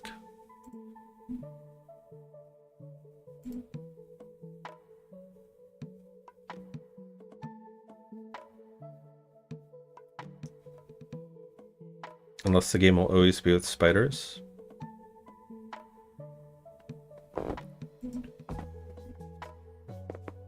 So unless there's like massive overwhelming demand for it, I'm not planning on continuing this game after the jam, just so you know.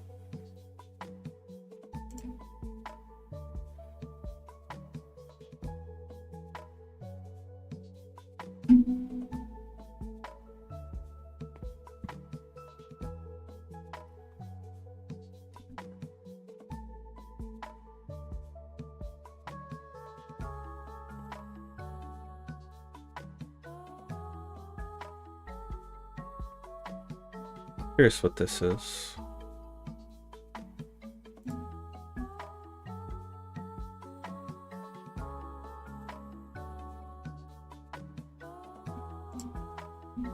Oh, right. So if I was making a game in the game world, then I could totally get this and add shadows.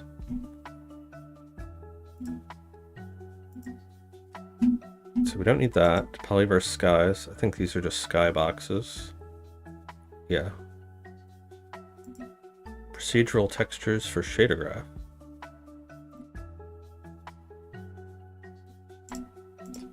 Ah.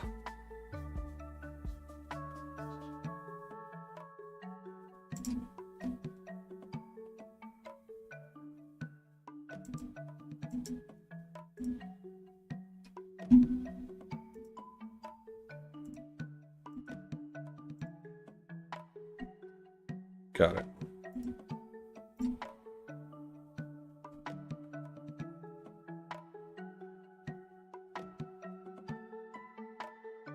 So Alchemask is a different game.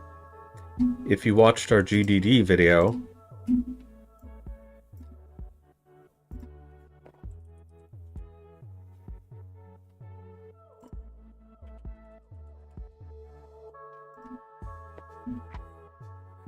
we went over the concept for that game in this. So it's going to be more like a Binding of Isaac style game. Although I've been playing Cult of the Lamb and liking it, I'm not sure how effectively I could get the 2.5D stuff to work, but Draki seems to want to lean more in that direction. So like this is more what Alchemask would look like. So very sprite heavy stuff, and then using shader effects. So you'll get to see some of these.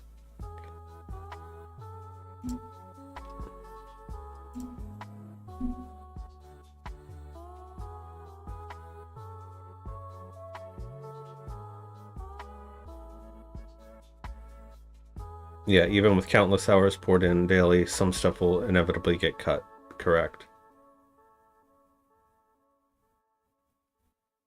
Yes, that we're currently... So Spellweaver is a game jam project, but I'm using it as sort of a basis to get some of the rust off of my game dev skills to get back into the flow of it, and also to build out some tools that we'll be able to use. So for instance, Alchemask, much like Binding of Isaac, is going to have tons and tons of items. So if we go to Binding of Isaac items,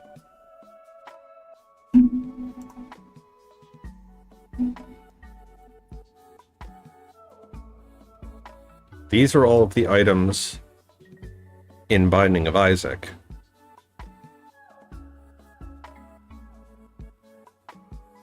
Look familiar, chat?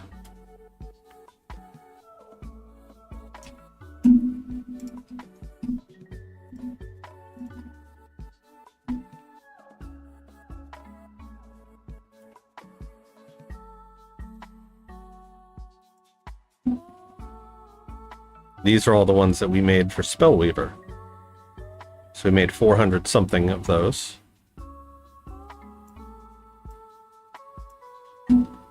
So there are 173 for the base for repentance.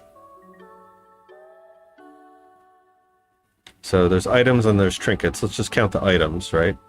So do the math for me here, chat. Binding of Isaac repentance, 173 items. Binding of Isaac rebirth, 341 items. Afterbirth, 95 items. Afterbirth plus 110 items. And that's not even counting all the consumables and trinkets. So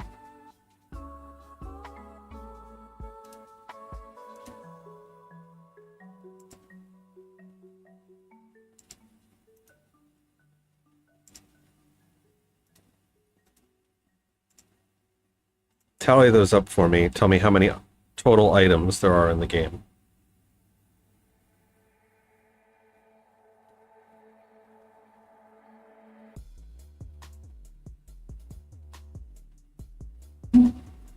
Cult of the Icons. So to make something like this, we would need some of the tooling, 907, right? So twice what we have currently in our game. But what we made currently in our game didn't take long. However, each of these, in addition to having their sprites and names and descriptions, they also have effects, which is one reason why I wanted to do the card effects, right? Because we would have to figure out how to add these as components. But we didn't get to that. Right, so for instance, Blood of the Martyr, damage up, so +1 damage, and +1, 5 times damage if you also have Book of Belial. So being able to, so like anytime we have a damage up, I want to make damage up be a component. Damage multiplier could be a component. What else we got?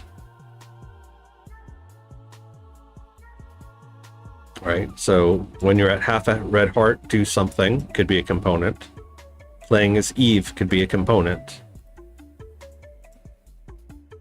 Right, HP up could be an component. Shot speed up could be a component. What else? Give flight could be a component. Right, unlock conditions.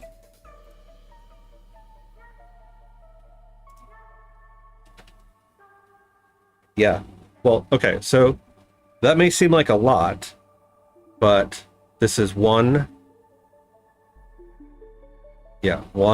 2, 3, 4 different DLCs on top of the base game. The base game probably has about this many items in it as well, right? So let's say there's 1,000 items across the base game plus 4 DLCs. So it's like roughly 200 items per game. That's not that much. And yet it all started with something about this much. So we could go here. Here's the original. So what you see on screen, these are all of the items in the original Binding of Isaac.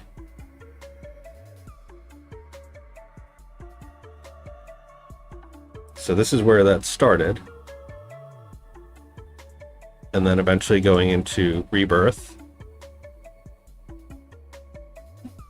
and Afterbirth. Actually, something I just noticed.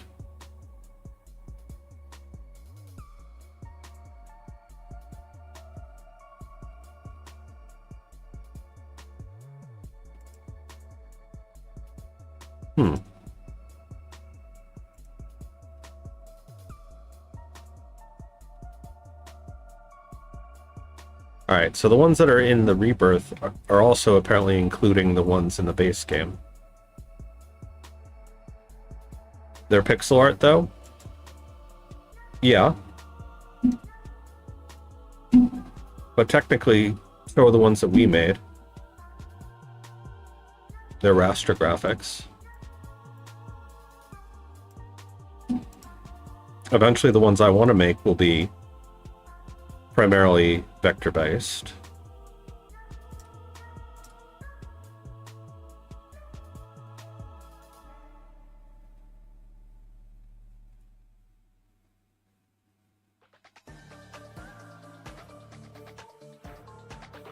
Anyway, enough of that little detour.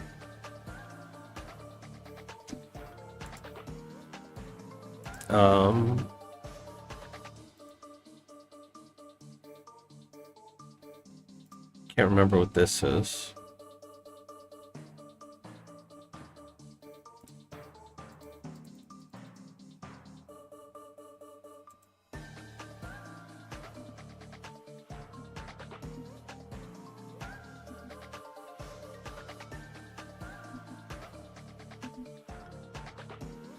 Oh.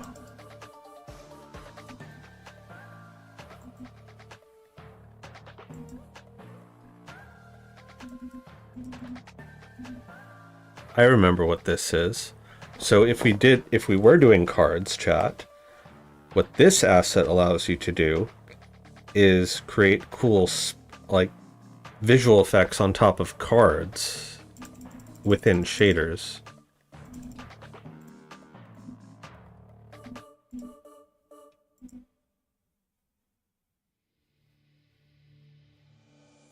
Alright, we're not going to play with that right now. I remember getting that a while back.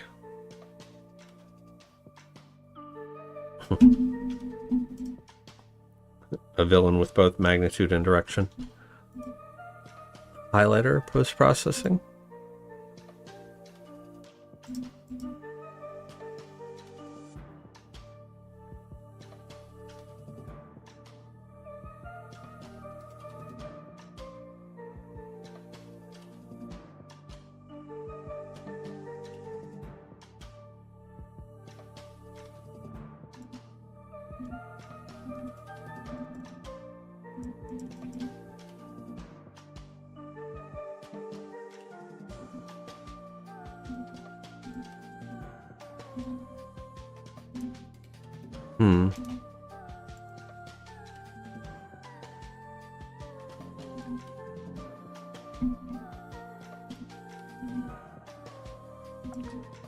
Alright, so we got epic tools, character aura.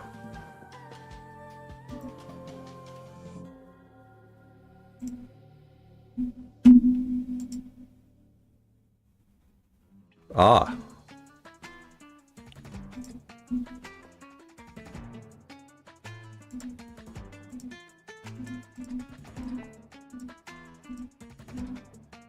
Some of these might be fun.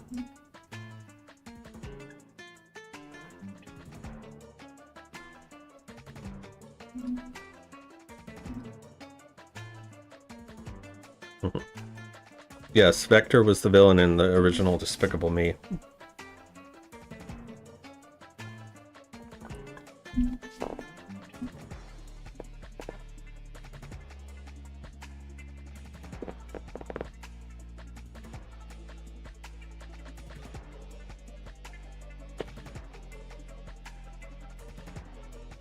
Yeah, it's a American kids movie.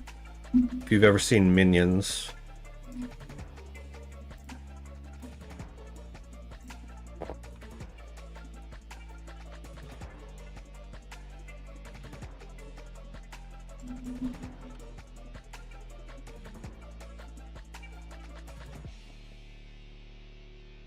That's what he's referring to.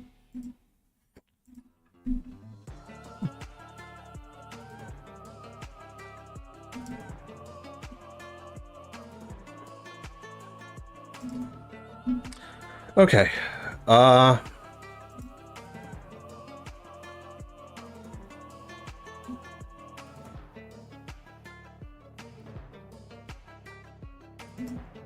let's start with that.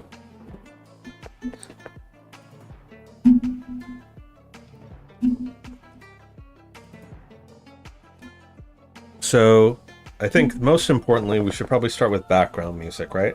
Just to set the ambiance. So let me turn this off for a second. We're going to have a listen to some of the music in here. We have our universal music.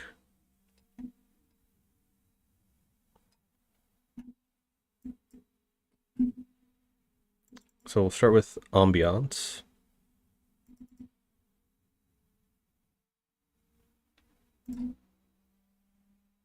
So I want you guys in chat to help me pick some of these. So some of them will just outright not be viable.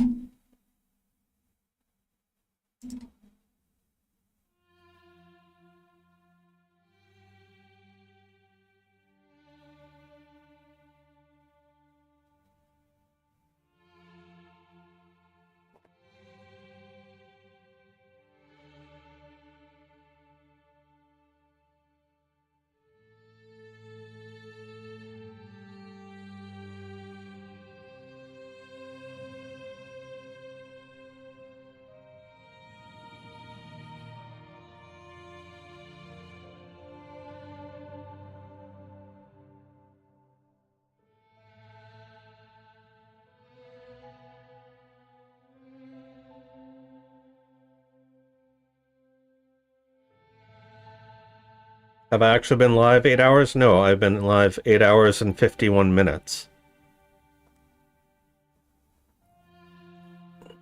Actually, I'm really liking this first one. Like, this could be like the title screen music.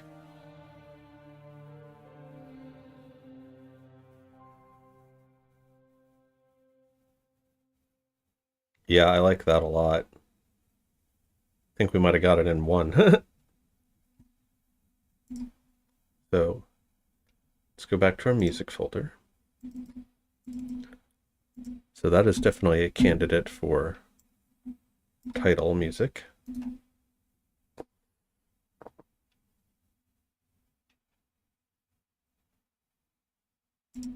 Let's see what else we got. I did not want to completely get rid of you, sir. Copy.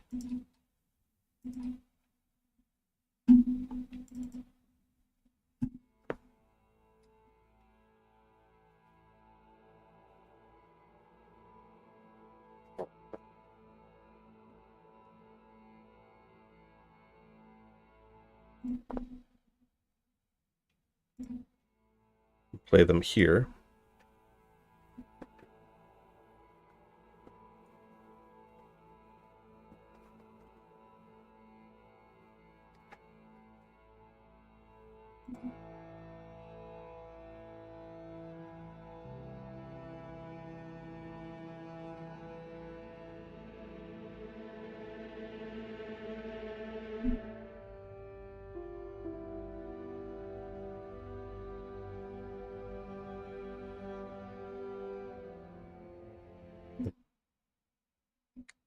How long have I been streaming for the past 48 hours? I don't know. Check how many hours are on my streams for the last 2 days. All right, so this one might be good. Is this the same? Or is this a different sound?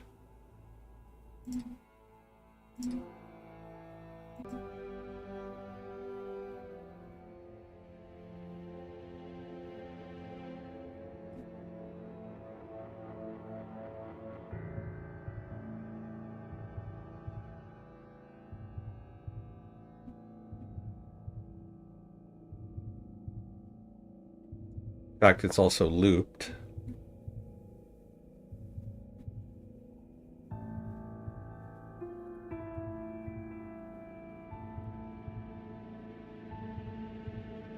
I like that little violin there too. That kind of feeds in with that string, feeds in with the spidery theme.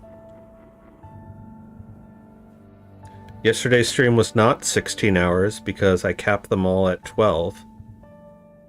But I might have been streaming for 16 hours in 2 different streams. Kind of really like this one, chat.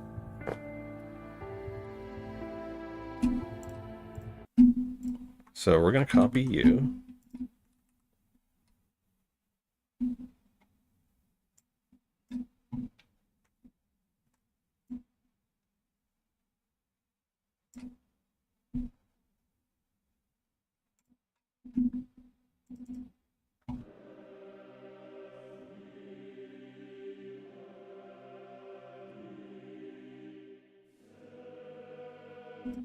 I don't think so. Not for this.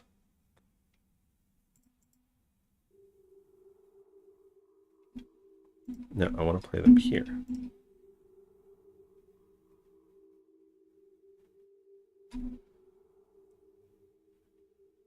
Yeah, that other one I was just playing for like main menu music.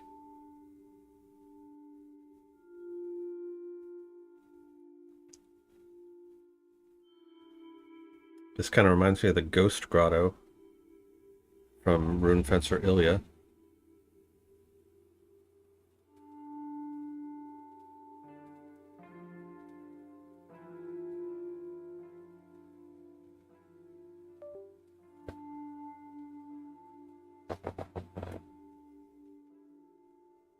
So I think it was part 4 of my 100% run of the Rune Fencer Ilya demo.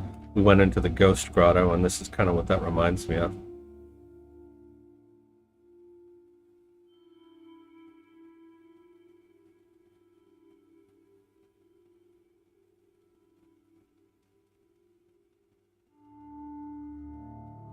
I wonder if Daniel sampled from this or they sampled from him. Because that little woo.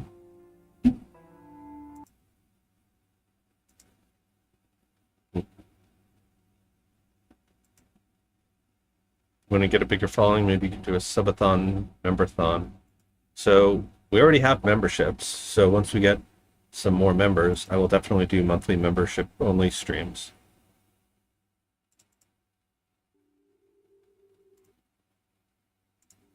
All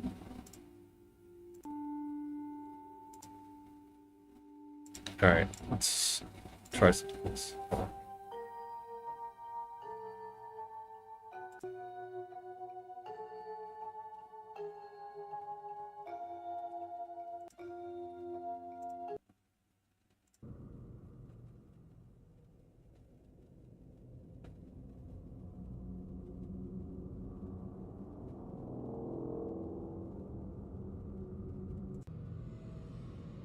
It's almost too dark.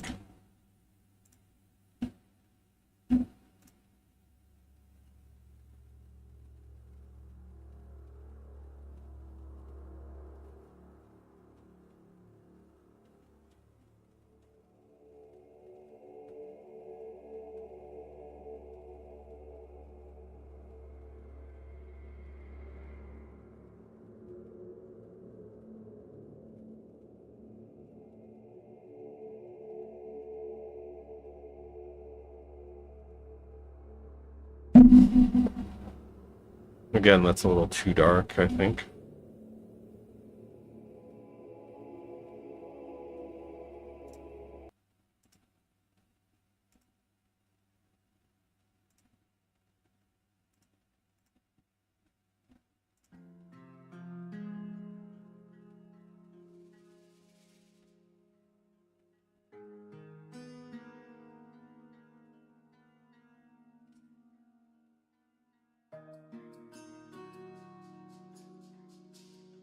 Subathon is a stream with a timer set to like 12 hours.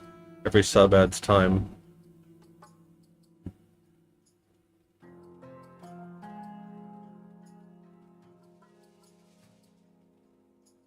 Stream ends when the timer hits 0. But then I would never sleep.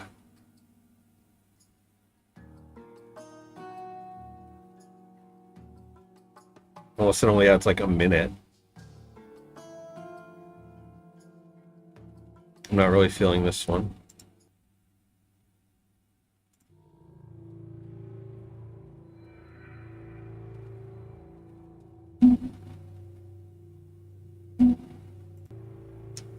Again, that's like too dark, I think.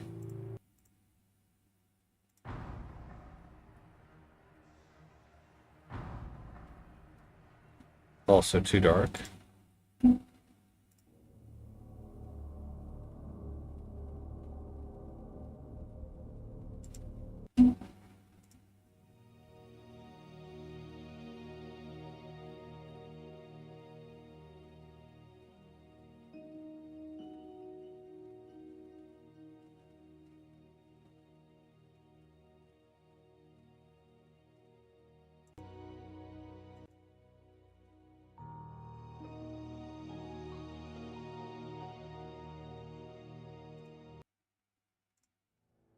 Trying to picture the game in my head as well as we're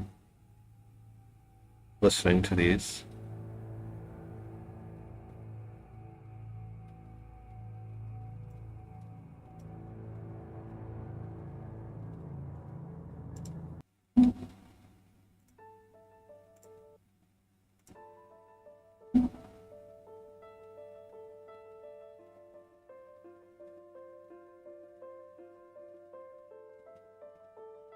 It's a little bit too upbeat.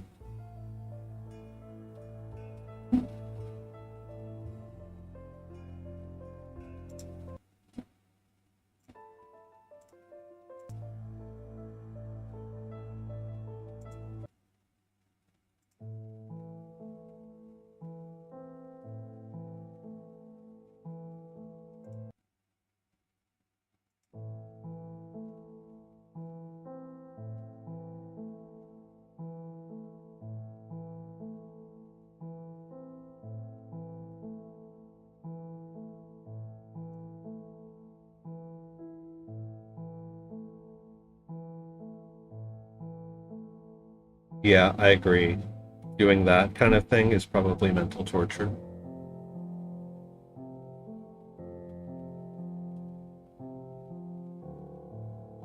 If I were to do something like that, I would probably do like a let's play where you have uh, chat integration on. So like what Thor did with Noita, or what Millennium Ranger did with his game, playing let's plays of Zelda.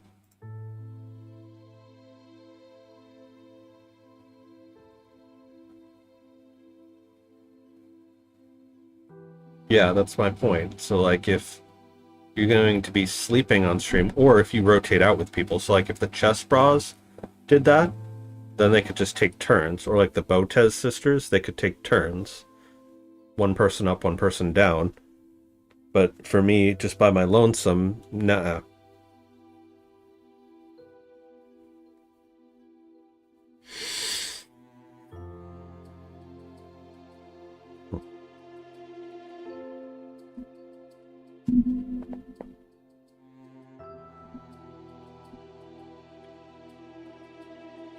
Unfortunately, there's not really a loop of this one. I kind of like it though. You can be an option.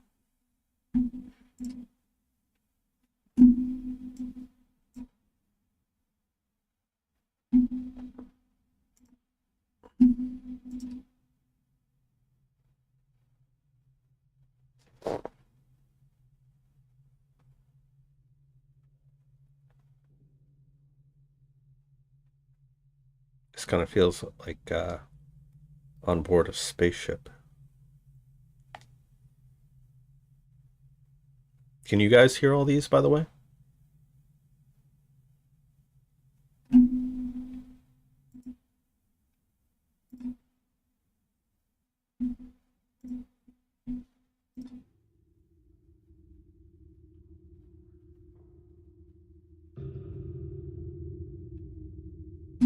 Yeah, I don't think so.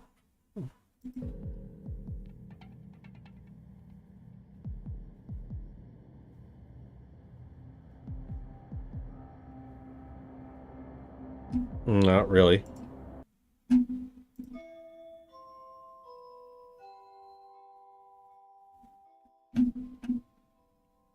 I could turn them up a little.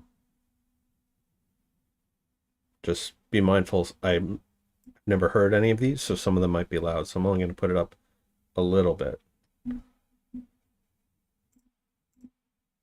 Mystery ambiance.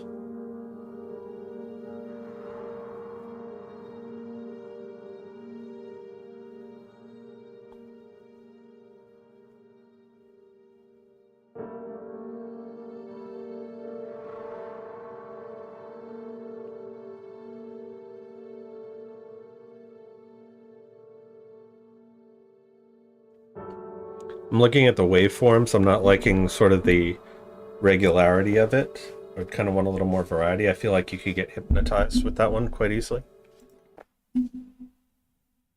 Ominous ambiance.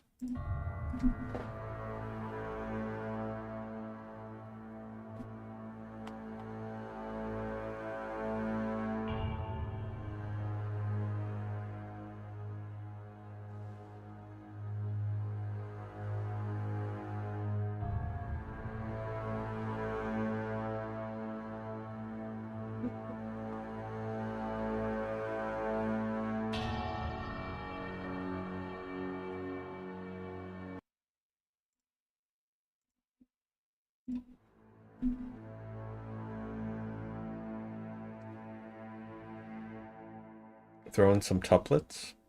I'm not really sure what that means or how to do it.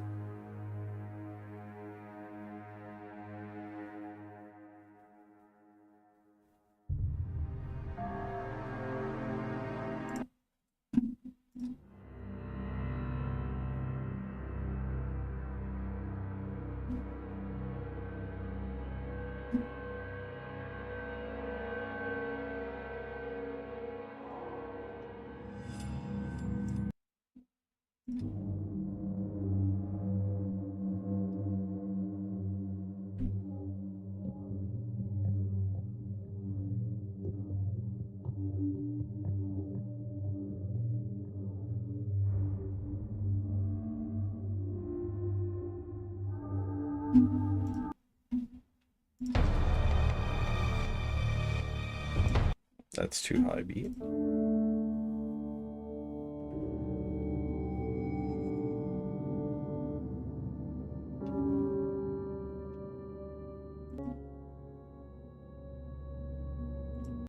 Reverse ambience.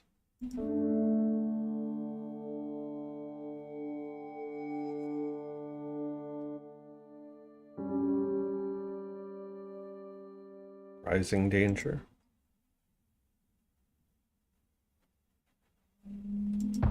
I mean, I know what a quarter note and an 8 note are, but like my music theory is like kindergarten level.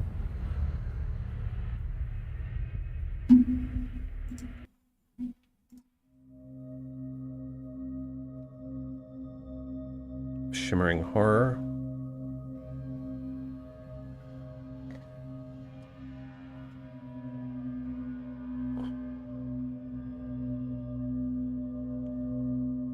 So you would think, because I know how to use this with color theory, that it should make things easier for me in terms of learning music theory, but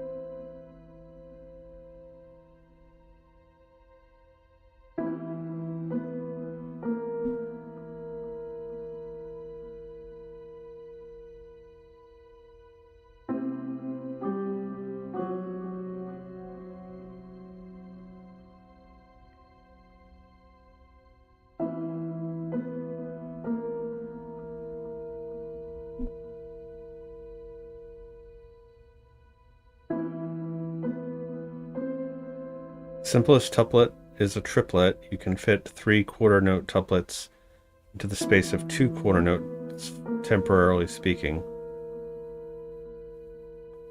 Will this be a midnight stream? So it is after midnight now, so probably what I will do is go for a few more hours and then just to go through all of this stuff and then maybe end the stream and take a break and start another one. Because it's been going for 9 hours so far.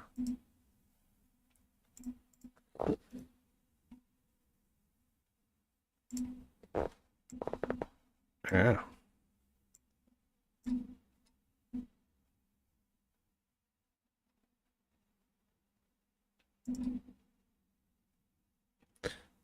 Um...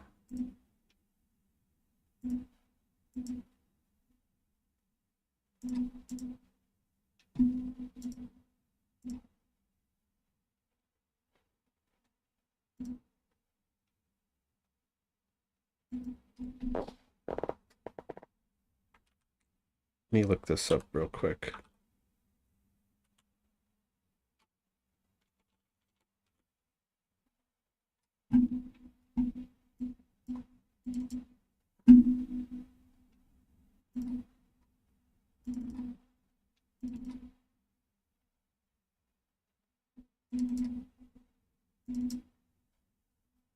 All right, what one was that?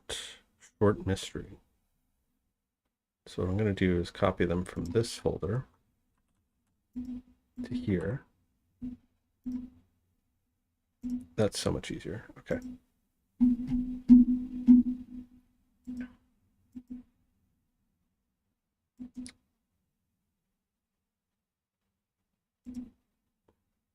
Yeah, I am not making music for this jam. I am using pre-made music. So I am not the person to ask about music stuff.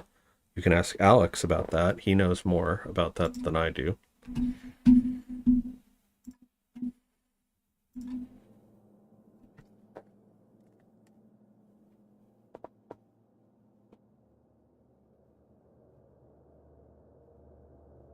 I just know what I like. Mm-hmm.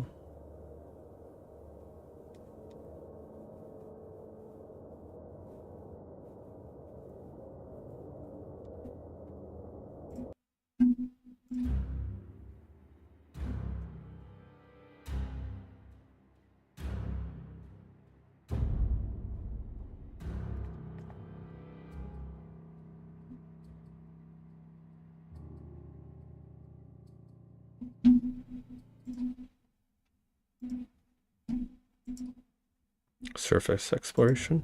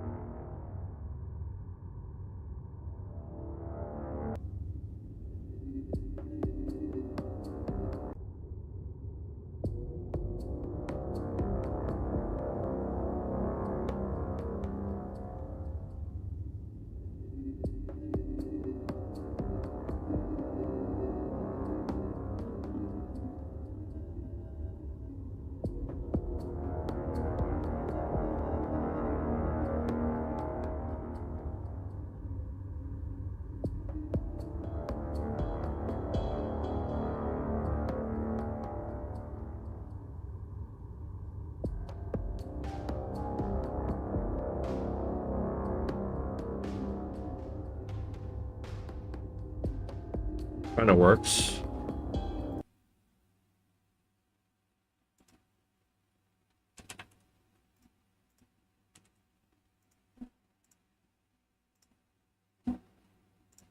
The real darkness.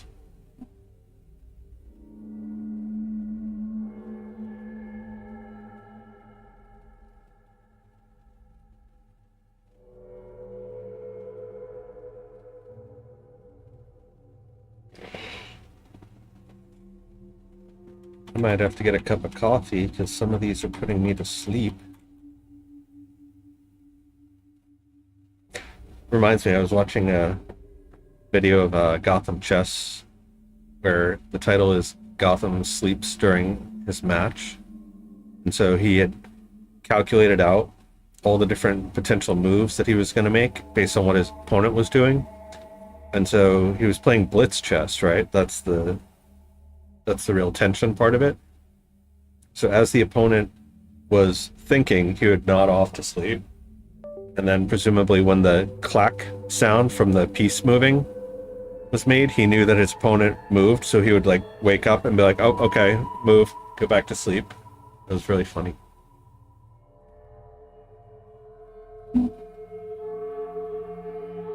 Yeah, this seems too drab and dreary for our game.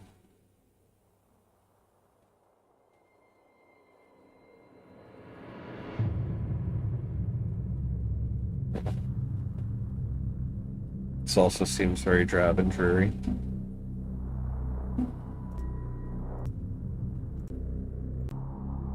Yeah.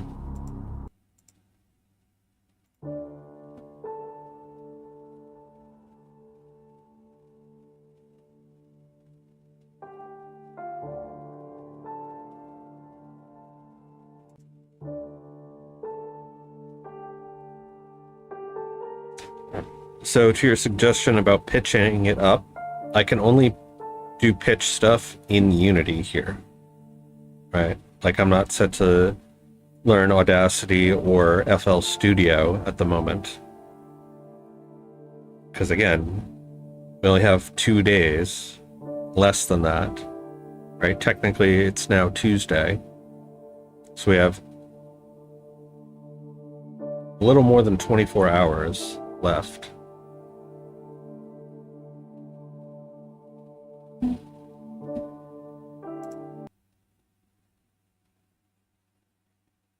Here, Alex, what does no bed mean in these?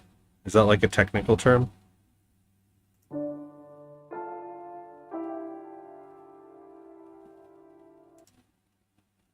Yeah, I know you can. I just don't know how to do it, and I'm not going to spend time doing that right now.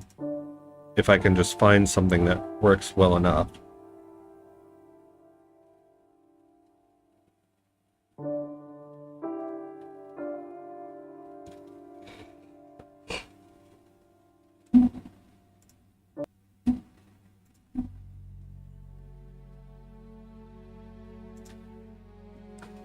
So on some of these, in the titles here, I don't know if you can see it, it says like very sparse piano loop, no bed. So like they have piano loop and then they have piano loop, no bed.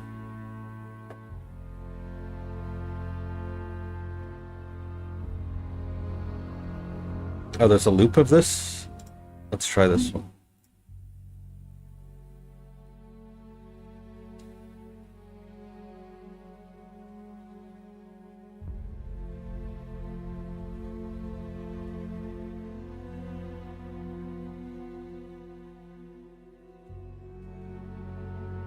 This one's not bad.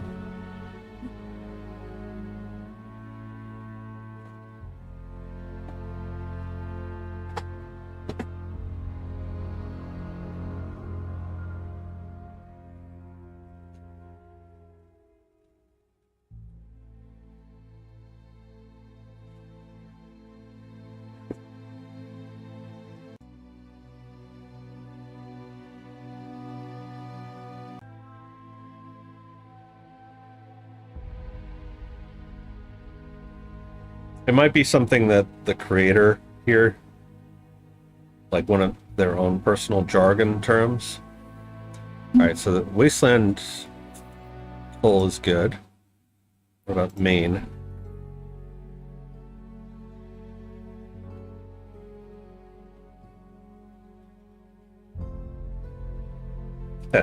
No bed means no bed should be around while listening to it, otherwise you fall asleep. Maybe.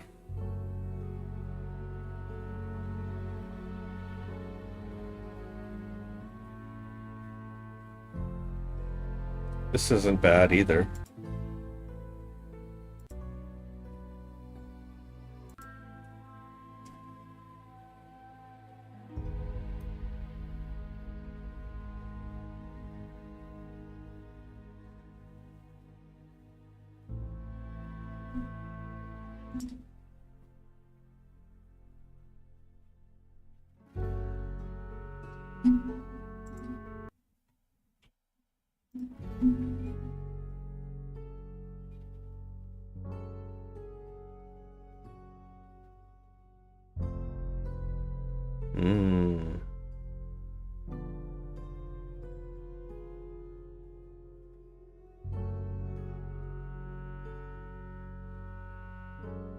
Ooh, I'm liking this.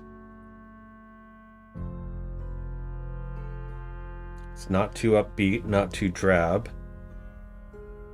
Just enough lift that I'm not falling asleep, but a little bit of spookiness without being overtly dark and demonic. It's got a little bit of a haunting refrain to it. Yeah.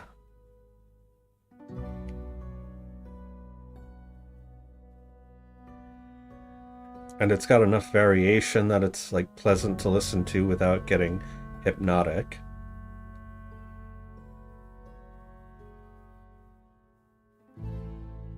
And those strings play in nicely with the theme. That little eerie howl.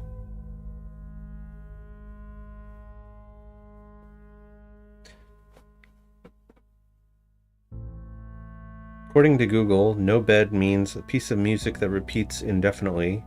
There are no other audio elements mixed in with the music. It's just the music itself. Ah. So it's like a loop, but it's just the music. Whereas like a loop normally could just be music plus sound effects that loop. Yeah, I think I'm sold on these Wasteland ones as well. So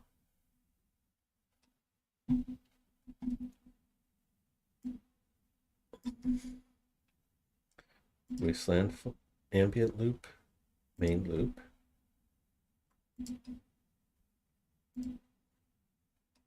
And melodic loop.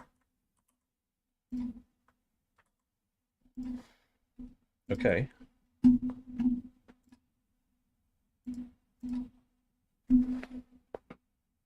And that was just the ambience folder.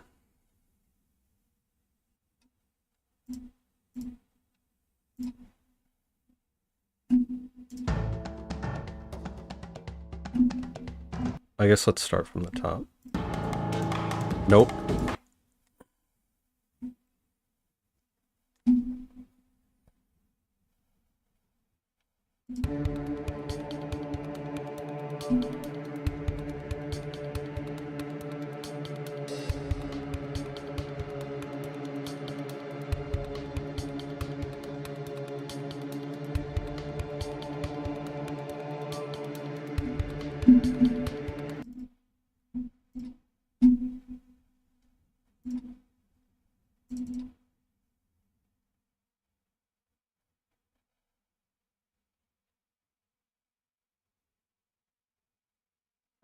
Oh, interesting. They have them in parts as well for these.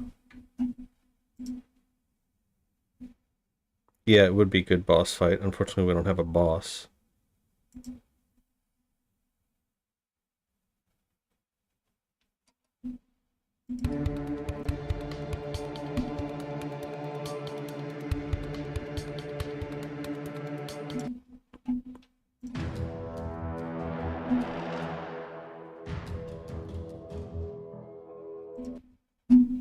Circle of Death.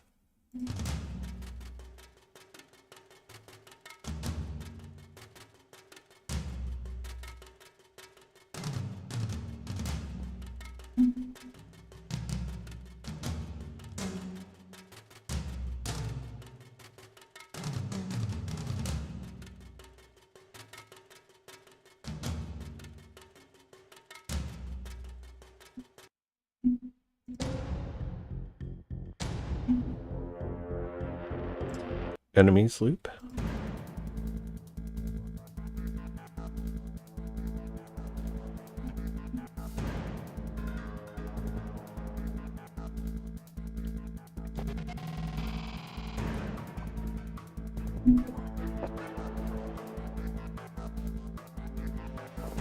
That's definitely got a nice beat to it. That's definitely good combat music.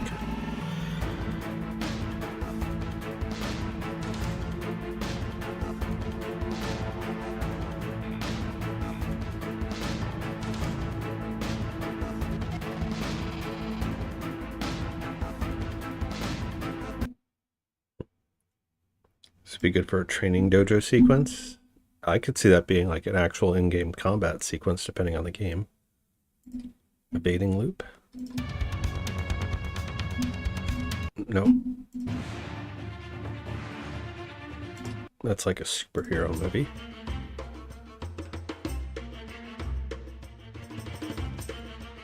That's not what I was expecting. It's like shopping in Agrabah.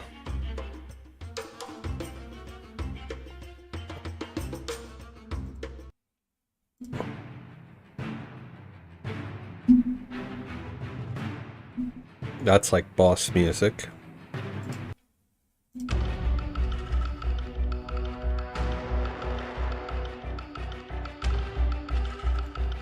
So I guess here would be an example of where like a bad loop would be. So like there's that like bone clacking sound, whereas if this was a loop bat with no bed, then it would just be like the melody without that galagala galagala galagala.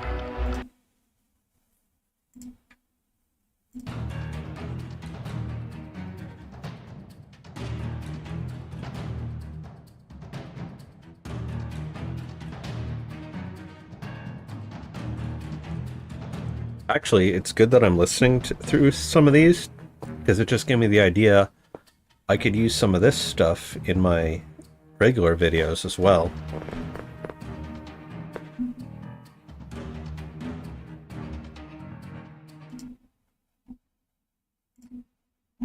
Pretty sure this isn't the one, but...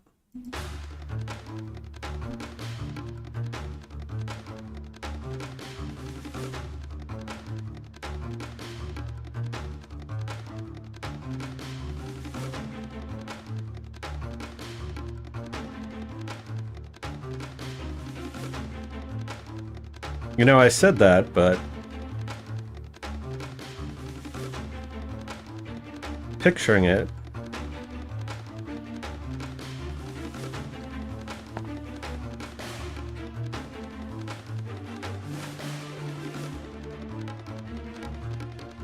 it's starting to grow on me.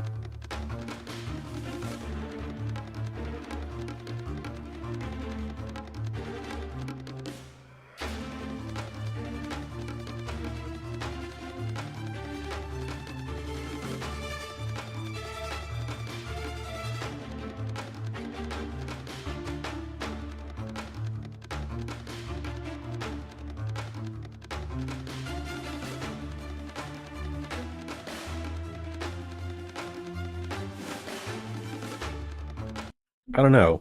Is that fitting for our game? What do you think? I'm going to put it in the maybe category.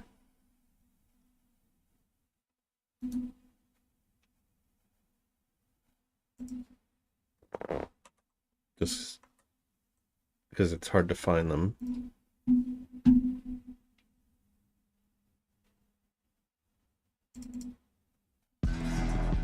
No, I didn't want you to open.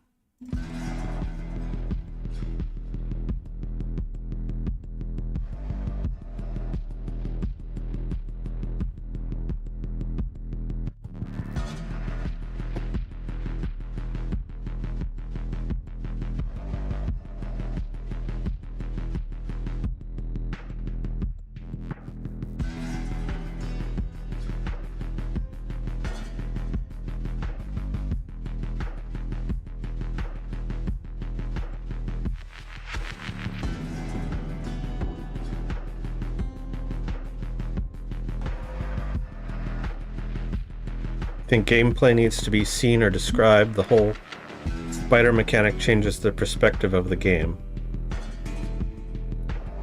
See, I like this. Like, I would totally use this in something, just not this.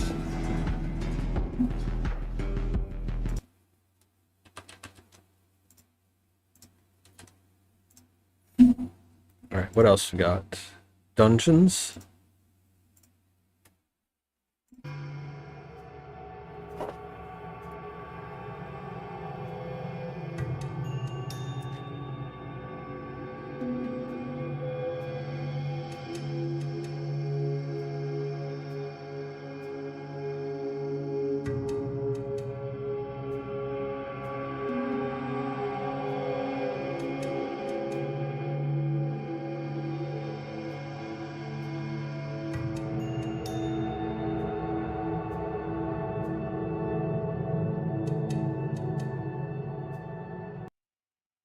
Cannot really comment on whether the music fits or not without understanding the full context of the game, but I think the music you're picking is good. So let us go do what I had suggested.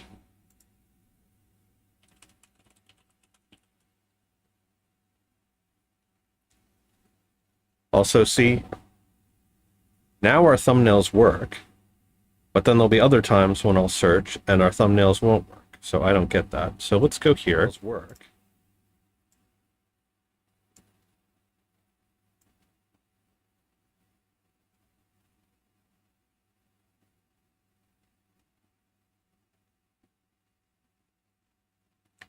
Just because I don't want to have to reopen the game again.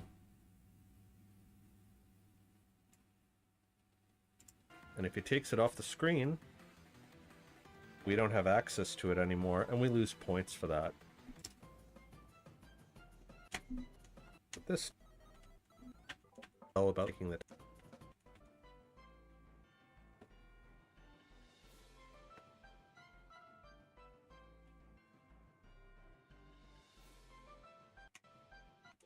start.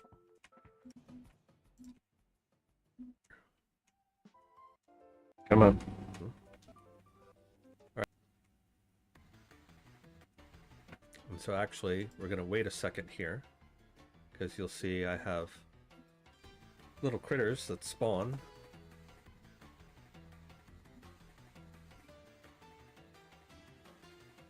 So if you want to know what the game is about, little spiders will crawl across the screen, and they'll go behind, and they'll just kind of wander around for a bit, and more should show up eventually. And I can click them.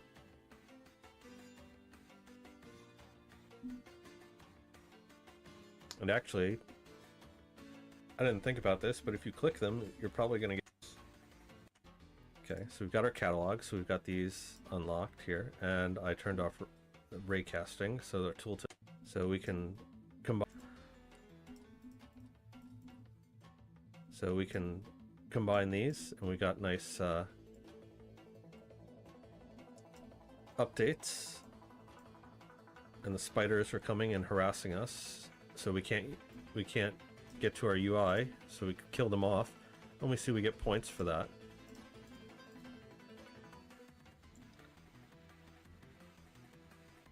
Anyway, so that's like the core gameplay loop, is you click those, it spawns the elements, and then you drag them, and then we're going to have a nightlight effect. So somewhere way back here, I had that showing.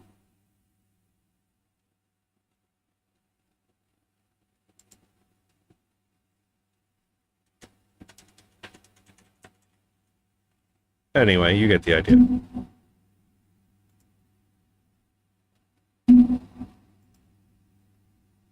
Yeah, so basically picture that, but with like a giant spotlight shining on and darkness all around. So trying to find music for that.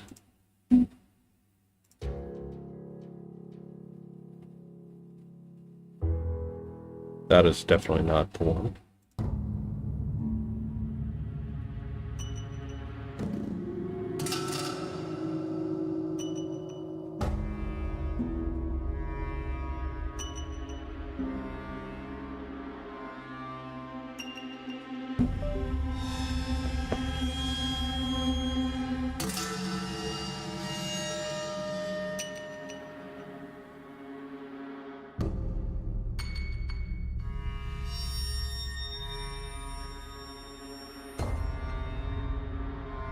Yeah, kinda.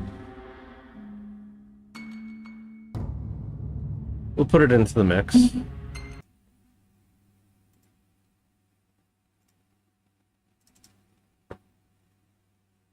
So that was Dangerous Dungeon.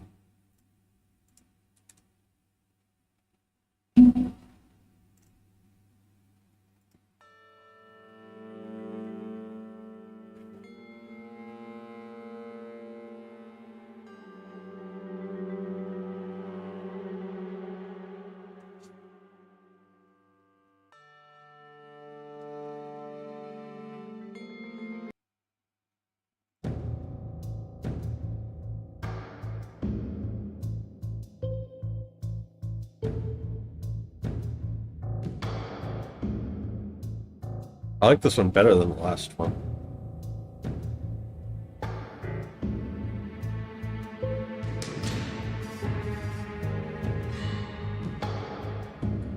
That's going in the mix.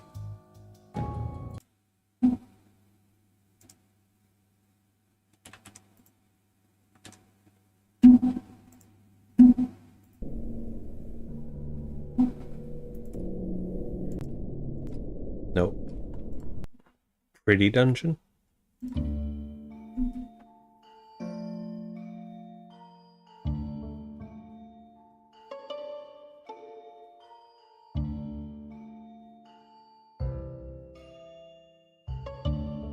That's so cute.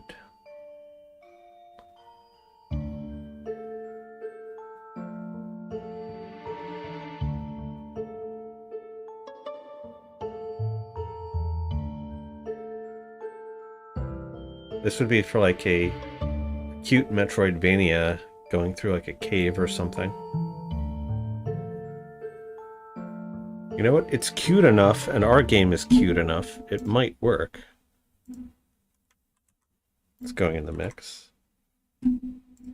Scary dungeon. Ooh.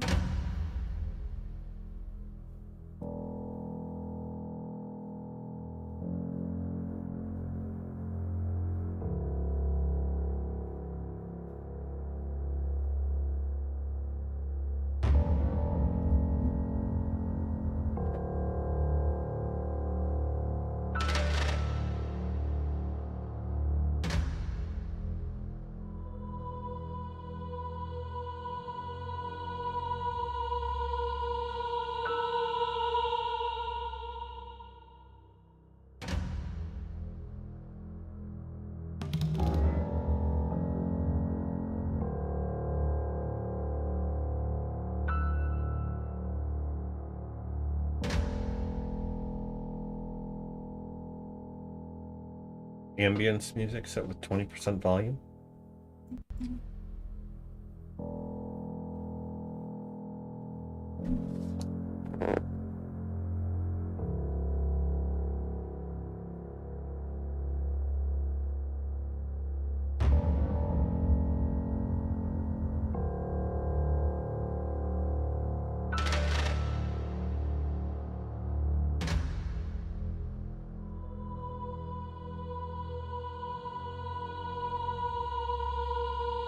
Maybe.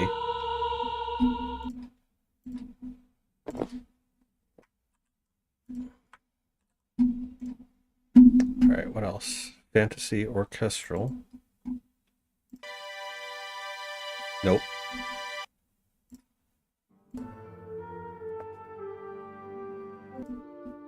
Nope.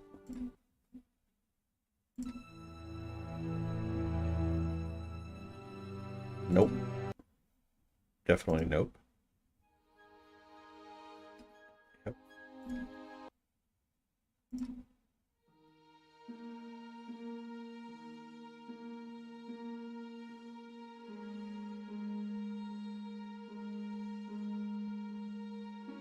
Yeah, we'll see if we can combine multiple music tracks.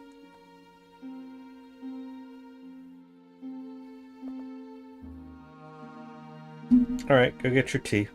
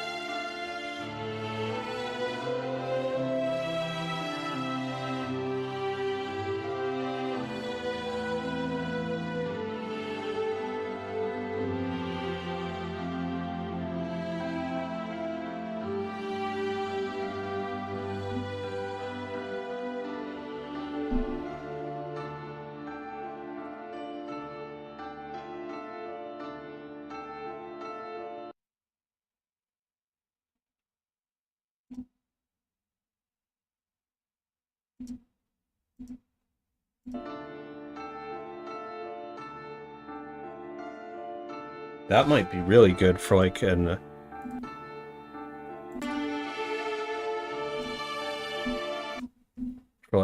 intro.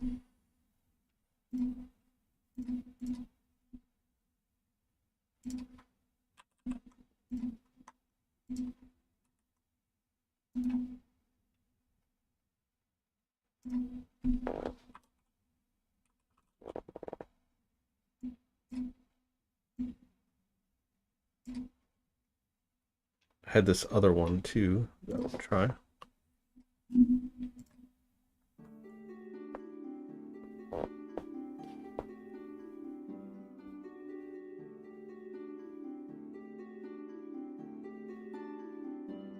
Not dark enough. Also not dark enough.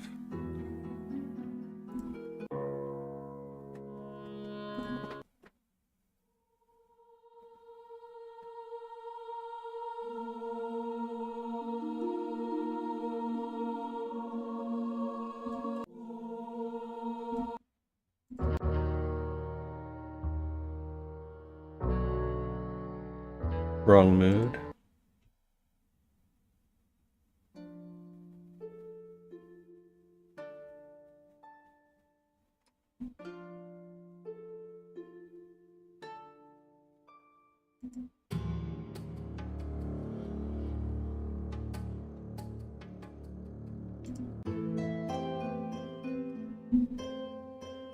Not dark enough.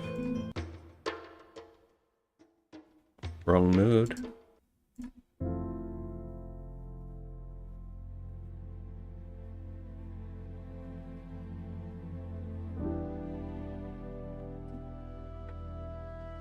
Not dark enough.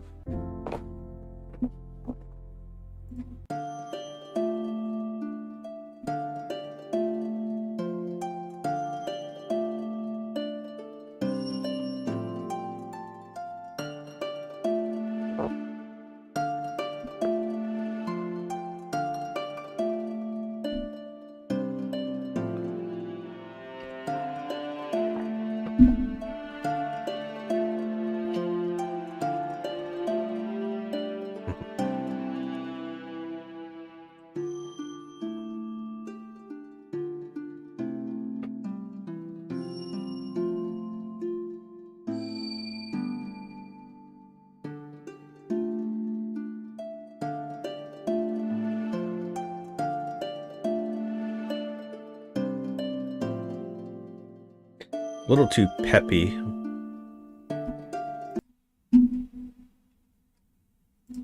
What was this other pretty one that we had?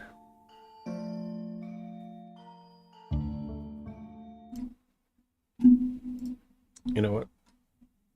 I'll stick it in there just in case.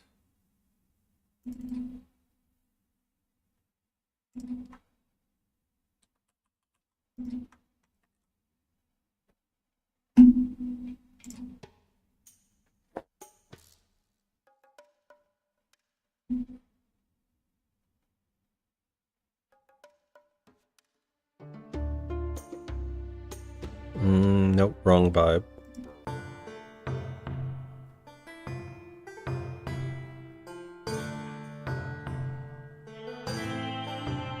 That might be good for like if we were doing the card battling section or the deck building section, but we're not.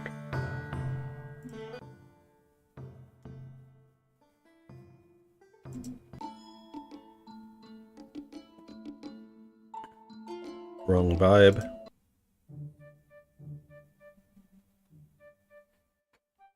Wrong vibe.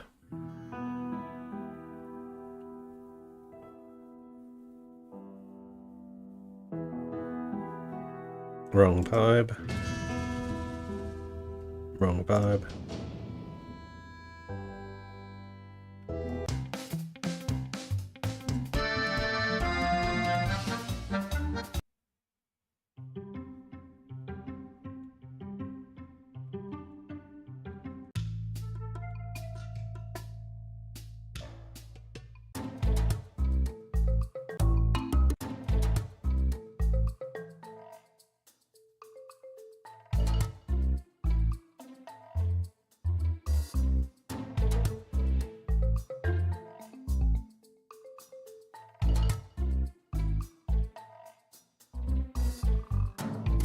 I like it, just not for this.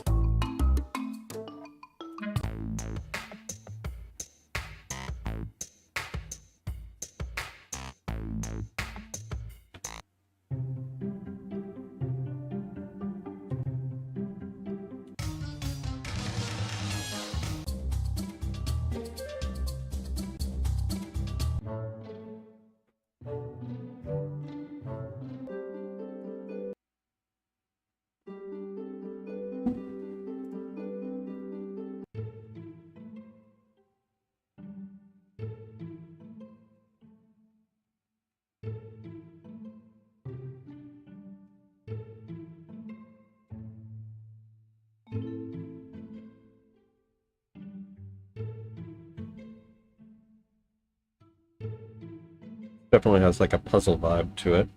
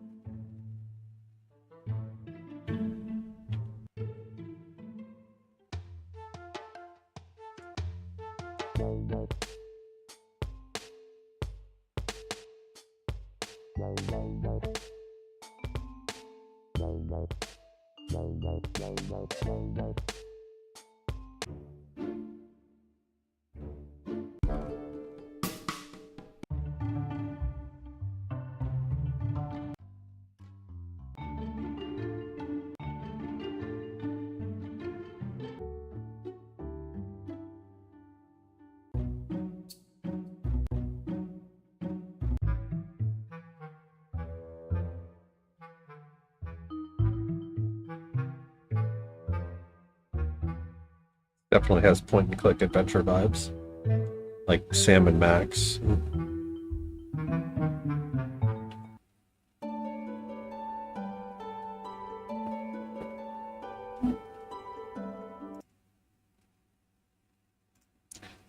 So that one maybe. Seasonal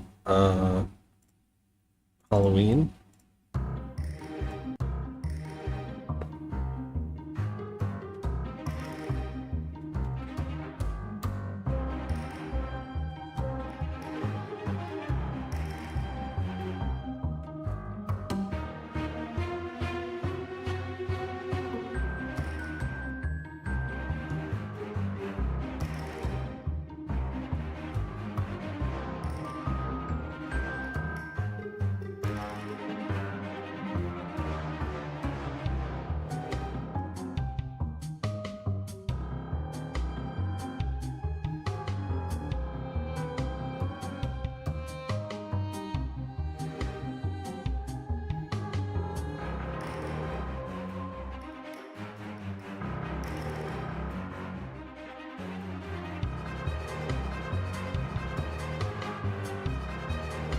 Maybe.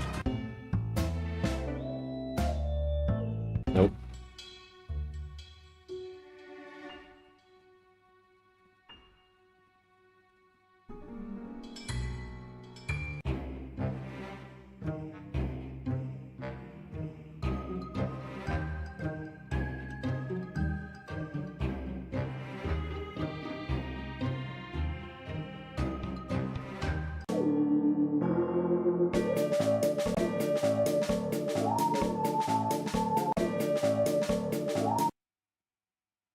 So Halloween and spooky ambient.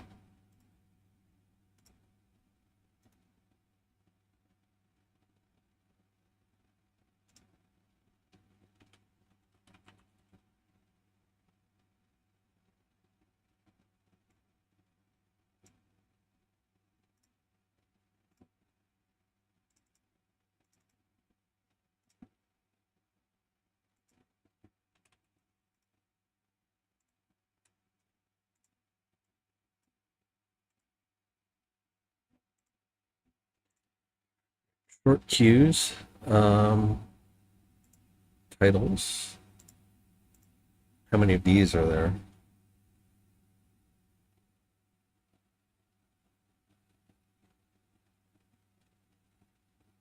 Arcane trailer.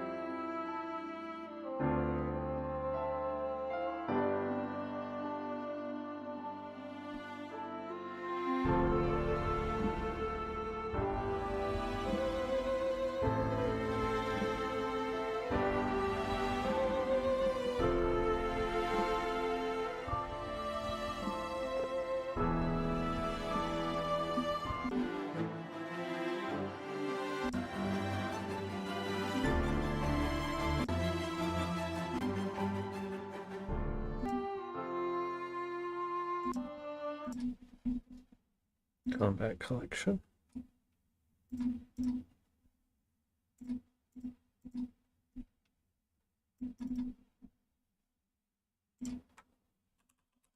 Potential title.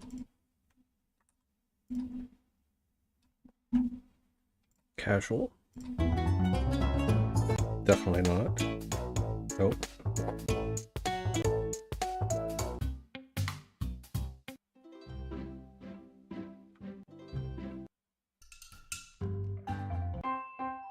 Absolutely none of those.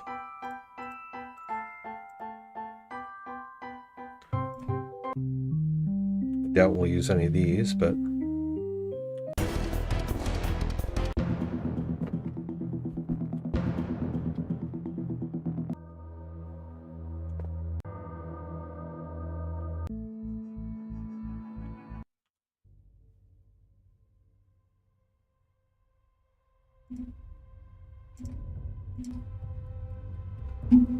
yeah, I don't think any of these will do.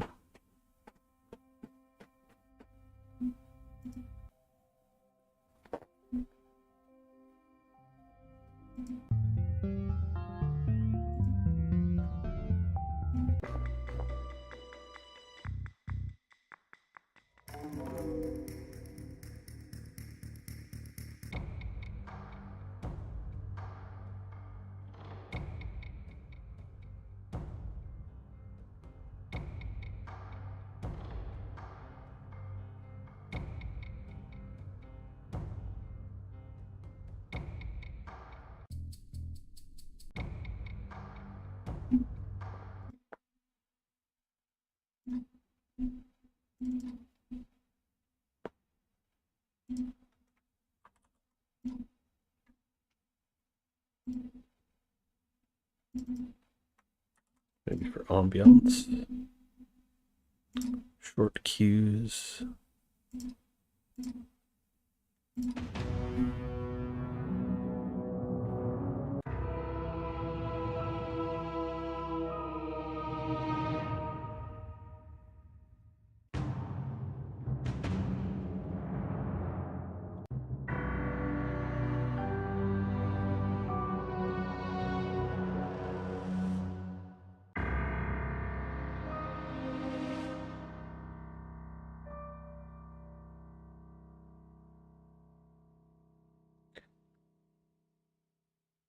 I feel like they used that in Runefencer Ilia.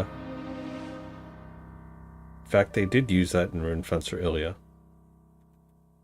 That's the death toll in Runefencer Ilia.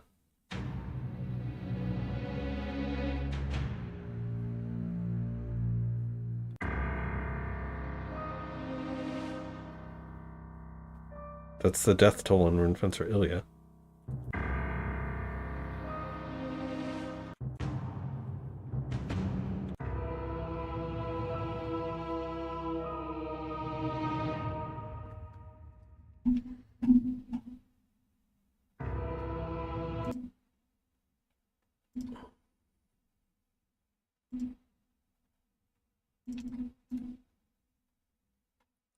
New folder, fanfare.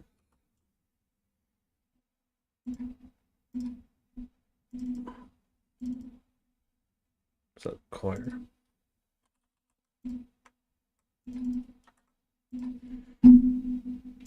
Drums.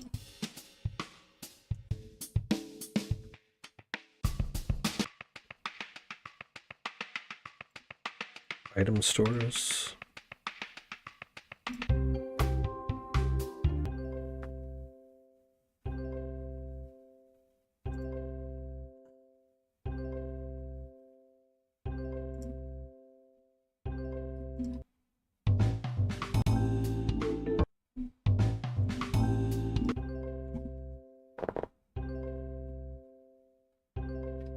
Item store loop 1.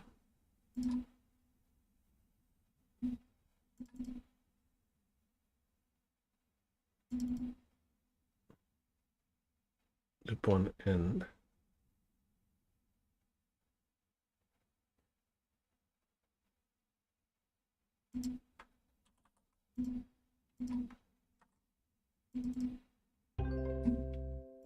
Yeah, that could be like for an announcement or something. Level up.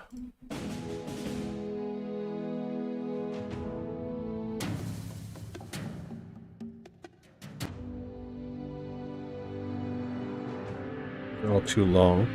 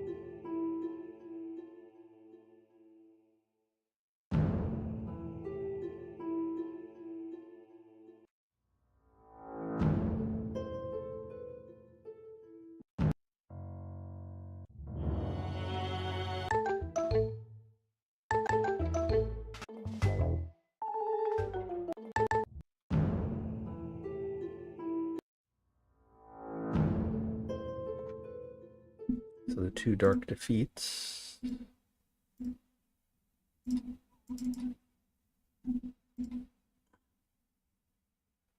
Under losing.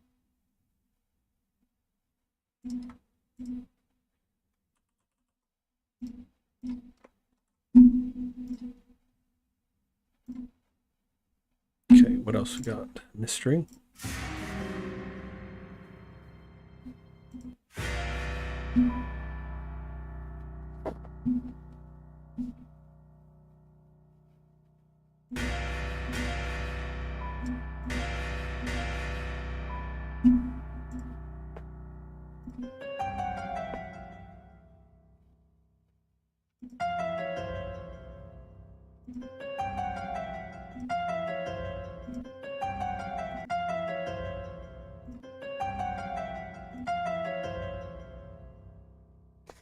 All right, so the 2 puzzle ones.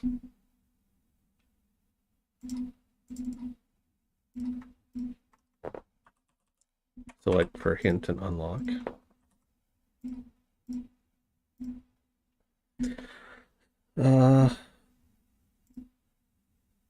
Quest.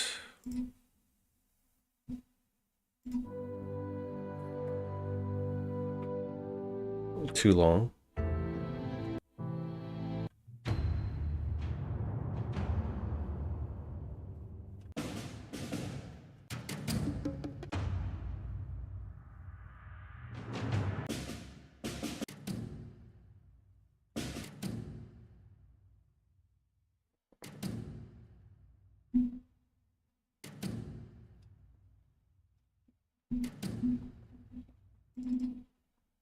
What's that? Ethnic drums. Okay. Snare hits.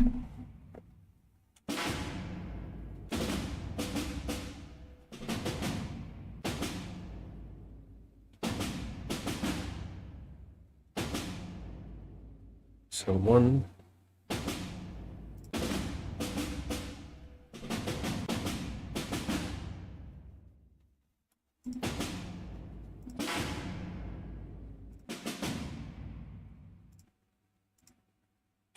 Take 1, 2, and 4.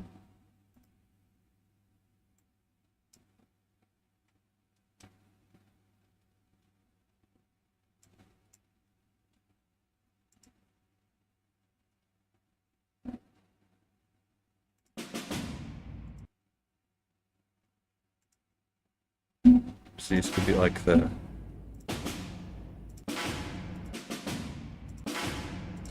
this could be like the fail conditions.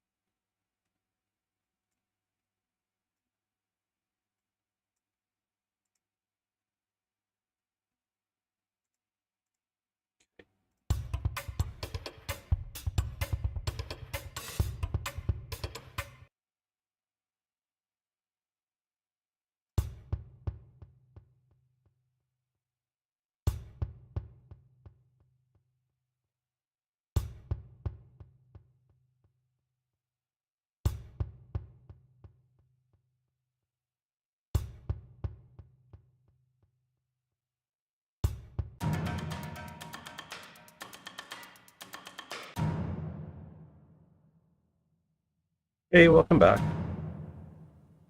Came back from Egyptian time.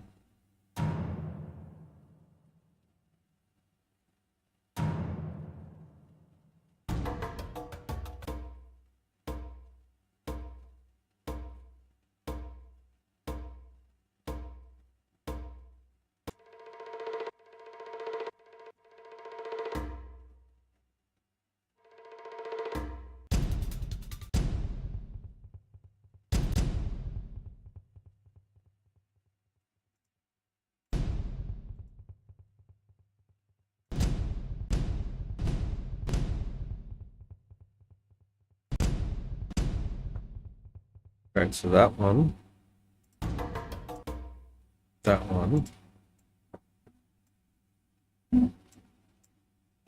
and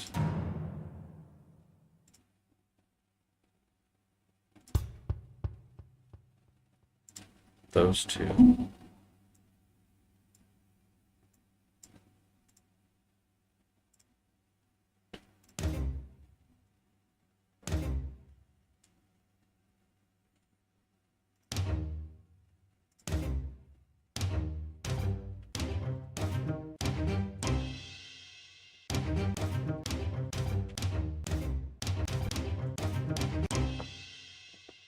Sure, those could be something.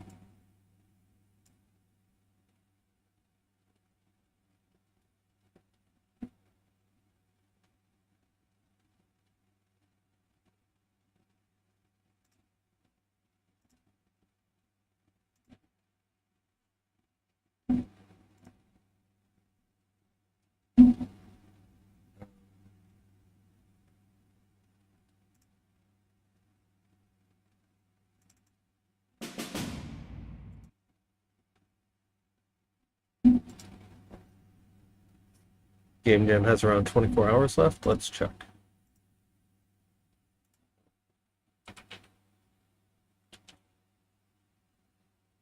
A little over. So about 30 hours left.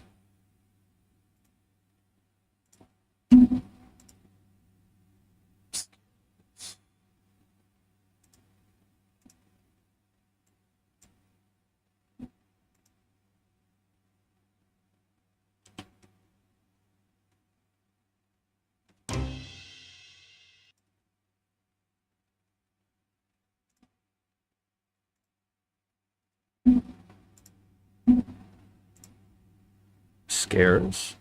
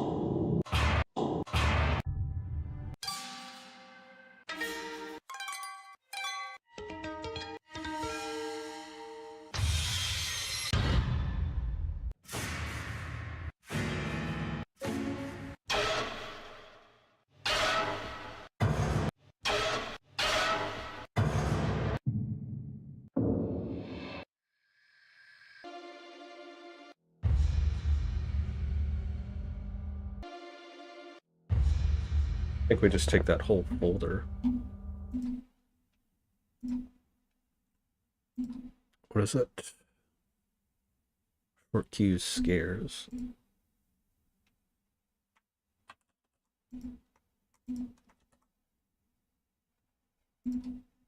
Okay.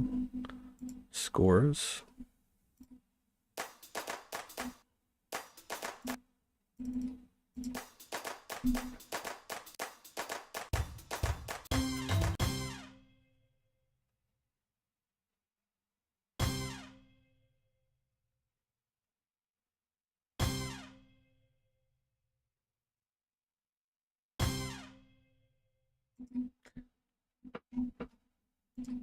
Having a hard time seeing how I would use that, but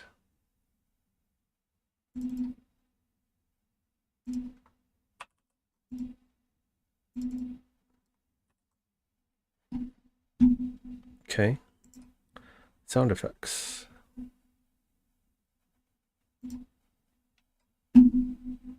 Three-star sounds.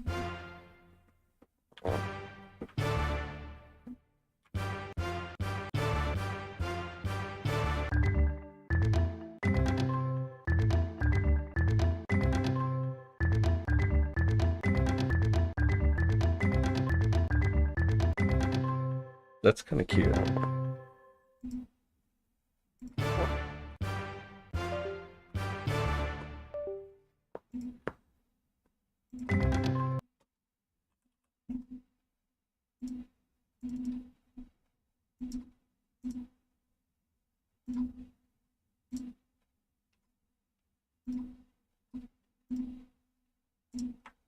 Let's copy that whole thing over. Winning.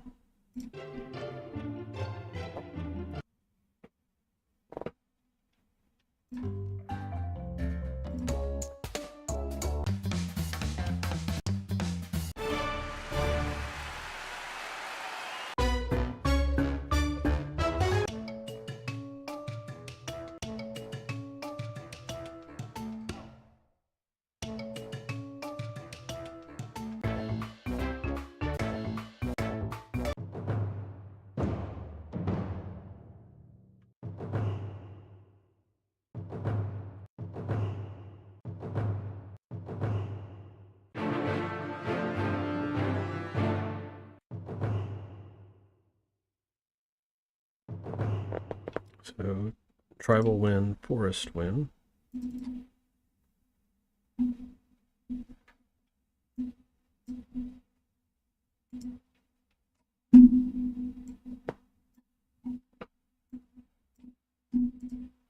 Okay. And last but not least,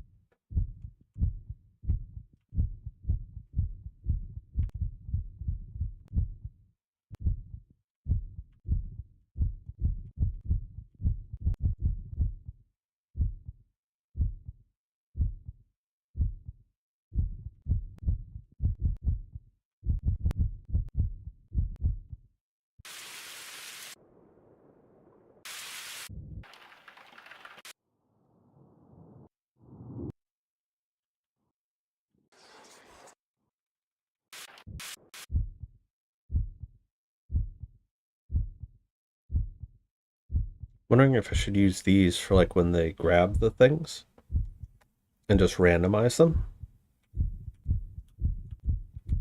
Or like maybe make them softer.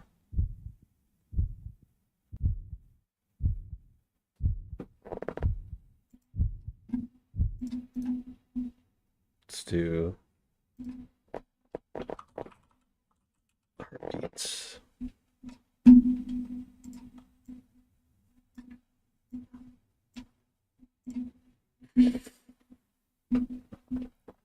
Okay, so that's everything from this folder. And then we still have a lot left. So I'm going to, how long have we been going? 10:15. I'm going to go take a break, make myself some coffee, and we'll be right back. And in the meantime, you can listen to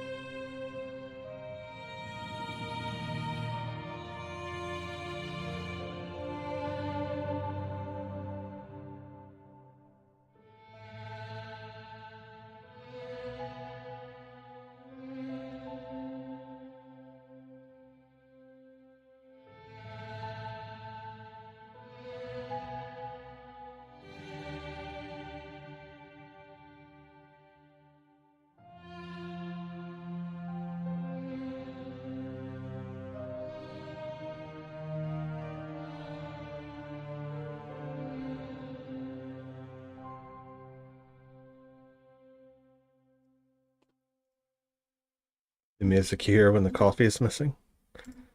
Yeah, the more I was listening to that on loop just now, the more I think I'm sold about making that the title. What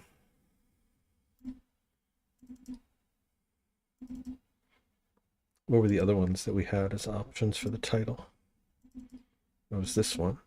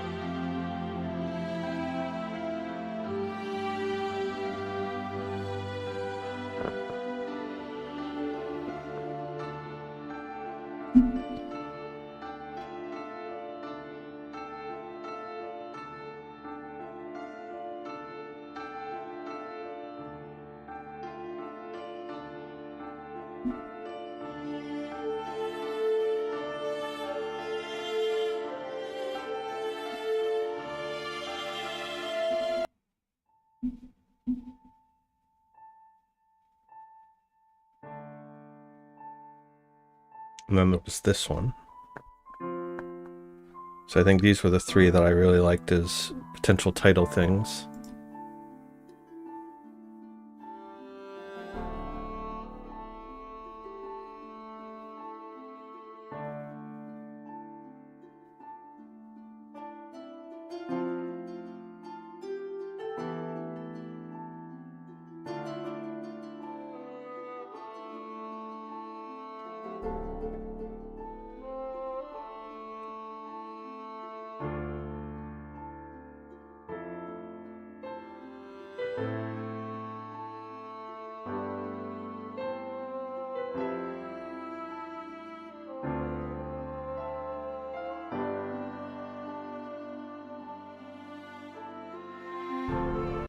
All right. So that's one pack. So now we have music sorted, or at least a narrowed down pool.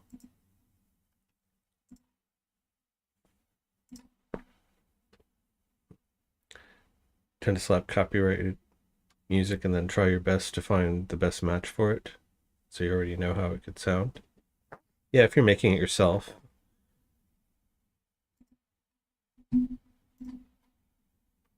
So now for sound effects.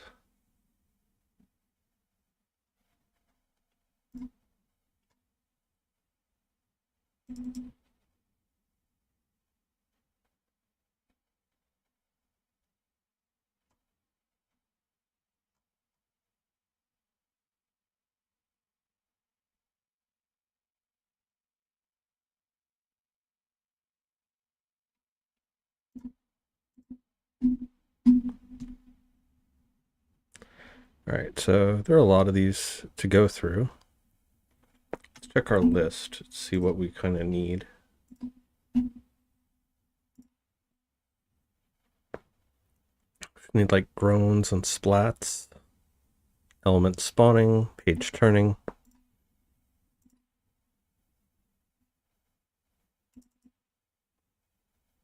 What are these? Nothing important.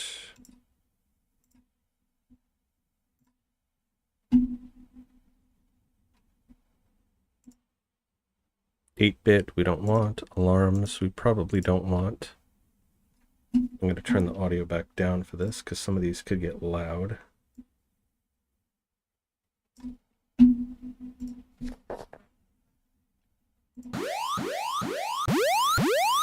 Yeah.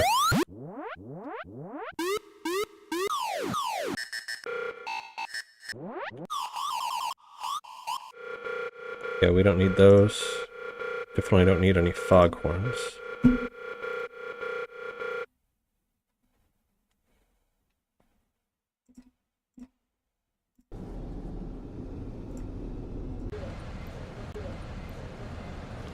Crowds, fairies, nature.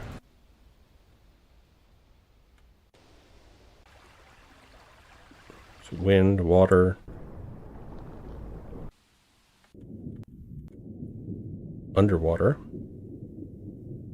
Could be interesting for certain applications. Like I know in one of the Pass the Game challenges, Constellation Creative did underwater game.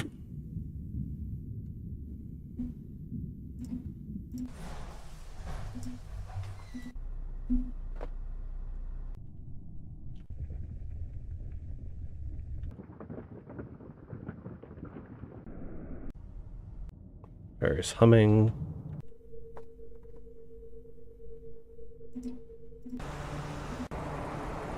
Okay. Animals.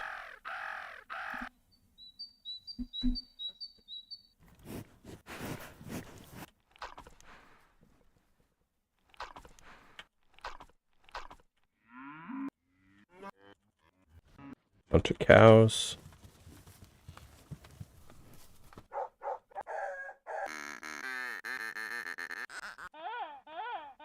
I mean, we do have a goose element.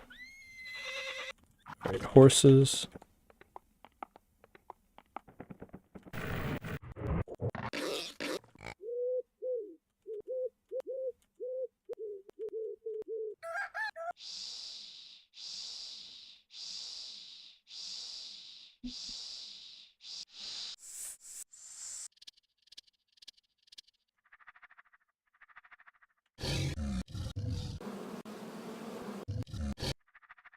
Alright, so all these snake ones.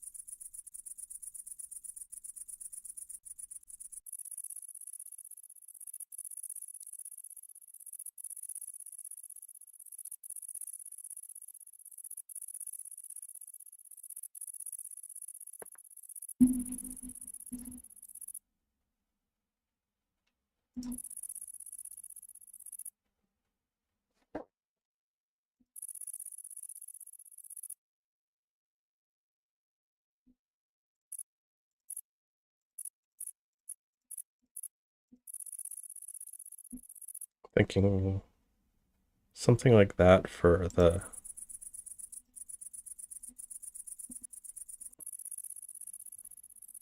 like the little skittering.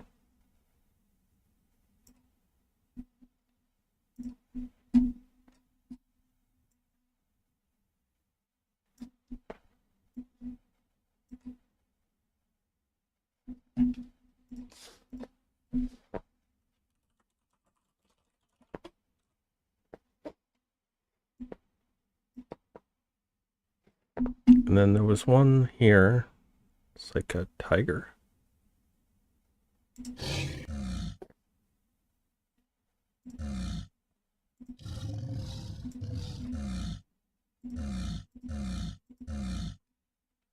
Could be like an interesting growling noise. Audiences don't care, battles don't care, break snaps, buttons. Let's just go through these and see what we have. Zaps, whooshes, weapons, voices. Grunts, groans, hurts.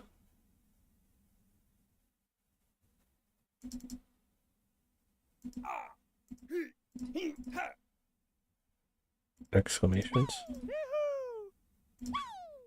That one's fun.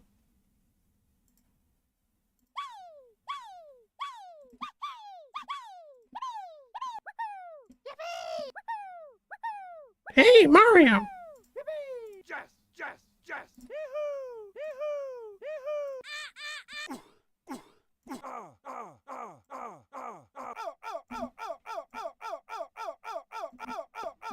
Alright, enough of that.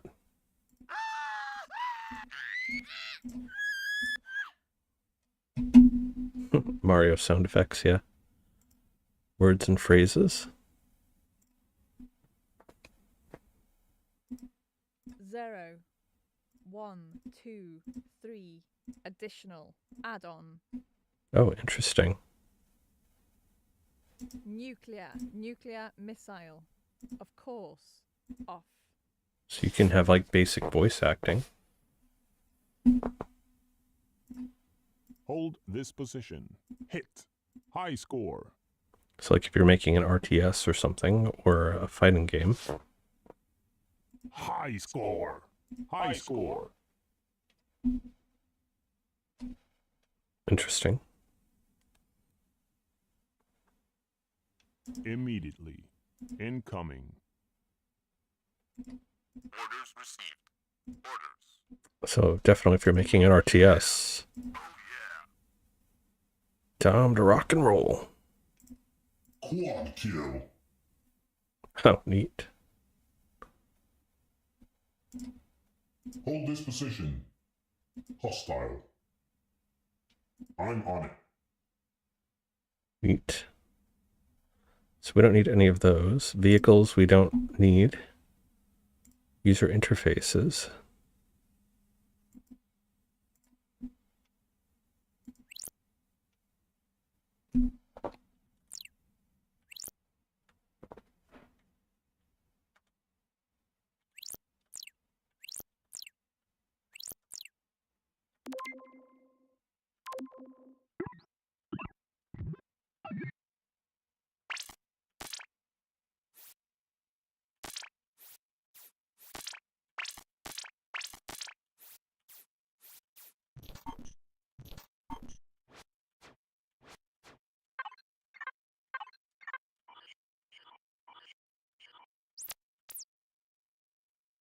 Among Us, yeah.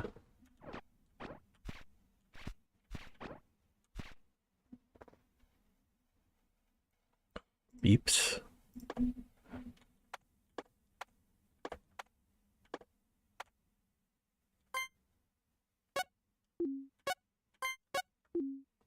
So this is like everything you would ever need for UI.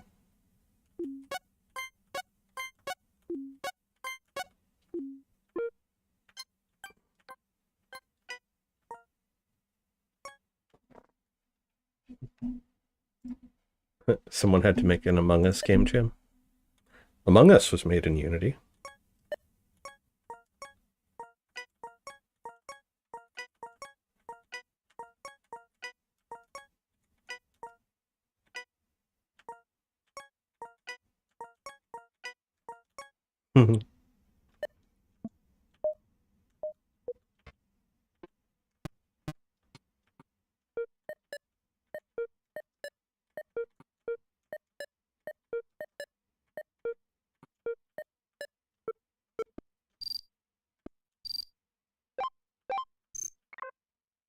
Interesting.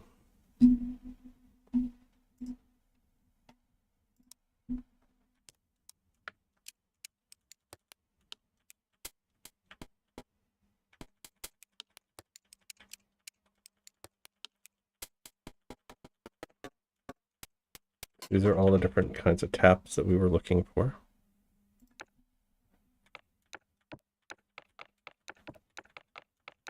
So like if you added pitch variation, that could be like footsteps.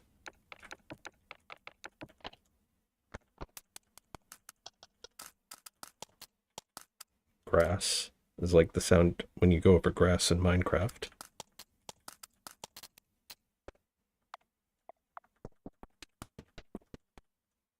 Okay.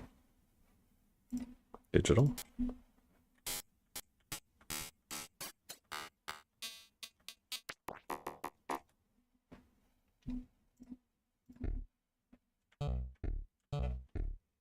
Ah, that could be good for like failure.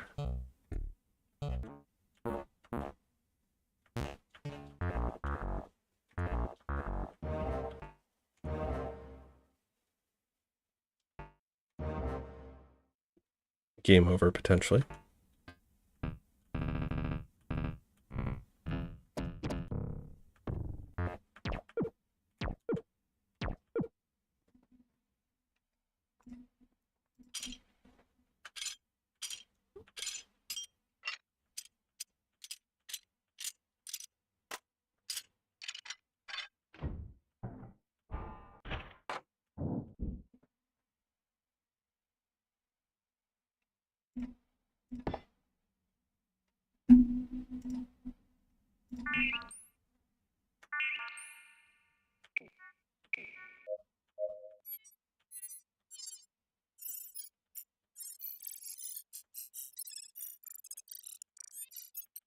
You're making more of a sci-fi game. You could have like a robot and just randomly, sort of like how like Midna speak. It's like if you had a robot that needed to talk.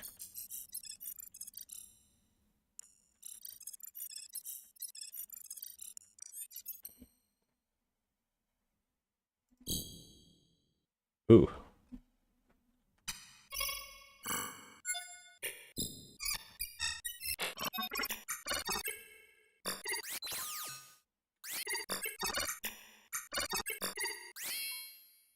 Interesting.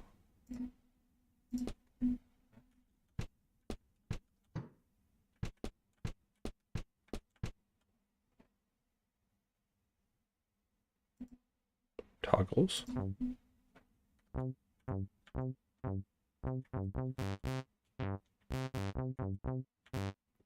You could probably make a song out of just these.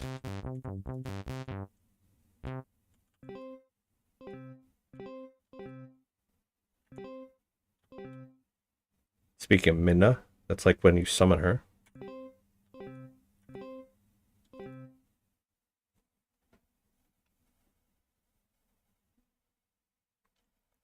All right, so let's take this entire user interface.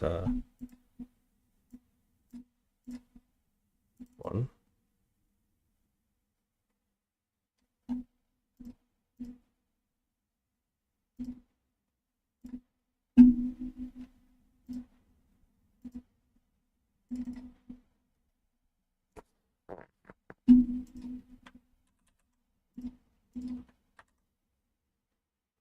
Okay, because I'm sure we'll find lots of good stuff in there. Vehicles.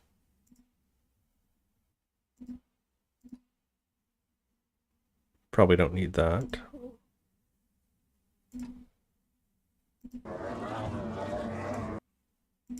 Yeah, I think we're good on that. Bikes, cars, tanks, trucks. Yep, don't need any of that. Voices, weapons.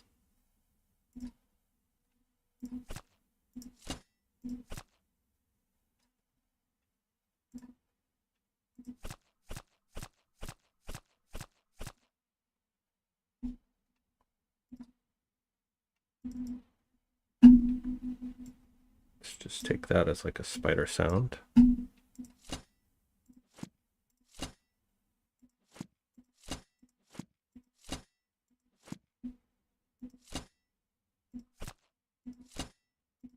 It's like when you squish them.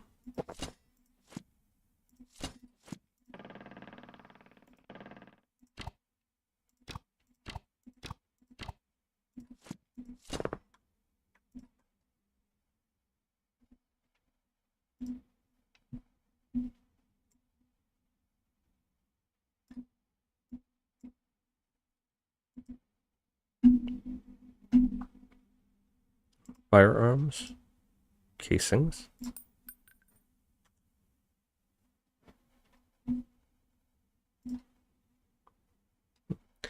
Game over shouldn't be sound click but a whole 1 hour movie of Dragon Ball Z live action remake where the user is forced to watch all of it. Oh, that's awful.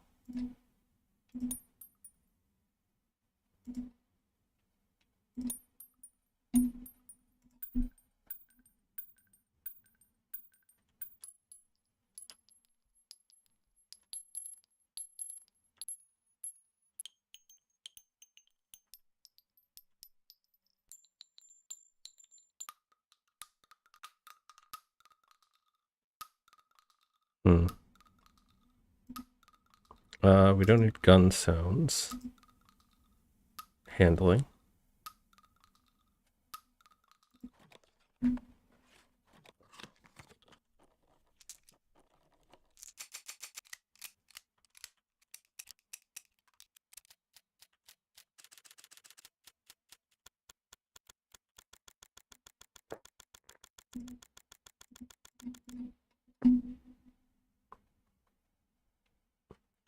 Melee rockets, sci-fi blasters.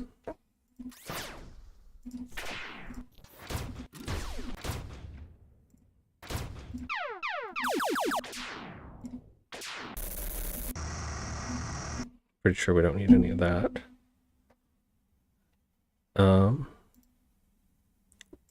Zaps.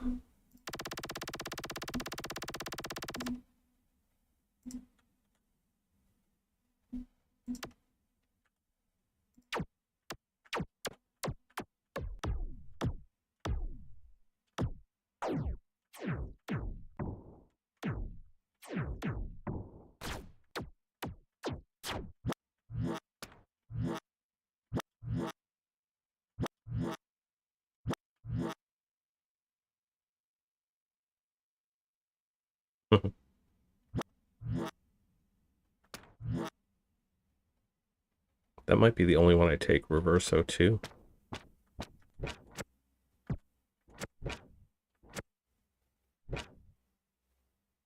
Verso 2 and 05.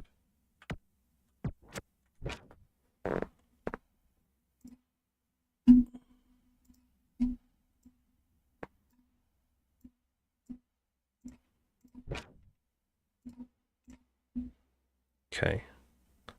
Whooshes.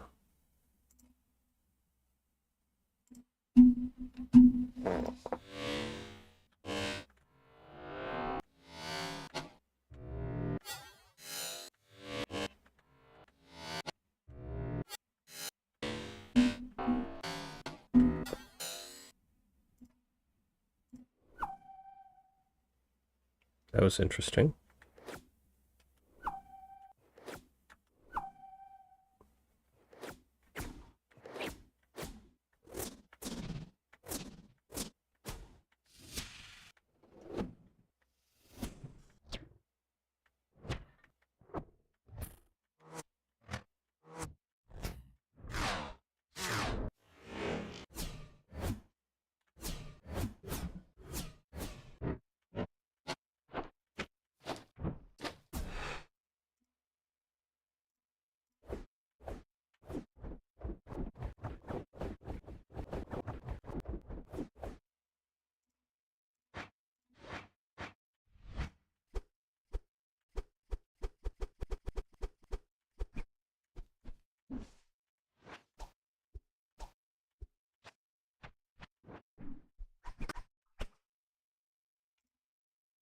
A lot of air whooshes.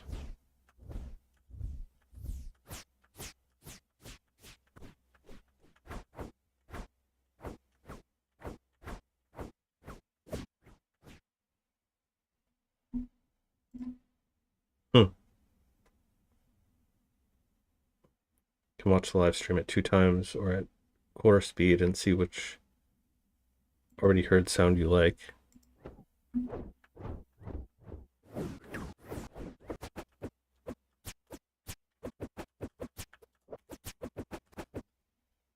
Very fast.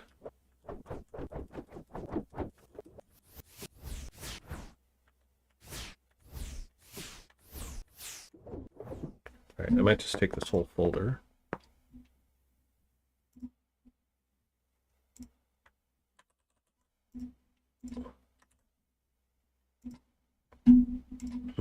Some sounds when sped up or slowed down make a whole new sound. Correct. So I've mentioned this before, but a trick for turning a song into EDM is just play it at 1.25 speed. Toys, squeaks.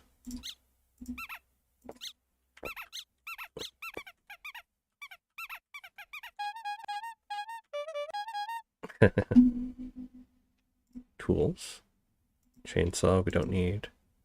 Chisel.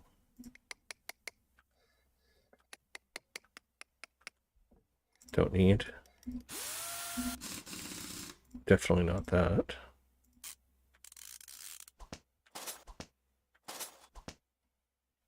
What?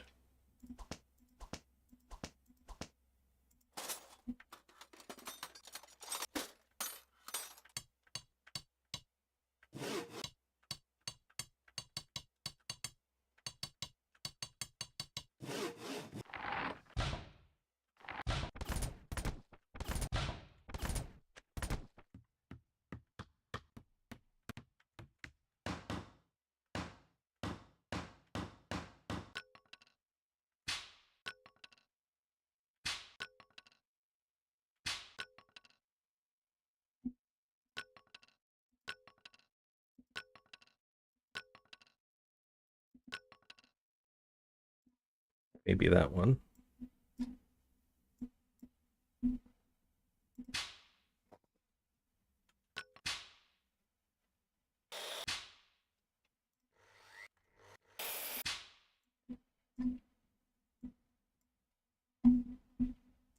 Spade.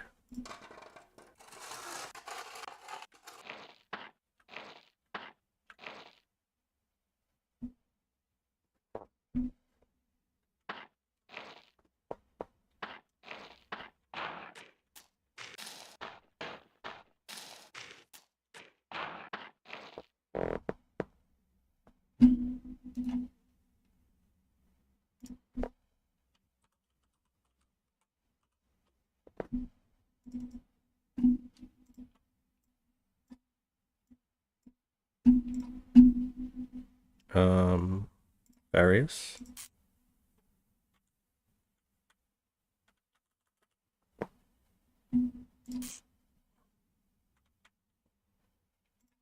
We did these already. All right. Time warps. Let's do the time warp again. I would sing it louder, but people are sleeping.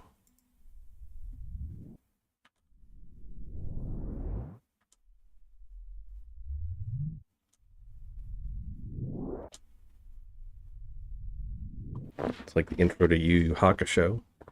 Da da da da da da da da da da. Funny thing is that in the live action TV show, in the very first episode, there's a guy who's driving a truck listening to that song, which is hilarious.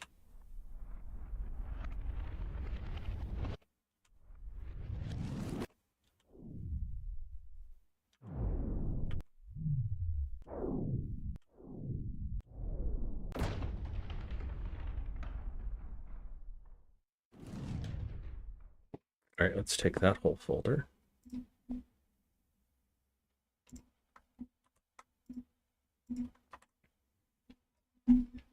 Thunder, I'm pretty sure we could do without. Thud thumps.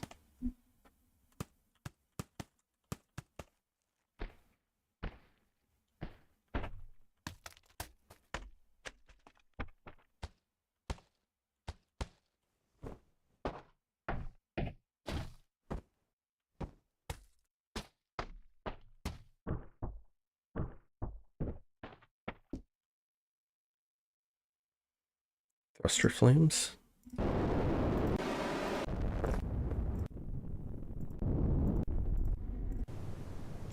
Those are all way too loud.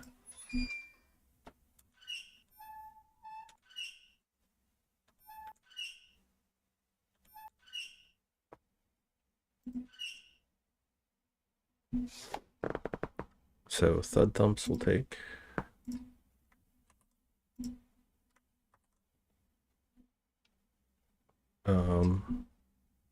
This one.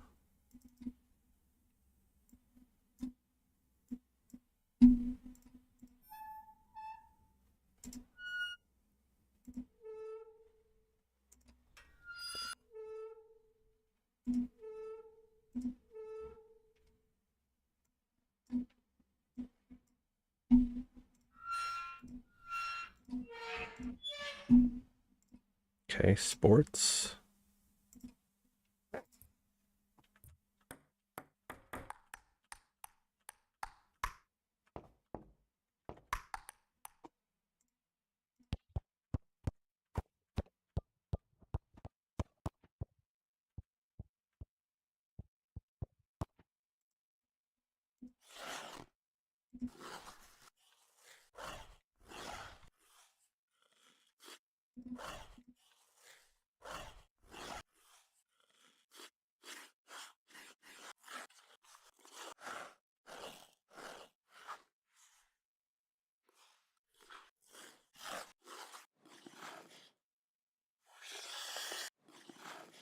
Thinking these could be like spider hissing sounds.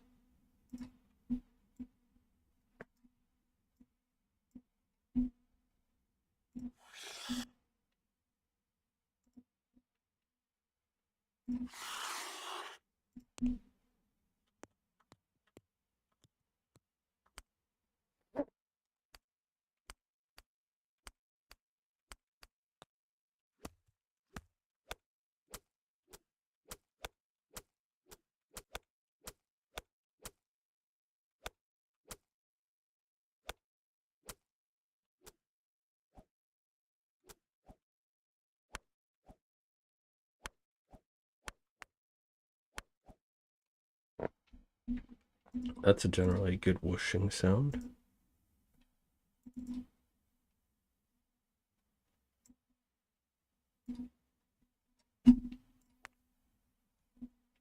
Ah.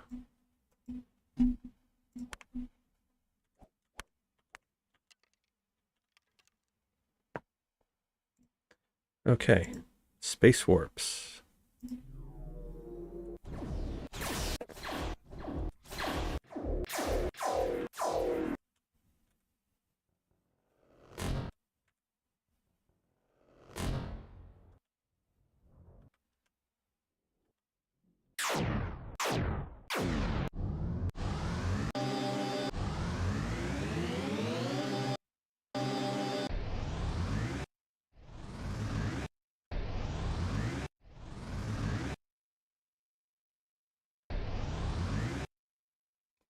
Hmm.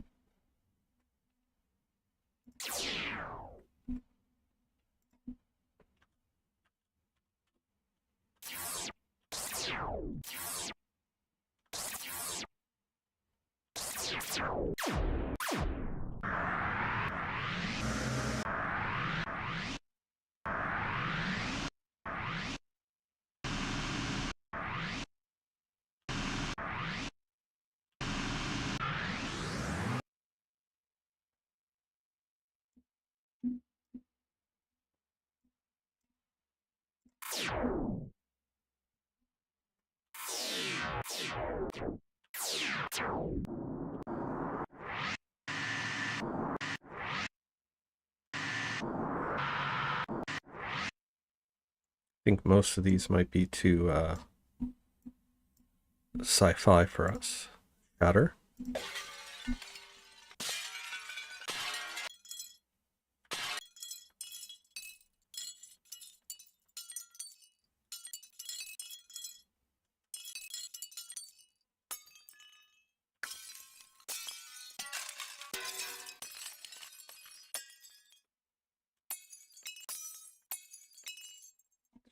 Full shatter folder.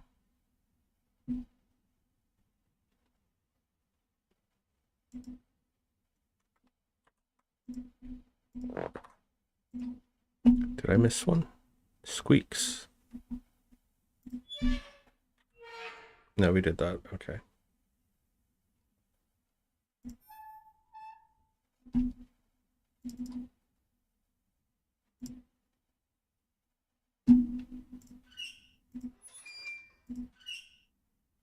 Um.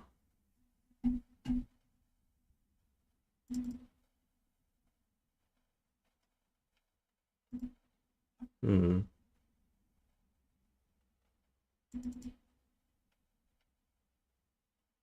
Yeah, I only took 2 of those. Okay.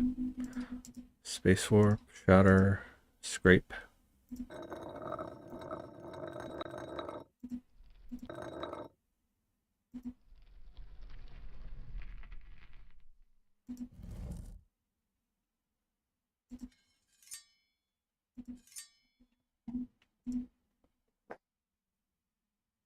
Hey, Lucas. All right, thanks for stopping by. I will be here later. Probably going to do an all-night stream. So we're going about 11 hours now. So I'm probably going to spend the next hour just sorting through some of these sound effects here, and then maybe take a break, and then we'll be back for another midnight stream, putting it all together into our game. Sci-fi.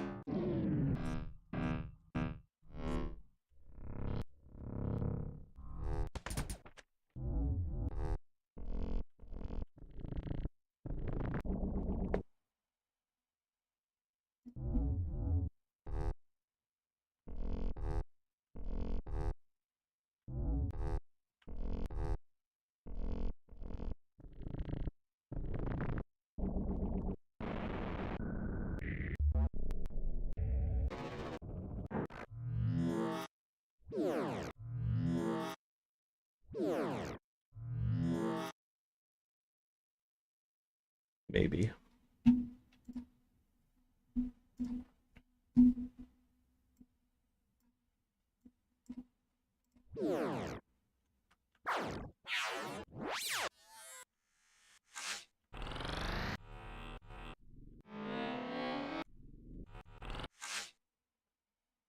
All right. Puzzles.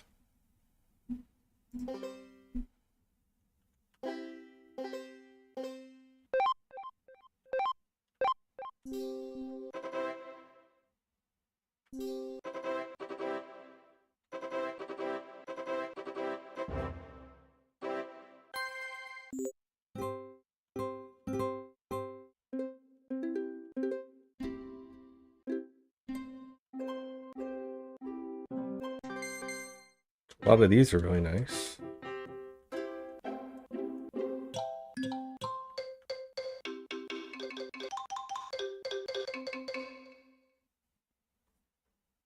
All right, we'll take that. Puzzles.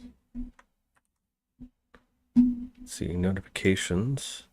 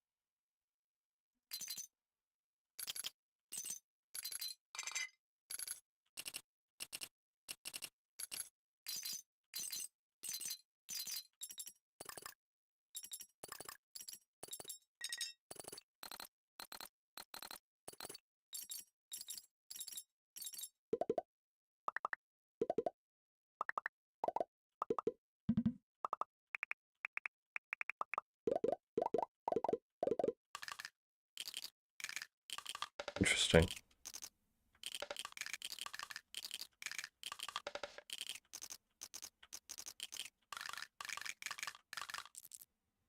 What else do they have?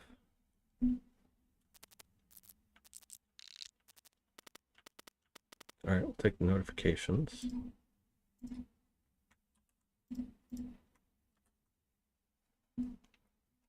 Retro lo-fi.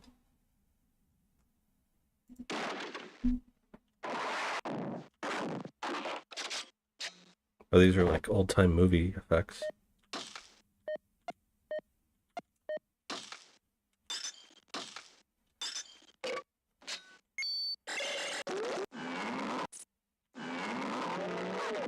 Pretty sure I've heard that from a movie.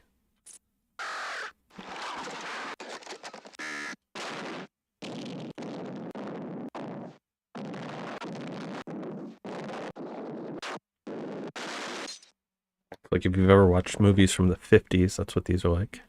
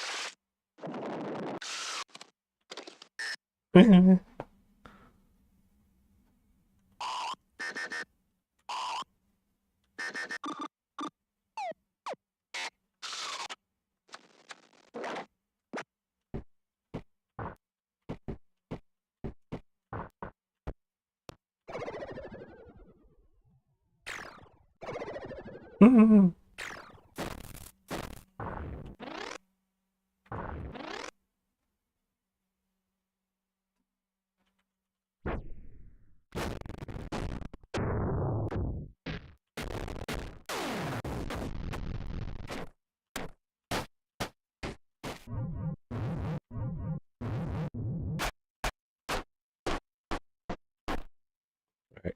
I don't think we need anything from there. Rips and tears.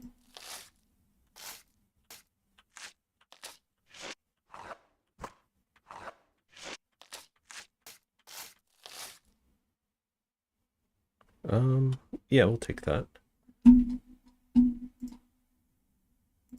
Rip and tear. Okay. Trilify music effects.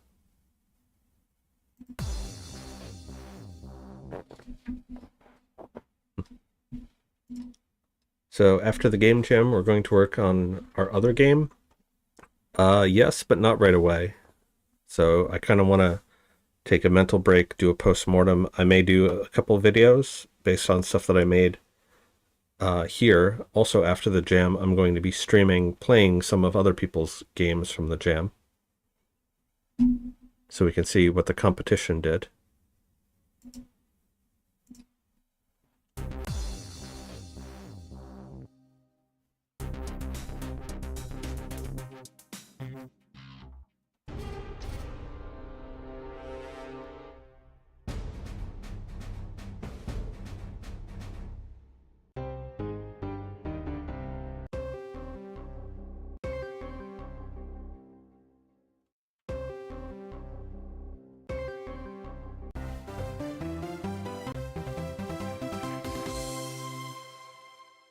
You got a moon. So these are like little fanfares.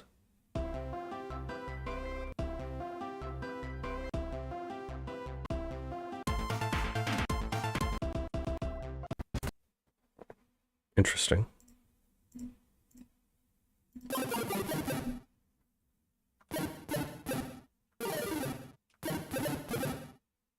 So like if you were planning on making your own music, you could add these into them.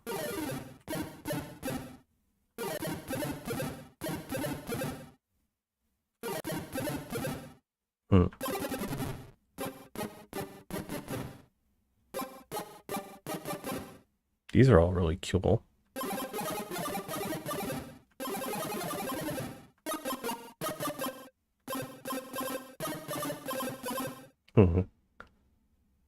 So like if you were making a retro game, you could use stuff like this.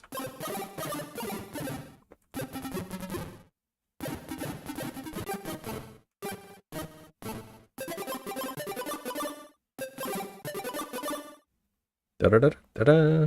Puppy power. Like, that's literally the underdog theme. I'm sorry, not underdog, Scrappy Doo.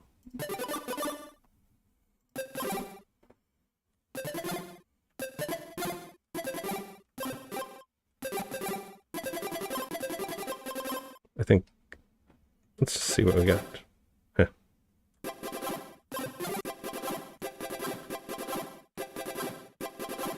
So like between these two, you have like a basic beat. So just alternate between them.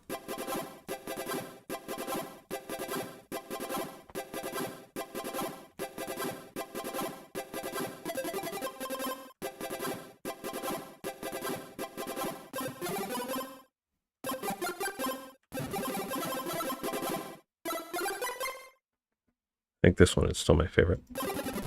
Not that one. That one.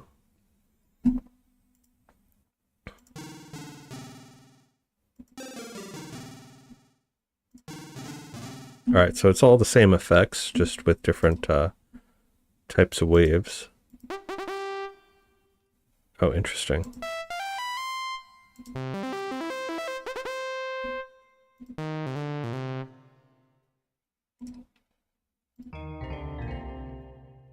Ah, now we're getting somewhere.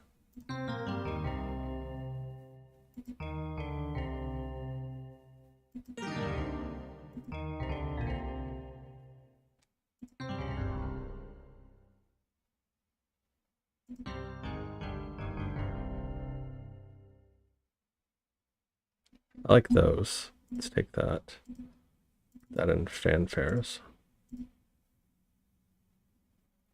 What was it? Music effects. Solo E piano.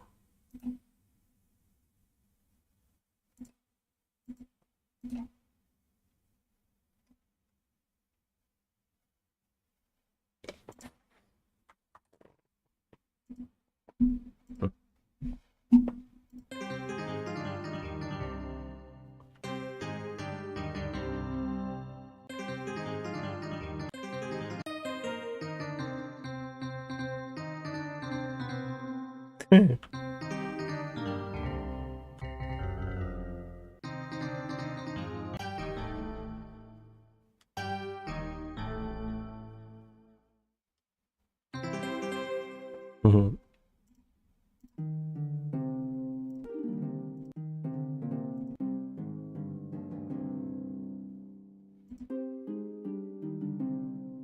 Like those two.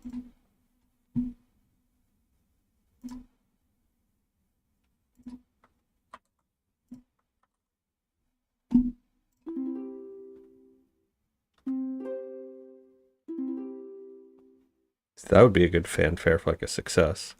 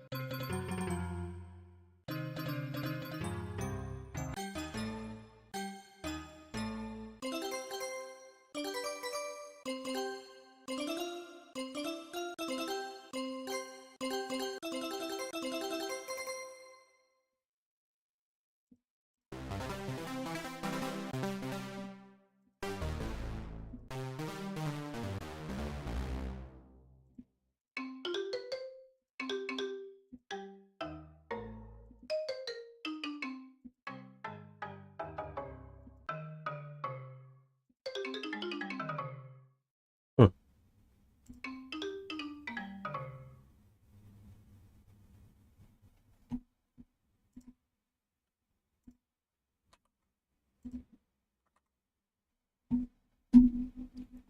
All right.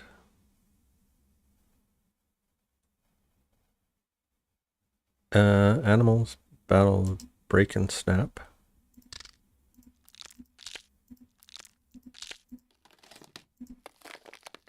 Come back to that.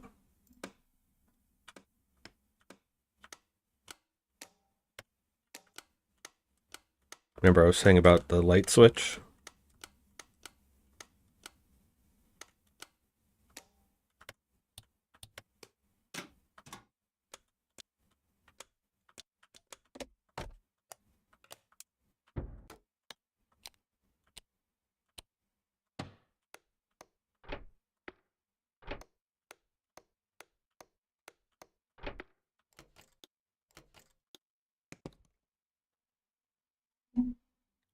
Big buttons.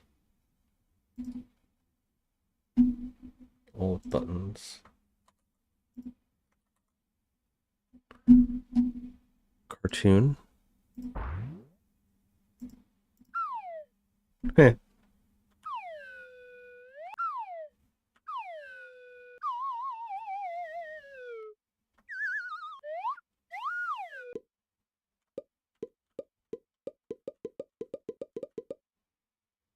That's interesting. So that's like that kind of a noise. Um,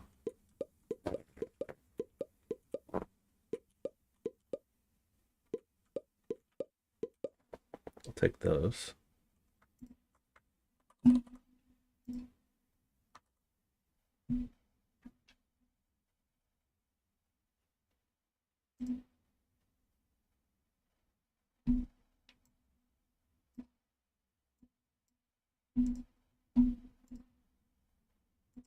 Um,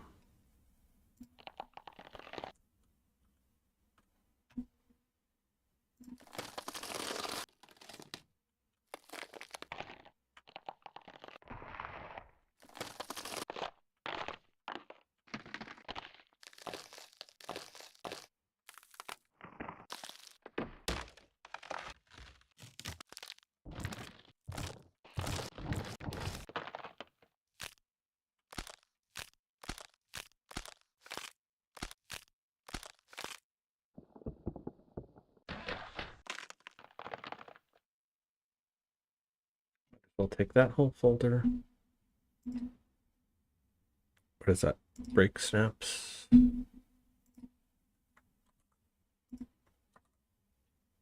Okay. Charge ups.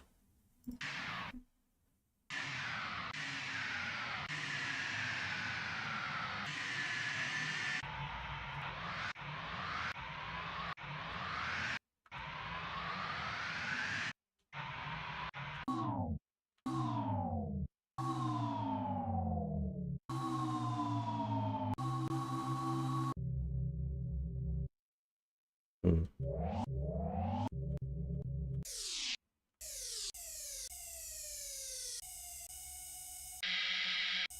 Those are all like really too long, I think.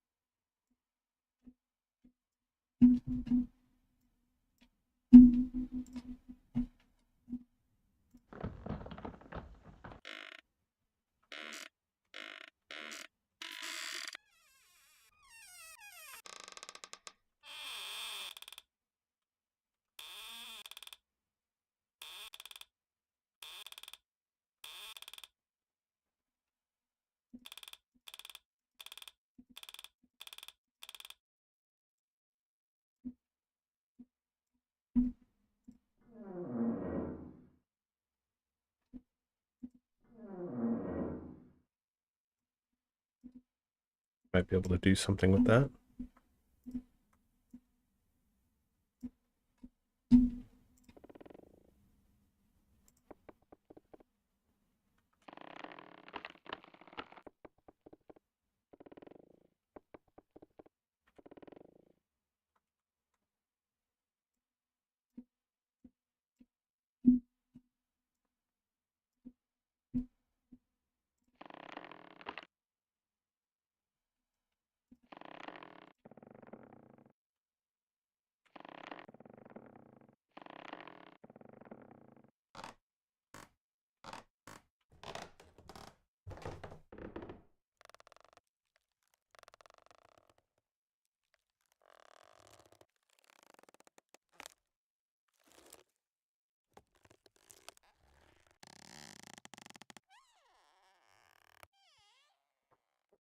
Demolish.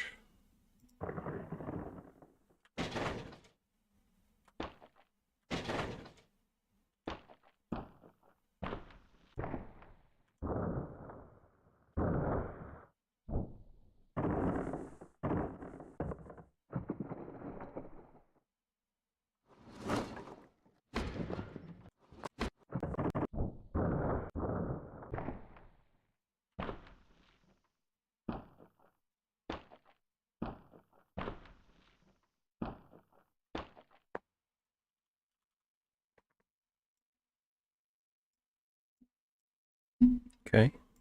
Devices, camera. Yeah, I don't think we're going to need any of these.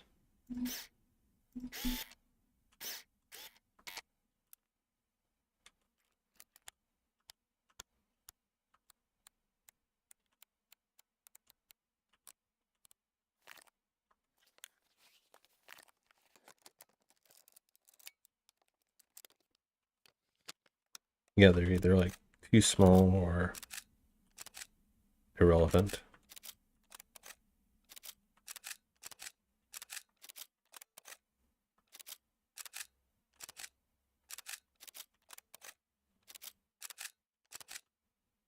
Hmm.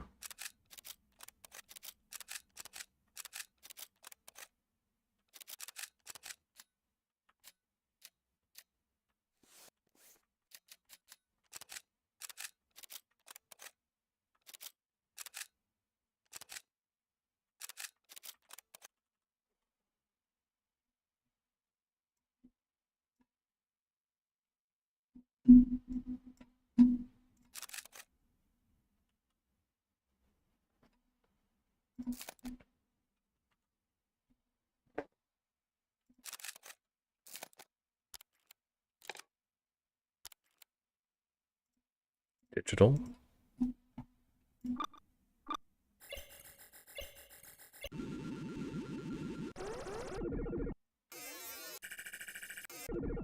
Not for this kind of game. Doors and gates.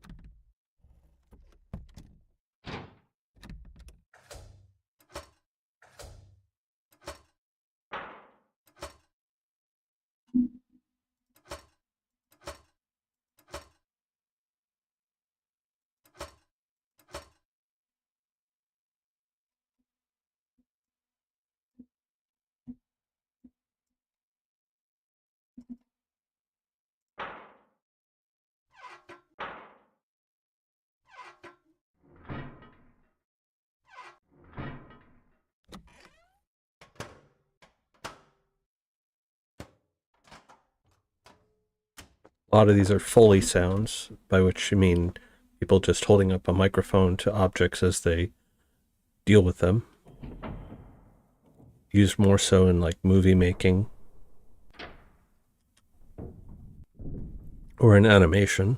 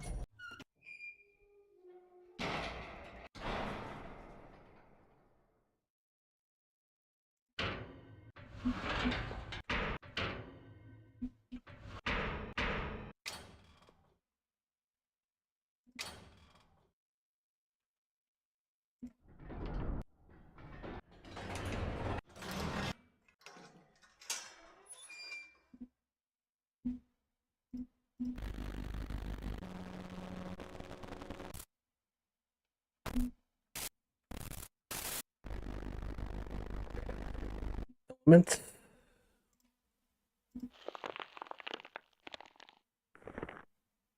Fire.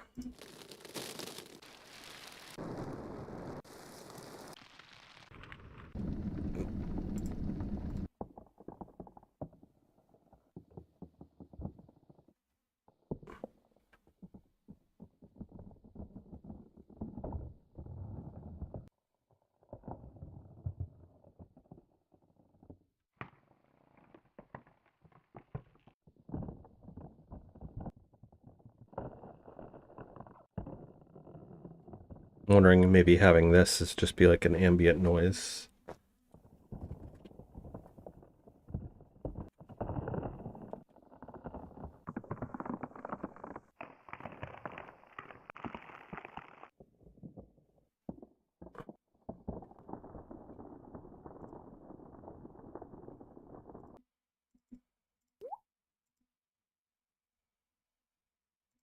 Green. Yeah, that's about what I expected. C. Splashes.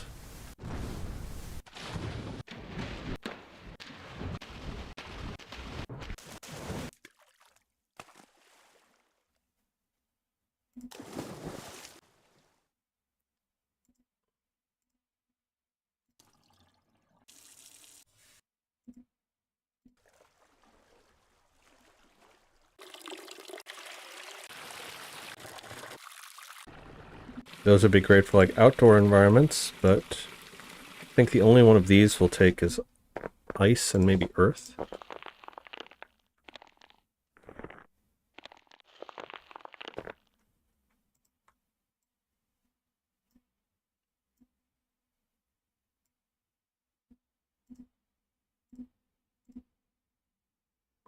Otherwise, that's kind of disappointing. Elevators, I don't think we need that. Engines. Yep, nope. Explosions.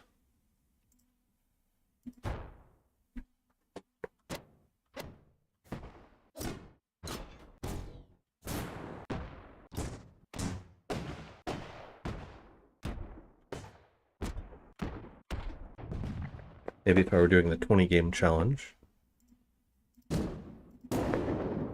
Oh yeah, Pan and Code, if you're still there, that was something else that I was considering doing, was the 20 game challenge.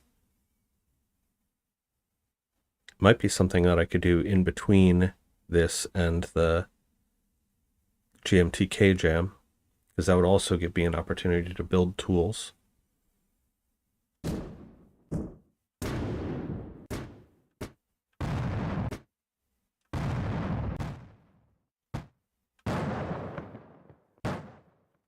All right.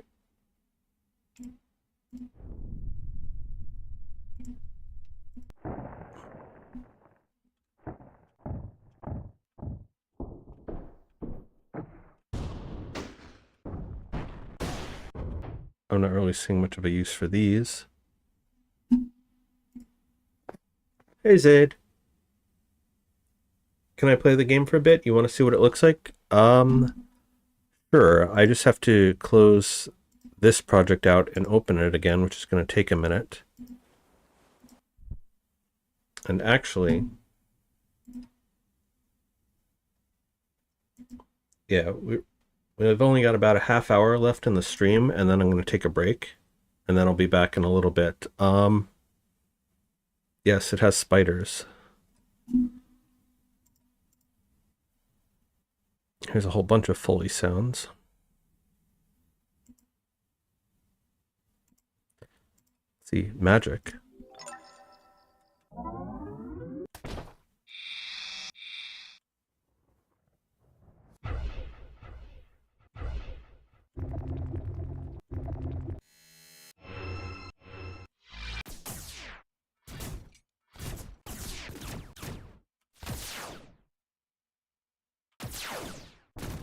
All right, give me a few minutes just to check some stuff here, and then we'll close it out and we'll play it before the stream ends, okay?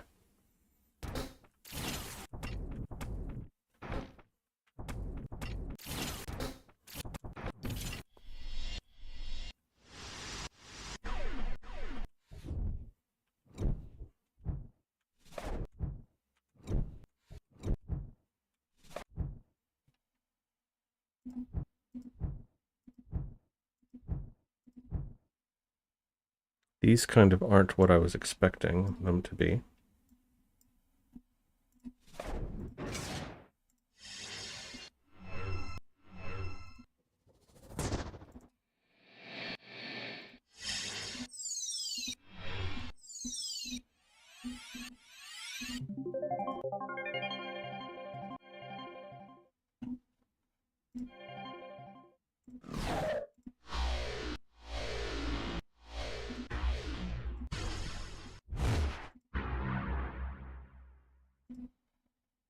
Yes, at least I don't have to create 400 sound effects.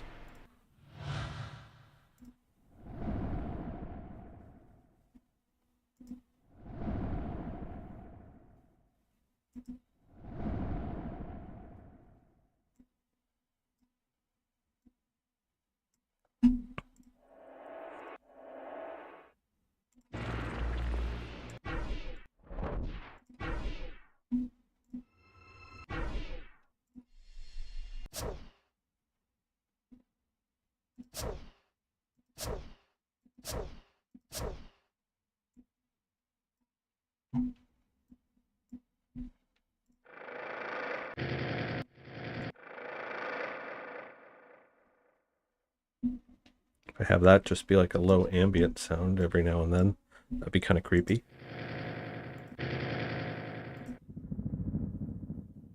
Same with that.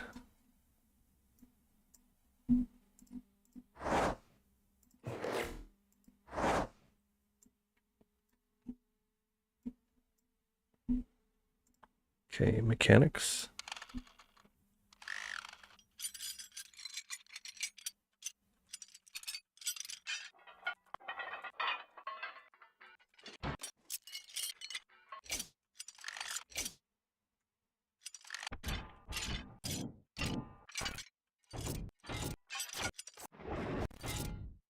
Okay. Monsters. There's a lot of these.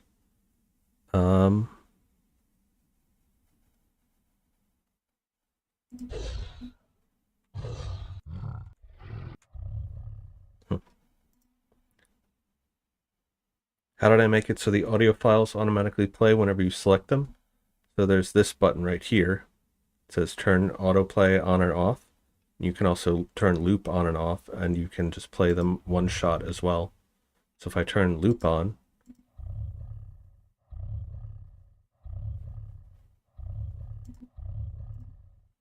right? So basically this button right here.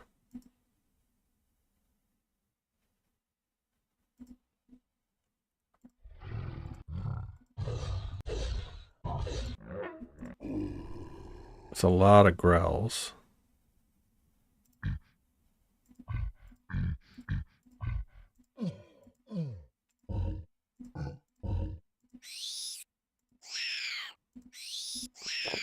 That's what we need.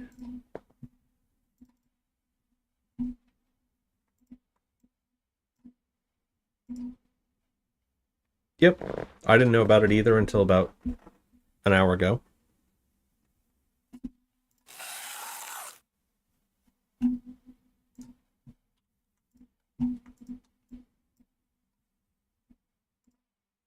Unfortunately, whenever I copy something from here, it removes it, and I have to put it back because this is my reference folder. And when I do that, it sometimes will turn autoplay off.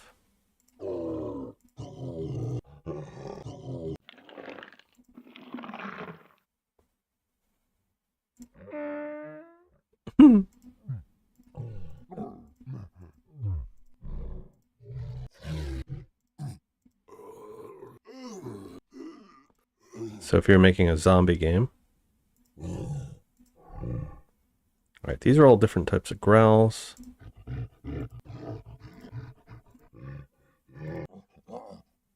Most of these like beast-like creatures. Aww.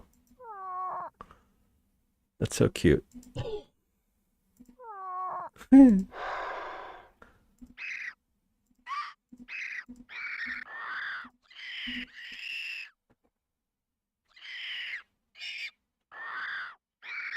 Oh, here we go. Alien insect.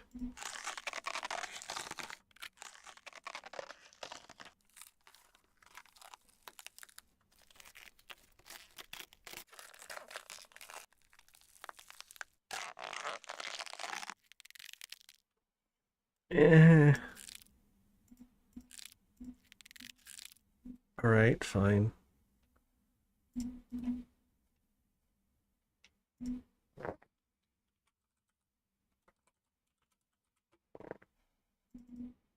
I'll take it, just so I don't have to look for it later.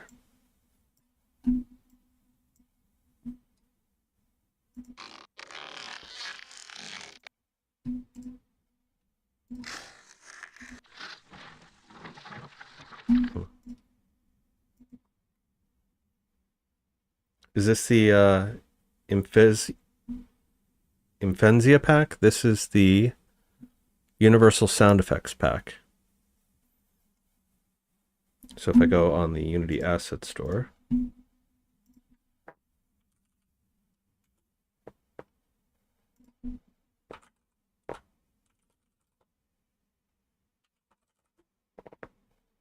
this pack. So our producer, Dark Mage, was kind enough to get us this, as well as the Universal Music Pack and a couple other helpful packages. All right, so that's monsters.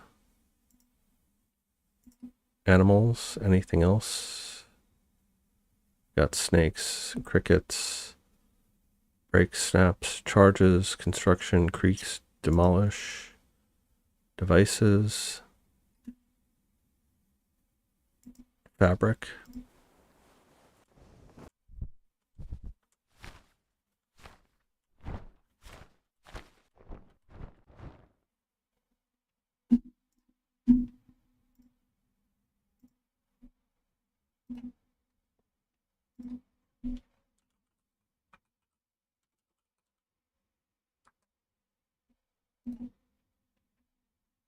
Delete that. Just copy over the whole fabric folder.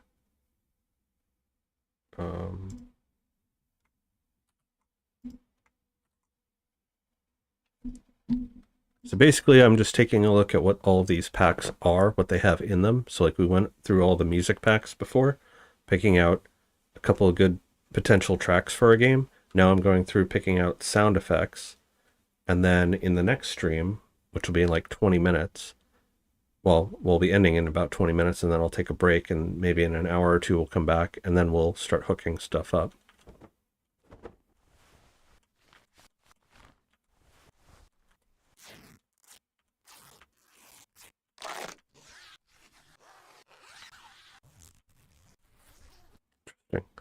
Pretty sure we don't need fireworks.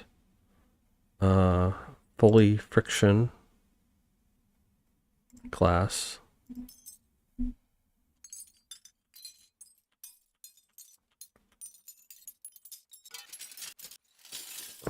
Gore splat.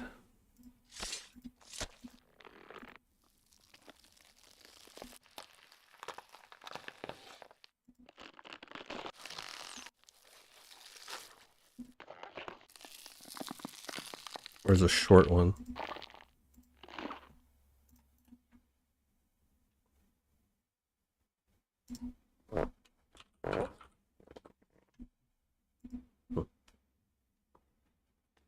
Hey, yeah, just so many samples for these voices. How are we doing on time? Yeah, 20 minutes, and then I gotta end it. But we'll be back. I have no choice but to be back.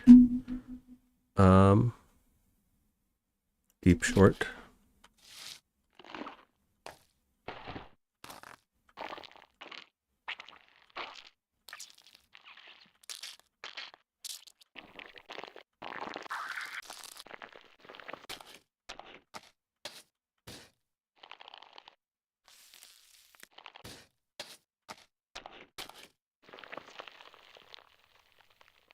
It's all these squash and squish ones.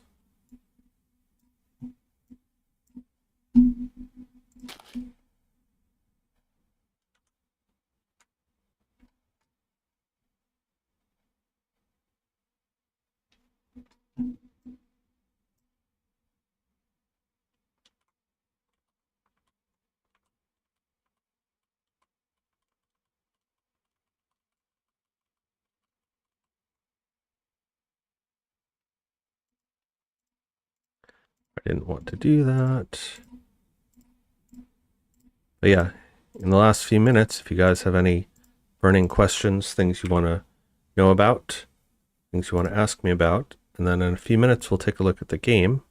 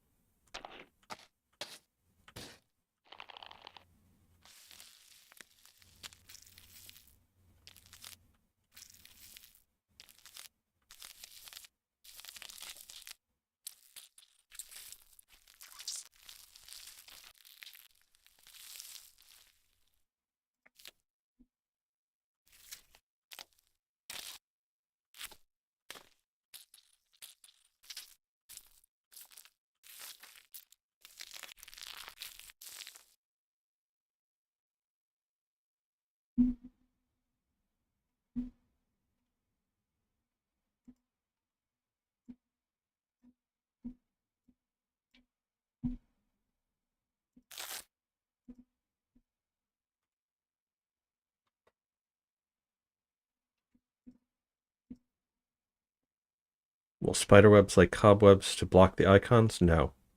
But what I thought about doing, if we have time, is maybe have a web spawn where the target is.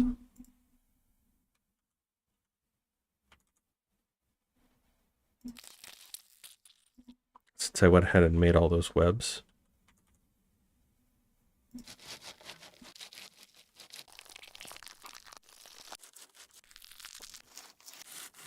It's like the Primogen from Turok here.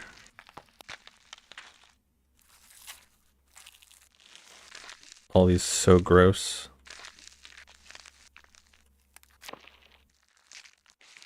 They're also like way too long. I want them to be snappy.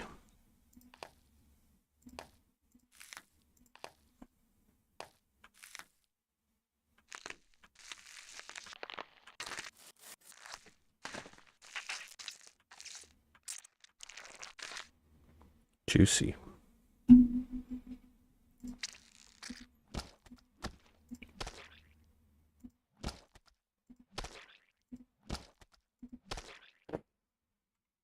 I like that.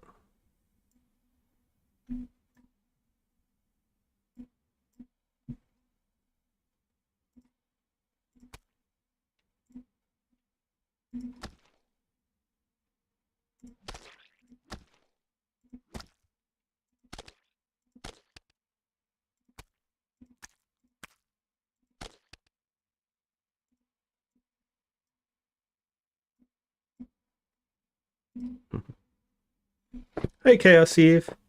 Development is going great. We are in the polishing stages at this point. I'm just going through my libraries and seeing what kind of music and sound effects we have in the packages that our producer had gotten for us. So we're actually going to be ending the stream in about 15 minutes, but then I'm going to take a break and we're going to come back. So make sure that you guys are subscribed for that so that you know when I go live. And then you'll get to watch as we finish hooking up the polish.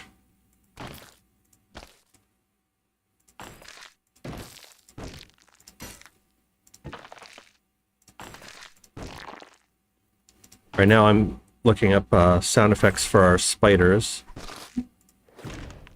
Alright, I think we've exhausted that. Footsteps? Do I care? Oh, Jesus. There are so many of them.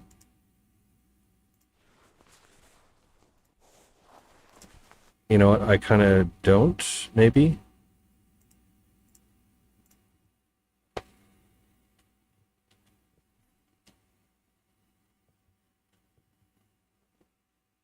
Leather wood?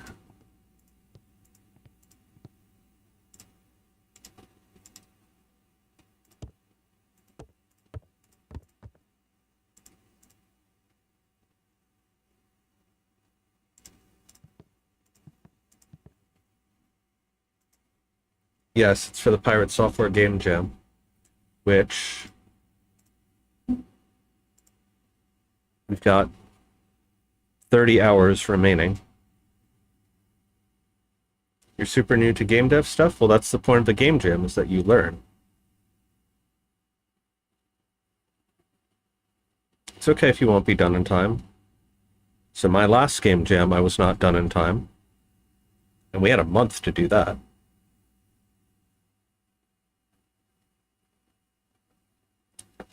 That was kind of embarrassing, actually. The main thing we learned from that was to not go into polish too soon and to focus on prototyping. So I have other streams on the channel that talk about my progress on that. That was also before we really got going in terms of our studio and streaming. Impacts, lights, keys.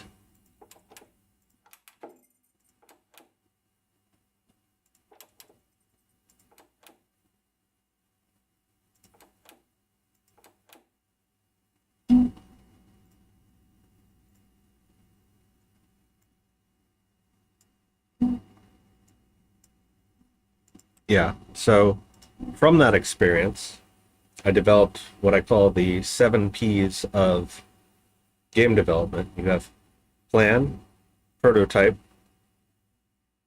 playtest, push, polish, publish, post. I'll make a video about that someday.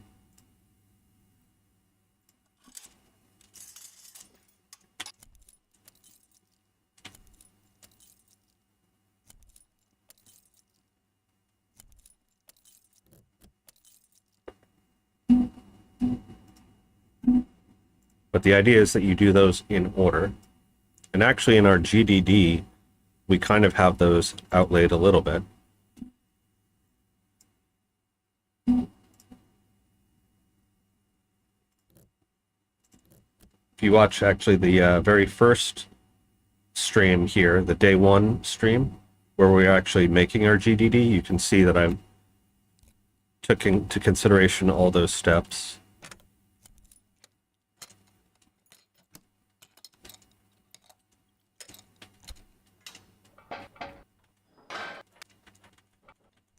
All right, I think we've exhausted that.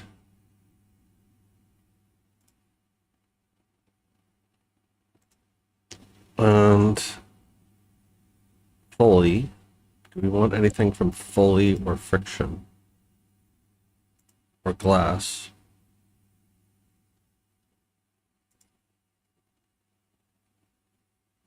They wrote Owen instead of oven.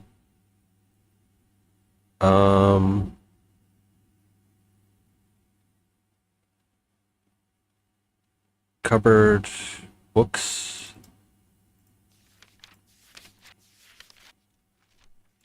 Yep, we'll take books.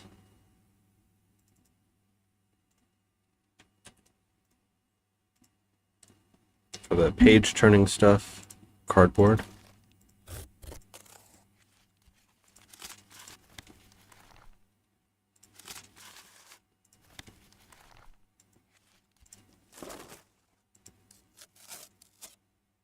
Take cardboard.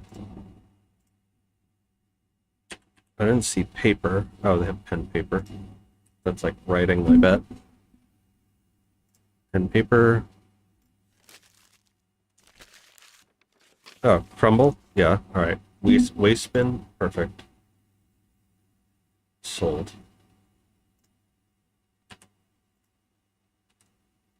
And what else? Various.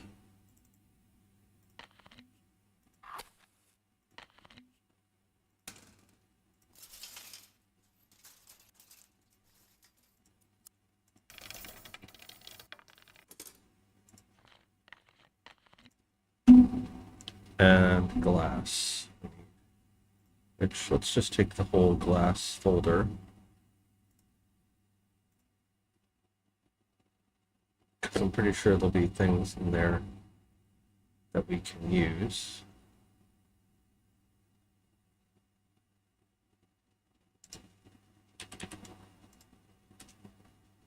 All right. So that is it for those two sound effects libraries. And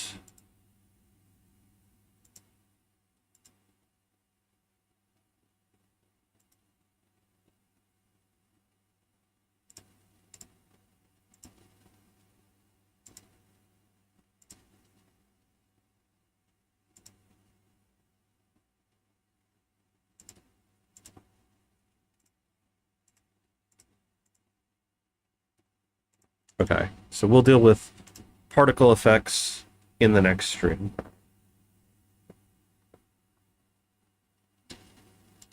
So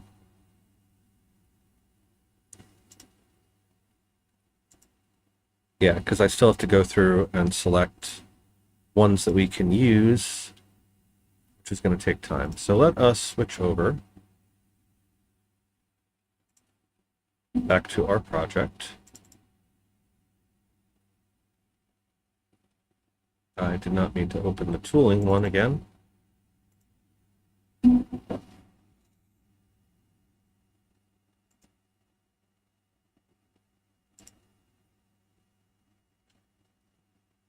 I guess I can open multiple ones at the same time. I didn't know I could do that. All right, so for Zaid, Yagis, and Chaos, I'm going to play through the game in the last few minutes of the stream here, just so that you can see what it looks like. And then we'll be ending the stream, and I will be taking a break for a couple hours, and then we'll be coming back to do some more polish. And then later tonight, because we have to publish it before 9 a.m. tomorrow. So in the next stream, we will look into doing that as well. So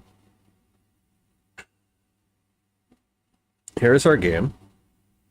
So if we go over to our resources folder,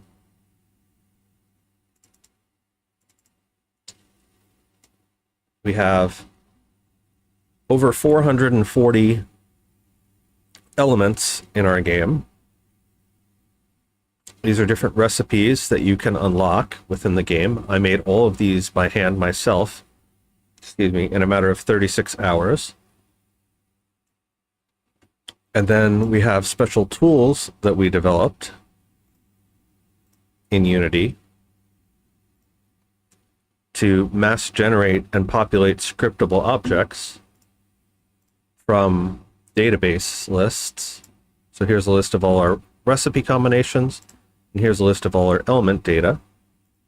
So it was just easier to put these all in a giant Google spreadsheet, export them to JSON, and then we can bring the JSON file into these tools that we developed, and we can upload them. We can upload sprites,